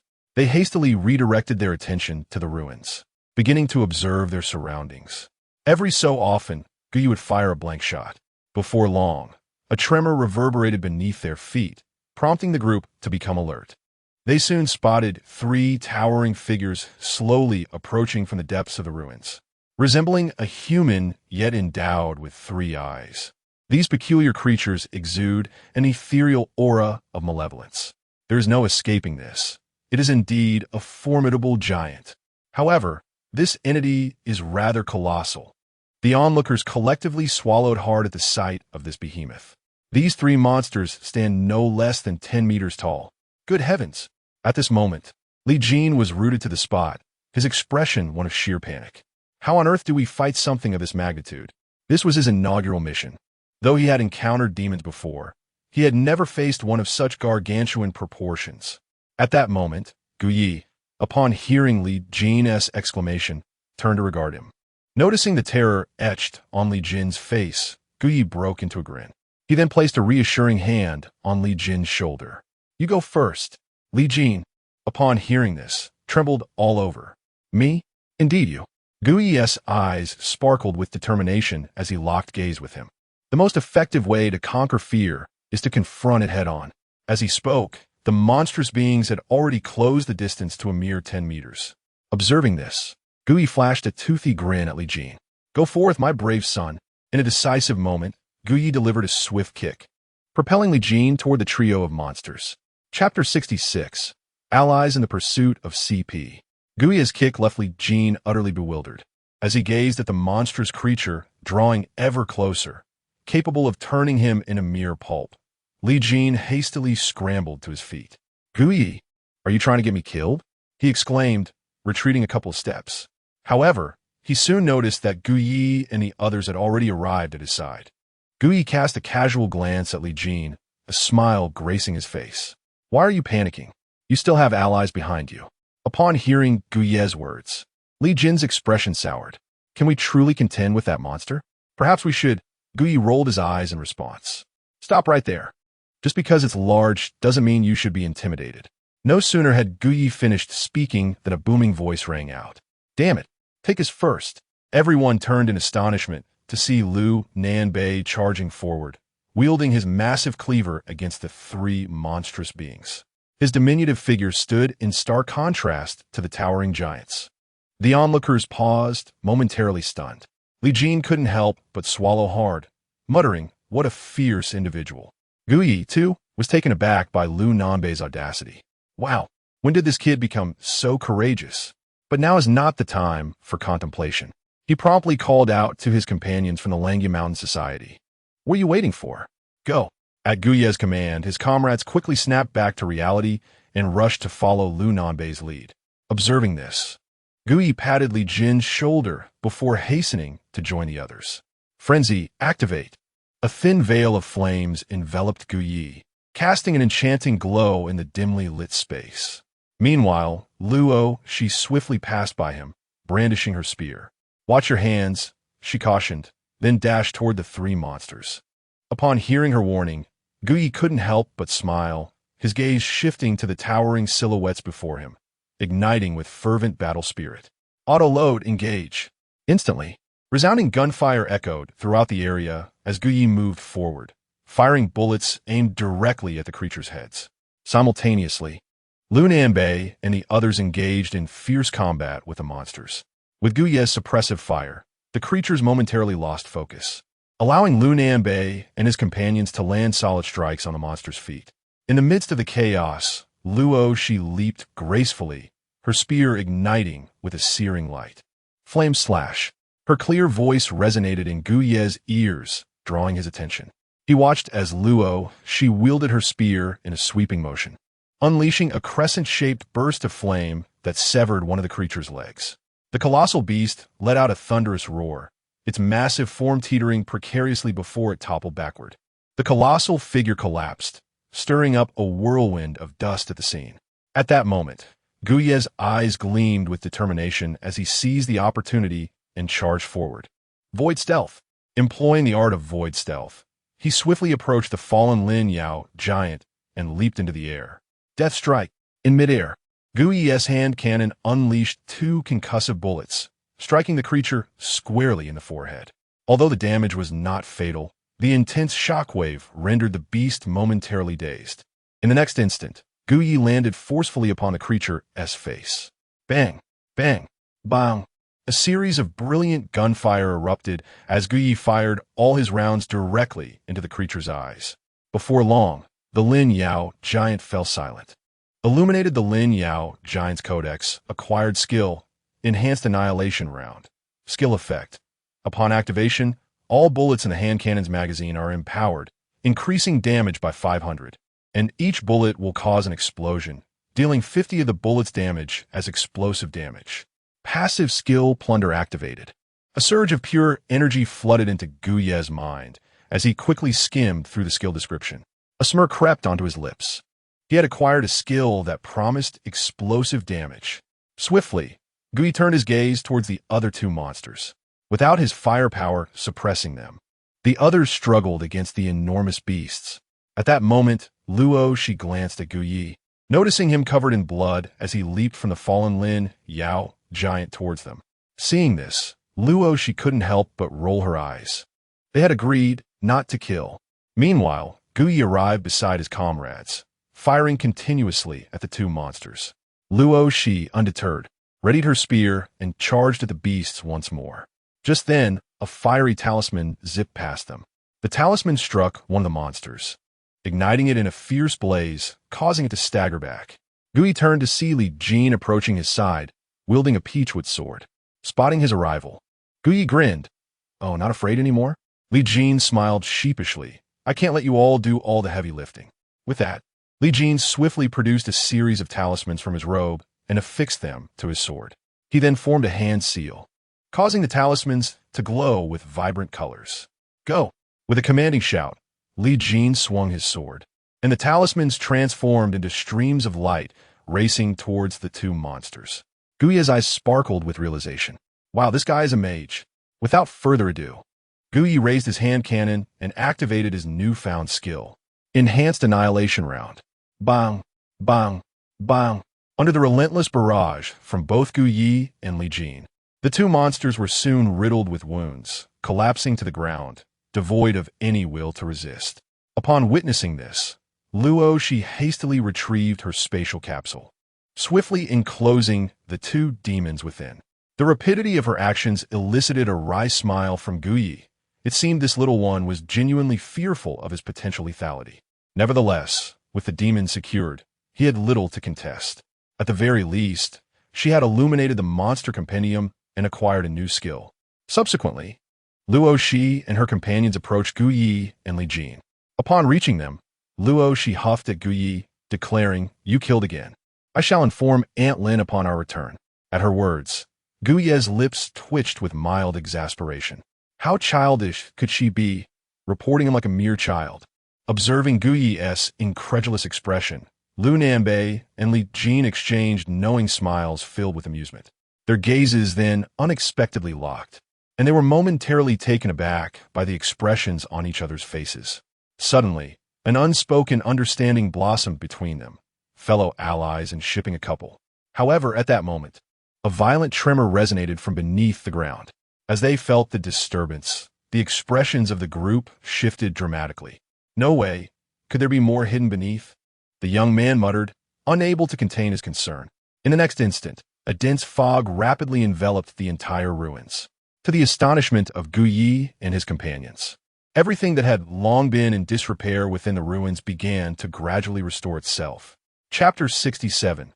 An otherworldly space similar to Kunlun ruins. The onlookers stood in utter bewilderment at the enchanting scene before them. In a fleeting moment, the once dilapidated ruins transformed back to their original splendor. The remnants of crumbled walls metamorphosed into exquisite houses. What is happening?" Lu Nanbei exclaimed. Guye furrowed his brow and cautioned the group, "Be careful. Something is amiss." The others nodded in agreement, their vigilance heightened as they surveyed their surroundings. In the next heartbeat, a tremor surged through the ground, stronger than any seismic event they had experienced, akin to a magnitude 6 earthquake. What on earth is happening? An earthquake? But we are in the plains. The group swiftly crouched down, lowering their center of gravity. Amidst the chaos, she grasped Guye's arm tightly. Yet, before anyone could react, the entire ruin suddenly inverted. A disorienting sensation of weightlessness enveloped them, and they plummeted into the abyss of darkness below. What is happening? Oh no, oh no. After what seemed like an eternity, Guye awoke from his daze, struggling to lift his eyelids, instinctively shielding his eyes with his hand. Simultaneously, a warm sensation radiated from his chest. Glancing down, he saw she unconscious, sprawled across his chest. Concerned, Guyi gently nudged her. Luo Shi, wake up. At the sound of his voice, Luo Shi's eyelids fluttered. Soon, under Guyi's watchful gaze, she gradually opened her eyes. After a brief moment of confusion, she hastily rubbed her throbbing forehead. What happened? Hearing Luo Shi's voice, Guyi smiled wryly. You need to get up. You're crushing me. He gestured towards his injured left hand, where the bandage had already begun to soak through with blood. Realizing the situation, Luo Shi quickly scrambled off him and helped him to his feet. Are you all right? Worry etched across her delicate features upon seeing Guyi's injury. Guyi licked his pale lips and shook his head, reassuring her, I'm fine. He then scanned their surroundings, noticing they remained within the ruins of the ancient kingdom of Yao. Everything inside the ruins retained its restored appearance. They found themselves on a street flanked by stalls, which presumably belonged to various vendors. However, there was not a soul in sight, and Lu Nanbei, Li Jin, and the others were nowhere to be found. We affronted in confusion. Where have the others gone? Luo Shi, glancing around, wore an expression of grave concern. This is strange. We were clearly together. She paused, recollecting her thoughts. I remember. The ruins suddenly flipped, and we fell. So how are we still here? Guyi shook his head, the pain emanating from his left arm causing him to furrow his brows. He quickly pressed his right hand against the wound. Observing this, Luo Shi's expression deepened with concern, and she hastily glanced around before addressing Guyi. Gulme, let's go over there. I shall assist you in redressing your wound. With that, Luo Shi supported Guyi as they made their way to a nearby stall where they could sit and rest. Gently helping him down, Luo Shi's careful demeanor prompted Guyi to glance at her, a resigned smile gracing his lips. It's my arm that's injured, not my leg, he remarked. Luo Shi shot him a disapproving look, retorting, Why do you have so much to say? She then crouched down and delicately began to unwrap the bandage from his injury. Bear with it, she murmured softly. Guyi, observing her gentle approach, couldn't he suppress a chuckle. This girl, she's rather kind. Luo Shi glanced at him. Curious. What are you laughing at? Guyi quickly shook his head. Nothing, really. Luo Shi remained puzzled. Meanwhile, she had successfully removed the bandage, revealing the reopened wound, which caused her brow to furrow even deeper. Upon inspecting the bloodied bandage, she declared, This one do. We need to redress it properly. Guyi waved his hand dismissively. Oh, it's not that serious. Before he could finish his thought, the sound of tearing fabric echoed abruptly. Guyi stood frozen, staring at the girl before him as she tore the hem of her t-shirt. Sensing his gaze, Luo Shi's face flushed slightly. It's summer, after all. Haven't you seen a crop top before? To this, Guyi responded with a faint smile. Thank you. Luo Shi, her eyes cast down, gently wrapped the strip of cloth around Guyi's arm. After all, you did this to save us. It's the least I can do. Once she had redressed his wound, Luo Shi slowly rose and settled beside him. Guyi glanced at her, noticing the tattered hem of her shirt, and an unusual sensation surged within him. Suddenly, the pain in his arm seemed to dissipate entirely. By the way, Luo Shi abruptly recalled something and turned to look at Guyi. Their gazes locked for a moment. Luo Shi bit her lip, quickly averting her eyes as she murmured, I remembered seeing a similar situation on the Extraordinary Forum. At this, Guyi's expression grew more serious. What do you mean? Luo Shi pressed her lips together before softly explaining. With the opening of the fog gate, certain ancient otherworldly realms have gradually begun to manifest in our world. The kingdom of Lin Yao is considered a mythical realm, so I suspect that the place we currently inhabit is this so-called otherworld. After listening to Luo Shi's words, Guyi furrowed his brow. Isnt Kunlun ruins, also a similar otherworld? Luo Shi nodded in affirmation. Indeed, if that is indeed the case, perhaps we might discover something remarkable here. Guyi's eyes brightened. Let's explore. We must also search for Lu Nanbei and Li Jin. Since we descended together, they should not be far from us.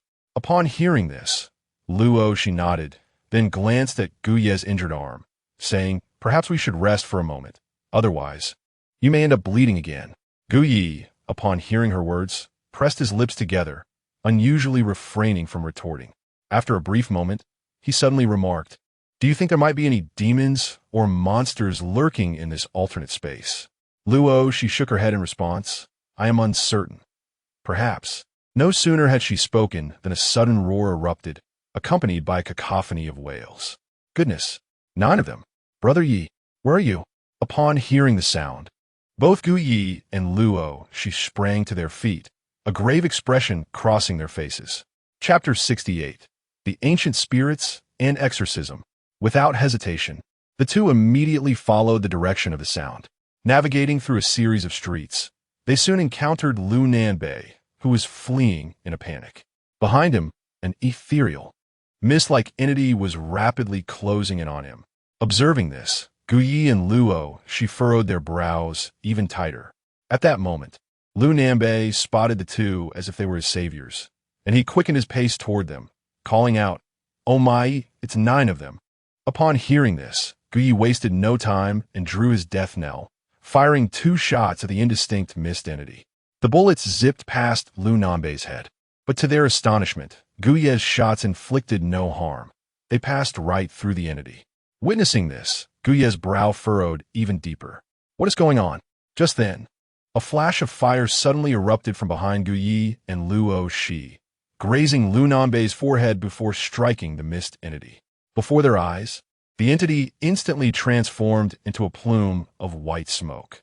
Turning around, Gu Yi and Luo she saw Li Jin standing behind them, panting heavily. These mist entities, they are ghosts, Li Jin exclaimed between breaths. Upon hearing this, Gu Yi and Luo Shi's faces registered a look of astonishment. Ghosts? Li Jin, still catching his breath, approached the two and nodded. Indeed, they are not demons, but manifestations of resentment. I once encountered this in ancient texts at the Lange Mountain Conference. I suspect these entities are remnants of the former inhabitants of the ancient country of Linyao. Meanwhile, Lu Nanbei had sprinted to their side, gasping for air. Oh my! Em exhausted. This place has an eerie aura.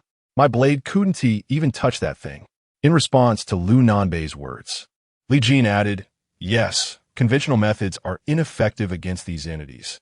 Only the ancient exorcism techniques of the Great Xia can be employed. Gu Yi and Luo she nodded silently in agreement. All right, but what about the others? Have you seen anyone? Wu Ye inweited. Li Jin shook his head. No, I just woke up and rushed over upon hearing the commotion.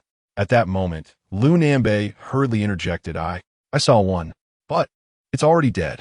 It must have been killed by that thing earlier. Upon hearing this, a solemn expression fell upon the group.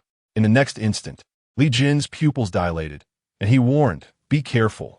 He quickly leapt in front of the others and swiftly retrieved 2 yellow talismans from his pocket. Turning around, Gu Yi and the others saw 2 more mist entities advancing toward them. Li Jin ignited the talismans, sending them flying toward the 2 entities, which were soon eradicated. Seeing this, Gu Yi furrowed his brow and asked Li Jin, can we use this exorcism technique? Upon hearing this, Li Jin pressed his lips together and remarked, it's not overly difficult, but I am uncertain whether you all can utilize it. Gu Yi, contemplating swiftly, responded, regardless of its feasibility. Let's give it a try. Given the current circumstances, it seems this gray mist is not merely singular. Li Jin nodded in agreement. All right. Immediately, Gu Yi surveyed the surroundings and declared, come, follow me. He then led the group toward one of the nearby chambers. Meanwhile, outside, the disturbances emanating from the ruins swiftly attracted the attention of the surrounding police forces. Upon their arrival to investigate, they discovered the entire site enveloped in gray mist. What on earth is happening? Wasn't there an extraordinary individual who entered earlier? One officer inquired. Uncertain. This matter has escalated beyond our control. We must report it, came the response. Understood. The officers hastily departed to inform various extraordinary organizations. Shortly thereafter, personnel from the Supernatural Affairs Bureau, alongside 2 civilian organizations, arrived at the scene. Observing the mist-laden ruins, they furrowed their brows. Through the haze, they could discern the lifeless forms of the 2 giant creatures that had once roamed. An agent from the Supernatural Affairs Bureau spoke swiftly. The monsters here have been dealt with. Yet the police report that the extraordinary individuals assigned to this task have not emerged. This feels rather unsettling. The other 2 extraordinary individuals from the civilian organizations exchanged glances. Concerned. Suddenly, One of them had a realization and exclaimed, "Wait, something has gone awry." This gray mist does not appear without reason. There must be an alternate dimension at play. I have encountered such a phenomenon at the Luo Shui ruins. The individual continued hastily. We must contact higher-tier extraordinary forces. This matter exceeds our capabilities. Those children are likely already ensnared within that alternate space. Upon hearing the term Luo Shui ruins, the other two frowned deeply. The Luo Shui ruins had indeed been the site of an alternate dimension's emergence last year. In an instant, the three quickly retrieved their phones to report to their respective departments. Simultaneously, within the alternate dimension of the ancient kingdom of Lin Yao, Li Jin shared the incantations of the exorcistic arts he had mastered with the others. Try to see if you can invoke it. Upon hearing this, Gu Yi and the others began to silently chant. In the following moment, they felt a wave of warmth enveloping them. Lu Nanbei then drew forth a large machete, upon which a faint flicker of flame appeared. Witnessing this, Li Jin's eyes brightened. Excellent. He then turned to Gu Yi and Luo Shi. Can you both do the same? Gu Yi and Luo Shi nodded in affirmation. Li Jin smiled slightly. That likely indicates success. This should pose no issue. Gu Yi nodded once more. This place feels rather ominous. Having an additional means of defense is prudent. We cannot rely solely on you. Li Jin concurred with a nod. Then his gaze fell upon the tattered hem of Luo Shi's garment before shifting to Gu Ye's left arm. A hint of intrigue flickered across Li Jin's face. Senior sister, your kindness towards Guo Yi is truly remarkable. At this moment, Lu Nanbei also noticed and grinned widely, exclaiming, "Indeed, indeed." Upon hearing this, Luo Shi's face suddenly flushed with embarrassment. Guo Yi rubbed his nose and then shifted the topic, saying, "Well, just now, I had a conversation with Luo Shi. She mentioned that the place we currently find ourselves in should be an alternate space of a ruin. I believe we can explore this alternate space. Perhaps we might discover something valuable. Moreover, as of now, the others have yet to find it, so we must continue our search." Upon hearing Guo Ye's words, Li Jin and Lu Nanbei exchanged glances. What is an alternate space? Guo Yi promptly responded, "It is similar to the realms of demons." The two nodded in silence, and Lu Nanbei was the first to speak. "Brother Yi, we trust your judgment." Subsequently, Li Jin also nodded in agreement. "Me too." Observing their reactions, Guo Yi pressed his lips together and declared, "All right, let us set forth." The four then exited the room and ventured deeper into the alternate space. Chapter 69, The Eerie Death and Mysterious Bell Tolls. After a brief period of travel, Gu Yi and his companions stumbled upon the deceased extraordinary individual from the Langya Mountain Society, as described by Lu Nanbei. Gu Yi conducted a cursory examination of the body, discovering the absence of any visible wounds, the skin a dark shade of purple, and an expression of sheer panic etched upon the face. Strangely, the individual appeared to have been clutching his own neck, as if he had taken his own life by strangulation. At that moment, Li Jin spoke softly from the side. This manner of death suggests a malevolent influence. Upon hearing this, Gu Yi turned to him, inquiring, "What do you mean?" Li Jin, with a hint of detachment, replied, "This is a distinctive method of murder employed by ghosts. As previously mentioned, ghosts are manifestations of resentment. Consequently, their method of killing often involves manipulating a person's psyche through their negative emotions, ultimately leading to self-destruction." Lu Nanbei, upon listening, could not help but remark, "It seems many spirits in horror films exhibit similar behaviors." Li Jin nodded in agreement. "Indeed, art imitates life." Gu Yi, casting a glance at the deceased, sighed. "Let us continue our search." The group, in silent accord, followed Gu Yi deeper into the unknown. Along the way, Gu Yi could not suppress his curiosity and asked Li Jin, "Isn't the exorcism technique unique to your Langya Mountain Society? Why were they incapable of employing it? If these individuals had possessed such knowledge, they would not have met such a tragic end." Li Jin slowly shook his head. "No, the exorcism technique is rather obscure. Given the rampant presence of demons, few find value in learning methods to combat ghosts. My interest in the subject is merely personal." Gu Yi nodded in understanding, then teased, "No wonder you often watch horror films in the dormitory." Li Jin chuckled. "Of course. I have adored Uncle Ng's films since childhood, naturally fostering my interest in such themes. Oh, I enjoy watching them too." Lu Nanbei interjected eagerly. The two quickly exchanged high fives. "Let us connect outside," Li Jin said with a grin. "Sure." Guyi observed their playful interaction, his lips twitching slightly. Before long, the group arrived at an ancient tree, where they discovered another hanging, extraordinary individual among its branches. Guyi retrieved the body from the noose, only to find it had grown stiff with rigor mortis.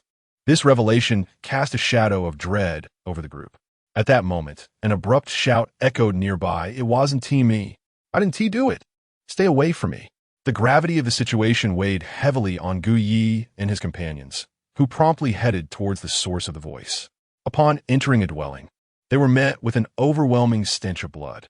A person stood before them, back turned, limbs contorted in an unnatural manner. This unsettling scene sent shivers down the spines of Guyi and his companions. At that moment, a gray mist emanated rapidly from a man, surging towards Guyi and his companions. Guyi's gaze sharpened, and without hesitation, he raised his weapon and fired. Under the influence of the exorcism technique, the bullets from the revolver blazed with crimson flames. Upon striking the gray mist, it emitted a piercing wail, dissipating before the group in an instant. As the mist vanished, the man regained his senses, hearing the voices behind him, and hastily turned to approach Guyi and the others. Upon seeing the man's appearance, Guyi and his companions inhaled sharply. The man's face was smeared with blood, rendering his features unrecognizable. Moreover, a bloody knife was embedded in his chest. "Help! Help me!" he uttered, slowly extending his hand, from which two eyeballs suddenly slipped and fell to the ground. After uttering those words, the man collapsed, devoid of life. Witnessing this scene, Luo, she couldn't help but turn her head away, instinctively shrinking back towards Guyi. Guyi, Li Jin, and Lu Nanbei gritted their teeth, their faces betraying a mixture of sorrow and disbelief. Subsequently, Li Jin took a deep breath, suppressing his physiological discomfort, and bent down to check the man's condition. After his examination, he looked at Guyi and Lu Nanbei, his expression grave as he shook his head. "He can't be saved. He's gone." Upon hearing this, the group fell into a somber silence. Shortly thereafter, the four exited the room. Once they breathed in the fresh air, Luo Shi, Lu Nanbei, and Li Jin all experienced a wave of nausea, the previous scene having been too gruesome for them. Guyi fared slightly better, having witnessed even more gruesome sights while with Li Qie in the factory during the battle against Ao Yin. He had built up a certain resilience. Supporting Luo Shi, Guyi gently patted her back. "Are you all right?" Luo Shi waved her hand, her face pale. Then, she looked at Guyi, unable to suppress her curiosity. Are you okay?" Guyi shook his head. "I'm fine." Before long, a hint of panic crossed Lu Nanbei's face as he couldn't help but ask, "Brother Yi, do you think the others have?" Guyi, upon hearing this, shook his head. "I don't know, let's keep searching." The others nodded in agreement. After adjusting their states, the group ventured deeper into the ruins. After approximately half an hour, an eerie chime suddenly echoed in their ears. The sound, emanating from ahead, was hauntingly desolate. In the next moment, a series of piercing sounds whistled from behind them. They turned abruptly. To their astonishment, gray mist was drifting out from the city behind them. Seeing this, the four braced themselves for confrontation. However, they soon realized that the mist did not attack them. Rather, it seemed to have received some command, moving towards the source of the chime. After a brief moment of distraction, Guyi and his companions regained their composure. "Brother Yi, what should we do?" Lu Nanbei could not help but inquire at that moment. Guyi pressed his lips together and gazed towards the source of the bell's chime, his brow furrowing involuntarily. The presence of these gray mist entities was exceedingly unusual. Undoubtedly, something lurked in that direction. However, Guyi could not ascertain whether they posed a threat. After a moment of contemplation, he clenched his teeth. Fortune favors the brave, while the timid perish. He resolved to take a glance. What if there existed something akin to a divine artifact? Perhaps the very object that emitted the sound of the bell. Guyi instinctively felt that such a possibility was quite substantial. He then turned to Luo Shi, Lu Nanbei, and Li Jin, speaking in a grave tone. "I shall investigate. You all stay here." With that, Qili was summoned forth in an instant. Guyi mounted Qi Li, preparing to pursue the group of gray mist entities. Just then, Qi Li suddenly sank slightly, as a pair of small hands swiftly climbed around his waist. I will accompany you. Having an extra person provides more support. Luo Shi's voice came from behind him. Guyi turned to face her, meeting her resolute gaze. He was about to refuse when Luo Shi continued, "Go on. If you go alone, we cannot rest easy." Guyi bit his lip, then nodded in agreement. He shifted gears, released the clutch, and deftly twisted the throttle, moving toward the direction of the gray mist entities. Li Jin and Lu Nanbei remained behind, watching as the two departed, unable to suppress their concern. At that moment, a portal silently opened behind them. A man clad in a black robe stepped out from within the portal. Hearing the footsteps, Li Jin and Lu Nanbei hurriedly turned around, and upon seeing the man, their pupils constricted in shock. In the next instant, the man approached them like a specter, swiftly striking their necks with his palm. Lu Nanbei and Li Jin rolled their eyes back and collapsed. Subsequently, the man's gaze slowly shifted forward, a smirk curling at the corners of his mouth. The soul bell of the ancient kingdom of Yao. Quite intriguing. Chapter 70. You have even resort to threats. On the other side, Guyi and Luo Shi rode swiftly on the crimson steed, rapidly approaching the source of the tolling bell. At that moment, the chime resonated once more, causing their consciousness to momentarily waver. Guyi clenched his jaw and hastily warned Luo Shi behind him, "Be cautious. This bell can influence one's mind." Luo Shi nodded in acknowledgement, "I'm fine." Subsequently, Guyi quickened his pace, soon arriving beside a scarlet altar. With a sudden halt of the steed, both he and Luo Shi looked up. Before them, at the heart of the altar, a large, jet-black bell swayed slowly. A multitude of gray mist entities converged towards the bell, mysteriously pouring themselves into its depths. As the gray mist entered, the sinister aura emanating from the bell intensified. Witnessing this scene, Guyi's eyes brightened. It appeared that this bell was far from ordinary. Meanwhile, Luo Shi gazed at the bell, a grave expression crossing her delicate features. "This bell, I seem to have heard of it before." Upon hearing her words, Guyi could not help but glance at Luo Shi. After a moment of contemplation, she continued, "I remember now. This bell should be the underworld soul bell of the ancient Lin Yao kingdom." Surprised, Guyi raised an eyebrow. "Underworld soul bell?" Luo Shi nodded, "Indeed. As a history student, I have learned about the myths surrounding the Lin Yao kingdom in our classes. Legend has it that the kingdom was founded by the descendants of the creator god Pangu, the ancient Guyu tribe, and is regarded as the first ancient nation of the Great Xia. Its downfall was attributed to this very bell. She elaborated, "The last monarch of Lin Yao, in his twilight years, sought immortality and was seduced by a group of malevolent cultivators who called themselves the Celestial Church, leading to the creation of this wicked artifact. These cultivators deceived the monarch, claiming that this device could grant eternal life, albeit at the cost of countless souls.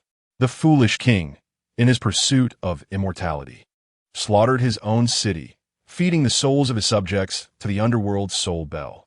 Ultimately, a once magnificent realm met its demise." After absorbing her words, Guyi stroked his chin thoughtfully. Then these gray mist entities, Luo Shi interjected solemnly, "They are likely the resentments of the people, arising from their discontent with the monarch's actions." Guyi nodded, suspecting as much, yet perplexed as to why these resentments were now being drawn into the underworld soul bell. Just then, a light chuckle echoed from behind them. "The little girl seems quite knowledgeable. Indeed, this object is the underworld soul bell." Startled, Guyi and Luo Shi turned abruptly. They beheld a man cloaked in black, effortlessly carrying the unconscious Li Jin and Lu Nanbei, appearing like a specter behind them. At this sight, a cold glint flashed in Guyi's eyes. Instantly, he raised his hand and fired 3 shots at the man. Having learned from previous experiences, Guyi chose not to engage in idle chatter with this group of scoundrels. He intended to strike immediately. However, the man's body unexpectedly transformed into a swirling mist. Evandink Guyi bullets. The true culprit indeed. The mist soon coalesced back into the man's form, his gaze towards the two becoming increasingly malevolent.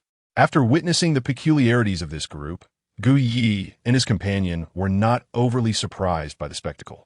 They leaped down from the crimson vessel, coldly regarding one another. Gu Yi gripped the mournful bell in his right hand, while his injured left hand manifested a crimson steel blade gifted by his father. "Release him," Gu Yi commanded icily. Upon hearing this, the man glanced at the steel blade in Gu Ye's hand, a knowing expression crossing his face. "It seems my luck has held. You must be Gu Nanshan's son, then? You've taken quite a toll on my colleagues." As he spoke, the man swiftly retrieved a device, pressing a button on it.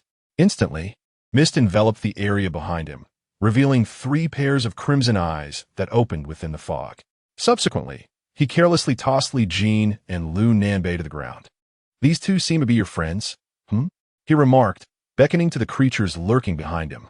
One of the demons, with a gaping maw, took a few ominous steps forward. "You wouldn't want to witness your friends being devoured, would you?" Listening to these taunts, Gu Yi felt a mix of anger and amusement. "Ah, I see. This lot relishes in threats, do they? Last time it didn't work out, and now they try again. Does my gun and blade serve merely as decoration?" Meanwhile, the man was perplexed by Gu Ye's laughter.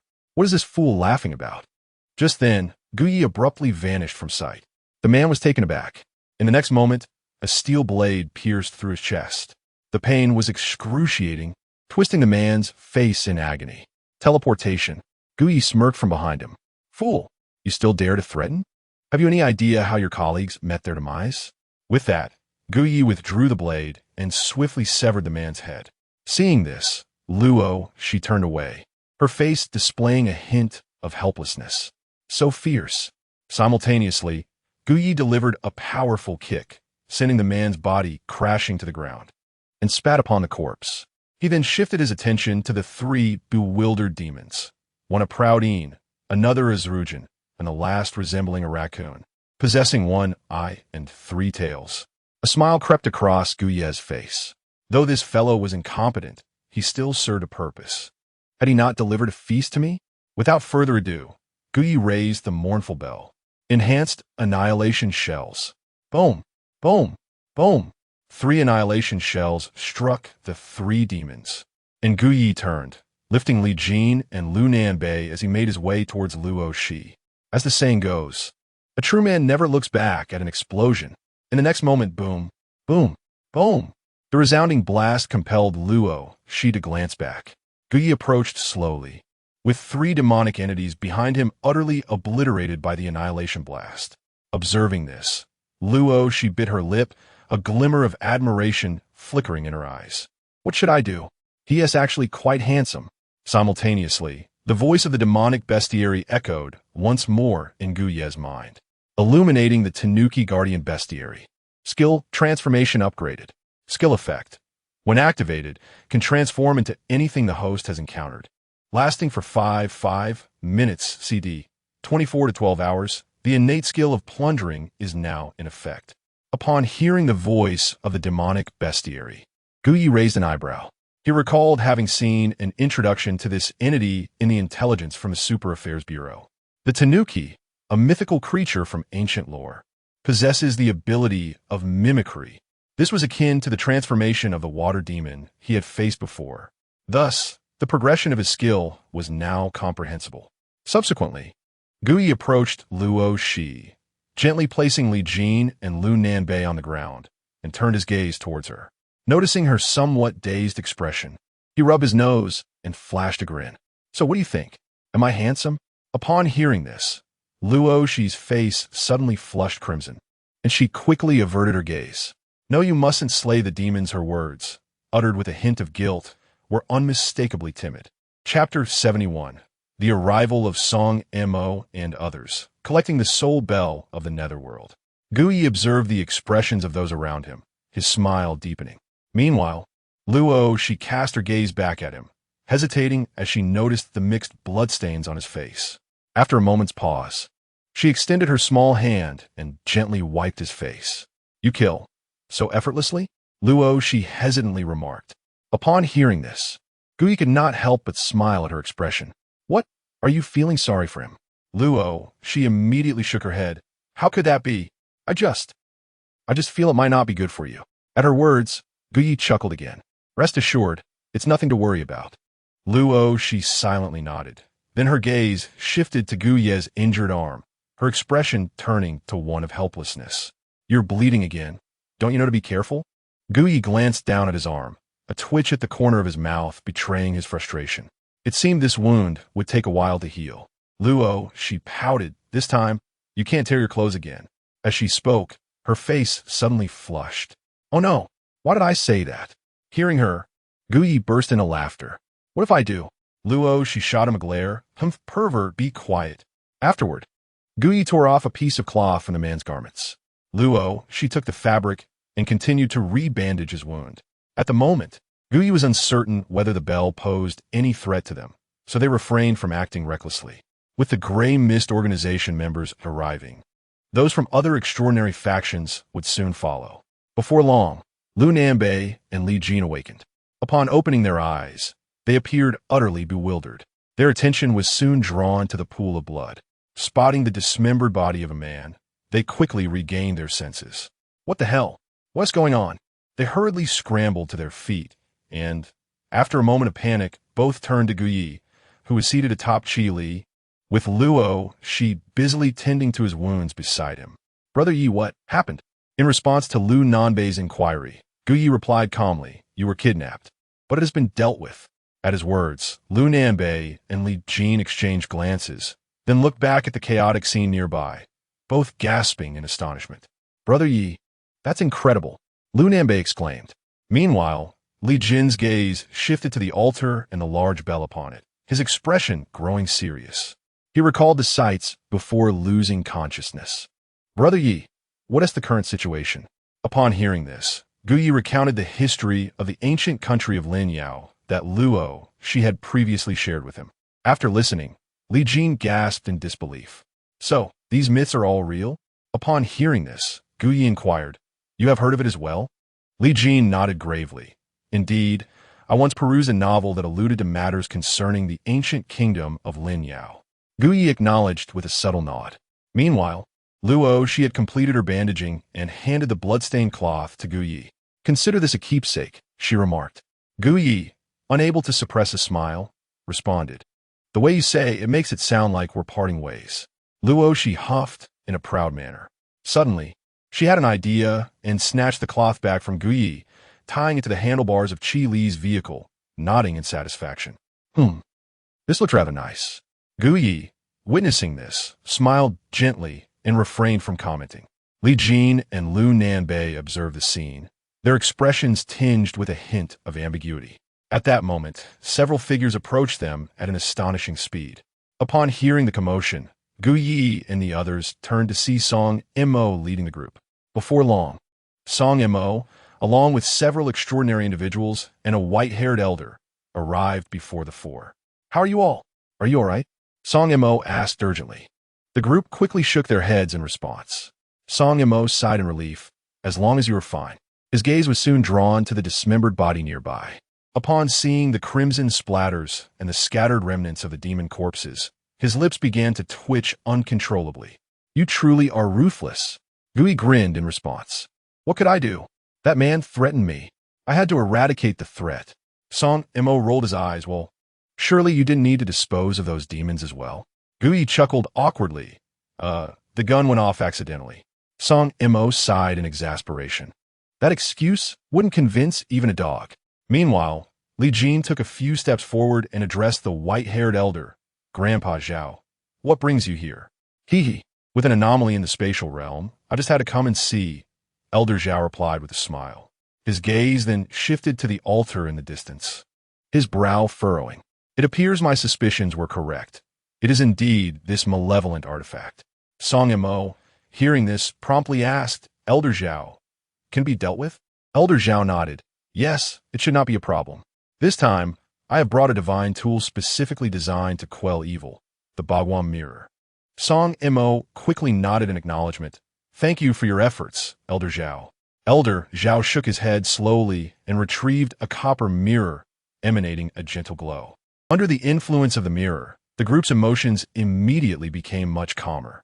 Meanwhile, Guyi, curious about Elder Zhao, turned to Li Jin and asked, was the background of this elder?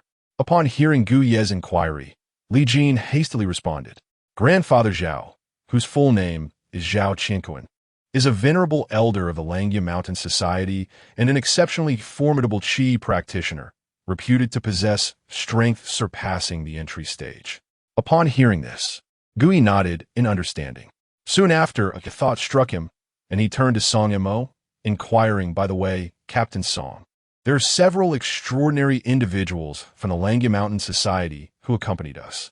We have already witnessed the demise of 3. Have you seen the others? In response, Song Mo sighed. Indeed, there remains but one survivor, albeit thoroughly terrified. Upon hearing this, Gu Yi and his companions exchanged glances, all letting out a deep sigh. Such tragedy. Before long, Zhao Qinquan descended from the altar, his left hand grasping a miniature bell and his right hand cradling an ancient mirror. The crowd hurriedly gathered around him. All is settled. Zhao Qinquan beamed at the group. At that moment, Gu Yi quickly interjected, Elder Zhao, we noticed numerous specters entering the bell. What is the meaning of this? As soon as these words left his lips, Luo Shi, Li Jin, and Lu Nanbei turned to look at each other, equally eager to unravel this mystery. Upon hearing Gu Ye's inquiry, Zhao Qinquan's expression grew somewhat complex, and he let out a sigh. They are being suppressed within the soul-subduing bell. Chapter 72. Gu Daquan's invitation. Upon hearing the words, Gu Yi and his companions furrowed their brows in concern. Suppression? Zhao Qinquan nodded affirmatively, confirming, indeed, suppression. Are you familiar with the legends surrounding the ancient kingdom of Lin Yao and the soul bell of the netherworld? Gu Yi and the others nodded in unison. Observing this, Zhao Qinquan continued, since you are aware, you must understand that these resentments originate from the ancient ancestors who were slaughtered in their city. The monarch of that time cast all souls into the soul bell of the netherworld, resulting in an accumulation of immense energy within it. Ultimately, this led to the monarch being backlashed by the very bell, causing his untimely demise. Consequently, the grievances of these ancestors were directed towards the soul bell. Whenever it tolls, these resentments are unleashed, enacting suppression. When I utilized the Bagua mirror to subdue the soul bell earlier, these resentments provided considerable assistance. After listening to Zhao Qinquan, the group nodded in silent understanding. Meanwhile, Li Jin could not help but express his disdain, remarking that monarch was quite foolish. Hearing this, Zhao Qinquan chuckled and shook his head. Since ancient times, the pursuit of immortality has been the ambition of kings. In that era, it is understandable. Yet this monarch was indeed deranged. The others nodded in agreement. All right, let's return. Zhao Qinquan beckoned to the group. They then followed him away from the altar and arrived at a portal within the city. At this portal stood 2 extraordinary beings waiting. Alongside them was the sole survivor. It was a young man who had lit a cigarette, now slumped on the ground, appearing dazed, muttering, I should not have come. I was wrong. Spare me. Witnessing this, Gu Yi and his companions sighed in sympathy. It seemed the boy had been utterly terrified.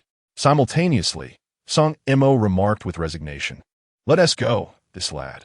Likely has no hope left. Subsequently, Song Mo led Gu Yi and the others out of the alternate space. All right, you all head back for now. If you feel unwell, do visit the counseling room. I still have matters to attend to, Song Mo instructed before departing. Gu Yi and the others did not linger and made their way towards the outside world. Once they were in Luo Shi's vehicle, she turned to Li Jin and inquired, Where are you headed? Li Jin scratched his head and replied, I'll just go home. He then provided an address, and upon hearing it, Luo Shi drove them towards the city center. After dropping off Li Jin, Luo Shi returned with Gu Yi and the others to the headquarters of the Super Affairs Bureau. The day was gradually turning to dusk. They had spent approximately 7 to 8 hours in that alternate space, and it was now twilight. After disembarking from the vehicle, at Luo Shi's request, they went to the infirmary for the doctor to redress Gu Ye's wounds. Then they made their way directly to the task center of the Super Affairs Bureau to submit their mission, which rewarded them with a total of 100,000 for defeating 2 late-stage demons. However, dividing 100,000 among 3 individuals proved to be rather challenging. After deliberation, Luo Shi and Lu Nanbei unanimously agreed that Gu Yi, being the main contributor, should receive 40,000.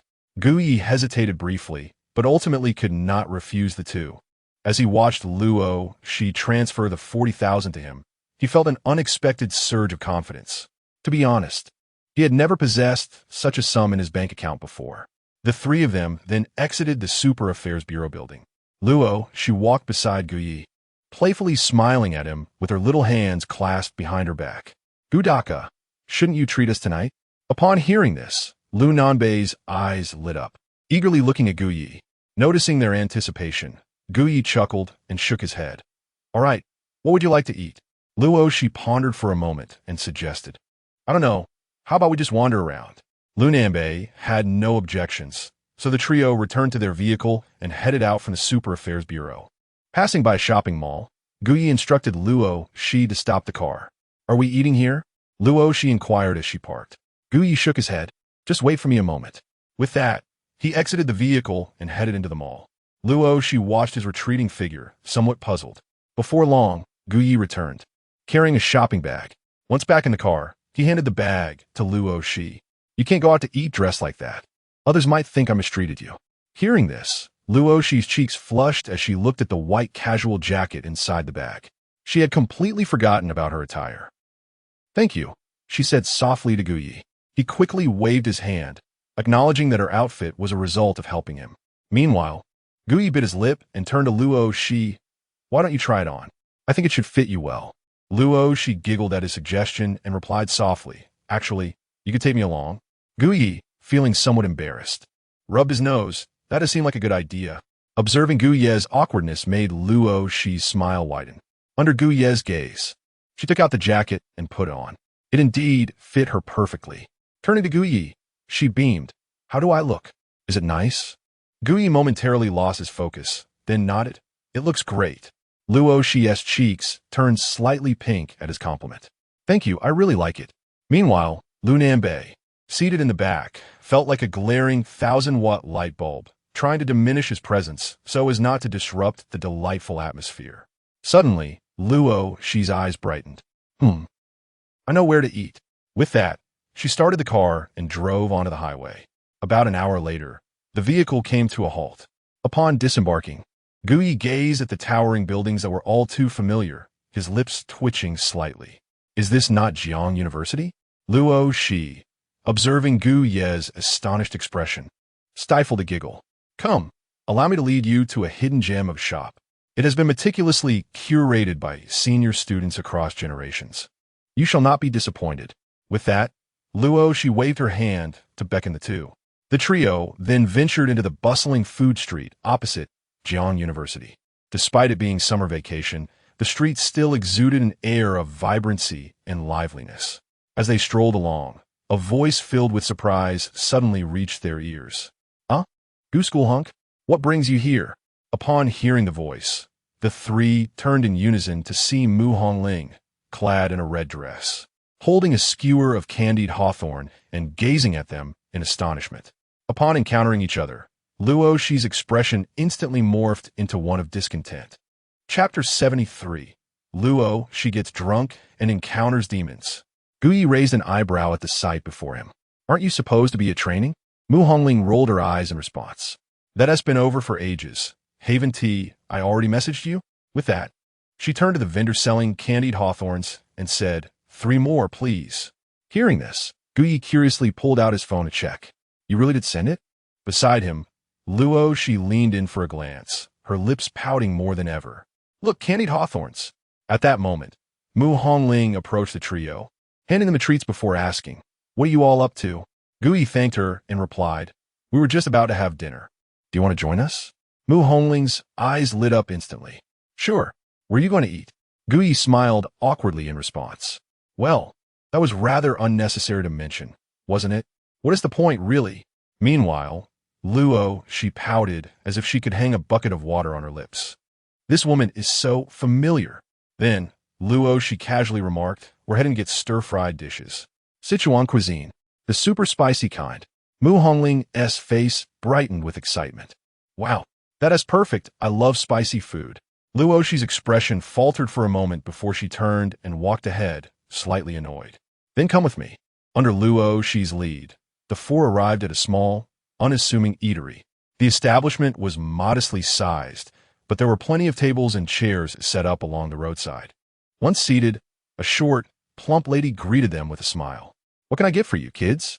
Guyi, taken aback, asked, don't you have a menu?" The short lady chuckled heartily.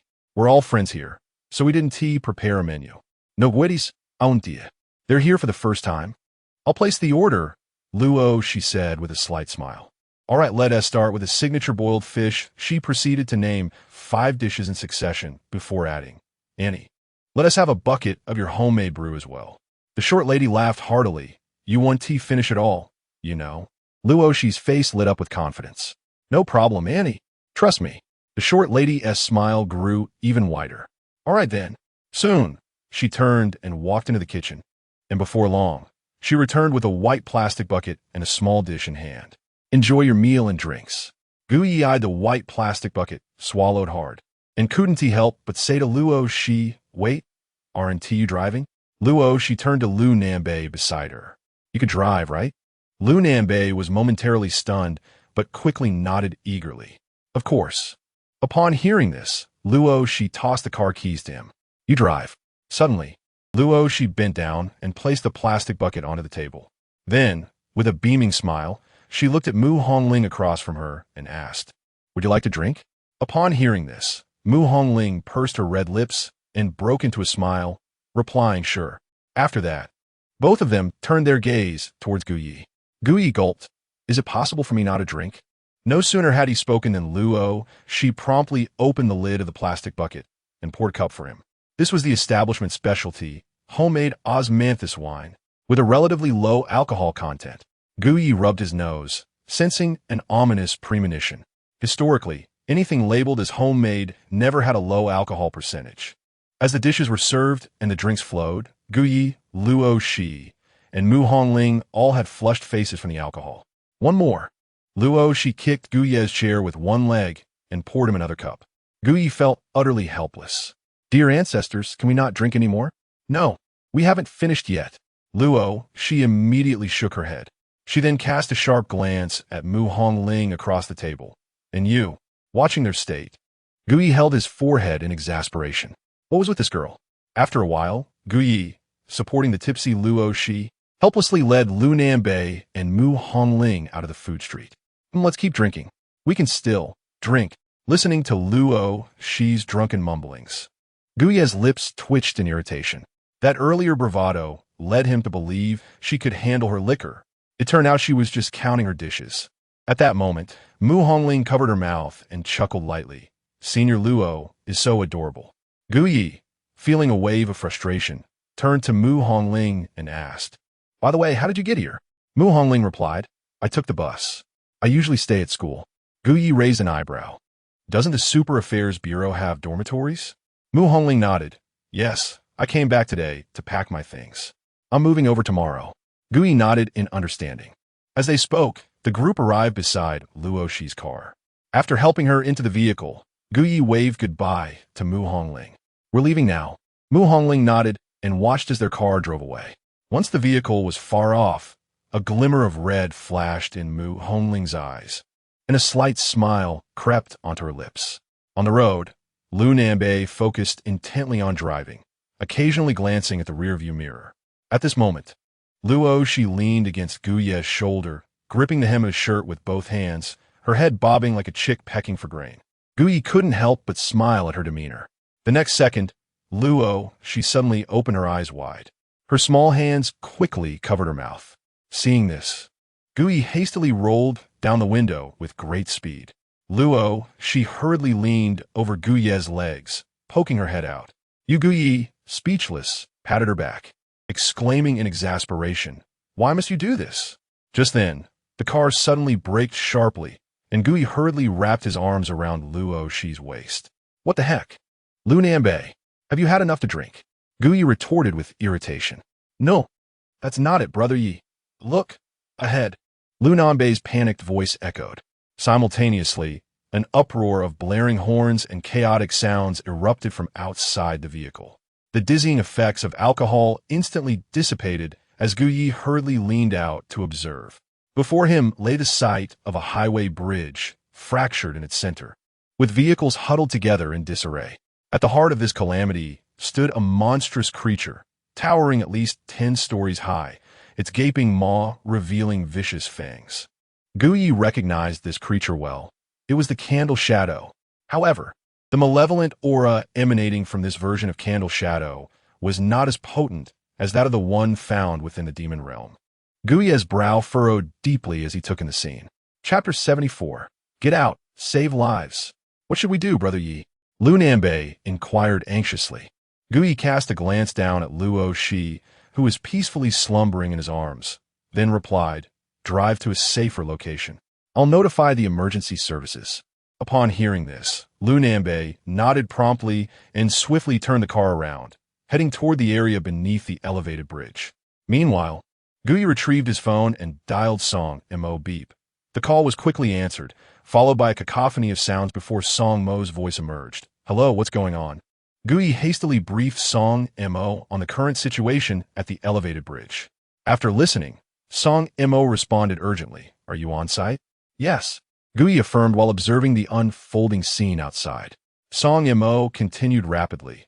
We received the report and are en route. Are you alone? Guyi quickly clarified, no. Lu Nanbei and Luo Shi are with me. Song Mo then issued a directive. All right, I'm assigning you 3 a crucial task. While you're on site, your primary responsibility is to ensure the safety of the public. Do you understand? Ensure your own safety first, but if you can rescue others, do so. We still have half an hour to go. Nodding, Guyi responded, understood, Captain Song. On the other end, Song Mo affirmed, remember, we may be vulnerable, but above all, we are guardians. With that, he ended the call. Guyi, hearing the beep from the line, momentarily lost his focus. At that moment, Lu Nanbei had already driven the car off the elevated bridge. What is our plan, Brother Yi? Lu Nanbei asked, turning to Guyi as he parked the vehicle. After carefully setting Luo Shi in the back seat, Guyi waved to Lu Nanbei, get out. We need to save lives. Song Mo's earlier words had given Guyi a compelling reason to act. Lu Nanbei's eyes brightened at Guyi's command, and he nodded eagerly. All right, Brother Yi. What young, spirited man, endowed with extraordinary strength, could refuse the call to be a hero? At the very least, Lu Nanbei could not. In no time, Guyi and Lu Nanbei reached the entrance of the elevated bridge. At that moment, a multitude of vehicles was hastily fleeing from above. After a quick assessment of the situation, Guyi summoned his motorcycle, Qi Li, without hesitation. Get on, Guyi called to Lu Nanbei. Lu Nanbei, momentarily stunned by the sudden appearance of the motorcycle, quickly regained his composure and hopped onto the back seat of Qi Li. Hold on tight. The next moment, the engine of Qi Li emitted a deep rumble, and with a swift lurch, it surged into the flow of traffic, navigating through the fractured elevated bridge. As they sped along, drivers rolled down their windows, shouting at Guyi and Lu Nanbei. Young man, don't go. It's dangerous. There are monsters ahead. You foolishly rush towards your demise. This young man has grown tired of life. The cacophony of voices, both pleasant and unpleasant, surged forth. Yet at this moment, Guyi and Lu Nanbei paid no heed to the clamor. Before them, the creature known as the Candle Shadow had commenced a gruesome and bloody feast of slaughter. 9 heads, resembling those of a meat grinder, relentlessly assaulted the vehicles on the elevated bridge. Heads, as large as trucks, fell with a thunderous crash, instantly reducing the fleeing cars to twisted metal. Many drivers, now grasping the peril, abandoned their vehicles and fled, though their speed was diminished. The smaller target provided a greater chance of survival. Guyi and Lu Nanbei observed the panicked individuals leaping from their vehicles and sprinting with all their might, gritting their teeth in determination. Without hesitation, Guyi accelerated the speed of his vehicle, Qi Li. Upon nearing the Candle Shadow, he abruptly halted the car and called out to Lu Nanbei, "Get off and help the people." Lu Nanbei, understanding instantly, responded, "Understood, Brother Yi." Without further ado, he mounted Qi Li and headed towards those fleeing. Meanwhile, Guyi raised his gaze towards the candle shadow, his eyes ablaze with the fervor of battle. Dual gun projection. Automatic reload. Frenzy. Enhanced annihilation round. With a flurry of skills activated, Guyi raised his weapon and unleashed a fierce assault upon a descending head of the creature. Aware that this demon had ascended to a formidable realm, he dared not be careless. The symphony of gunfire intertwined with explosions immediately drew the attention of many on the elevated bridge. Good heavens! Is that the Enforcer? The Enforcer has come to save us. In an instant, hope ignited within the crowd, and their pace quickened. Simultaneously, Lu Nanbei, riding Qi Li, approached the throng. Quickly, get in the vehicle. Upon seeing Lu Nanbei on his motorcycle, the crowd's eyes brightened with hope. They surged towards him, frantically attempting to cram into the vehicle. However, there was only room for one, perhaps two at most. The scene descended into chaos. Let me in first. Let me in. The crowd clamored, with one man waving a handful of red bills, shouting, I have money. I'll pay you. A pregnant woman, cradling a 5- or 6-year-old boy, implored, Can you please save my child? In that moment, the previously tumultuous crowd fell silent. Many, realizing the urgency, abandoned their quest for the vehicle and continued their desperate flight forward. At the sight of the woman, Lu Nanbei's eyes lit up with a sudden clarity. Women and children were to go first, but before anyone could finish their thoughts, a hefty man, weighing around 200 pounds, suddenly burst through the crowd like a madman and scrambled onto the vehicle. Hey, let us go. I have money, a lot of money, whatever you need. Just say the word. Lu Nanbei furrowed his brows sharply. Get down. Can't you see there are pregnant women and children? A grown man running off on his own. With that, Lu Nanbei wasted no time and forcefully pushed the rotund man down. Immediately, he called out to the pregnant woman, Ma'am, get in the car. The woman, witnessing the scene, was overwhelmed with gratitude. Thank you. But before she could finish her words, the hefty man, who had just been pushed down, suddenly erupted with rage and violently shoved the pregnant woman to the ground. Why should you go first? I was here first. His face twisted into a menacing scowl, veins bulging in his eyes. At that moment, the pregnant woman, disregarding her own injuries, hurriedly helped a small boy who had fallen. Lilin, are you okay? Upon seeing this, Lu Nanbei's eyes reddened, and he erupted in anger at the man. Damn you, who do you think you are? Meanwhile, the man, without a word, began to climb onto the motorcycle with his heavy frame. Hurry, take me with you. I'll give you all my money. Just as he finished speaking, before he could fully mount the vehicle, he suddenly shouted and was hurled backward. In stunned silence, Lu Nanbei witnessed 2 bullet holes appear in the man's legs, blood gushing forth. What are you standing there for? Get the people out. At that moment, Guye's voice echoed from nearby. Chapter 75, Amidst the Turmoil. A speeding Land Rover raced by. At that moment, Lu Nanbei instantly grasped the situation, casting a fleeting glance at the man before beckoning to a nearby woman. Sister, come quickly. The woman, upon hearing his call, hurriedly scooped up the boy lying on the ground and swiftly mounted the motorcycle.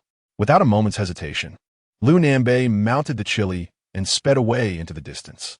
Guyi, witnessing this, fired at the shadowy figure while advancing towards the obese man. At that moment, the man, his suit in disarray, disregarded his physical pain and crawled away. He muttered to himself, damn it, a bunch of societal leeches. I've paid so much in taxes. You enforcers should be doing your job for me. Just wait until I get back. I'll make sure you're all out of work. Trembling, the man slithered across the ground like a piece of discarded meat. Guyi, overhearing his ramblings, felt a flash of cold fury in his eyes. He swiftly raised a hand and fired 2 shots, piercing the man's arms. The man let out a blood-curdling scream, akin to that of a slaughtered pig. Bastard, you're an enforcer, hurting civilians at will. Just wait until you're out of a job. Guyi did not turn back, merely responding with indifference. You'd better hope to survive first. Upon hearing this, the man's face drained of color. No, I can't die. I have so much money. Young man, I was wrong. I beg you, please save me. I don't want to die. Guyi paid him no heed. It wasn't that he harbored a disdain for the wealthy. He had witnessed everything that had transpired. The fat man was simply asking for his own demise. Now, he even dared to threaten him. Guyi lost any inclination to save him. Let him fend for himself. Fool! Meanwhile, Lu Nanbei returned on the motorcycle. "Brother Yi," he called out urgently, thrusting the chili towards Gu Yi. "The police are here." Before he could finish, a frantic voice pierced the air. "Help! Help! Someone save my child!" Both men turned to see a man trapped beneath a mangled car, cradling an infant in his arms. The child, still too young to comprehend the situation, cried out loudly. Upon witnessing this scene, the expressions on Gu Yi and Lu Nanbei darkened. Without a moment's contemplation, Lu Nanbei blurted out, "Brother Yi, I'll go. Cover me." Upon hearing this, Gu Yi glanced at him and, seeing the determination etched on his face, nodded in agreement. "All right, be careful." Without hesitation, Lu Nanbei charged towards the man, while Gu Yi unleashed a barrage of gunfire, drawing the shadowy figure's attention. The creature, enraged, lunged towards Gu Yi with its massive head. Upon witnessing the scene, Gu Yi swiftly reacted. In an instant, the somber revolver in his left hand vanished, replaced by a blood-red steel blade. As the grotesque head drew near, Gu Yi leaped into the air. Death assault. Soaring above, he evaded the attack of the candle shadow and swiftly pulled the trigger, unleashing 2 vibrating bullets. For a fleeting moment, the head appeared to pause. Seizing this opportunity, Gu Yi positioned the blade horizontally across his chest. Instantly, the steel blade radiated a brilliant light. With a decisive stroke, he severed the grotesque head from its body. This entire sequence transpired in mere seconds, leaving the onlookers at the overpass in utter astonishment. A superhero? What extraordinary power is this? Could he be a practitioner of the mystical arts? Surely, with monsters and cultivators, such phenomena are to be expected. Quickly, capture this moment. These 2 young men are incredible. It seems they are rescuing someone. Someone is trapped beneath the car. As these thoughts echoed, the crowd, maintaining a safe distance, fixated their gaze on the unfolding drama. Meanwhile, a pitch-black Land Rover maneuvered through the crowd, suddenly charging deeper into the overpass. However, the astonished onlookers remained oblivious. On the other side, Lu Nanbei had reached the man and child, abruptly halting redly. Lu Nanbei glanced up at the oblivious candle shadow and urgently grasped a part of the vehicle, attempting to lift it. Yet, it was a futile endeavor. At that moment, the man trapped beneath the car exclaimed, "Brother, don't exert yourself. My fate is sealed. I accept it. Just take my child and go." Lu Nanbei, feeling powerless upon hearing the man's words, was engulfed by a wave of despair. He then bent down and carefully extracted the child. Through the gaps in the car, he caught sight of the lifeless mother. In that instant, Lu Nanbei could no longer restrain himself and shouted in anguish, "Damn it." The man offered a faint smile. Thank you. As he spoke, he handed over his phone. "Tell my child that his parents love him."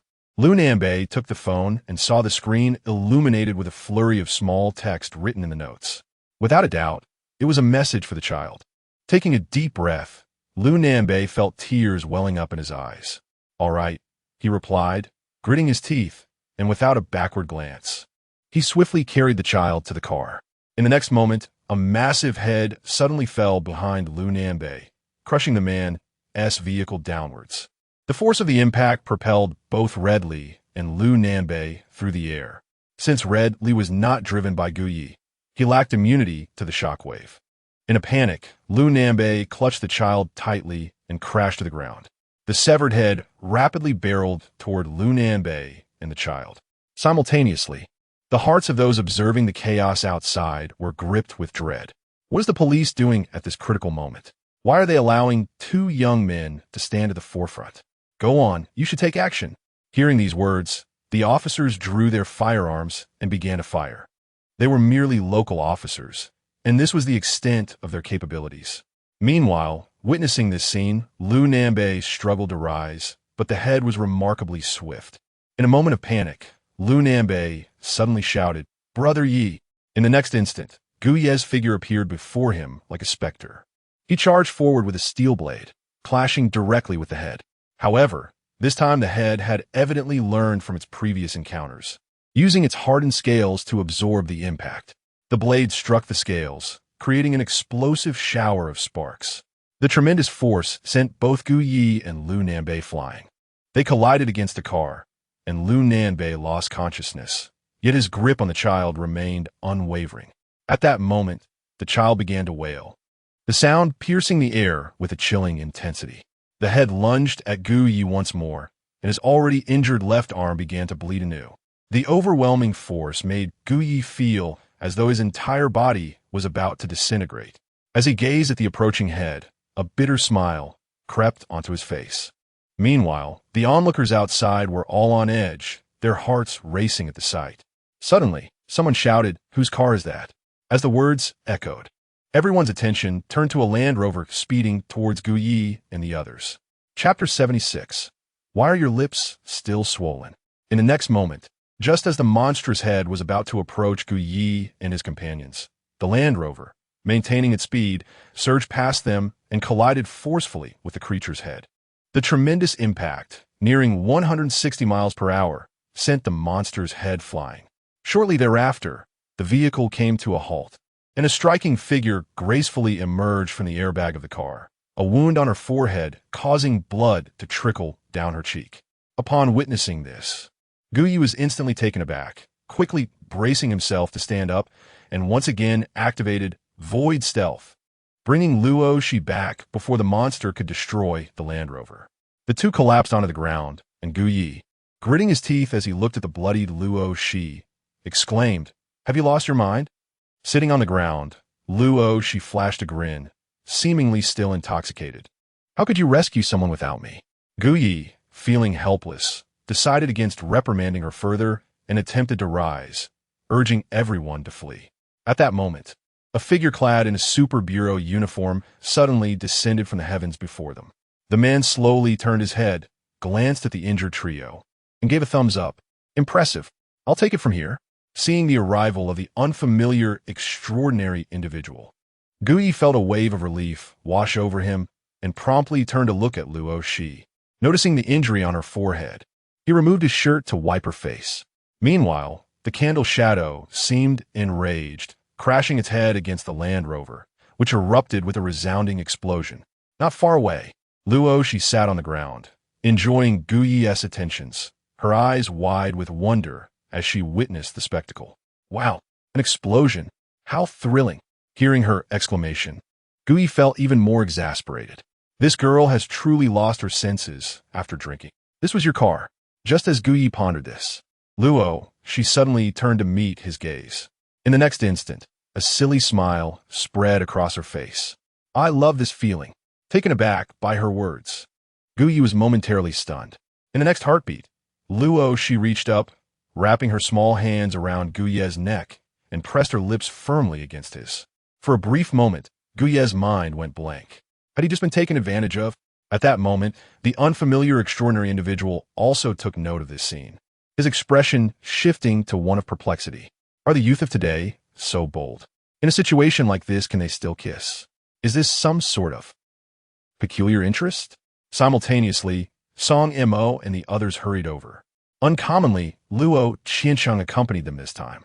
Upon witnessing the passionate kiss between the two seated on the ground, everyone momentarily froze, struggling to comprehend the situation. Luo Qiancheng's expression shifted from shock to bewilderment, and he hastily cleared his throat twice. Hearing the cough, Gu Yi snapped back to reality, quickly pushing Luo Shi away. At this moment, her cheeks flushed, and after licking her lips, she nestled directly into Gu Yi's embrace. Gu Yi awkwardly glanced at a few individuals, offering a sheepish smile. Well, she had a bit too much to drink. Upon hearing this, Luo Qiancheng couldn't help but twitch his lips in disbelief. He had witnessed the entire scene clearly. It was indeed his girl who had taken the initiative, rendering him momentarily speechless. Meanwhile, the medical personnel from the Super Incident Bureau arrived at the scene, carrying a stretcher. Luo Qiancheng, visibly impatient, waved his hand dismissively at the medics. "Take them away." With that command, the medical team promptly lifted Gu Yi and her companions onto the stretcher and hurriedly made their exit. As Gu Yi lay on the stretcher, she reflected on the earlier events, rubbing her nose thoughtfully. It was actually quite exhilarating. At this moment, at the entrance of the overpass, all onlookers had been controlled by the Super Incident Bureau, who were employing specialized equipment to erase their memories. The appearance of the supernatural being in public had compelled the Bureau to act swiftly to mitigate the spread of information. Once Gu Yi and her companions were loaded into the medical vehicle, they sped toward the Bureau. Inside the quiet confines of the ambulance, Lu Nanbei remained unconscious, while Luo she had fallen into a deep slumber. Only Gu Yi remained awake, acutely aware of her own injuries. They were severe, affecting her muscles and bones, and it seemed recovery would be a lengthy process, especially for her left arm, which had already been afflicted with a chronic condition. Gu Yi felt helpless in the face of her misfortune. One could only conclude that their luck was astonishingly poor. At that moment, her phone rang, and upon glancing at the caller ID, she realized it was her mother. Hastily, she answered, "Hello, Mom? So, how are you?" Lin Yan's anxious voice echoed through the line. Gu Yi quickly reassured her, "I'm fine, really. Don't worry, we are on our way back to the Super Incident Bureau." Upon hearing this, Lin Yan's tone softened. "That's good to hear. I'll wait for you at the Bureau." Gu Yi acknowledged her words and ended the call. Just then, another message popped up on her phone. She focused on the screen and saw it was from Mu Hongling. "Mu Hongling, I heard there was an incident on the overpass leading to the Central District. Are you all okay?" Without a second thought, Gu Yi replied, "We're fine, no worries." Before long, another message from Mu Hongling arrived. "That's a relief. You scared me." Seeing this, Gu Yi chose not to respond further and turn off her phone screen. At that moment, Luo Shi, lying beside her, suddenly let out a soft whimper and turned over. Gu Yi turned to look, noticing that the wound on Luo Shi's forehead had been properly bandaged. A smile crept across Gu Ye's face as she considered the situation. Truth be told, had Luo Shi not crashed into them while driving, both she and Lu Nanbei might have met a grim fate. They truly owed her a debt of gratitude. Just as Gu Yi was lost in thought, Luo Shi slowly opened her eyes. Their gazes locked for a brief moment. After a flicker of confusion crossed Luo Shi's face, her pupils dilated and her cheeks flushed with a sudden rush of color. Moments ago, a staff member from the Super Affairs Bureau administered an antidote to her, and now the effects of the medication were taking hold, restoring her clarity. Although she had indulged in excess, she was not entirely devoid of recollection. Hastily, she turned her head, averting her gaze from Gu Yi. Her mind was flooded with vivid memories of their passionate kiss, causing her cheeks to burn with embarrassment. At this moment, she longed to disappear into the depths of the earth. How could she have committed such absurdity? Suddenly, Gu Ye's voice broke the silence. Was the last kiss not enough? Upon hearing his words, Luo Shi felt herself teetering on the brink of explosion. "You, be quiet," she exclaimed, covering her face with her hands as she turned away, presenting Gu Yi with her back. Observing her reaction, Gu Yi couldn't help but chuckle. Before long, the vehicle gradually entered the courtyard of the Super Affairs Bureau. Medical personnel assisted the passengers out of the car, and Lin Yan hurriedly approached them. Upon seeing the injuries on Gu Ye's body, her expression shifted to one of concern. "Xiao Yi, what happened? Didn't you say you were fine?" Gu Ye, noticing his mother's worried demeanor, flashed a grin. "Well, it's nothing serious, right?" Lin Yan's face displayed a mix of exasperation. "Is this what you call nothing serious?" Afterward, she turned her attention to Luo Shi. "Shi, are you all right? Why are you covering your face?" Prompted by Lin Yan's inquiry, Luo Shi quickly removed her hand from her face, forcing a smile and awkwardly waving her hands. I'm fine, Auntlin." Seeing that Luo Shi bore no apparent injuries, save for a bandage on her forehead, Lin Yan nodded in acknowledgement. However, as her gaze flitted between the two, she suddenly detected something amiss. "Why are your lips swollen?" The moment those words left her lips, both Gu Yi and Luo Shi could no longer contain themselves. Chapter 77. "You weren't trying to flirt with me, are you?" Luo Shi's face immediately flushed, biting her lip as her mind raced to concoct a suitable response. Gu Yi, feeling a wave of embarrassment, rubbed the tip of his nose and softly murmured, "Well, had Sichuan cuisine tonight. It was spicy." Upon hearing this, Luo Shi's eyes brightened, and she hurriedly nodded towards Lin Yan. Observing this, Lin Yan, without much thought, playfully chided, "Why eat something so spicy?" Before long, the group was transported to the medical facility for a thorough examination. The young child was temporarily placed in the Super Affairs Bureau. awaiting collection by the welfare institution the following day. At Lin Yan's insistence, the medical facility administered a premium special medicine to Gu Yi. This extraordinary remedy, derived from the essence extracted from the bodies of supernatural creatures, demonstrated remarkable efficacy in healing wounds. Generally, such a costly treatment would only be employed in life-threatening situations. But with Lin Yan present, no one in Jiang City dared to voice any objections, for she was the very inventor of this special medicine and held the patent. After the application of the remedy, Lin Yan looked at Gu Yi, who lay on the hospital bed, and gently said, "All right, now you should take some time to rest. It's a perfect opportunity to cultivate your mental strength. Don't go running around." Hearing this, Gu Yi obediently nodded. Given his current condition, he likely wouldn't be able to venture out anytime soon. Subsequently, at Gu Ye's earnest request, Lin Yan finally left the medical facility to return home for some rest. Although Luoshi's injuries were minor, she was also kept for observation in the hospital. In the tranquil ward, Gu Yi and Luoshi lay on opposite sides, with Lu Nanbei, still unconscious, nestled between them. The following day, morning, a flurry of notifications, accompanied by vibrations from his phone, jolted the slumbering Gu Yi awake. He quickly reached for his phone beside his head, illuminating the screen to find a cascade of messages flooding various group chats. The overwhelming sight of 99 notifications left him bewildered. With a hint of resignation on his face, he swiftly skimmed through the messages, discovering that the discussions revolved primarily around the events that had transpired on the overpass yesterday.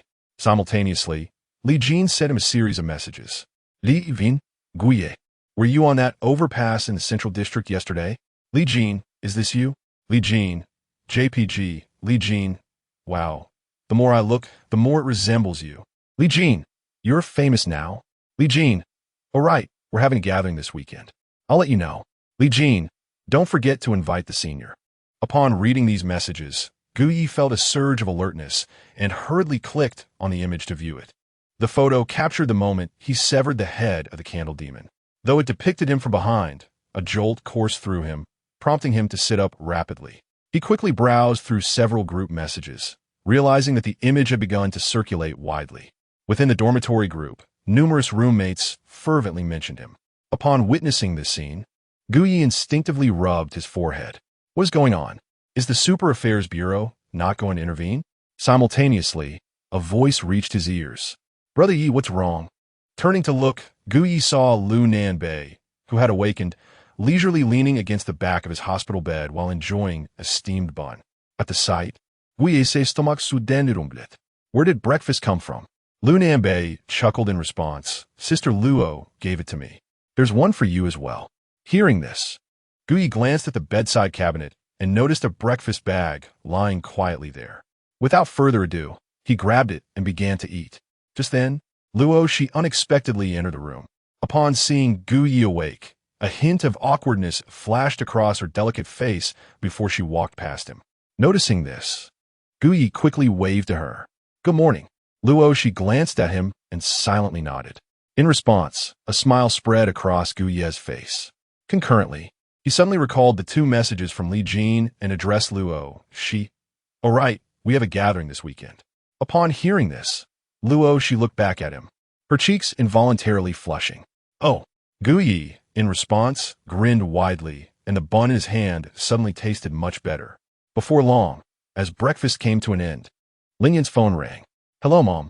After a satisfying breakfast, Gu Yi felt invigorated and answered, his voice noticeably more cheerful. How are you feeling, son? Came Lin Yan's affectionate voice. Gu Yi chuckled. I feel fantastic, Mom. I believe I'm already well. The special medicine you gave me truly works wonders. My hand no longer hurts, my legs are not sore, and I feel full of energy. Lin Yan, upon hearing this, chided him playfully. Nonsense. Don't go running around again. Let's observe for 2 more days. Guye shipipish similet, alright. Lin Yan then added, Oh, by the way, I ordered a car.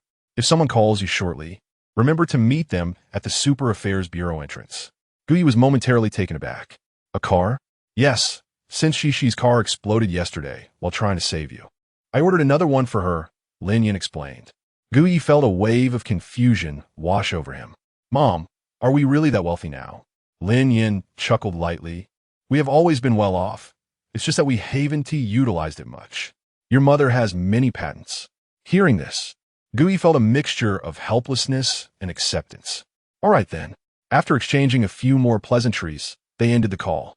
Shortly after, the personnel from the car dealership indeed called. Gui promptly got out of bed and waved to Luo Shi. Let us go.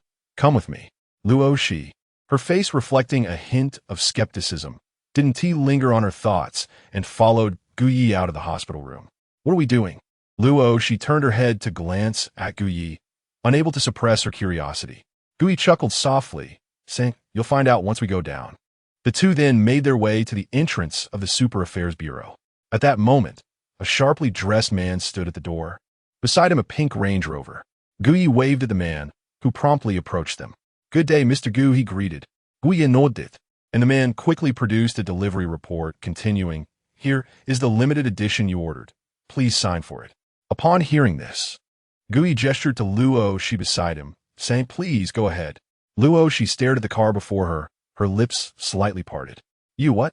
Gui observed her expression and grinned. You wouldn't be trying to woo me, would you? Luo Shi suddenly whispered, her face flushing a deep crimson. Chapter 78. No conversation, but soon. Upon hearing this, Gui was momentarily taken aback, then shook his head with a smile, placing his hand on the other's shoulder. So, do you want me to pursue you or not? Luo Shi's face flushed instantly upon hearing his words. You. Observing her bulishing contenance. Gui grinned broadly. All right, it's a gift from my mother. Upon hearing this, the tension in Luo Shi's expression eased somewhat, but she quickly inquired, Why did Annie send me a car? Gui chuckled in response. Your previous car was totaled while saving us. It's only fitting. Saying this, he handed over the delivery receipt to her. Enough of this. Sign it quickly. Luo Shi felt her head spinning, and under Gui's urging, she hesitantly signed her name. Afterward, the staff from the 4S dealership departed at lightning speed. Gui and Luo Shi approached the car. I must say, the pink is quite appealing, Gui remarked, unable to resist commenting on the large toy before him. Luo Shi, feeling somewhat sullen, replied, What if before she could finish, Gui interrupted, Shut it, get in the car, and take me for a spin. Luo Shi immediately pouted. Subsequently, she drove the car, circling the area around the Supervision Bureau twice. After disembarking, Gui led Luo Shi back to the hospital room. At that moment, Luo Qiansheng and Lin Zi had been waiting inside for quite some time. Seeing the two return, they quickly rose to their feet. Where have you been? Your injuries aren't healed yet, Luo Qiansheng admonished sternly. After uttering this, he noticed the lingering blush on Luo Shi's face, and his lips twitched slightly. A sudden suspicion crossed his mind. These two, surely they haven't started dating again? In an instant, Luo Qiansheng's fists clenched. Meanwhile, Lindsay approached Luo Shi beside Gui. Child, are you all right? Saying this, Lindsay gently touched Luo Shi's forehead, a look of concern blossoming on her face. Mom, fine. I just hurt my head a bit, Luo Shi replied obediently. Upon hearing this, Lindsay hurriedly exclaimed, What do you mean just a head injury? The head is very delicate. Then, she turned to Gui. Little Gu, you're all right, aren't you? Gui promptly shook his head, grinning cheerfully. Perfectly fine, auntlin. At that moment, Luo Qiansheng stepped out from behind Lindsay, glanced at Gui and Luo Shi, then beckoned to Gui. Come, let us step outside. With a slight smile, Luo Qiansheng gestured for him to follow. Gui immediately felt a surge of anxiety. Something is off. Uncle Luo isn't planning to hold me accountable, is he? After all, he witnessed the two of them yesterday nevertheless. Gui could only reluctantly nod and follow Luo Qiansheng outside. Luo Shi watched the two depart, a look of confusion crossing her face. Mom, what does Dad want with him? Lindsay chuckled softly, covering her mouth. Who knows? Just a conversation between men. Suddenly, Lindsay pulled Luo Shi to sit on the bed and then whispered quickly, Tell your mother, have you started dating Xiaogu? Upon hearing this, Luo Shi hurriedly shook her head, exclaiming, Mom, no. Lindsay immediately rolled her eyes. Not dating? Your father told me today that in such a dangerous situation yesterday, you two were kissing. At these words, Luo Shi's face flushed crimson. How could she explain this? At that moment, Lu Nanbei who seemed almost invisible in the room, swallowed hard, his eyes igniting with a fervent curiosity. Things were progressing so quickly. What had transpired while he was unconscious yesterday? Meanwhile, outside, Luo Qiansheng brought Gu Yi to the window in the corridor of the medical facility. After glancing at Gu Yi, Luo Qiansheng cleared his throat symbolically. Gu Yi offered a sheepish smile. "Uncle Luo, what's the matter?" Luo Qiansheng contemplated for a moment before saying, "Well, it's 2053 now, and we value the freedom of love. You and she are dating. We have no objections, but there is one thing. Take it slow. You, are still young." Hearing this, Gu Yi swallowed nervously. Uncle Luo, is there a possibility that we are just not dating?" Luo Qiansheng's tone suddenly escalated several octaves. "Not dating?" He rubbed his forehead in exasperation. Gu Yi, noticing this, quickly replied, "Uncle Luo, this must be a misunderstanding." At that time, she had too much to drink. Luo Qiansheng, at a loss for words, felt his mind whirl in confusion. Just then, Lin Zi stepped out of the room and approached the two. "Xiao Gu, you should go back. Don't listen to Uncle Luo's nonsense," she said with a smile. As Luo Qiansheng opened his mouth to respond, Lin Zi tugged at his sleeve. Seeing this, Gu Yi nodded quickly and darted back into the room. "Dear, I haven't finished asking," Luo Qiansheng said helplessly. Lin Zi gave an eye roll. "What are you asking?" "I've already figured it out. They are not dating." Hearing this, Luo Qiansheng's expression darkened. "If they're not dating, shouldn't I ask more?" Lin Zi looked at him, exasperated. "Are you foolish? Just because they're not dating doesn't mean it won't happen soon. Don't complicate things right now." With that, Lin Zi walked outside. Luo Qiansheng, momentarily stunned, hurriedly followed her. Not dating, but moving quickly? So, was kissing merely flirting? The corners of Luo Qiansheng's mouth twitched uncontrollably. The world of the youth was becoming increasingly perplexing. Meanwhile, on the other side, after Gu Yi returned to the ward, he immediately noticed that Luo Shi's expression seemed somewhat off. Without a doubt, he guessed that Aunt Lin must have said something to her. Hesitating for a moment, Gu Yi decided to approach her. As Gu Yi drew closer, Luo Shi instantly felt a wave of tension wash over her. Did Aunt Lin say anything to you?" Upon hearing this, Luo Shi promptly shook her head. "No." Observing her response, Gu Yi resignedly touched the bridge of his nose. All right then. It was evident that she was unwilling to share, and he felt it inappropriate to press further. He then returned to his hospital bed. Meanwhile, Lu Nanbei feigned interest in his phone, discreetly monitoring the two, a subtle smile gradually appearing on his face. His fingers then began to dance rapidly across the screen. "Lu Nanbei, what are you up to?" At that moment, Gu Yi, seated on his bed and noticing the sly smile on Lu Nanbei's face, couldn't help but inquire. Startled, Lu Nanbei's hand trembled before he flashed a grin at Gu Yi. "Just writing a novel, Yiga. What is up?" Gu Yi, upon hearing this, cast a skeptical glance in his direction and shook his head. "It's nothing. Carry on with your writing." Judging by the earlier expression on Lu Nanbei's face, Gu Yi was fairly certain that whatever he was creating was unlikely to be amusing. Subsequently, Gu Yi settled into a cross-legged position on the bed. Having recently vanquished a few demons, it was time for him to engage in some cultivation. Chapter 79. How is it? Is it captivating? Soon after, Gu Yi began to circulate the essence technique. Given the current timeline, there was less than a month remaining before the enrollment at the Kunlun Academy commenced.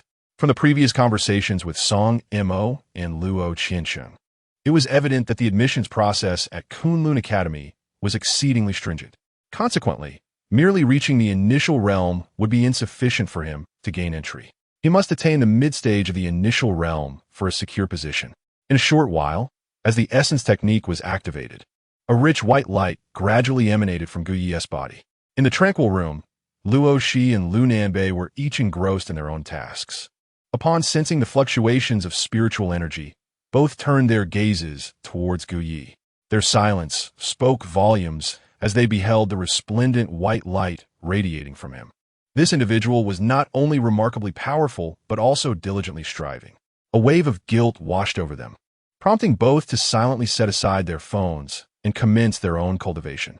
Meanwhile, Gu Yi remained oblivious to the external happenings, eagerly absorbing the spiritual energy stored within the demonic compendium. During this period, he had vanquished a formidable Lin Yao giant and 3 demons released by the Gray Fog organization. The Lin Yao giant resided in the late stages of the initial realm, while the 3 demons from the Gray Fog organization appear to be in the early stages. Thus, he garnered a substantial amount of spiritual energy through plunder. After assimilating this energy, Guyi distinctly sensed a significant enhancement in his spiritual power. However, he still had a considerable distance to cover before reaching the initial realm. Subsequently, Guyi methodically continued to circulate the essence technique, steadily progressing. Over the ensuing days, he devoted himself to cultivation, treating the hospital room as his private study. It is well known that when a top performer emerges within a team, the entire atmosphere is invigorated by their presence. Consequently, during this time, both Luo Shi and Lu Nanbei were inspired by Guyi, immersing themselves in their cultivation day after day. During this period, Luo, Qiansheng, Lin Yin, and others visited several times, but upon finding the trio deep in practice, they refrained from disturbing them, quietly departing after setting down their belongings. Before long, the weekend arrived. Early in the morning, Li Jin called him. Lao Yi, don't forget about tonight. I've sent you the address. Remember to bring your senior sister. Guyi acknowledged with a response, and then hung up the phone. He glanced over at Luo Shi, noticing she was not engaged in cultivation. Rising from his seat, he approached her. At that moment, Luo Shi, who was sitting on the hospital bed scrolling through messages on her phone, sensed Guyi's approach and looked up. A fleeting expression of unease crossed her face. What's wrong? She was aware it was the weekend and that Guyi and the others were gathering for a meal, yet out of reserve. She could only feign ignorance. Ahem, well, we have a gathering today, Guyi said, clearing his throat lightly before softly addressing her. Upon hearing those words, a fleeting smile danced in Luoshi's bright eyes, and she proudly nodded. Yes, I understand. When will it be? In the evening? Guyi immediately affirmed with a nod. Seeing this, Luoshi bit her delicate lip and sat up from the bed. Then come to my house to pick me up in the evening. I need to go home to change my clothes. After speaking, Luoshi playfully nibbled on her rosy lips and swiftly passed by Guyi, making her way towards the door. Guyi turned to watch her retreating figure, unable to suppress a smile. At that moment, Lu Nanbei, resembling a bright light bulb in the room, could not resist asking, Brother Yi, what are you two planning to do? Guyi replied nonchalantly, Oh, nothing much, just a dinner gathering at the dormitory. With that, Guyi returned to his bed to continue his training. Lu Nanbei chose not to pry further, but as he pondered Guyi's words, a glimmer of excitement flickered in his eyes. A gathering at Brother Yi's dormitory. Is Luojia going too? What does this imply? It certainly indicates that their relationship is quite extraordinary. With this thought, Lu Nanbei's expression gradually transformed into one of intrigue. This couple is becoming increasingly delightful. As evening descended, Master Gu, having concluded a day of training, rode his beloved little motorcycle through the streets. He swiftly arrived at the entrance of Luoshi's residence. After retrieving his phone and placing a call, it was not long before Luoshi gracefully emerged from her room. The sky had dimmed, and illuminated by the lights in the neighborhood, Guyi's gaze was irresistibly drawn to Luoshi's attire. Beneath a black trench coat, a creamy crop top accentuated her waistline, subtly emphasizing her figure. Her lower half was adorned with a light blue skirt, and her long, shapely legs were elegantly encased in black stockings. Coupled with her exquisite makeup and perfectly styled short hair, she exuded an aura of youthful vibrance. Guyi found himself momentarily captivated. Today, Luoshi presented a striking contrast to her previous bold demeanor, striking a chord deep within Guyi's heart. As a young man who had never experienced romance in either of his lifetimes, the impact of her appearance was undeniably profound. Meanwhile, as Luoshi descended the steps, she noticed Guyi's unwavering gaze and felt a rush of warmth color her cheeks. Upon reaching Guyi's side, she playfully waved her hand in front of his eyes to snap him back to reality. Guyi quickly regained his composure, his face betraying a hint of awkwardness. Observing this, Luoshi's smile blossomed, and she slowly twirled before him. What do you think? Do I look good? She asked, her cheeks subtly flushed. Yet her gaze remained steadfastly locked with Guyi's. Yes, you look beautiful. Guyi blurted out, then hesitated before adding, really beautiful. Hearing this, A radiant joy spread across Luoshi's face, and she quickly hopped onto the back of the red motorcycle. Let's go, silly. I have come to realize that you truly have a fondness for black stockings. Upon hearing these words, Guyi could not help but rub his nose. In truth, I also have an affection for white stockings. The passenger in the back seat, Luoshi, upon hearing this remark, couldn't help but curl her lips in disdain. Such is the nature of men. Guyi smiled faintly and chose not to pursue the topic further, instead softly addressing her. All right, hold on tight. We are about to set off.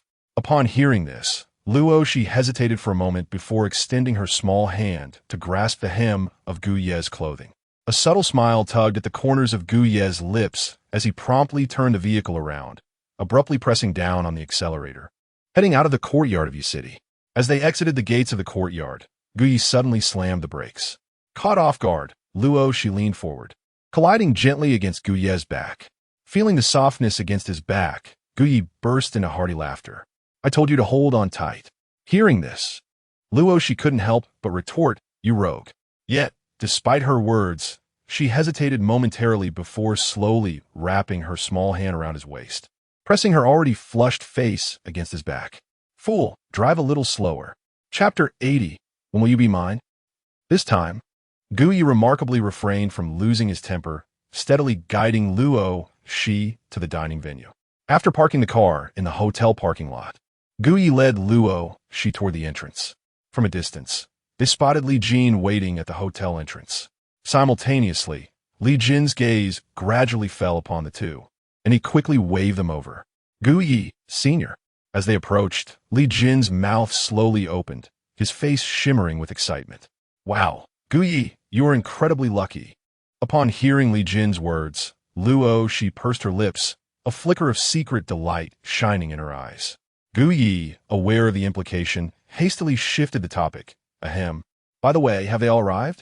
Li Jin, upon hearing this, straightened his demeanor slightly. Not yet. You two are quite early. He then gestured for Guyi and Luoshi to follow him. Come on, let me take you inside. The three of them entered the hotel together, with Li Jin draping his arm around Guyi's shoulder, whispering as they walked, Guyi, be honest, how far have you and the senior progressed? Guyi, upon hearing this, coughed lightly. What do you mean by progressed? Li Jin's eyes sparkled with disdain. Don't play coy. A woman adorns herself for the one she loves. And the senior looks stunning today. It must have something to do with you. Guyi felt a peculiar warmth swell within him at Li Jin's words. Noticing Guyi's silence, Li Jin pressed on, You, my friend, are blissfully unaware of your fortune. You should seize the moment and win over the senior. Just imagine living a blissfully unrestrained life together. Guyi, hearing this, rubbed the bridge of his nose. To be honest, he had never been in a relationship, so he lacked any real understanding. However, Li Jin's words stirred a hint of excitement within him. Of course, it was certainly not about that unrestrained, blissful life. He simply felt comfortable being with Luoshi. Yes, it was just that. Meanwhile, Luoshi, who had been trailing behind, suddenly interjected, What are you two discussing? She looked at the pair, suspicion etched on her face. Li Jin quickly grinned. Oh, nothing, senior. Luoshi pursed her lips at his response. Before long, the three arrived at the private room. Li Jin exchanged a few brief words with them before stepping out to fetch the others. Inside the room, only Guyi and Luoshi remained. Guyi tactically took a sip of water when Luoshi abruptly asked, What were you two talking about just now? She regarded Guyi with a scrutinizing gaze. Guyi, caught off guard, felt an awkward expression cross his face. Oh, it was nothing. Luoshi's eyes narrowed with skepticism. Really? Noticing her persistent inquiry, Guyi couldn't help but smile. Do you really want to know? Luoshi bit her lip in determination. Just tell me. A smile flickered across Guyi's face as he nonchalantly remarked, It's nothing much. Just asking, when can I win you over? Upon finishing his sentence, the smile on Guyi's face deepened. At that moment, Luoshi felt her gaze falter at the bluntness of his words, her cheeks flushing slightly as she stammered. Who do you think you are? Truly, men were all the same. Hearing this, Guyi rolled his eyes, retorting, Hey, you were the one who asked, and now you're attacking me personally? Luoshi shot him a glare, her face reddening further. Just then, a cacophony of voices erupted from outside the private room. Oh, Come on, Li Jin, you can't be a rich second generation, can you? This hotel is so extravagant. Rich second generation? This hotel isn't cheap, you know. Hey, where's Lao Yi? Didn't he say he was bringing the senior? Oh, you'll find out once you go in.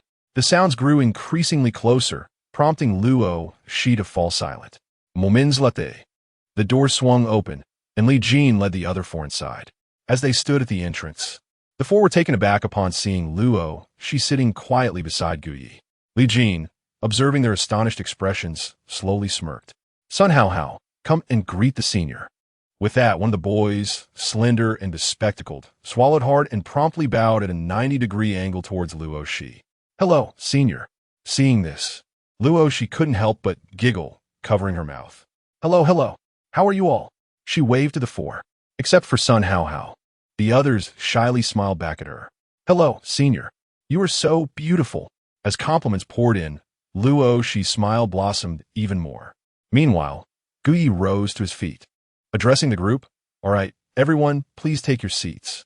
No need to stand around. Upon hearing this, they gathered around the table and sat down. Once everyone was settled, Gu Yi briefly introduced Luo Shi. When he mentioned Sun Hao Hao, a rather mischievous smile crept onto his face as he stammered, Senior, I am your idol. This declaration sent the room into fits of laughter. Clearly, this fellow was quite overwhelmed. Wow. Hello, idol, Luo Shi responded with a grin. Meanwhile, Sun Hao Hao, realizing his mistake, felt his face flush crimson. No, I'm your fan. A fan. He quickly corrected himself. Gu Yi chuckled at the sight and turned to Luo Shi, saying, This one here is quite fond of you in our dormitory. Hearing this, Luo Shi smiled warmly at Sun Hao Hao once more. Thank you for your admiration. As she spoke, Sun Hao Hao's excitement slightly tempered, for although her words were gentle, he sensed a hint of distance in her tone. However, he merely admired Luo Shi's beauty, without harboring any deeper thoughts. Thus, he swiftly adjusted himself and shifted the topic. Lao Yi, how did you come to know the senior? Gu Yi, upon hearing this, replied with a smile, during the internship, of course. By the way, Lao Yi, where are you interning? Did you see the photo that was shared in the group earlier? Honestly, it resembles you so much. At this moment, Su Dashing suddenly interjected. Everyone nodded in agreement. Luo Shi, slightly taken aback, couldn't help but glance at Gu Yi. What photo? Chapter 81. Encounter with Mu Hongling. At this moment, Gu Yi's lips twitched slightly, and he leaned closer to Luo Shi, whispering, We were captured on camera on the overpass. Upon hearing this, a flicker of surprise crossed Luo Shi's eyes, but she quickly regained her composure. The onlookers observed the subtle interaction between the two, their faces adorned with an air of ambiguity. Seriously, Gu Yi, flaunting your affection in front of us is too much. Lu couldn't help but exclaim. The others echoed in agreement. Indeed, damn it, let go of the senior. Listening to their remarks, Luo Shi pursed her lips, a hint of awkwardness flashing across her face, before she lifted her beautiful gaze to glance at Gu Yi. Clearing his throat, Gu Yi said, Ahem, let us order first, and I swear that photo isn't me. Upon hearing this, the group refrained from pressing further. Lu, suddenly pensive, remarked, You didn't refute me. Could it be true?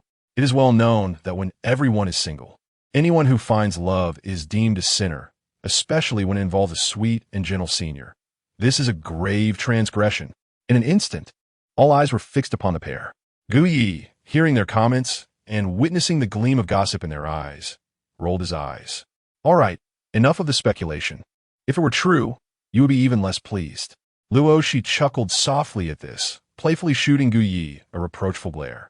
The crowd was momentarily stunned by the scene. They had previously been puzzled by Sun Hao Hao's obsession, but now they understood she was simply too beautiful. However, they quickly averted their gazes. Li Jin took it upon himself to order. Senior, please go ahead. Choose whatever you fancy. Today it's on me. Not long after, as the group enjoyed their meal and engaged in lively conversation, Luo Shi suddenly leaned towards Gu Yi and whispered, I'm going to the restroom. With that, she offered the group a slight smile before standing up and heading outside. Gu Yi watched her retreating figure, hesitated for a moment, then stood up as well. Li Jin, noticing this, couldn't help but inquire, Gu Yi, where are you going with the senior? To the restroom. Guyi replied, promptly striding towards the door. He genuinely needed to relieve himself. After Luo, she mentioned her visit to the restroom. He felt the urge as well. The others in the room paid little mind, continuing their conversation. Meanwhile, after exiting the private room, Guyi made his way to the restroom. However, he did not catch a glimpse of Luo Shi along the way, leaving him somewhat puzzled. She sure runs fast. After finishing his business, Guyi emerged from the restroom and washed his hands. At that moment, a fragrant breeze wafted through the air, causing him to frown slightly. To be frank, the scent was rather overwhelming. Turning his head, he was met with the familiar visage of someone unexpected. Stunned, Guyi blurted out, "What are you doing here?" Before him stood a girl adorned in a striking blue and white JK uniform, her face graced with a delicate touch of makeup as she smiled warmly at him. It was Mu Hongling. At this moment, upon hearing his words, Mu Hongling shot him a playful glance of reproach and inquired, "I was just about to ask you, what brings you here?" Guyi, unfazed, replied casually, "We're here for a gathering." Upon hearing this, Mu Hongling covered her mouth with a light laugh. What a coincidence. "I am here for the same reason." Guyi, amused by her response, chuckled, "Indeed, it is quite a coincidence that our gatherings overlap." Mu Hongling's gaze danced playfully as she remarked, "It seems we are quite fated, don't you think?" At her words, Guyi couldn't help but rub his nose, a fleeting awkwardness flashing across his face. Just then, a soft voice drifted from behind them. "What are you doing here?" Turning to look, Guyi saw Luo Shi standing behind them, observing them with an expression of indifference. "Hello." Mu Hongling greeted Luo Shi with a smile and a wave. Luo Shi nodded lightly in response before stepping forward to tug at Guyi's shirt. "Come on, everyone is waiting for you." With that, she pulled Guyi away from the restroom. Guyi, smiling helplessly, waved goodbye to Mu Hongling, as Mu Hongling maintained her smile. Watching the two disappear beyond the restroom door, her expression gradually softened. How intriguing, she mused to herself. Meanwhile, Guyi followed Luo Shi out of the restroom, walking along the corridor. "Why does that woman always follow you?" Luo Shi couldn't help but glance at Guyi as she spoke coolly. Guyi shook his head with a smile. "How is she following me? They're just here for the same gathering." Luo Shi pursed her lips in response. "You run into them even in the restroom. You two are indeed quite fated."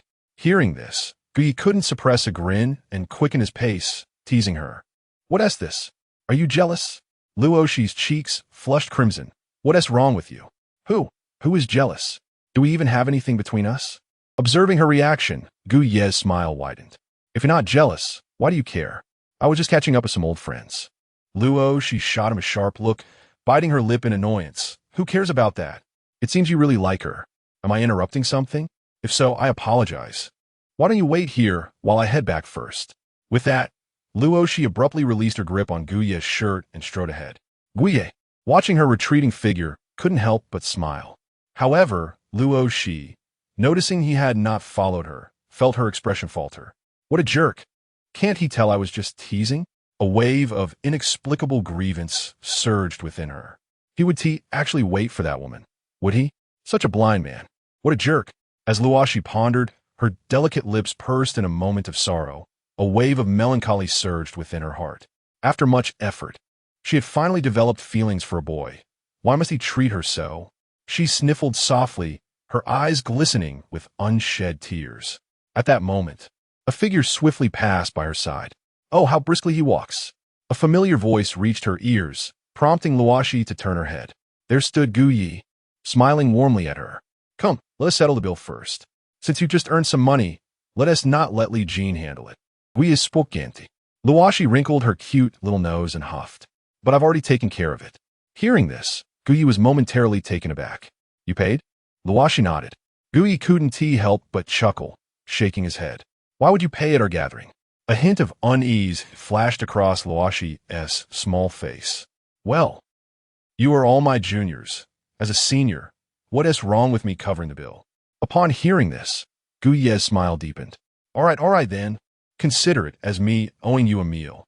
At his words, a faint smile graced Luo Shi's lips. "Fine, but you better not forget."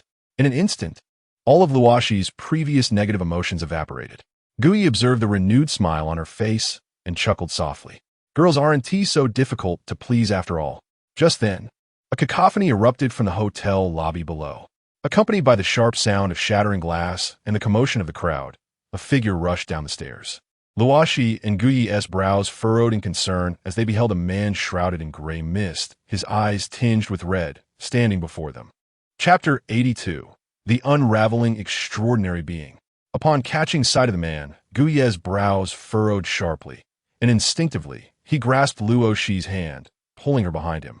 Before them stood a man whose expression conveyed immense torment, his brows knitted into a deep furrow.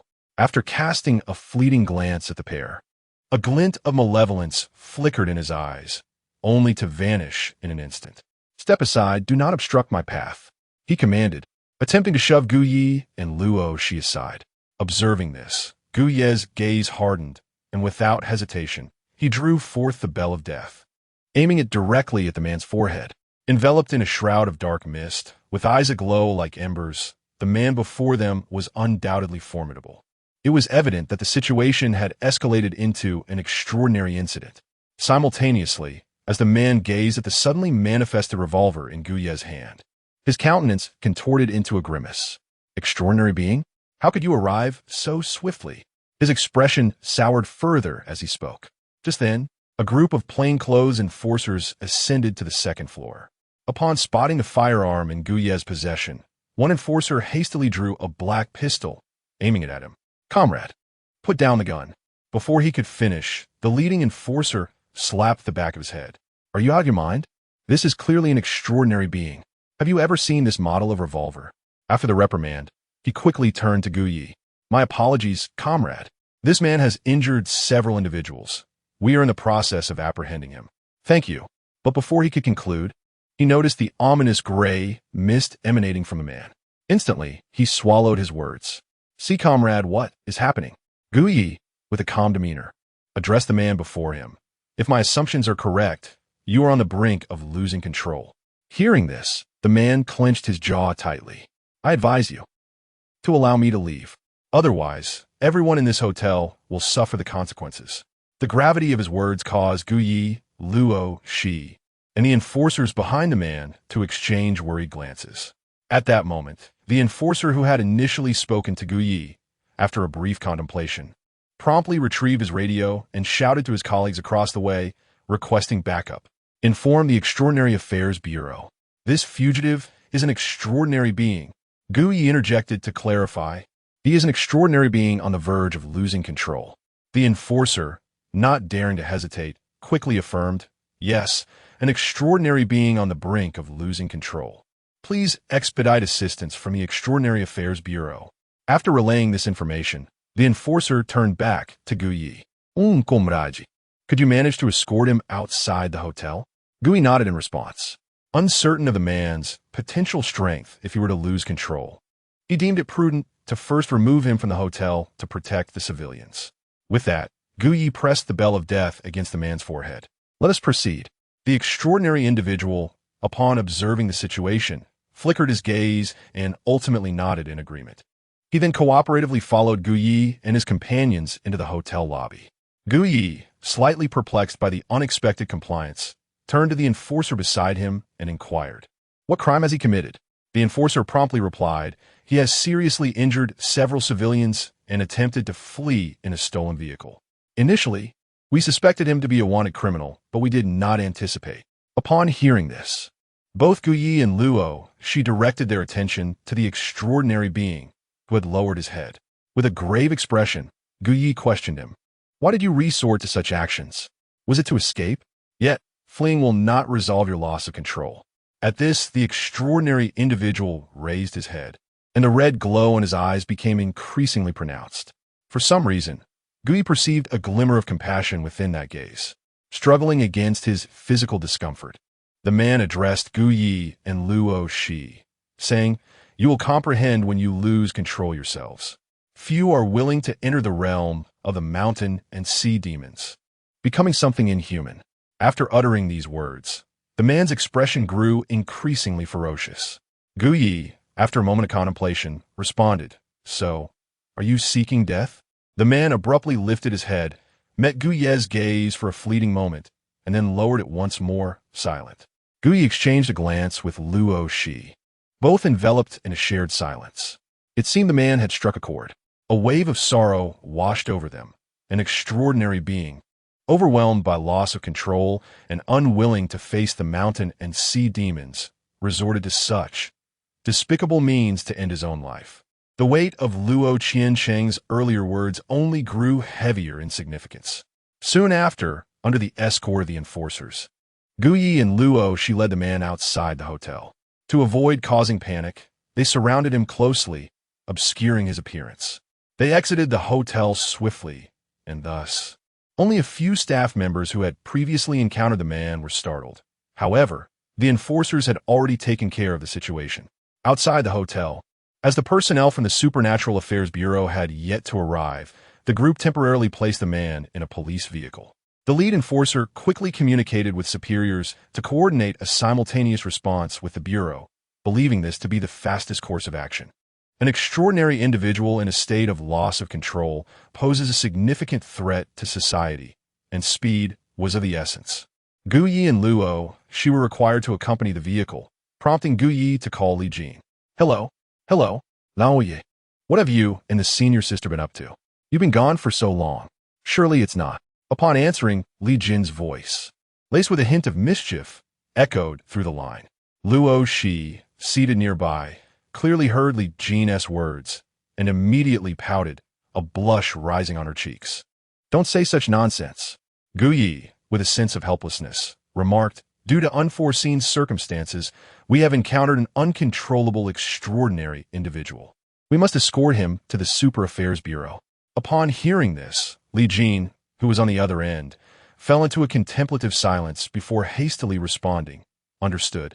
Please ensure your safety. Guyi nodded in acknowledgement and promptly ended the call.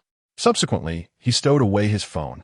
At that moment, the law enforcement officer had concluded communication with his superiors, and the police vehicle began to move slowly. However, before it had traveled a mere 10 meters, a violent impact suddenly reverberated. The entire vehicle was immediately thrust against the guardrail beside the hotel by an overwhelming force. What on earth is happening? The occupants of the vehicle exclaimed, regaining their composure. At that instant, the extraordinary individual, enveloped in a shroud of dark energy, erupted into laughter. Ha ha ha, demons! I never expected to encounter demons. Chapter 83. Who is it? Upon hearing the voice of a man, the numerous law enforcers in the vehicle turned their gazes toward the outside. Suddenly, an enormous nine-headed demon appeared abruptly on the road in front of the hotel. The scene descended into chaos. Witnessing the spectacle, the occupants of the vehicle were momentarily taken aback, but they swiftly exited the car to restore order. Meanwhile, Guyi stared at the candle shadow outside, his brows knitting into a furrow.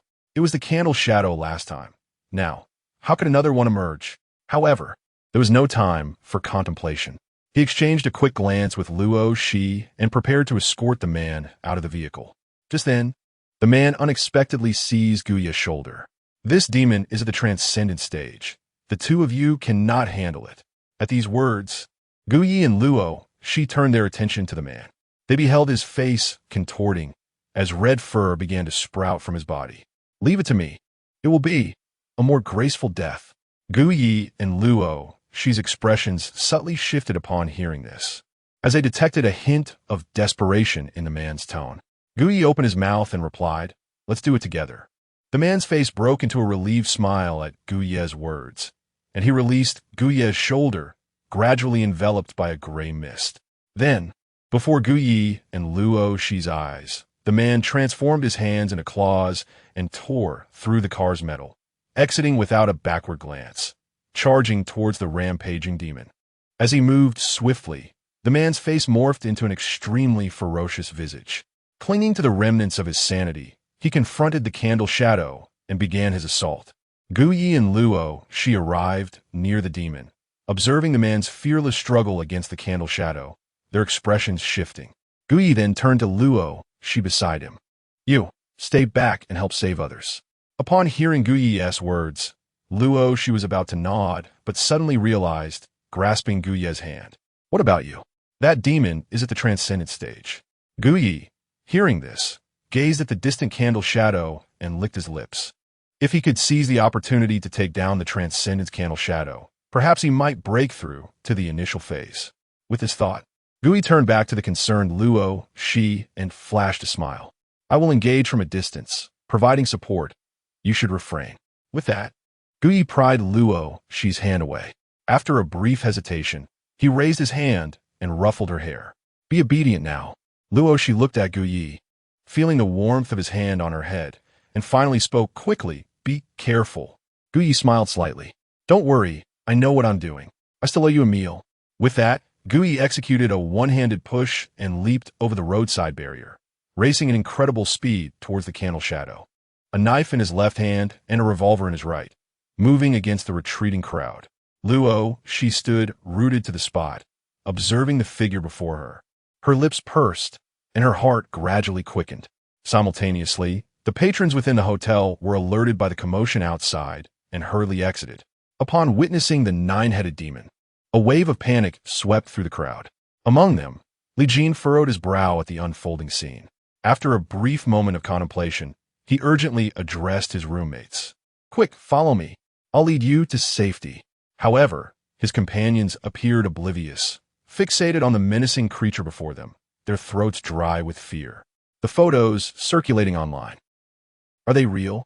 Do monsters truly exist in this world? Goodness, what is that fighting the beast? It resembles a human.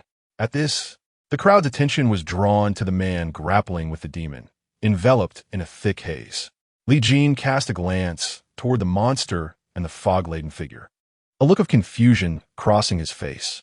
Could this be the near uncontrollable extraordinary being that Lao Yi spoke of? Yet, before he could ponder further, the demon suddenly unleashed its strength, sending a swarm of vehicles flying. One vehicle landed perilously close to them, jolting everyone into awareness. Seeing this, Li Jin's expression shifted to one of urgency as he exclaimed, "Stop gawking. Let us go." His voice rose in intensity. Only then did his companions react. Right.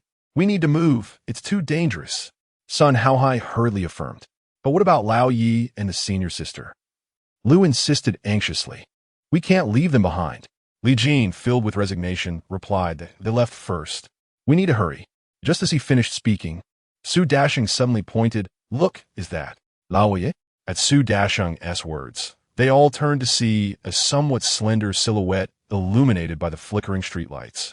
Advancing toward the demon while firing a gun, a gleaming steel knife in hand. The sound of gunfire echoed, and the group swallowed hard. That outfit, it really is Lao Yi. Sun Haohai stammered in disbelief. Li Jin frowned as he processed this revelation. How did Lao Yi get involved? That demon is clearly beyond the capabilities of novices like us.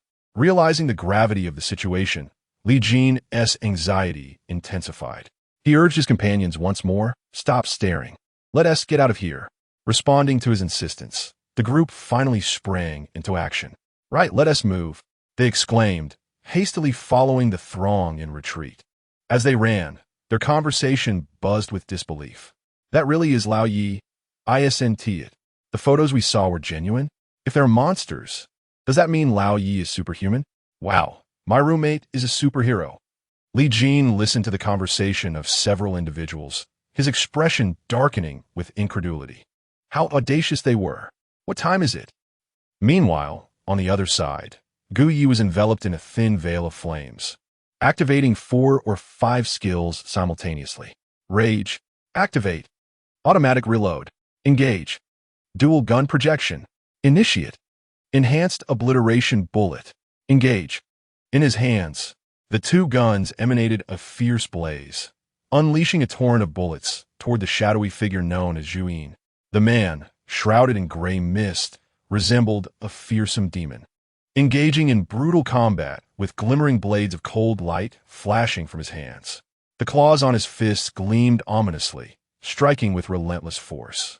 Moreover, the man's prowess was evidently superior to that of Zhuyin. Under the barrage of his chaotic punches, Zhuyin appeared to waver, contemplating retreat. Not far away, amidst the panicked crowd, a striking woman observed the scene, her eyes igniting with fervor. Let us add more fuel to the fire. It seems the chaos is still insufficient. She murmured to herself, and instantly, Zhu Yin became frenzied. At that moment, outside the throng, Luo, she sensed something amiss and swiftly turned her gaze. The woman furrowed her brow, then abruptly vanished from sight. As Luo she turned, she caught a fleeting glimpse of a figure, though it remained indistinct. Frowning at the spot where the woman had disappeared, Luo, she felt an inexplicable sense of familiarity wash over her. Who could it be? Chapter 84. You continue, I charge.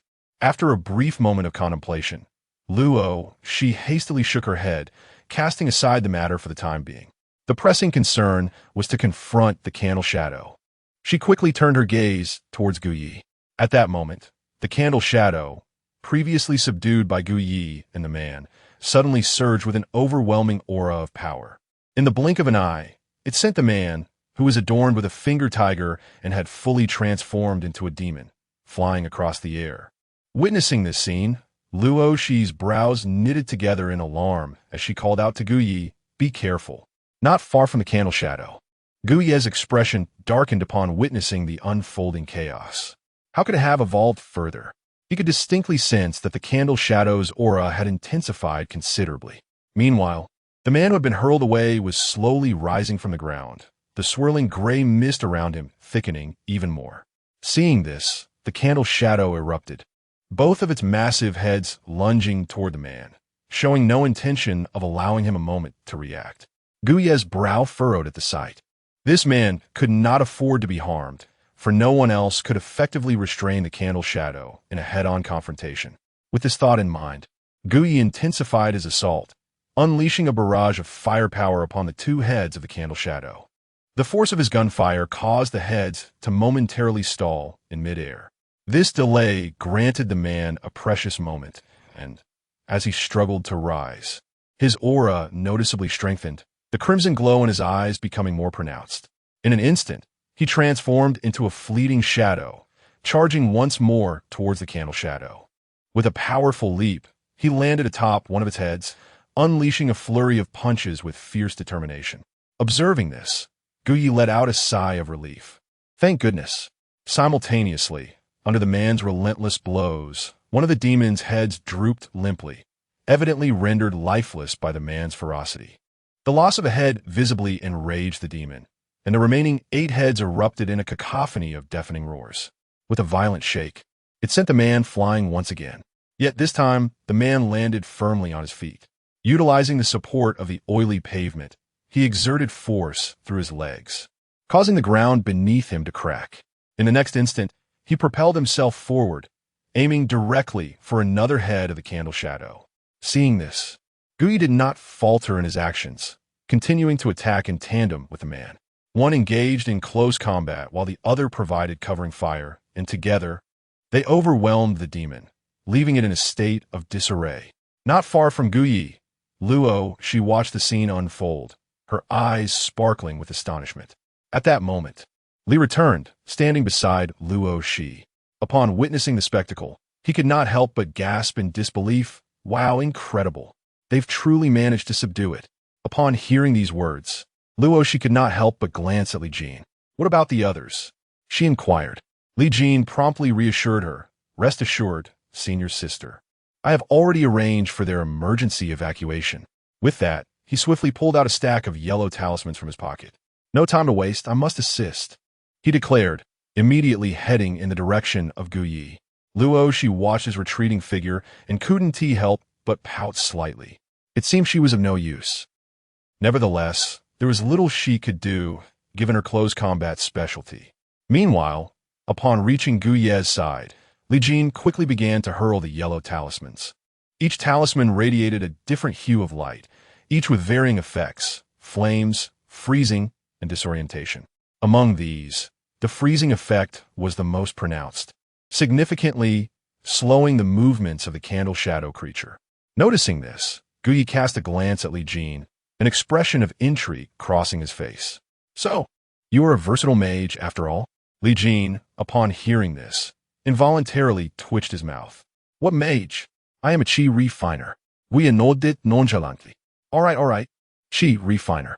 Could you possibly throw more ice talismans? Li Jin smiled awkwardly in response. I'm not entirely sure of the capabilities of these talismans. I can only discern their effects once I throw them. Gui's lips twitched slightly. Then just throw more. Li Jin quickly nodded, his movements becoming a blur as he hurled the talismans with remarkable speed.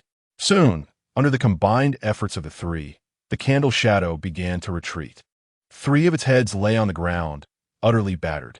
Seeing this, a look of surprise lit up Gui's face. Well, it seems my wish to collect some heads today might actually come true. With the extraordinary organization yet to arrive, he thought to exert more effort to vanquish the creature before their arrival. With this resolve, Gui turned to Li Jin. Keep it up, throw with all your might. I'm going in. Li Jin, taken aback by this declaration, watched as Gui charged towards the candle shadow without looking back. What are you doing, Gui? Have you lost your mind? At that moment, Luo Shi also noticed the scene and hurried over. Why did he rush in? Li Jin could only manage a bitter smile. I have no idea. Meanwhile, atop the hotel's roof, a graceful figure sat at the edge, observing the unfolding events below. Upon witnessing Gui's audacity, the woman raised an eyebrow. This little fellow, quite brave indeed. With a sigh, she murmured, well, it has created enough commotion, and the objective has been achieved. There is no point in lingering any longer. As she uttered these words, her figure mysteriously vanished, leaving behind only a lingering fragrance. On the other side, Gui had now drawn closer to the candle shadow. At that moment, the man, on the brink of losing control, was relentlessly hammering away at one of the creature's heads. Upon witnessing the scene, Gui promptly transferred the steel blade from his left hand to his right. As he observed the candle shadow, which was incessantly emitting a series of roars, a glimmer of resolve flickered in his eyes. Fortune favors the bold. Damn it. Let us do this. With that thought, Gui launched himself forward with a powerful leap. Death rush. In an instant, the silhouette of the Reaper materialized in his left hand. Bang! Bang! 2 shockwave bullets were unleashed, and simultaneously, Gui landed upon the head of the candle shadow. At that moment, the steel blade in his hand trembled with anticipation, and without a moment's hesitation, he brought it down upon that head. Sizzle! Putrid and scalding green blood erupted, splattering across Gui's face. Chapter 85. I shall slice and dice. With a decisive strike, I cleave through the flesh atop the head of the candle shadow. Observing this, Gui hastily wiped the blood from his face, then sheathed his bell, gripping the hilt of his blade with renewed vigor, and once again swung towards the gaping wound. One slash after another, torrents of crimson gushed forth, splattering onto Gui. Yet, this only heightened his exhilaration. 6 remained. 1 man. One him, 1 man, 1 him. Was it not merely a matter of dispatching them all? Gui mused, his steel blade leaving trails of motion in the air. In his eyes, every swing brought him closer to transcendence. Meanwhile, from a distance, Luo Shi watched the scene unfold, her lips twitching violently. Were it not for the black mist enveloping the man, who could discern who had truly lost control? How had this fellow become increasingly brutal? Simultaneously, Li Jin, witnessing the carnage, swallowed hard. Senior, has Lai always been like this? Hearing Li Jin's query, Luo Shi rolled her eyes. Well, ever since I met him, he has been this way. Li Jin's expression turned peculiar. But Lao Ye has a rather good temper. Under Gu Ye's relentless onslaught, the head of the candle shadow was forcibly severed. Both Gu Yi and the severed head plummeted to the ground, gazing at the bloodied visage. Gu Yi rubbed his wrist and could not help but exclaim, "Damn, what tough skin and hardy flesh." Without delay, he turned his gaze towards the man. At that moment, the fellow had already dispatched one head and was leaping onto another. The candle shadow, having endured the fierce assault from both, was now considerably weakened. Its breath's a mere whisper. The remaining heads flailed in visible panic. Gu Yi, witnessing this, grinned widely. Now you know to be afraid? Too late. With no further ado, Gu Yi sprang forth, racing to one of the candle shadow's heads. I shall slice and dice. This creature must meet its end today. Oh wait, not quite death, merely half dead. Then I shall conclude with the bell. Nearby, Li Jin and Luo Shi turned their faces away, unable to bear the gruesome sight. Before long, the candle shadow had lost all capacity for resistance, its form slumping to the ground like a puddle of mud, save for one head that remained upright, wailing incessantly. The already demonized man, now fully consumed by rage, pounded mercilessly upon the candle shadow's body. Each blow struck flesh, and copious amounts of green blood sprayed across the arena. At that moment, Guyi had leapt down from the head of the candle shadow. Upon seeing this, he swiftly sheathed his steel blade and drew forth the bell. He needed to seize the opportunity for the kill. Just then, the members of the extraordinary organization finally arrived at the scene. Upon the arrival of the crowd, they were momentarily taken aback by the dismal state of the candle shadow. What on earth is happening? The essence of that candle shadow had grown exceedingly feeble, its once fierce roars now reduced to mere whispers. Rushing onto the scene, Song Mo quickly spotted a familiar figure, drenched in blood. At the sight, a twitch of dismay flickered across Song Mo's lips. In the next instant, a resounding gunshot echoed across the venue. The sounds jolted Song Mo back to reality. "What the hell? You brat! Stop this immediately!" he bellowed, stamping his foot. The extraordinary individuals present were taken aback. "What's wrong, old Song? Have you lost your mind?" An acquaintance of Song Mo exclaimed. Hearing this, Song Mo shouted back at the crowd, "Stop staring. If that monster dies, it'll be for nothing." With that, he dashed towards the scene. The other extraordinary beings exchanged glances before hastily following in Song Mo's wake. Guyi, of course, heard Song Mo's voice, but to stop? That was out of the question. Enhancement Annihilation Bullet. With his skill activated, Guyi relentlessly bombarded the head of the candle shadow. "Damn it! Stop!" came Song Mo's voice from behind, causing Guyi's lips to twitch in annoyance. "Hurry up and shoot, you fool!" As the footsteps drew nearer, Song Mo reached Guyi's side, and at that moment, the demonic compendium in his mind finally stirred to life. Illuminate the candle shadow compendium. Acquire skill. Eagle Eye. Lethal spin. Skill description. Upon activating dual gun projection, every 5 seconds, 2 spinning death knell projections will be launched from the host, marking the target with a death emblem. Subsequent attacks on marked targets will yield a 100% damage increase. The innate skill of plundering takes effect. In an instant, a surge of mental energy flooded Guyi's mind, overwhelming him with exhilaration. Simultaneously, the last head of the candle shadow teetered precariously before finally collapsing to the ground. The hurriedly arrived Song Mo and the extraordinary beings behind him all changed their expressions. Had it truly perished? Song Mo's words had indeed proven prophetic. At that moment, his fists clenched tightly as he glared at Guyi, exclaiming, "Did you not hear what I said?" Guyi, retracting the death knell, turned to face Song Mo, grinning. What did you say? I was too focused just now." At this, Song Mo's lips twitched violently. "You definitely heard me." Just as he finished speaking, a shadowy figure, shrouded in dark mist and resembling a grotesque being, slowly approached them. Guyi, noticing this, quickly sought refuge behind Song Mo. "Captain Song, this is an out-of-control, extraordinary being. It was he who killed the candle shadow. We must act, Captain." Upon hearing Guyi's words, Song Mo's expression darkened. Did they think he was a fool? He had seen everything. At present, dealing with this man is of utmost importance. Song Mo cast an exasperated glance at Guyi. "We will discuss this later." Upon finishing his sentence, Song Mo swiftly charged towards the man. The other extraordinary individuals promptly followed suit to assist. In a short while, they managed to subdue the nearly uncontrollable man. At that moment, Luo Shi and Li Jin hurried to Guyi's side. "Guyi, are you all right?" Li Jin inquired anxiously. Guyi shook his head, assuring them, "I am perfectly fine." Luo Shi, with a hint of exasperation, rolled her eyes and remarked, "Another demon slain. I shall certainly report this when we return."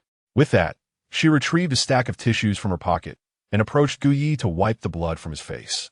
Upon hearing her words, Guyi cleared his throat twice and responded, "Do not speak foolishly.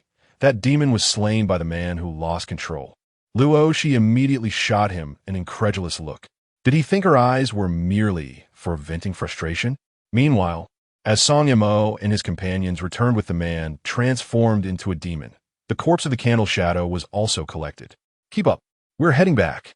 Passing by Guyi and the others, Song Mo shot another displeased glance at Guyi before continuing. Guyi awkwardly rubbed his nose and then follow behind Song Mo, accompanied by Li Jin and Luo Shi. Once they were in the vehicle, Gu Yi could not help but ask, "Captain Song, how shall we handle that man?" Song Mo replied nonchalantly, "We will send him to the Mountain Sea Demon Framework. His period of loss of control was brief. There may still be hope for him." Upon hearing this, Gu Yi and Luo Shi exchanged silent glances, both sighing inwardly. At the same time, Song Mo turned to Gu Yi and said, "Kid, your troubles are far from over." Hearing this, Gu Yi's lips twitched involuntarily. Chapter 86, Then I Shall Lead You In. You Cannot Escape. After returning to the Super Affairs Bureau, Song Mo and his companions first ensured that the out-of-control man was settled, and then Song Mo took Shen Xingyu and several others back to the office. I shouted so loudly, "Why did you still kill that demon? Don't tell me you didn't hear me." In the office, Luo Shi and Li Jin sat on the couch, sipping tea while watching Song Mo, who was vocally interrogating Gu Yi from behind the desk. Gu Yi rubbed his nose, responding with a hint of exasperation. "Captain Song, I genuinely did not hear you. You know my weapon of choice is a revolver. It's exceedingly loud." Upon hearing this, Song Mo was momentarily at a loss for words. "You little rascal, stop pretending. Damn it. I've repeatedly emphasized that the Super Affairs Bureau prohibits unnecessary killing of demons to protect you. Did you not see how tragic that out-of-control man's fate was? Do you truly wish to become like him?" As Song Mo spoke, his expression grew increasingly grave, revealing a deep concern. Noticing this, Gu Yi pursed his lips. Although Song Mo's tone was somewhat loud and fierce, he could still discern the underlying care in his words. "Captain, I understand. It won't happen again." Gu Yi softened his tone. Hearing this, Song Mo let out a heavy sigh. "All right, from now on, minimize your participation in missions and focus on breaking through to the next realm." After a moment of contemplation, Song Mo continued, "Tomorrow, I will inform everyone and arrange for the veteran members of Team 7 to meet you, and perhaps they can mentor you." Gu Yi had no grounds to refute this and simply nodded in agreement. Then, Song Mo earnestly addressed Gu Yi once more. "Child, I would never harm you. I have witnessed my former captain lose control and, subsequently, take his own life. I do not wish to witness such a tragedy again." As he spoke, his expression became increasingly complex. "I truly have high hopes for you. Heed my advice. Killing will bring you no benefits. I do not understand why you harbor such a profound desire to slay demons. Yet, I must remind you, if this continues, you will become ensnared. Take care of yourself. Visit the counseling room more often, or spend time with friends, perhaps even pursue a romance. This world is still quite beautiful." As he spoke, Song Mo cast a glance at Luo Shi. Noticing Song Mo's gaze, a hint of embarrassment crossed Luo Shi's delicate face. Captain Song, we are not dating."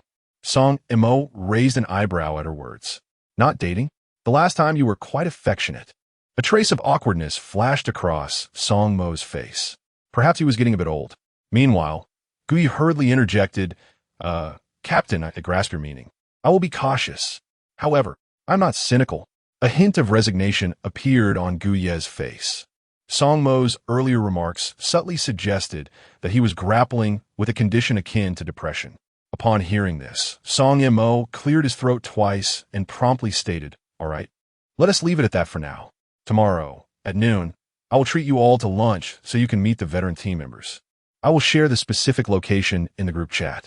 In response, Gu Yi nodded affirmatively. "Okay, Captain Song. All right, let's disperse." Song Mo waved his hand to the group. Subsequently, Gu Yi and the others exited Song Mo's office. Once outside, Li Jin glanced at the two and chuckled, "Well, I won't intrude any longer. I'm off now." With that, Li Jin cheerfully turned and ran away. An awkward silence enveloped Gu Yi and Luo Shi as they strolled towards the outside of the Super Affairs Bureau. Suddenly, a voice called out from behind them. "Hey, are you two all right?" Startled, Gu Yi and Luo Shi turned to see Mu Hongling hastily matching their pace. Upon reaching them, Mu Hongling let out a small sigh of relief. Gu Yi recalled that she had also been at that hotel during the incident. With that thought in mind, he inquired, "What were you doing there at that time?" He remembered that after the incident unfolded, he had not seen her around. Mu Hongling, feeling a bit embarrassed, replied, "Well, I sensed something was amiss, so I took my roommate and left the area, then informed the Super Affairs Bureau. Gui nodded slightly in understanding. Her actions were justifiable. Not everyone is obligated to confront danger directly. As the saying goes, a gentleman does not rush to the rescue. The circumstances were rather complex. Noticing Gui's calm demeanor, Mu Hongling's cheeks flushed, and she said, "I'm sorry. It was my first time encountering such a situation." Gui quickly waved his hand dismissively. "It's all right. It's understandable given the circumstances." Upon hearing this, Mu Hongling's face brightened with a smile. "Yes. Next time, I must fight alongside you." Gui nodded slightly in response. Afterward, Mu Hongling pressed her lips together and waved goodbye. "I'll head back to the dorm now." Bye. With that, she walked past them. Watching her retreating figure, Luo, she furrowed her brow. That silhouette seemed oddly familiar. With that thought, she turned to Gui and, after a moment's hesitation, said, "You should keep your distance from her." Gui looked at her, unable to suppress a grin. "What's wrong? Are you jealous?" Luoshi's face flushed. "What jealousy? You idiot. I just find her a bit strange. Anyway, you should listen to me." With that, she quickly turned her head away, her expression revealing her discomfort. She couldn't quite articulate why she felt that way about the woman. Gui, amused, reached out to ruffle her hair. "All right, I'm not particularly close to her anyway." Upon hearing this, Luo, she cast a reproachful glance at the other party and swiftly swatted away his large hand. "Who do you think you are? Treating me like a child, just because you are shorter than I am." Gui replied with a cheerful grin. Luo, she snorted softly and then gently said, "All right, I must take my leave. The Kunlun Academy is holding assessments, and I need to put in more effort. After tomorrow, you may not see me for a while." As she spoke, Luo, she couldn't help but glance at Gui, observing his reaction. Upon hearing this, Gui nodded naturally. "Okay, then, good luck." Seeing his response, Luo, she pursed her lips and replied with a hint of annoyance, so. With that, she turned and walked towards the dormitory. Gui, unable to contain his smile, called out to her, "Hey, wait a moment." Luo, she paused at his voice and turned to look at him. "What is it, you rascal?" Gui stepped forward, closing the distance between them, and smiled mischievously. "If you get into Kunlun Academy, will you be my girlfriend?" Upon hearing this, Luo, she's cheeks flushed a deep crimson. "You." She quickly lowered her head, biting her delicate lip. "Is this how you pursue girls?" Gui stroked his chin and replied with a grin. "Just giving you some motivation. If you get in, I'll pursue you." "How did that sound?" Luo, she responded sullenly, "As if you'll definitely get in. What if I don't? Will you stop pursuing me?" Gui feigned a look of despair upon hearing this. "Indeed, what if you don't get in?" "Then I shall." Luo, she lifted her head immediately, pouting as she looked at him. Gui's smile widened as he gazed at her petite face. "Then I will just take you in. You can't escape." Chapter 87, Breaking Through the Initial Realm. Unlocking the Firearm Upgrade Zone. As Luo, she heard these words, her delicate face flushed even more intensely. Unable to contain herself, she playfully struck the other person's chest with her small hand. "Who do you look down upon? Narcissist. Mind your own business." With that, Luo, she swiftly turned and dashed towards her dormitory. Observing her departing figure, Gui's smile deepened. How is it that she becomes increasingly adorable the more I look at her? Afterward, Gui returned to his dormitory. Sitting on his bed, he took out his phone to check the messages. At that moment, their dormitory group chat was in an uproar, discussing the events of the day. Furthermore, the internet was inundated with news regarding the recent demon attack. Gui glanced through a few posts, his brow furrowing slightly. The spread of this news was far more extensive than the last incident. It seemed that the authorities were intentionally allowing the public discourse to escalate. A conjecture began to form in Gui's mind. Could it be that the officials intended to bring the matters of demons and extraordinary beings to light? Otherwise, it would be improbable for the information to circulate so freely. After pondering for a moment, Gui shook his head, deciding it would be better to inquire with Team Song tomorrow. Subsequently, Gui made a brief phone call to his mother. After exchanging pleasantries, he learned that she had unexpectedly gone on a business trip to Kyoto that day. Lin Yin then relayed a few more instructions to Gui before they ended the call. Afterward, Gui sat cross-legged on his bed, adjusting his state before beginning his cultivation. Having just slain a transformative demon, The immense feedback of spiritual energy would surely support his breakthrough to the initial realm.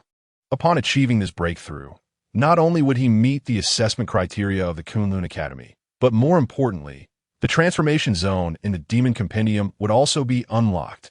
The latter was of paramount importance. Before long, as the Essence technique continued to operate, the vast reserves of spiritual energy stored within the Demon Compendium began to converge toward Guyi's sea of consciousness, effectively doubling its capacity and significantly enhancing its effects. Simultaneously, Guyi faintly sensed he was nearing the threshold of breaking through to the initial realm. Without further ado, Guyi hurriedly retrieved the mental enhancement potion he had received upon his employment, eagerly consuming it. This was precisely the moment he had saved it for. Instantly, as the potion entered his body, a soft glow enveloped him. The evolutionary factors in the air began to converge within him. With the addition of these evolutionary factors, coupled with the immense spiritual energy from the Demon Compendium, crossing the threshold to the initial realm felt like a mere formality. Destiny Soul Technique. Wings of the Sky unlocked. Skill description. When in a berserk state, with dual gun projections and automatic reloading activated, upon releasing this skill, the host will vanish into the void, transforming the bell and its projection into two wings of the sky that perform a wide-ranging spiral, inflicting substantial damage. Lasts for 7 seconds. Upon recalling the bell, the host will also receive a powerful explosive bullet. After perusing the extensive skill introduction, Guyi's eyes gleamed with excitement. Another skill capable of wide-ranging coverage, truly befitting of his second soul skill. He contemplated giving it a try. After concluding his review, Guyi set aside his second soul skill. At this moment, his consciousness began to extend outward. In the initial stage, the mental energy within his consciousness could only be likened to that of a cup. Now, however, it required a bucket, indeed at least 3 large buckets, as his mental energy occupied a significant portion of the room. Observing the gently flowing mental energy, Guyi couldn't help but smile with satisfaction. Approximately half a month passed, and he finally attained the initiation stage. He promptly retracted his consciousness and directed his attention to the demonic compendium. At this moment, the ethereal chains in the firearm upgrade zone had completely vanished. In their place appeared a complete projection of the death bell, along with 2 options on the interface. Firearm upgrade path selection. 1. Fixed attribute enhancement. Selection description. Maintains the essence of the death bell revolver, primarily enhancing power, firing rate, etc. It requires fewer upgrade materials, suitable for short-term power boosts. 2. Free development path. Selection description. Unconstrained by the essence of the death bell revolver, allows for autonomous design, requiring substantial upgrade materials but offering an extremely high upper limit. Host notice. Once selected, changes cannot be made. Please choose wisely. Note. Current material quantity is 3. After reviewing the 2 options, Guyi pursed his lips and decisively chose the second. When it comes to life, one must be ambitious. One cannot forsake long-term benefits for short-term gains. Upon making his selection, the entire interface began to transform gradually. Beneath the projection of the death bell, a functional area emerged, quietly floating the 3 materials he had previously acquired: beak of the corpse mist bird, tailbone of the Jushin, and candle shadow scales. Guyi examined this functional area, then shifted his gaze to a selection labeled model options within the area. He raised an eyebrow in curiosity. What could the model selection entail? Without hesitation, Guyi clicked to open it. Before him, various models began to materialize. At the sight of these models, a look of surprise illuminated his face.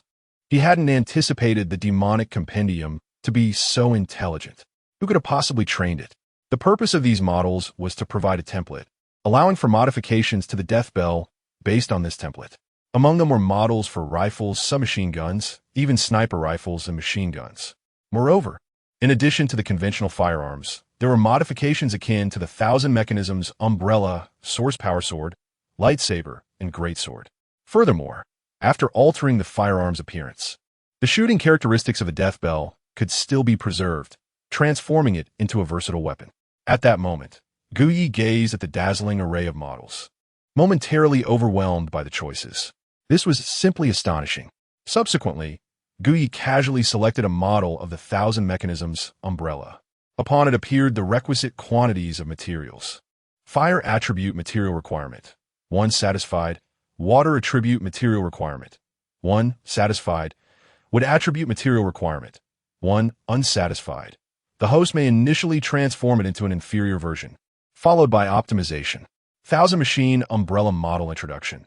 The Death Knell transformed into the Thousand Machine Umbrella model retains its former firearm characteristics, with the umbrella handle serving as the gun body for ranged attacks, while the umbrella can be opened for defense.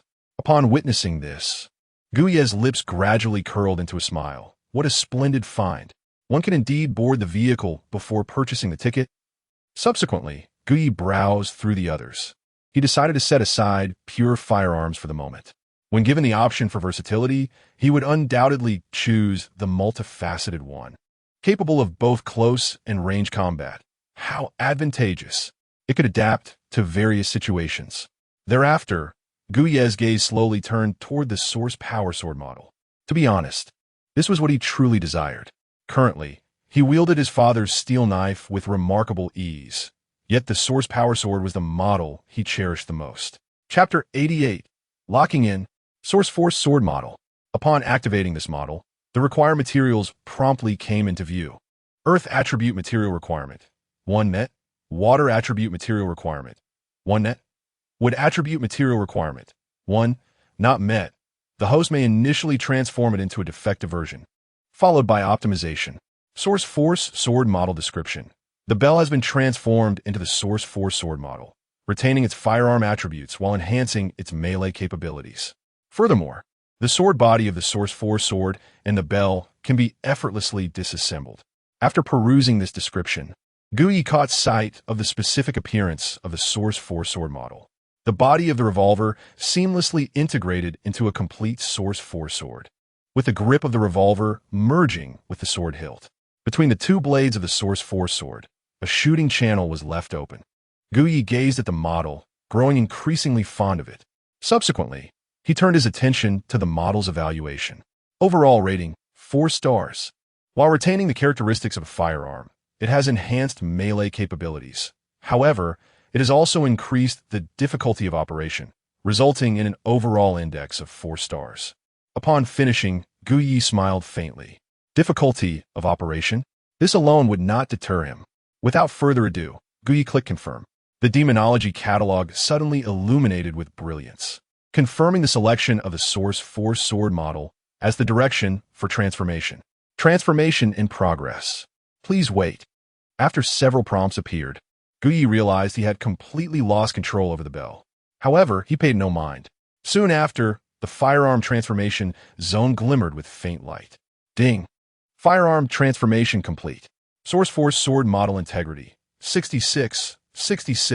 Missing materials.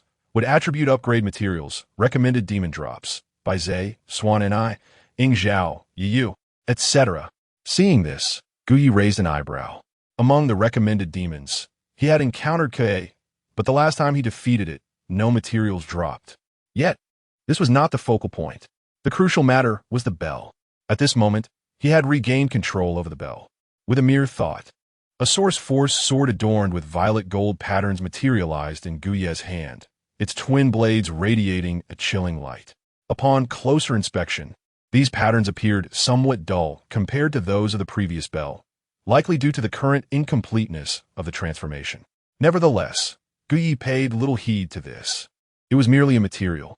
As long as he defeated enough foes, would he really worry about the scarcity of materials? If the drop rate was low, then he would simply increase the quantity. With this thought, Guyi smiled faintly, then swirled the Source Force sword crafted from the bell in his hand. The sensation felt quite pleasant. Then, recalling the detachable feature, he decided to give it a try. This function proved to be quite convenient. With just a thought, he could disassemble the bell from the Source Force sword. With the bell in his left hand and the sword in his right, Guyi couldn't help but smile in satisfaction. In actual combat, this would be simply perfect. It allowed for both melee and ranged attacks, an impeccable response to every situation. Subsequently, Guyi once again concentrated, merging the bell and the Source Force sword back into one. After a few more adjustments, Gui decided to stow away the Source 4 sword and refocus his attention on the demon bestiary. At this moment, having selected a specific path for modification, the interface of the modifications section transformed. Death Knell, Source 4 Sword Enhancement Zone. Death Knell base rate of fire increase. Materials required. 1. Source 4 Sword base durability enhancement. Materials required. 1. Death Knell base power increase. Materials required. 1. Source 4 Sword base power increase. Materials required. 1. All attributes enhancement. Materials required. 3.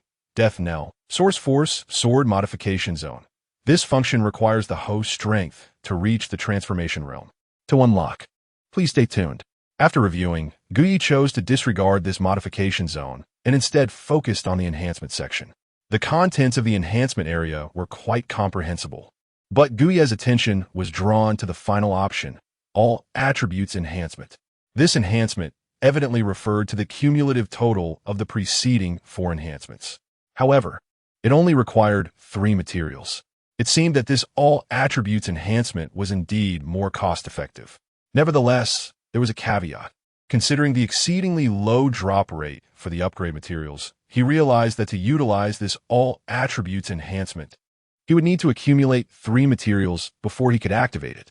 For a moment, Gui stroked his chin, a bemused smile creeping across his face. He comprehended that to conserve materials, one must exercise patience. Currently, he still had 1 material unused, and after some contemplation, Gui decided to forego the idea of enhancement for the time being. He reasoned that his current combat power was likely among the pinnacle of his peers at this stage. Moreover, he still possessed his father's blade. Subsequently, Gui snapped back to reality. The sky had grown quite dark, and a glance at his phone revealed that it was already past 1 in the morning. He hurried to the bathroom for his nightly routine and then lay down, succumbing to a deep slumber. In the darkness, Gui's body radiated a faint glow. Spirit realm training activated once more. The next day, approaching noon, Gui awoke to the vibrations of his phone. Picking it up, he was inundated with a barrage of messages flooding his screen. After swiping a couple of times, his expression gradually morphed into one of bewilderment. All these messages revolved around a singular event. At 7 in the morning, the Ministry of Security of the Great Xia Kingdom, in conjunction with official media, publicly declared the existence of demons and extraordinary individuals, bringing them into the light. This announcement triggered widespread societal panic. A multitude of messages on Gui's phone stemmed from various news outlets and chat group notifications. Not only was his dormitory group abuzz with chatter, but numerous discussions were erupting across various university group chats regarding this matter.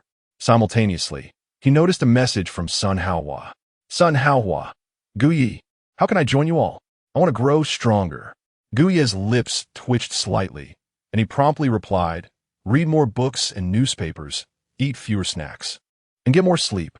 After sending the message, Gui opened the Super Affairs Bureau app, where Song Mo had already shared the specific location in Group 7. Both new and old team members are invited to gather, as the newcomers have yet to meet formally. At noon, we shall dine and converse. Location, Chaoxian Hot Pot Restaurant, Central District Branch. Beneath Song Mo's message were numerous unfamiliar IDs. Gui glanced briefly before receiving a call from Luo Shi. Upon noticing, Gui smiled faintly and answered, hello? What is the matter? A rustling sound resonated from the other end, followed by Luo Shi's languid voice. Just checking if you've awoken. Yu Haven T responded my messages. Don't forget about our gathering at noon. Gui raised an eyebrow at her words. Did you send me a message? Luo Shi bit her lip in annoyance, of course. You didn't even see it. Gui's lips twitched slightly. There seemed to be an extraordinary number of messages today. Hearing this, Luo Shi replied nonchalantly, oh, that makes sense. The incident with the demons in the city center yesterday has stirred quite a discussion in my group chat. Listening to Luo Shi's ramblings, Gui glanced at the time. It was nearly 11.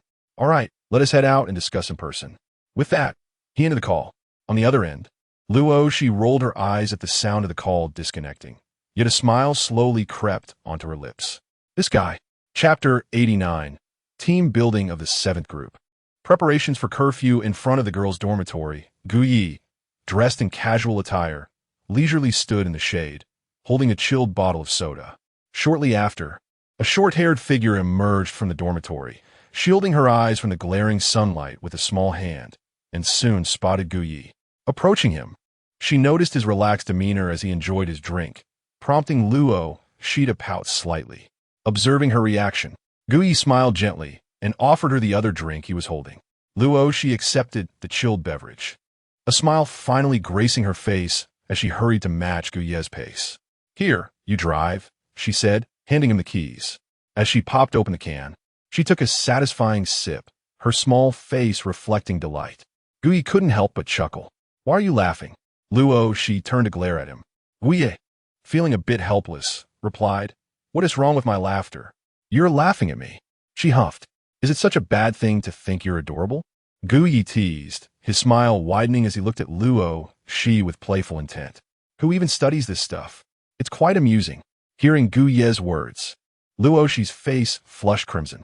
She held her drink close, letting out another huff. Who knows what's real? Before long, Guyi drove them to the Chaoxian hot pot restaurant. Upon arrival, the attentive staff greeted them, asking, "Hello, do you have a reservation?" Guyi promptly mentioned Song Mo's name.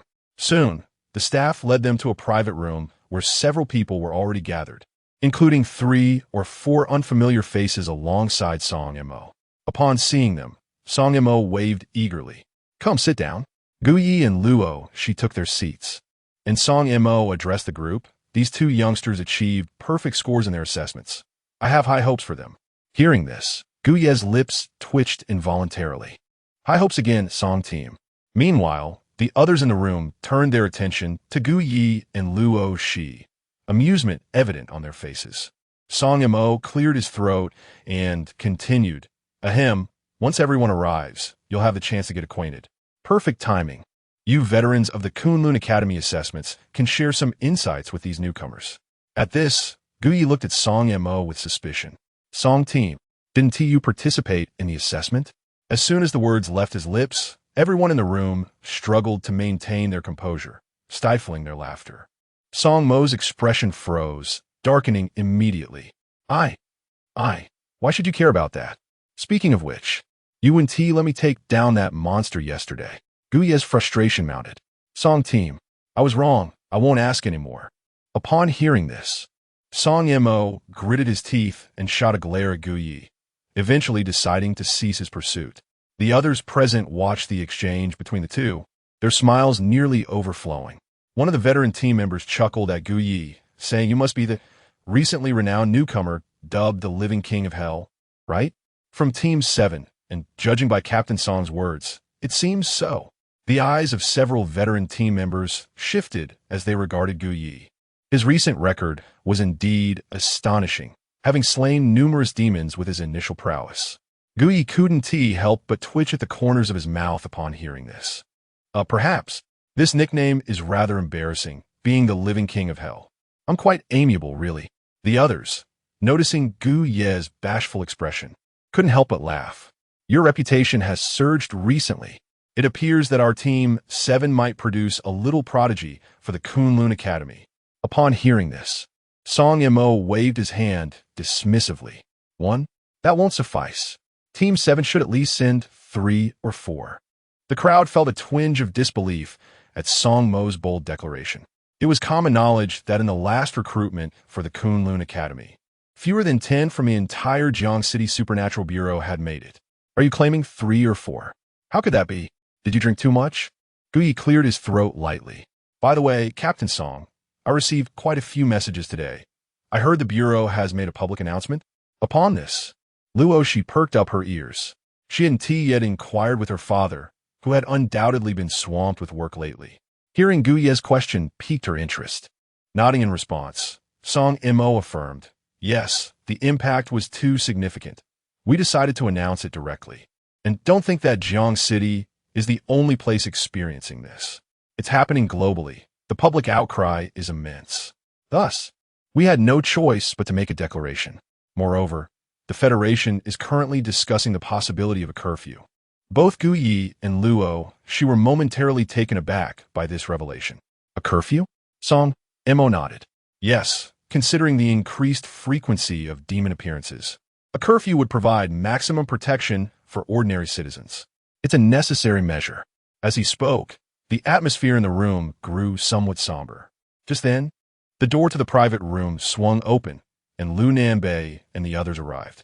Li Qie, ever the social butterfly, entered and, upon spotting Gu Yi and the others, exclaimed, "Wow, you all got here early. I even went looking for you." Gu Yi, feeling a bit awkward, offered a sheepish smile. "Sorry about that."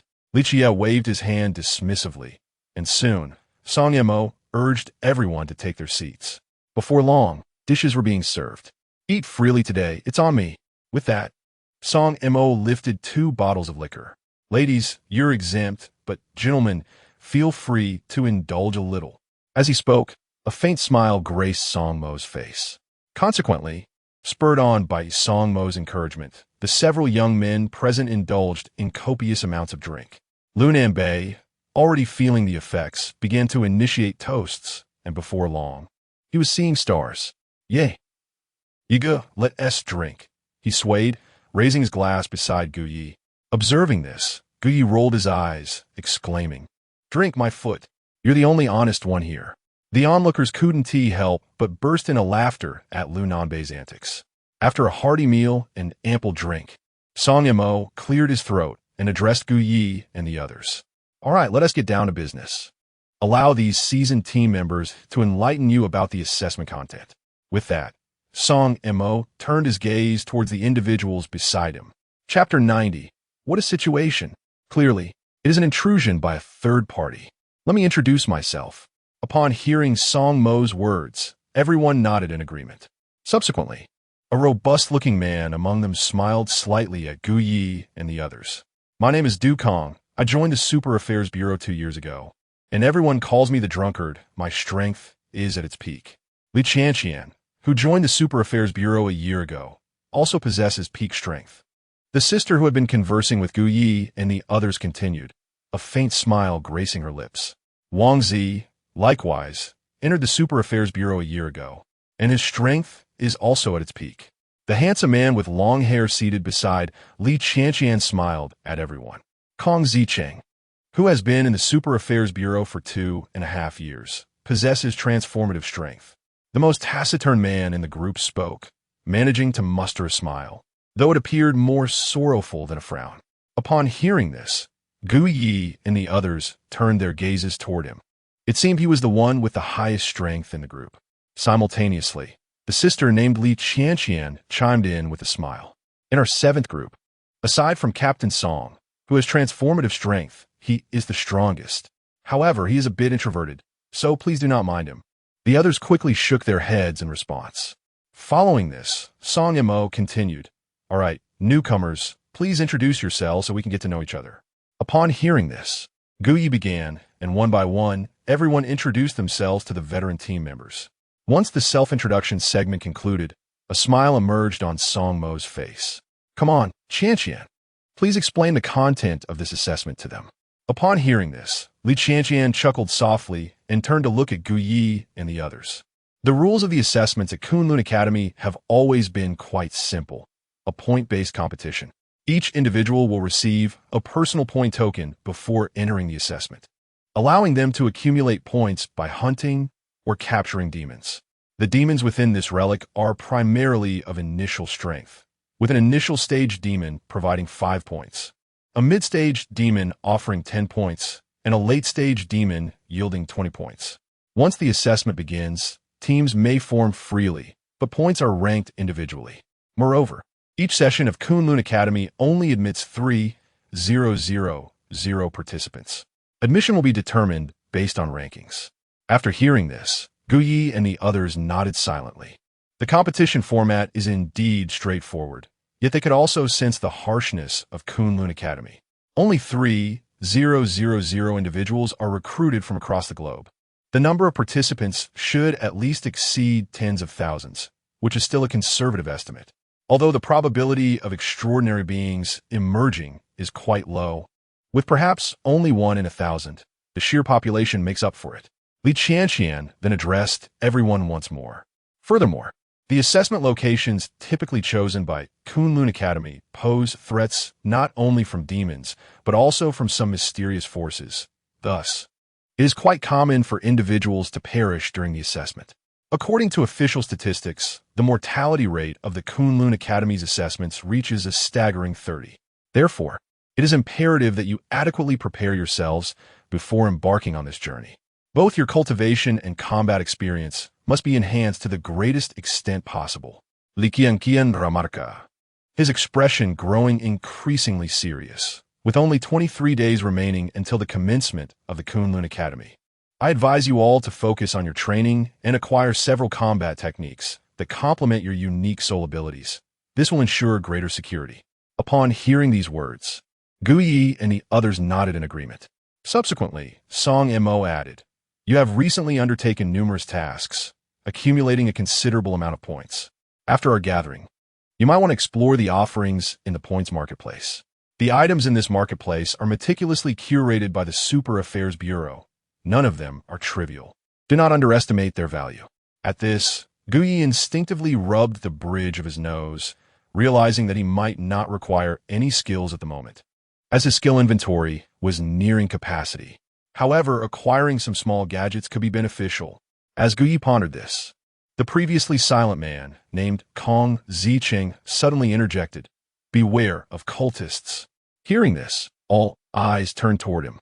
A glint of cold light flickered in Kong Zicheng's eyes as he continued. "In my cohort, numerous cult members infiltrated, leading to the demise of many." Likian Prumli Raspunda.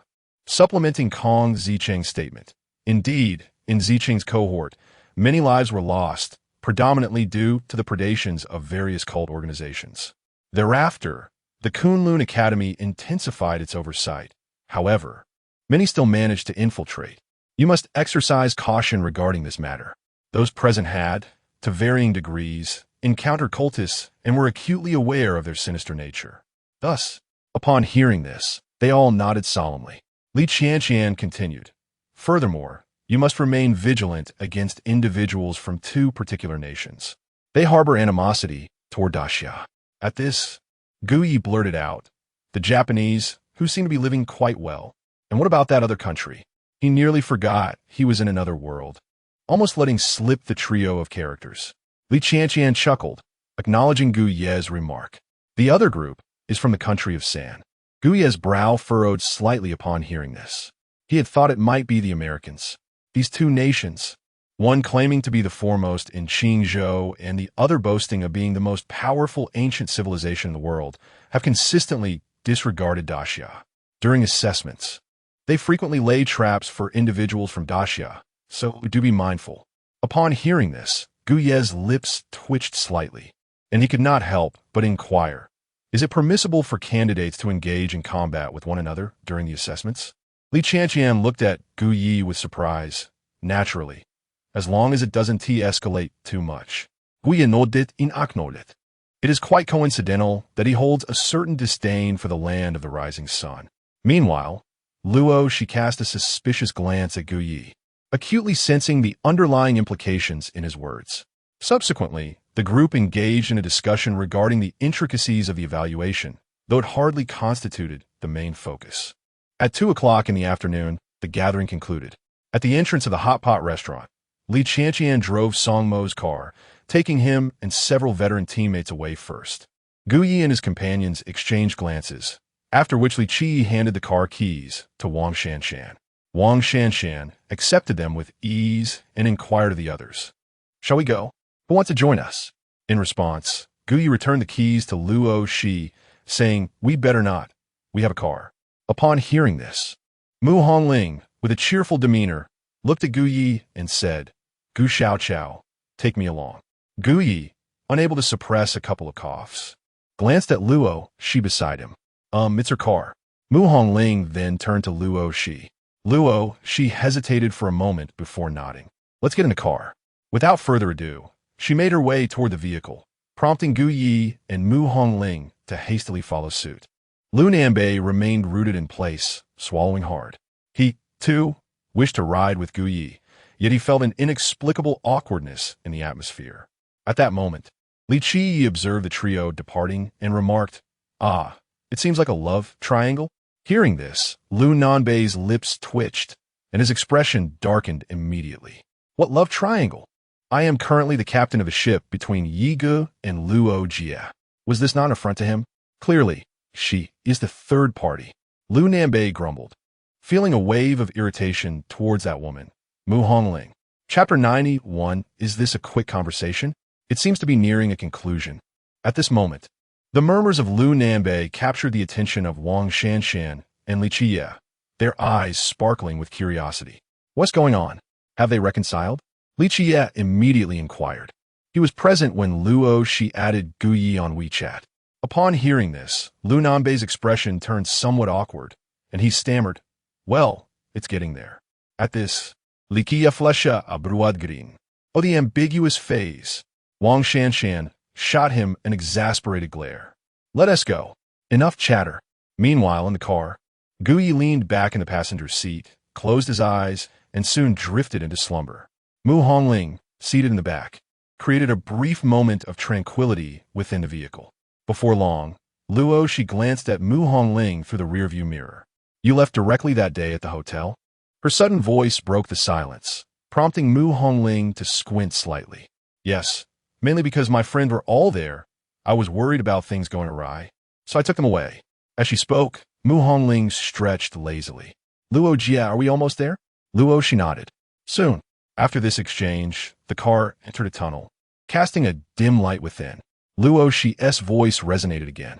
"Which private room were you in initially? I didn't TC you when we arrived."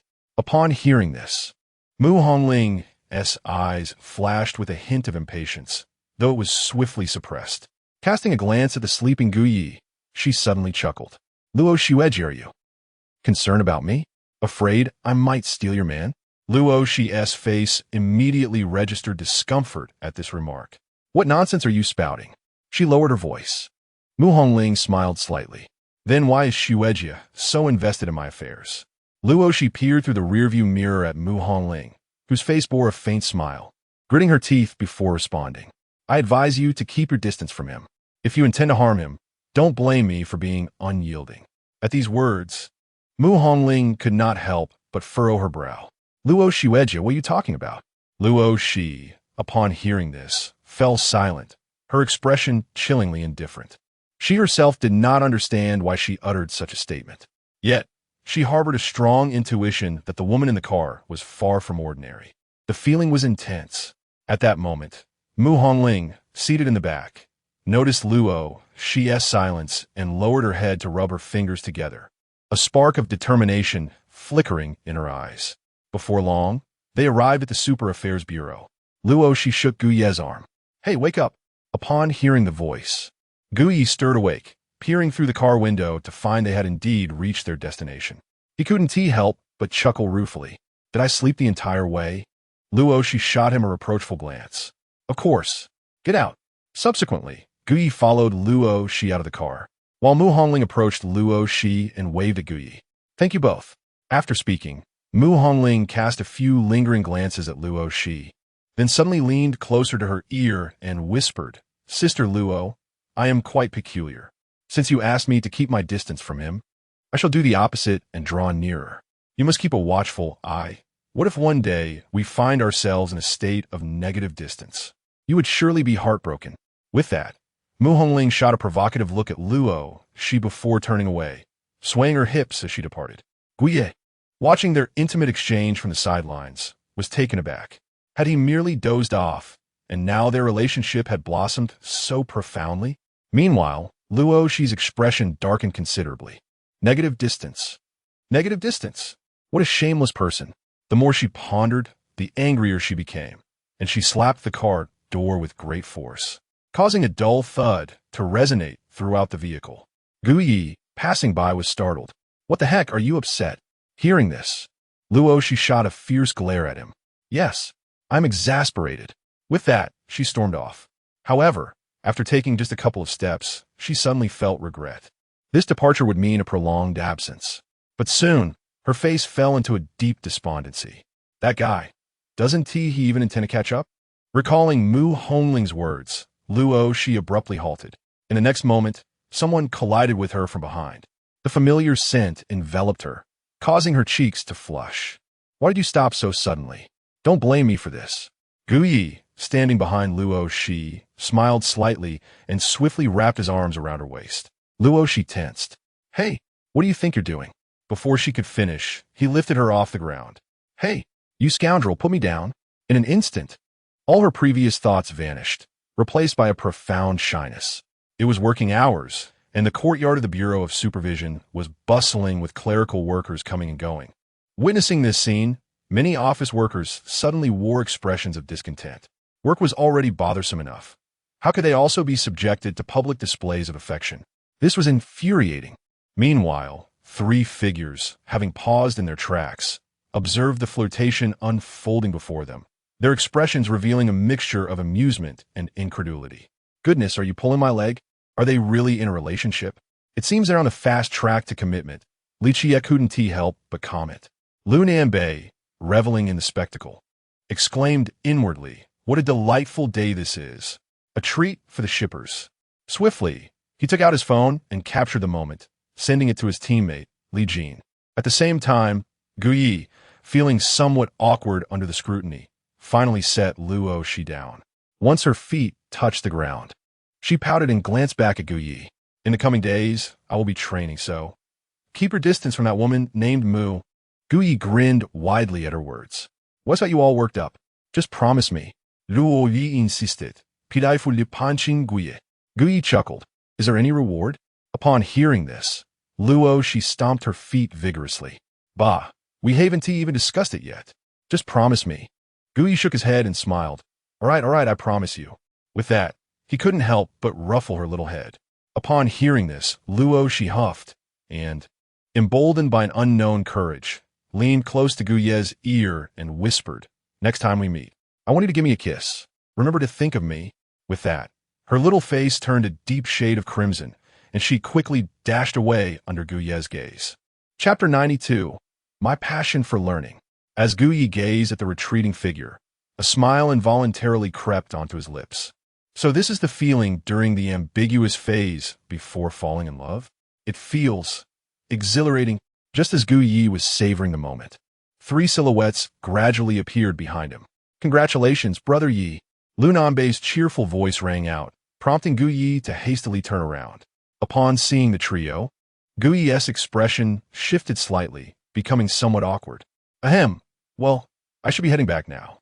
With that, he hurriedly made his way back to the dormitory.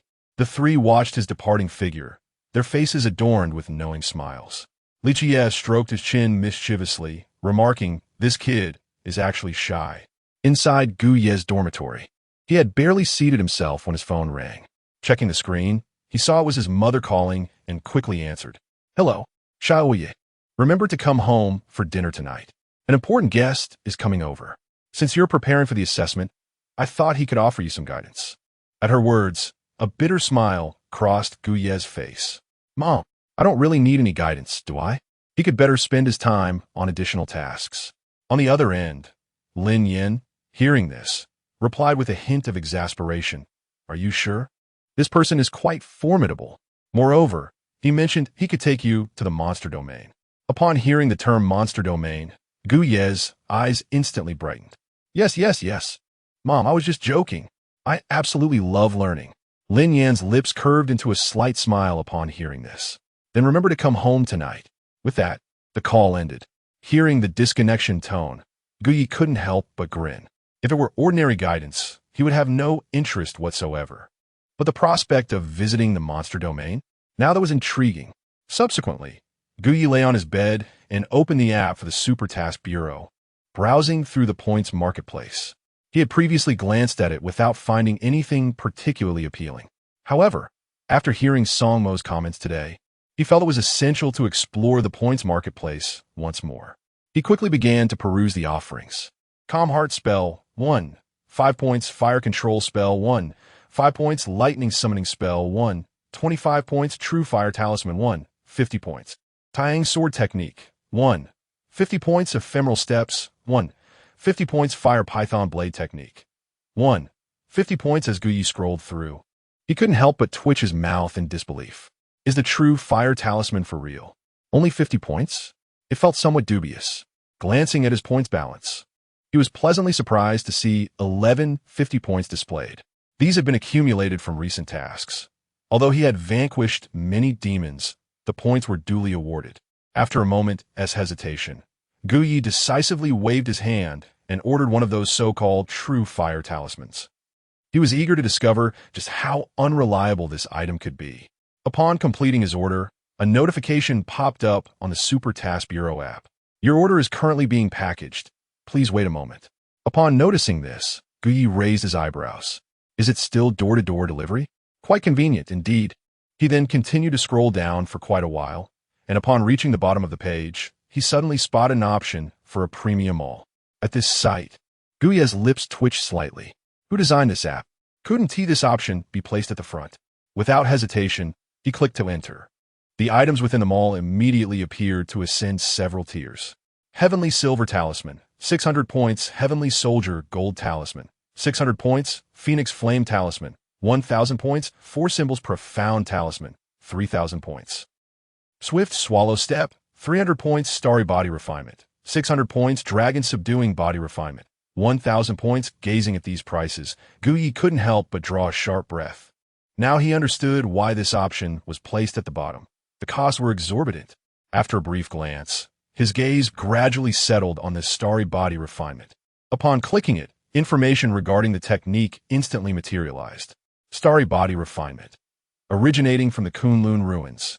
This ancient body refinement technique has been adapted to align with the cultivation system of extraordinary beings through expert research. Example of a master of this technique. What followed was a video, which Guyi clicked to watch.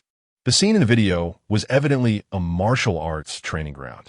After about 5 seconds, a man dressed in a dark blue training uniform slowly stepped into view.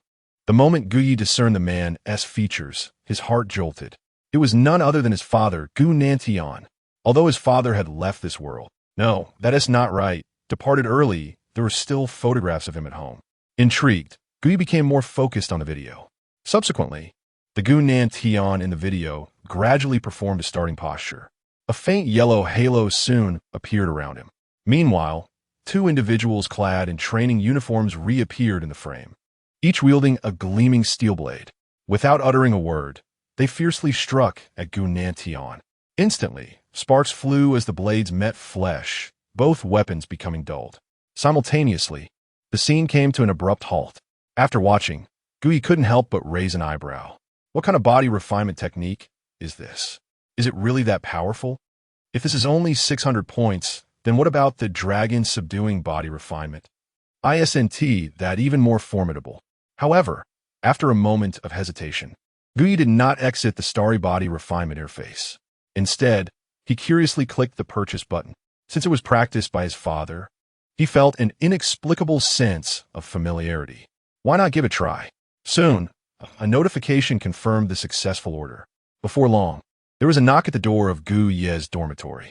He approached and opened it to find a scruffy man in a delivery uniform standing before him. Upon seeing Guyi, the man broke into a grin. You must be Guyi. Here is your package. Please sign for it. As he spoke, the man handed a parcel to Guyi, simultaneously presenting a receipt. Just sign here. Guyi nodded in response and promptly inscribed his name. Cradling the parcel, Guyi was about to close the door when the man suddenly remarked, "It's been quite a while since I've seen a newcomer purchase the Starry Body Refinement technique. Impressive, young man. Remember, practicing in the evening yields the best results." With that, the man flashed a grin at Guyi and vanished like a wisp of smoke before his eyes. Guyi, witnessing this, couldn't help but swallow hard. Is it true? Are the couriers from the Super Affairs Bureau truly this formidable? Chapter 93. Hey, don't speak carelessly. After a brief moment of astonishment, Guyi regained his composure and returned to his room, cradling the package. Upon opening the box, he was greeted by the sight of 2 distinct wooden boxes. He casually picked one up and opened it, revealing a crimson talisman resting serenely in the center. This must be the Sanmei True Fire Talisman he had purchased for 50 points. Guyi toyed with it for a moment before setting it back down. He would delve into this later. First, he wanted to explore the Starry Body Refinement technique. Consequently, Guyi picked up the other wooden box and opened it, unveiling a modernly bound book. He flipped through the pages, a peculiar expression crossing his face. Within the book, QR codes for video explanations were scattered throughout. The Super Affairs Bureau truly keeps pace with the times, Guyi mused, rubbing his forehead. He then took out his phone and utilized the QR code scanning feature of the Super Affairs Bureau app to scan one at random. The man who appeared in the video was none other than his father, Gunantion. Guyi watched for a moment longer, feeling a bittersweet pang as he had not seen his father since he could remember. Now, witnessing his father's recorded image stirred a mix of emotions within him. He then turned to the first page of the book and began watching from the beginning. Before long, the sky darkened gradually.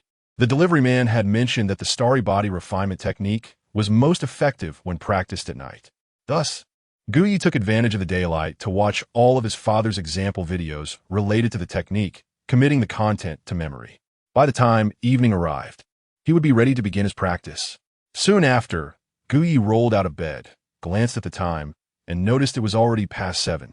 Just then, his mother's timely phone call rang out. "Xiaoyi, are you almost home?" Guyi chuckled awkwardly. On my way. He quickly hung up and hurried out of his dormitory. At 7:30, Guyi rode his motorcycle, Qili, roaring as he turned into the driveway of a U-City villa. At that moment, a pink Range Rover was parked quietly in front of his home. Upon seeing the car, a smile crept onto Guyi's lips. After securing Qili, he made his way to the door. "Mom, I'm back," he called out as he entered the living room. "I know, dinner will be ready soon," came Lin Yan's voice from the kitchen. Hearing his mother's words, Guyi's gaze slowly drifted toward the sofa. Luo, she was sitting there alone. Upon meeting Guyi's gaze, her face flushed crimson, and she quickly averted her eyes. Earlier that afternoon, she had shared a rather intimate conversation with him. Little did she expect that her father would inform her later in the evening to come to Guyi's house to meet a senior. How awkward. She had explicitly told him that the next time they met, he should give her a kiss. Observing Luo, she's demeanor, Guyi couldn't help but grin. He then strolled toward her, speaking as he approached. "Did someone say something today?" With that, Guyi plopped down beside Luo, she, gazing at her with a cheerful smile. Upon hearing Guyi's words, Luo, she's entire body jolted, and she instinctively shifted away. "And no, not today." Guyi swiftly scanned the living room to ensure no one was around, then grinned mischievously. "You wish to deny it, do you? That simply won't do." Luo, she quickly turned her head to face the increasingly close Guyi, her cheeks flushing a vibrant hue. "Why you? Don't do that here." Her voice lowered involuntarily. Noticing her reaction, Guyi's eyes sparkled with amusement as he wrapped an arm around her waist. "That won't do. What if you decide to run off?" He leaned in closer to Luo, she's lips. At that moment, she bit her lip, exclaiming, "Don't stop." Just as their lips were about to meet, a sudden, sharp male voice interrupted from behind them. "Oh, what an elegant affair you two have here. Completely oblivious to the world around you. How delightful. Youngsters are so full of energy, ha ha ha." The sound of shrill, infectious laughter followed. Luo, she's face turned as red as a ripe apple as she hurriedly pushed Guyi away. Guyi turned around, irritated, only to be met by the sight of a man with long hair, exuding a somewhat seductive aura.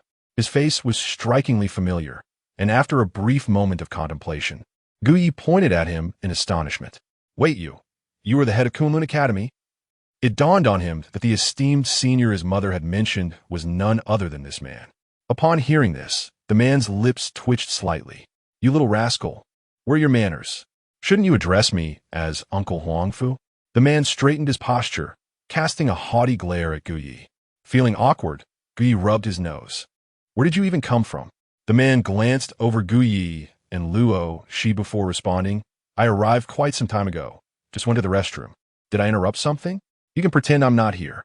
With that, he grinned widely and circled around the sofa, seating himself opposite Guyi and Luo, she, excitement radiating from his expression. "Please continue. I, as an elder, wholeheartedly support your romance." He chuckled, a rather lewd grin creeping onto his face. At that moment, Luo, she bit her lip, her head lowered, the blush on her cheeks still evident. Guyi rolled his eyes dramatically at the man before him. "What the hell are we continuing for?" Meanwhile, Lin Yin emerged from the kitchen, carrying 2 plates, her curiosity piqued. Dating? What dating? What are you all talking about? As she placed the plates on the dining table, she looked at the three of them with intrigue. Huang Fujin, upon hearing this, burst into a wide grin. Sister Lin, you're about to become a grandmother. Give these two little ones some time, and this year you shall embrace your grandchild.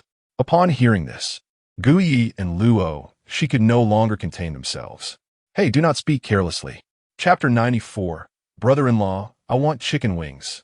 At this moment, Gu Yi and Luo, she were united in purpose, fiercely glaring at Huang Fujin. Huang Fujin, observing their expressions, couldn't help but chuckle. What have the young ones to be shy about? Meanwhile, Lin Yan's face flickered with a smile, her gaze sweeping over Gu Yi and Luo Shi. She then turned to Huang Fujin and said, all right. As an elder, you should act more appropriately. After speaking, Lin Yan looked at Gu Yi, Xiao Yi, go to the room and call Xiao Ran for dinner. Upon hearing this, Gu Yi nodded and ascended the stairs. As Gu Yi departed, Luo Shi hesitated for a moment before promptly rising. Aunt Lin, I'll go call Qin. With that, she hurriedly followed in Gu Ye's footsteps. Watching their retreating figures, Lin Yan's face broke into a warm smile. Simultaneously, Gu Yi turned to the approaching Luo Shi and smiled gently. What brings you here? Luo Shi, biting her lip, replied softly, my sister is here too. Besides, being alone downstairs is rather awkward. Gu Yi raised an eyebrow, intrigued. Your sister? Luo Shi nodded yes. I mentioned before that I have a sister. She then gave Gu Yi a playful glare. You don't remember. Gu Yi shook his head, chuckling. How could I forget? It's just that I haven't met her yet. As they spoke, they arrived at the door of Gu Xiao Ran's room. Inside, the sound of two girls giggling and playfully wrestling could be distinctly heard. Gu Yi knocked on the door, and soon after, Gu Xiao Ran opened it. Older brother. You're back. Gu Yi nodded in response. Behind Gu Xiao Ran stood a rather delicate-looking girl who curiously peered outside. Upon seeing Luo Shi, the girl's face broke into a bright smile. Older sister. Luo Shi affectionately nodded at the girl. It's time to eat. Let us head downstairs. The girl eagerly nodded and bounded over to Luo Shi, casting curious glances at Gu Yi. Luo Shi, stifling a smile, introduced, this is my sister, Luo Chun. You. Introduce yourself. Hearing this, Gu Yi looked at the inquisitive Luo Chun and grinned broadly. Hello. I am your brother-in-law. My name is Gu Yi. Luo Chun's mouth fell open in surprise. She instinctively turned to gaze at Luo Shi. At that moment, Luo Shi's cheeks flushed, and she couldn't help but punch Gu Yi lightly. Are you trying to get yourself killed? Gu Xiao Ran, witnessing the scene, wore an expression of sheer delight. Older brother has finally come to his senses. Then, with a cheerful demeanor, Gu Yi declared, well then, let us go eat. At the dining table, Gu Xiao Ran and Luo Chun sat together, curiously eyeing Gu Yi and Luo Shi while they ate their meals in silence. Huang Fujin, meanwhile, praised Lin Yan between bites. Lin, your culinary skills have improved remarkably. I find myself envious. Halfway through her words, Huang Fujin swallowed them back. She then inquired, will you be residing in Jiangxing from now on? Lin Yan nodded. Indeed.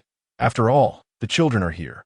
Upon hearing this, Huang Fujin hesitated briefly before suggesting, would you consider teaching at my place? Your knowledge would be more than sufficient for a cultural course. Lin Yan pondered for a moment, but ultimately shook her head. I think not. Xiao Ran still needs to attend school. Huang Fujin chose not to press the matter further. At that moment, a lively voice chimed in. Brother-in-law, I want to eat chicken wings. The sound drew everyone's attention to Luo Chun, who was holding a bowl with her small hands, gazing eagerly at Gu Yi. Instantly, the atmosphere became rather suggestive. Luo Shi's face flushed a deep crimson. Chun, why are you calling out like that? Luo Chun shrank her head in response. But, you're my brother-in-law, right? Concurrently, Gu Yi cleared his throat and quickly took the bowl from Luo Chun's hands. Chicken wings, is it? Enjoy. Have a generous helping. Without hesitation, he scooped all the chicken wings from the plate into her bowl, then with a smile, returned the bowl to Luo Chun. Upon seeing this, a glimmer of excitement sparkled in Luo Chun's eyes. Wow, thank you, brother-in-law. Luo Shi's face burned with embarrassment as she stepped on Gu Ye's foot. Lin Yan and Huang Fujin exchanged knowing glances, observing Gu Yi and Luo Shi with a hint of amusement. Huang Fujin could not resist. "See, I told you." Before she could finish, Lin Yan shot her a glare. "Enough. Be quiet. Can't you see that she is shy? You'll scare off her future daughter-in-law." Subsequently, Lin Yan smiled brightly at Luo Chun. "Chun, feel free to come by often if you want to eat. Aunt Lin will cook for you." Luo Chun eagerly nodded while munching on her chicken wings. Okay. Luo Shi, feeling somewhat helpless, buried herself in her meal to mask her embarrassment. After satiating their appetites, Gu Xiaoran took Luo Chun back to their room to play. Lin Yan, Huang Fujin, Luo Shi, and Gu Yi remained seated on the sofa. "You two will accompany Huang Fujin to Kunlun Academy tomorrow morning. For the next 20 days, he will be your instructor," Lin Yan informed Gu Yi and Luo Shi. Both Gu Yi and Luo Shi were momentarily taken aback. "To Kunlun Academy?" Huang Fujin flashed a grin at them. "I assure you, I am quite gentle. Being under my guidance will indeed be a blessing for you both." Lin Yan shot him a disapproving look. "I warn you, teach well and take good care of them." Huang Fujin waved his hand dismissively. "Oh, relax. Although I may be a bit eccentric, I am professional when it comes to teaching." As he spoke, Huang Fujin cast a meaningful smile towards Gu Yi and Luo Shi. Lin Yan then turned to them. Shi, your parents have been quite busy lately and have entrusted me with Chun Xian for the next few days, so don't worry." Upon hearing this, Luo Shi nodded obediently. Thank you, Aunt Lin." Upon witnessing this, Lin Yan smiled warmly and said, "There is no need for formalities between us. We are practically family." Hearing this, Luo Shi nodded earnestly, though a hint of awkwardness colored her delicate features. She couldn't shake the feeling that Lin Yi's words held deeper meaning. Noticing her reaction, Lin Yan smiled again and turned to Gu Yi, saying, "Xiao Yi, take Shi to choose a room. She will stay over tonight. It will be more convenient since you all will set off tomorrow." At this, Luo Shi's cheeks flushed a rosy hue. "Staying over." Meanwhile, Gu Yi immediately sprang to his feet, cheerfully beckoning to Luo Shi. "Come with me." Noticing the smile on his face, Luo Shi couldn't help but pout slightly, before bidding farewell to Lin Yan and following Gu Yi upstairs. After selecting a room, Gu Yi assisted in tidying up. He then fetched a quilt from downstairs and, upon entering the room, casually closed the door behind him. As Luo Shi observed the door shutting and Gu Yi approaching, a wave of panic washed over her delicate face. "Hey you, don't get any ideas?" Chapter 95, The Complete Stellar Body Refinement Technique. Upon hearing Luo Shi's words, Gu Yi offered a knowing smile. He then approached Luo Shi, placed the blanket on the bed, and turned to inquire, "What do you mean by acting recklessly?" Luo Shi, upon hearing this, let out a soft hum, a hint of crimson adorning her cheeks as she averted her gaze, muttering, You know very well." No sooner had she spoken than Gu Ye's face moved closer, and without further ado, he pressed his lips against hers. Taken by surprise, Luo Shi instinctively grasped the bed sheets with both hands, letting out a soft hum of protest. How could he not give her a moment to react? Almost immediately, Gu Yi leaned in, pinning Luo Shi onto the bed. Her mind became a whirlpool of confusion, her face flushed to the point of resembling a ripe fruit. Before long, Gu Ye's hand began to wander upward.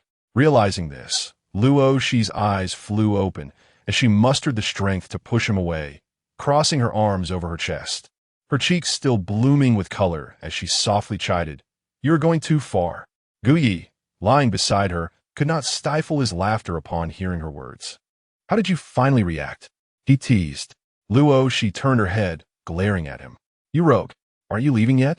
Gu Yi, feeling somewhat awkward, rubbed his nose before finally getting up from the bed and dashing out of the room. Watching him leave, Luo Shi bit her rosy lip. What a scoundrel! His audacity grows ever bolder. As Gu Yi exited Luo Shi's room, he encountered Lin Yan. Upon seeing his mother, a fleeting look of discomfort crossed his face. Lin Yan noticed Gu Ye's reddened lips and could not help but scold him with a disapproving glare. "I don't believe I made anything spicy today, did I?" Embarrassed, "We had chocolate akardi." "Mommy noticed?" Lin Yan shot him a stern look before asking, "Did you help Shi tidy her room? Did you add the blanket?" Gu Yi nodded. "All done, Mom." Lin Yin nodded back, then shot him another warning glance. Let me remind you, do not bully Shi. While she is under our roof, you must treat her kindly. Hearing this, Guyi quickly nodded and rubbed his nose in embarrassment. Mom, am I really that kind of person? Lin Yin could not help but chuckle, then spoke earnestly, be good to Shi. Girls deserve to be cherished. She is such a wonderful girl. You mustn't provoke her. Guyi nodded once more, understood Mom. Lin Yin, seeing his response, gave him another playful glare before adding, I almost forgot, you need to visit the psychological counseling office again tomorrow. Dr. Su mentioned his time for a follow-up. So, first thing in the morning, you and Shi should go back to the supervision bureau. Sigink in resignation, Guyi repiet, alright. Lin Yin nodded, okay, go rest now. Guyi agreed and returned to his room. Lin Yin watched as Guyi entered the room and promptly approached Luo Shi's door, gently knocking. Before long, Luo Shi opened the door and, upon seeing Lin Yin, quickly stepped aside, saying, Aunt Lin. Lin Yin smiled and waved her hand. I want to come in. I just wanted to see how well Xiao Yi has been tidying up for you. Hearing this, Luo Shi beamed. He has done splendidly, Aunt Lin. At this, Lin Yin smiled with satisfaction. That is wonderful. This child tends to be somewhat clumsy, but it seems he is quite attentive to your needs. Upon hearing this, Luo Shi's cheeks, which had retained a rosy hue, flushed even deeper. Lin Yin noticed and smiled gently. If Xiao Yi ever bullies you, do tell me. Luo Shi nodded bashfully. He's quite good to me. Lin Yin affectionately ruffled Luo Shi's hair. All right, you should rest early. Tomorrow morning, you both need to head back to the Supervision Bureau for a re-examination. During this time, you must keep an eye on Xiao Yi, restrain him. Don't let his murderous intent run wild. Luo Shi immediately nodded earnestly. Yes, Aunt Lin, don't worry. Lin Yin smiled and nodded before turning to leave. Watching her descend the stairs, Luo Shi slowly closed the door. Leaning against it, she reflected on her conversation with Lin Yin, a smile unconsciously gracing her delicate features. Meanwhile, Guyi was inside his room, embarking on the first round of practicing the stellar body refinement technique. Outside the window, the night was deepening, and as Guyi practiced, he could distinctly feel waves of energy from the stars gradually flowing into his body. This sensation made him gasp in awe. How does this differ from cultivation? Harnessing the power of the stars. This feeling surpasses the refinement of mental energy by leaps and bounds. Without hesitation, Guyi began to eagerly absorb the celestial energy. In no time, a faint yellow energy membrane began to manifest around him. This energy commenced to fortify Guyi's physique, and the effects were profoundly apparent. Simultaneously, in the adjacent room, Huang Fujin, who was sprawled on the bed engrossed in a mobile game, suddenly paused, a smile creeping onto his face. This fluctuation, it's the stellar body refinement technique. In an instant, Huang Fujin's figure flashed, and he appeared in Guyi's room. Observing Guyi sitting cross-legged on the bed, Huang Fujin smiled slightly indeed. This kid has a knack for choosing the right path. After a moment of contemplation, Huang Fujin smiled again and waved gently at Guyi. In an instant, Guyi was jolted out of his meditative state. Bewildered, he quickly realized Huang Fujin was standing in his room. Upon seeing him, Guyi's expression darkened. What the heck? How did you get in here? Huang Fujin replied with a nonchalant smile. I just came in. Guyi's expression grew even darker. Do you not understand the importance of respecting others' privacy? Upon hearing this, Huang Fujin chuckled lightly. Oh, very well. I initially intended to impart the complete starry body refinement technique to you, but perhaps not anymore. Upon hearing this, Guyi's eyes suddenly brightened. Wait, what did you say? The complete starry body refinement technique? What does that mean? Huang Fujin, amused, cast a glance at Guyi. What is this? Did you not just ask me to respect your privacy? Guyi, hearing this, could only smile helplessly. Brother, Uncle Huang Fu, could you please teach me?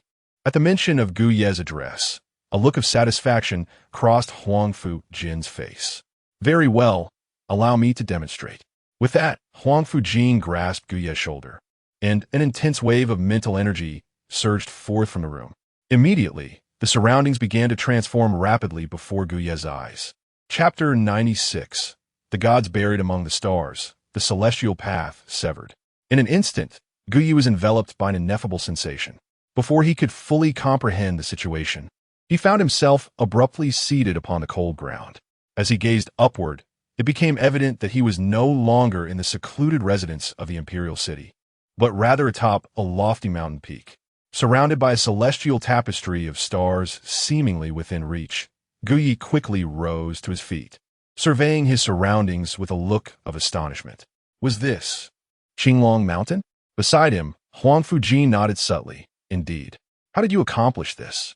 Guyi asked incredulously, unable to fathom how they had traversed from the urban expanse of Jiang City to this mountainous locale in the blink of an eye. This ability, it was astonishing. Huangfu Jin turned to Guyi and grinned mischievously. What do you think? Impressive, right? Impressive, Guyi affirmed with a nod. Such prowess was indeed remarkable, befitting one of the 10 primordial forces of the world. Gradually, Huangfu Jin's smile faded as he posed a question. Let me ask you, do you believe that pure mental cultivation can rival the deities of mythology? The deities of mythology? Guyi gazed at Huangfu Jin with skepticism, puzzled by the mention of divine beings. Huangfu Jin nodded. Yes, deities such as Ho-Yi, Kwa-Fu, Pangu, Nuwa, and so forth. Guyi hissed, recalling the original beings he had encountered in the demon domain, entities with formidable mental prowess. Yet, to equate them with mythical deities seemed an insurmountable leap. Take Hou-Yi, for instance, the mythological figure who shot down 9 suns with his bow. Such power was fantastical. Slowly, Guyi shook his head. That cannot be. Those myths were merely fabrications of ancient imagination. At this, Huangfu Jin smiled faintly and replied, Is that so? How can you be so certain that these myths are mere figments of ancient minds? The demons you encountered also existed within those tales. Did you not witness them with your own eyes? Guyi's pupils constricted in shock as he grappled with the implications of Huangfu Jin's words. So, do you mean to imply that these deities truly existed? Huangfu Jin raised his gaze to the starry expanse above. Yes, to be precise, they once existed. The world is rife with emerging alternate spaces from which we have gleaned vast amounts of knowledge. It can be largely concluded that they were real. However, the gods are now deceased. Ancient murals and texts unearthed from Kunlun ruins have recounted their tales. The gods are buried among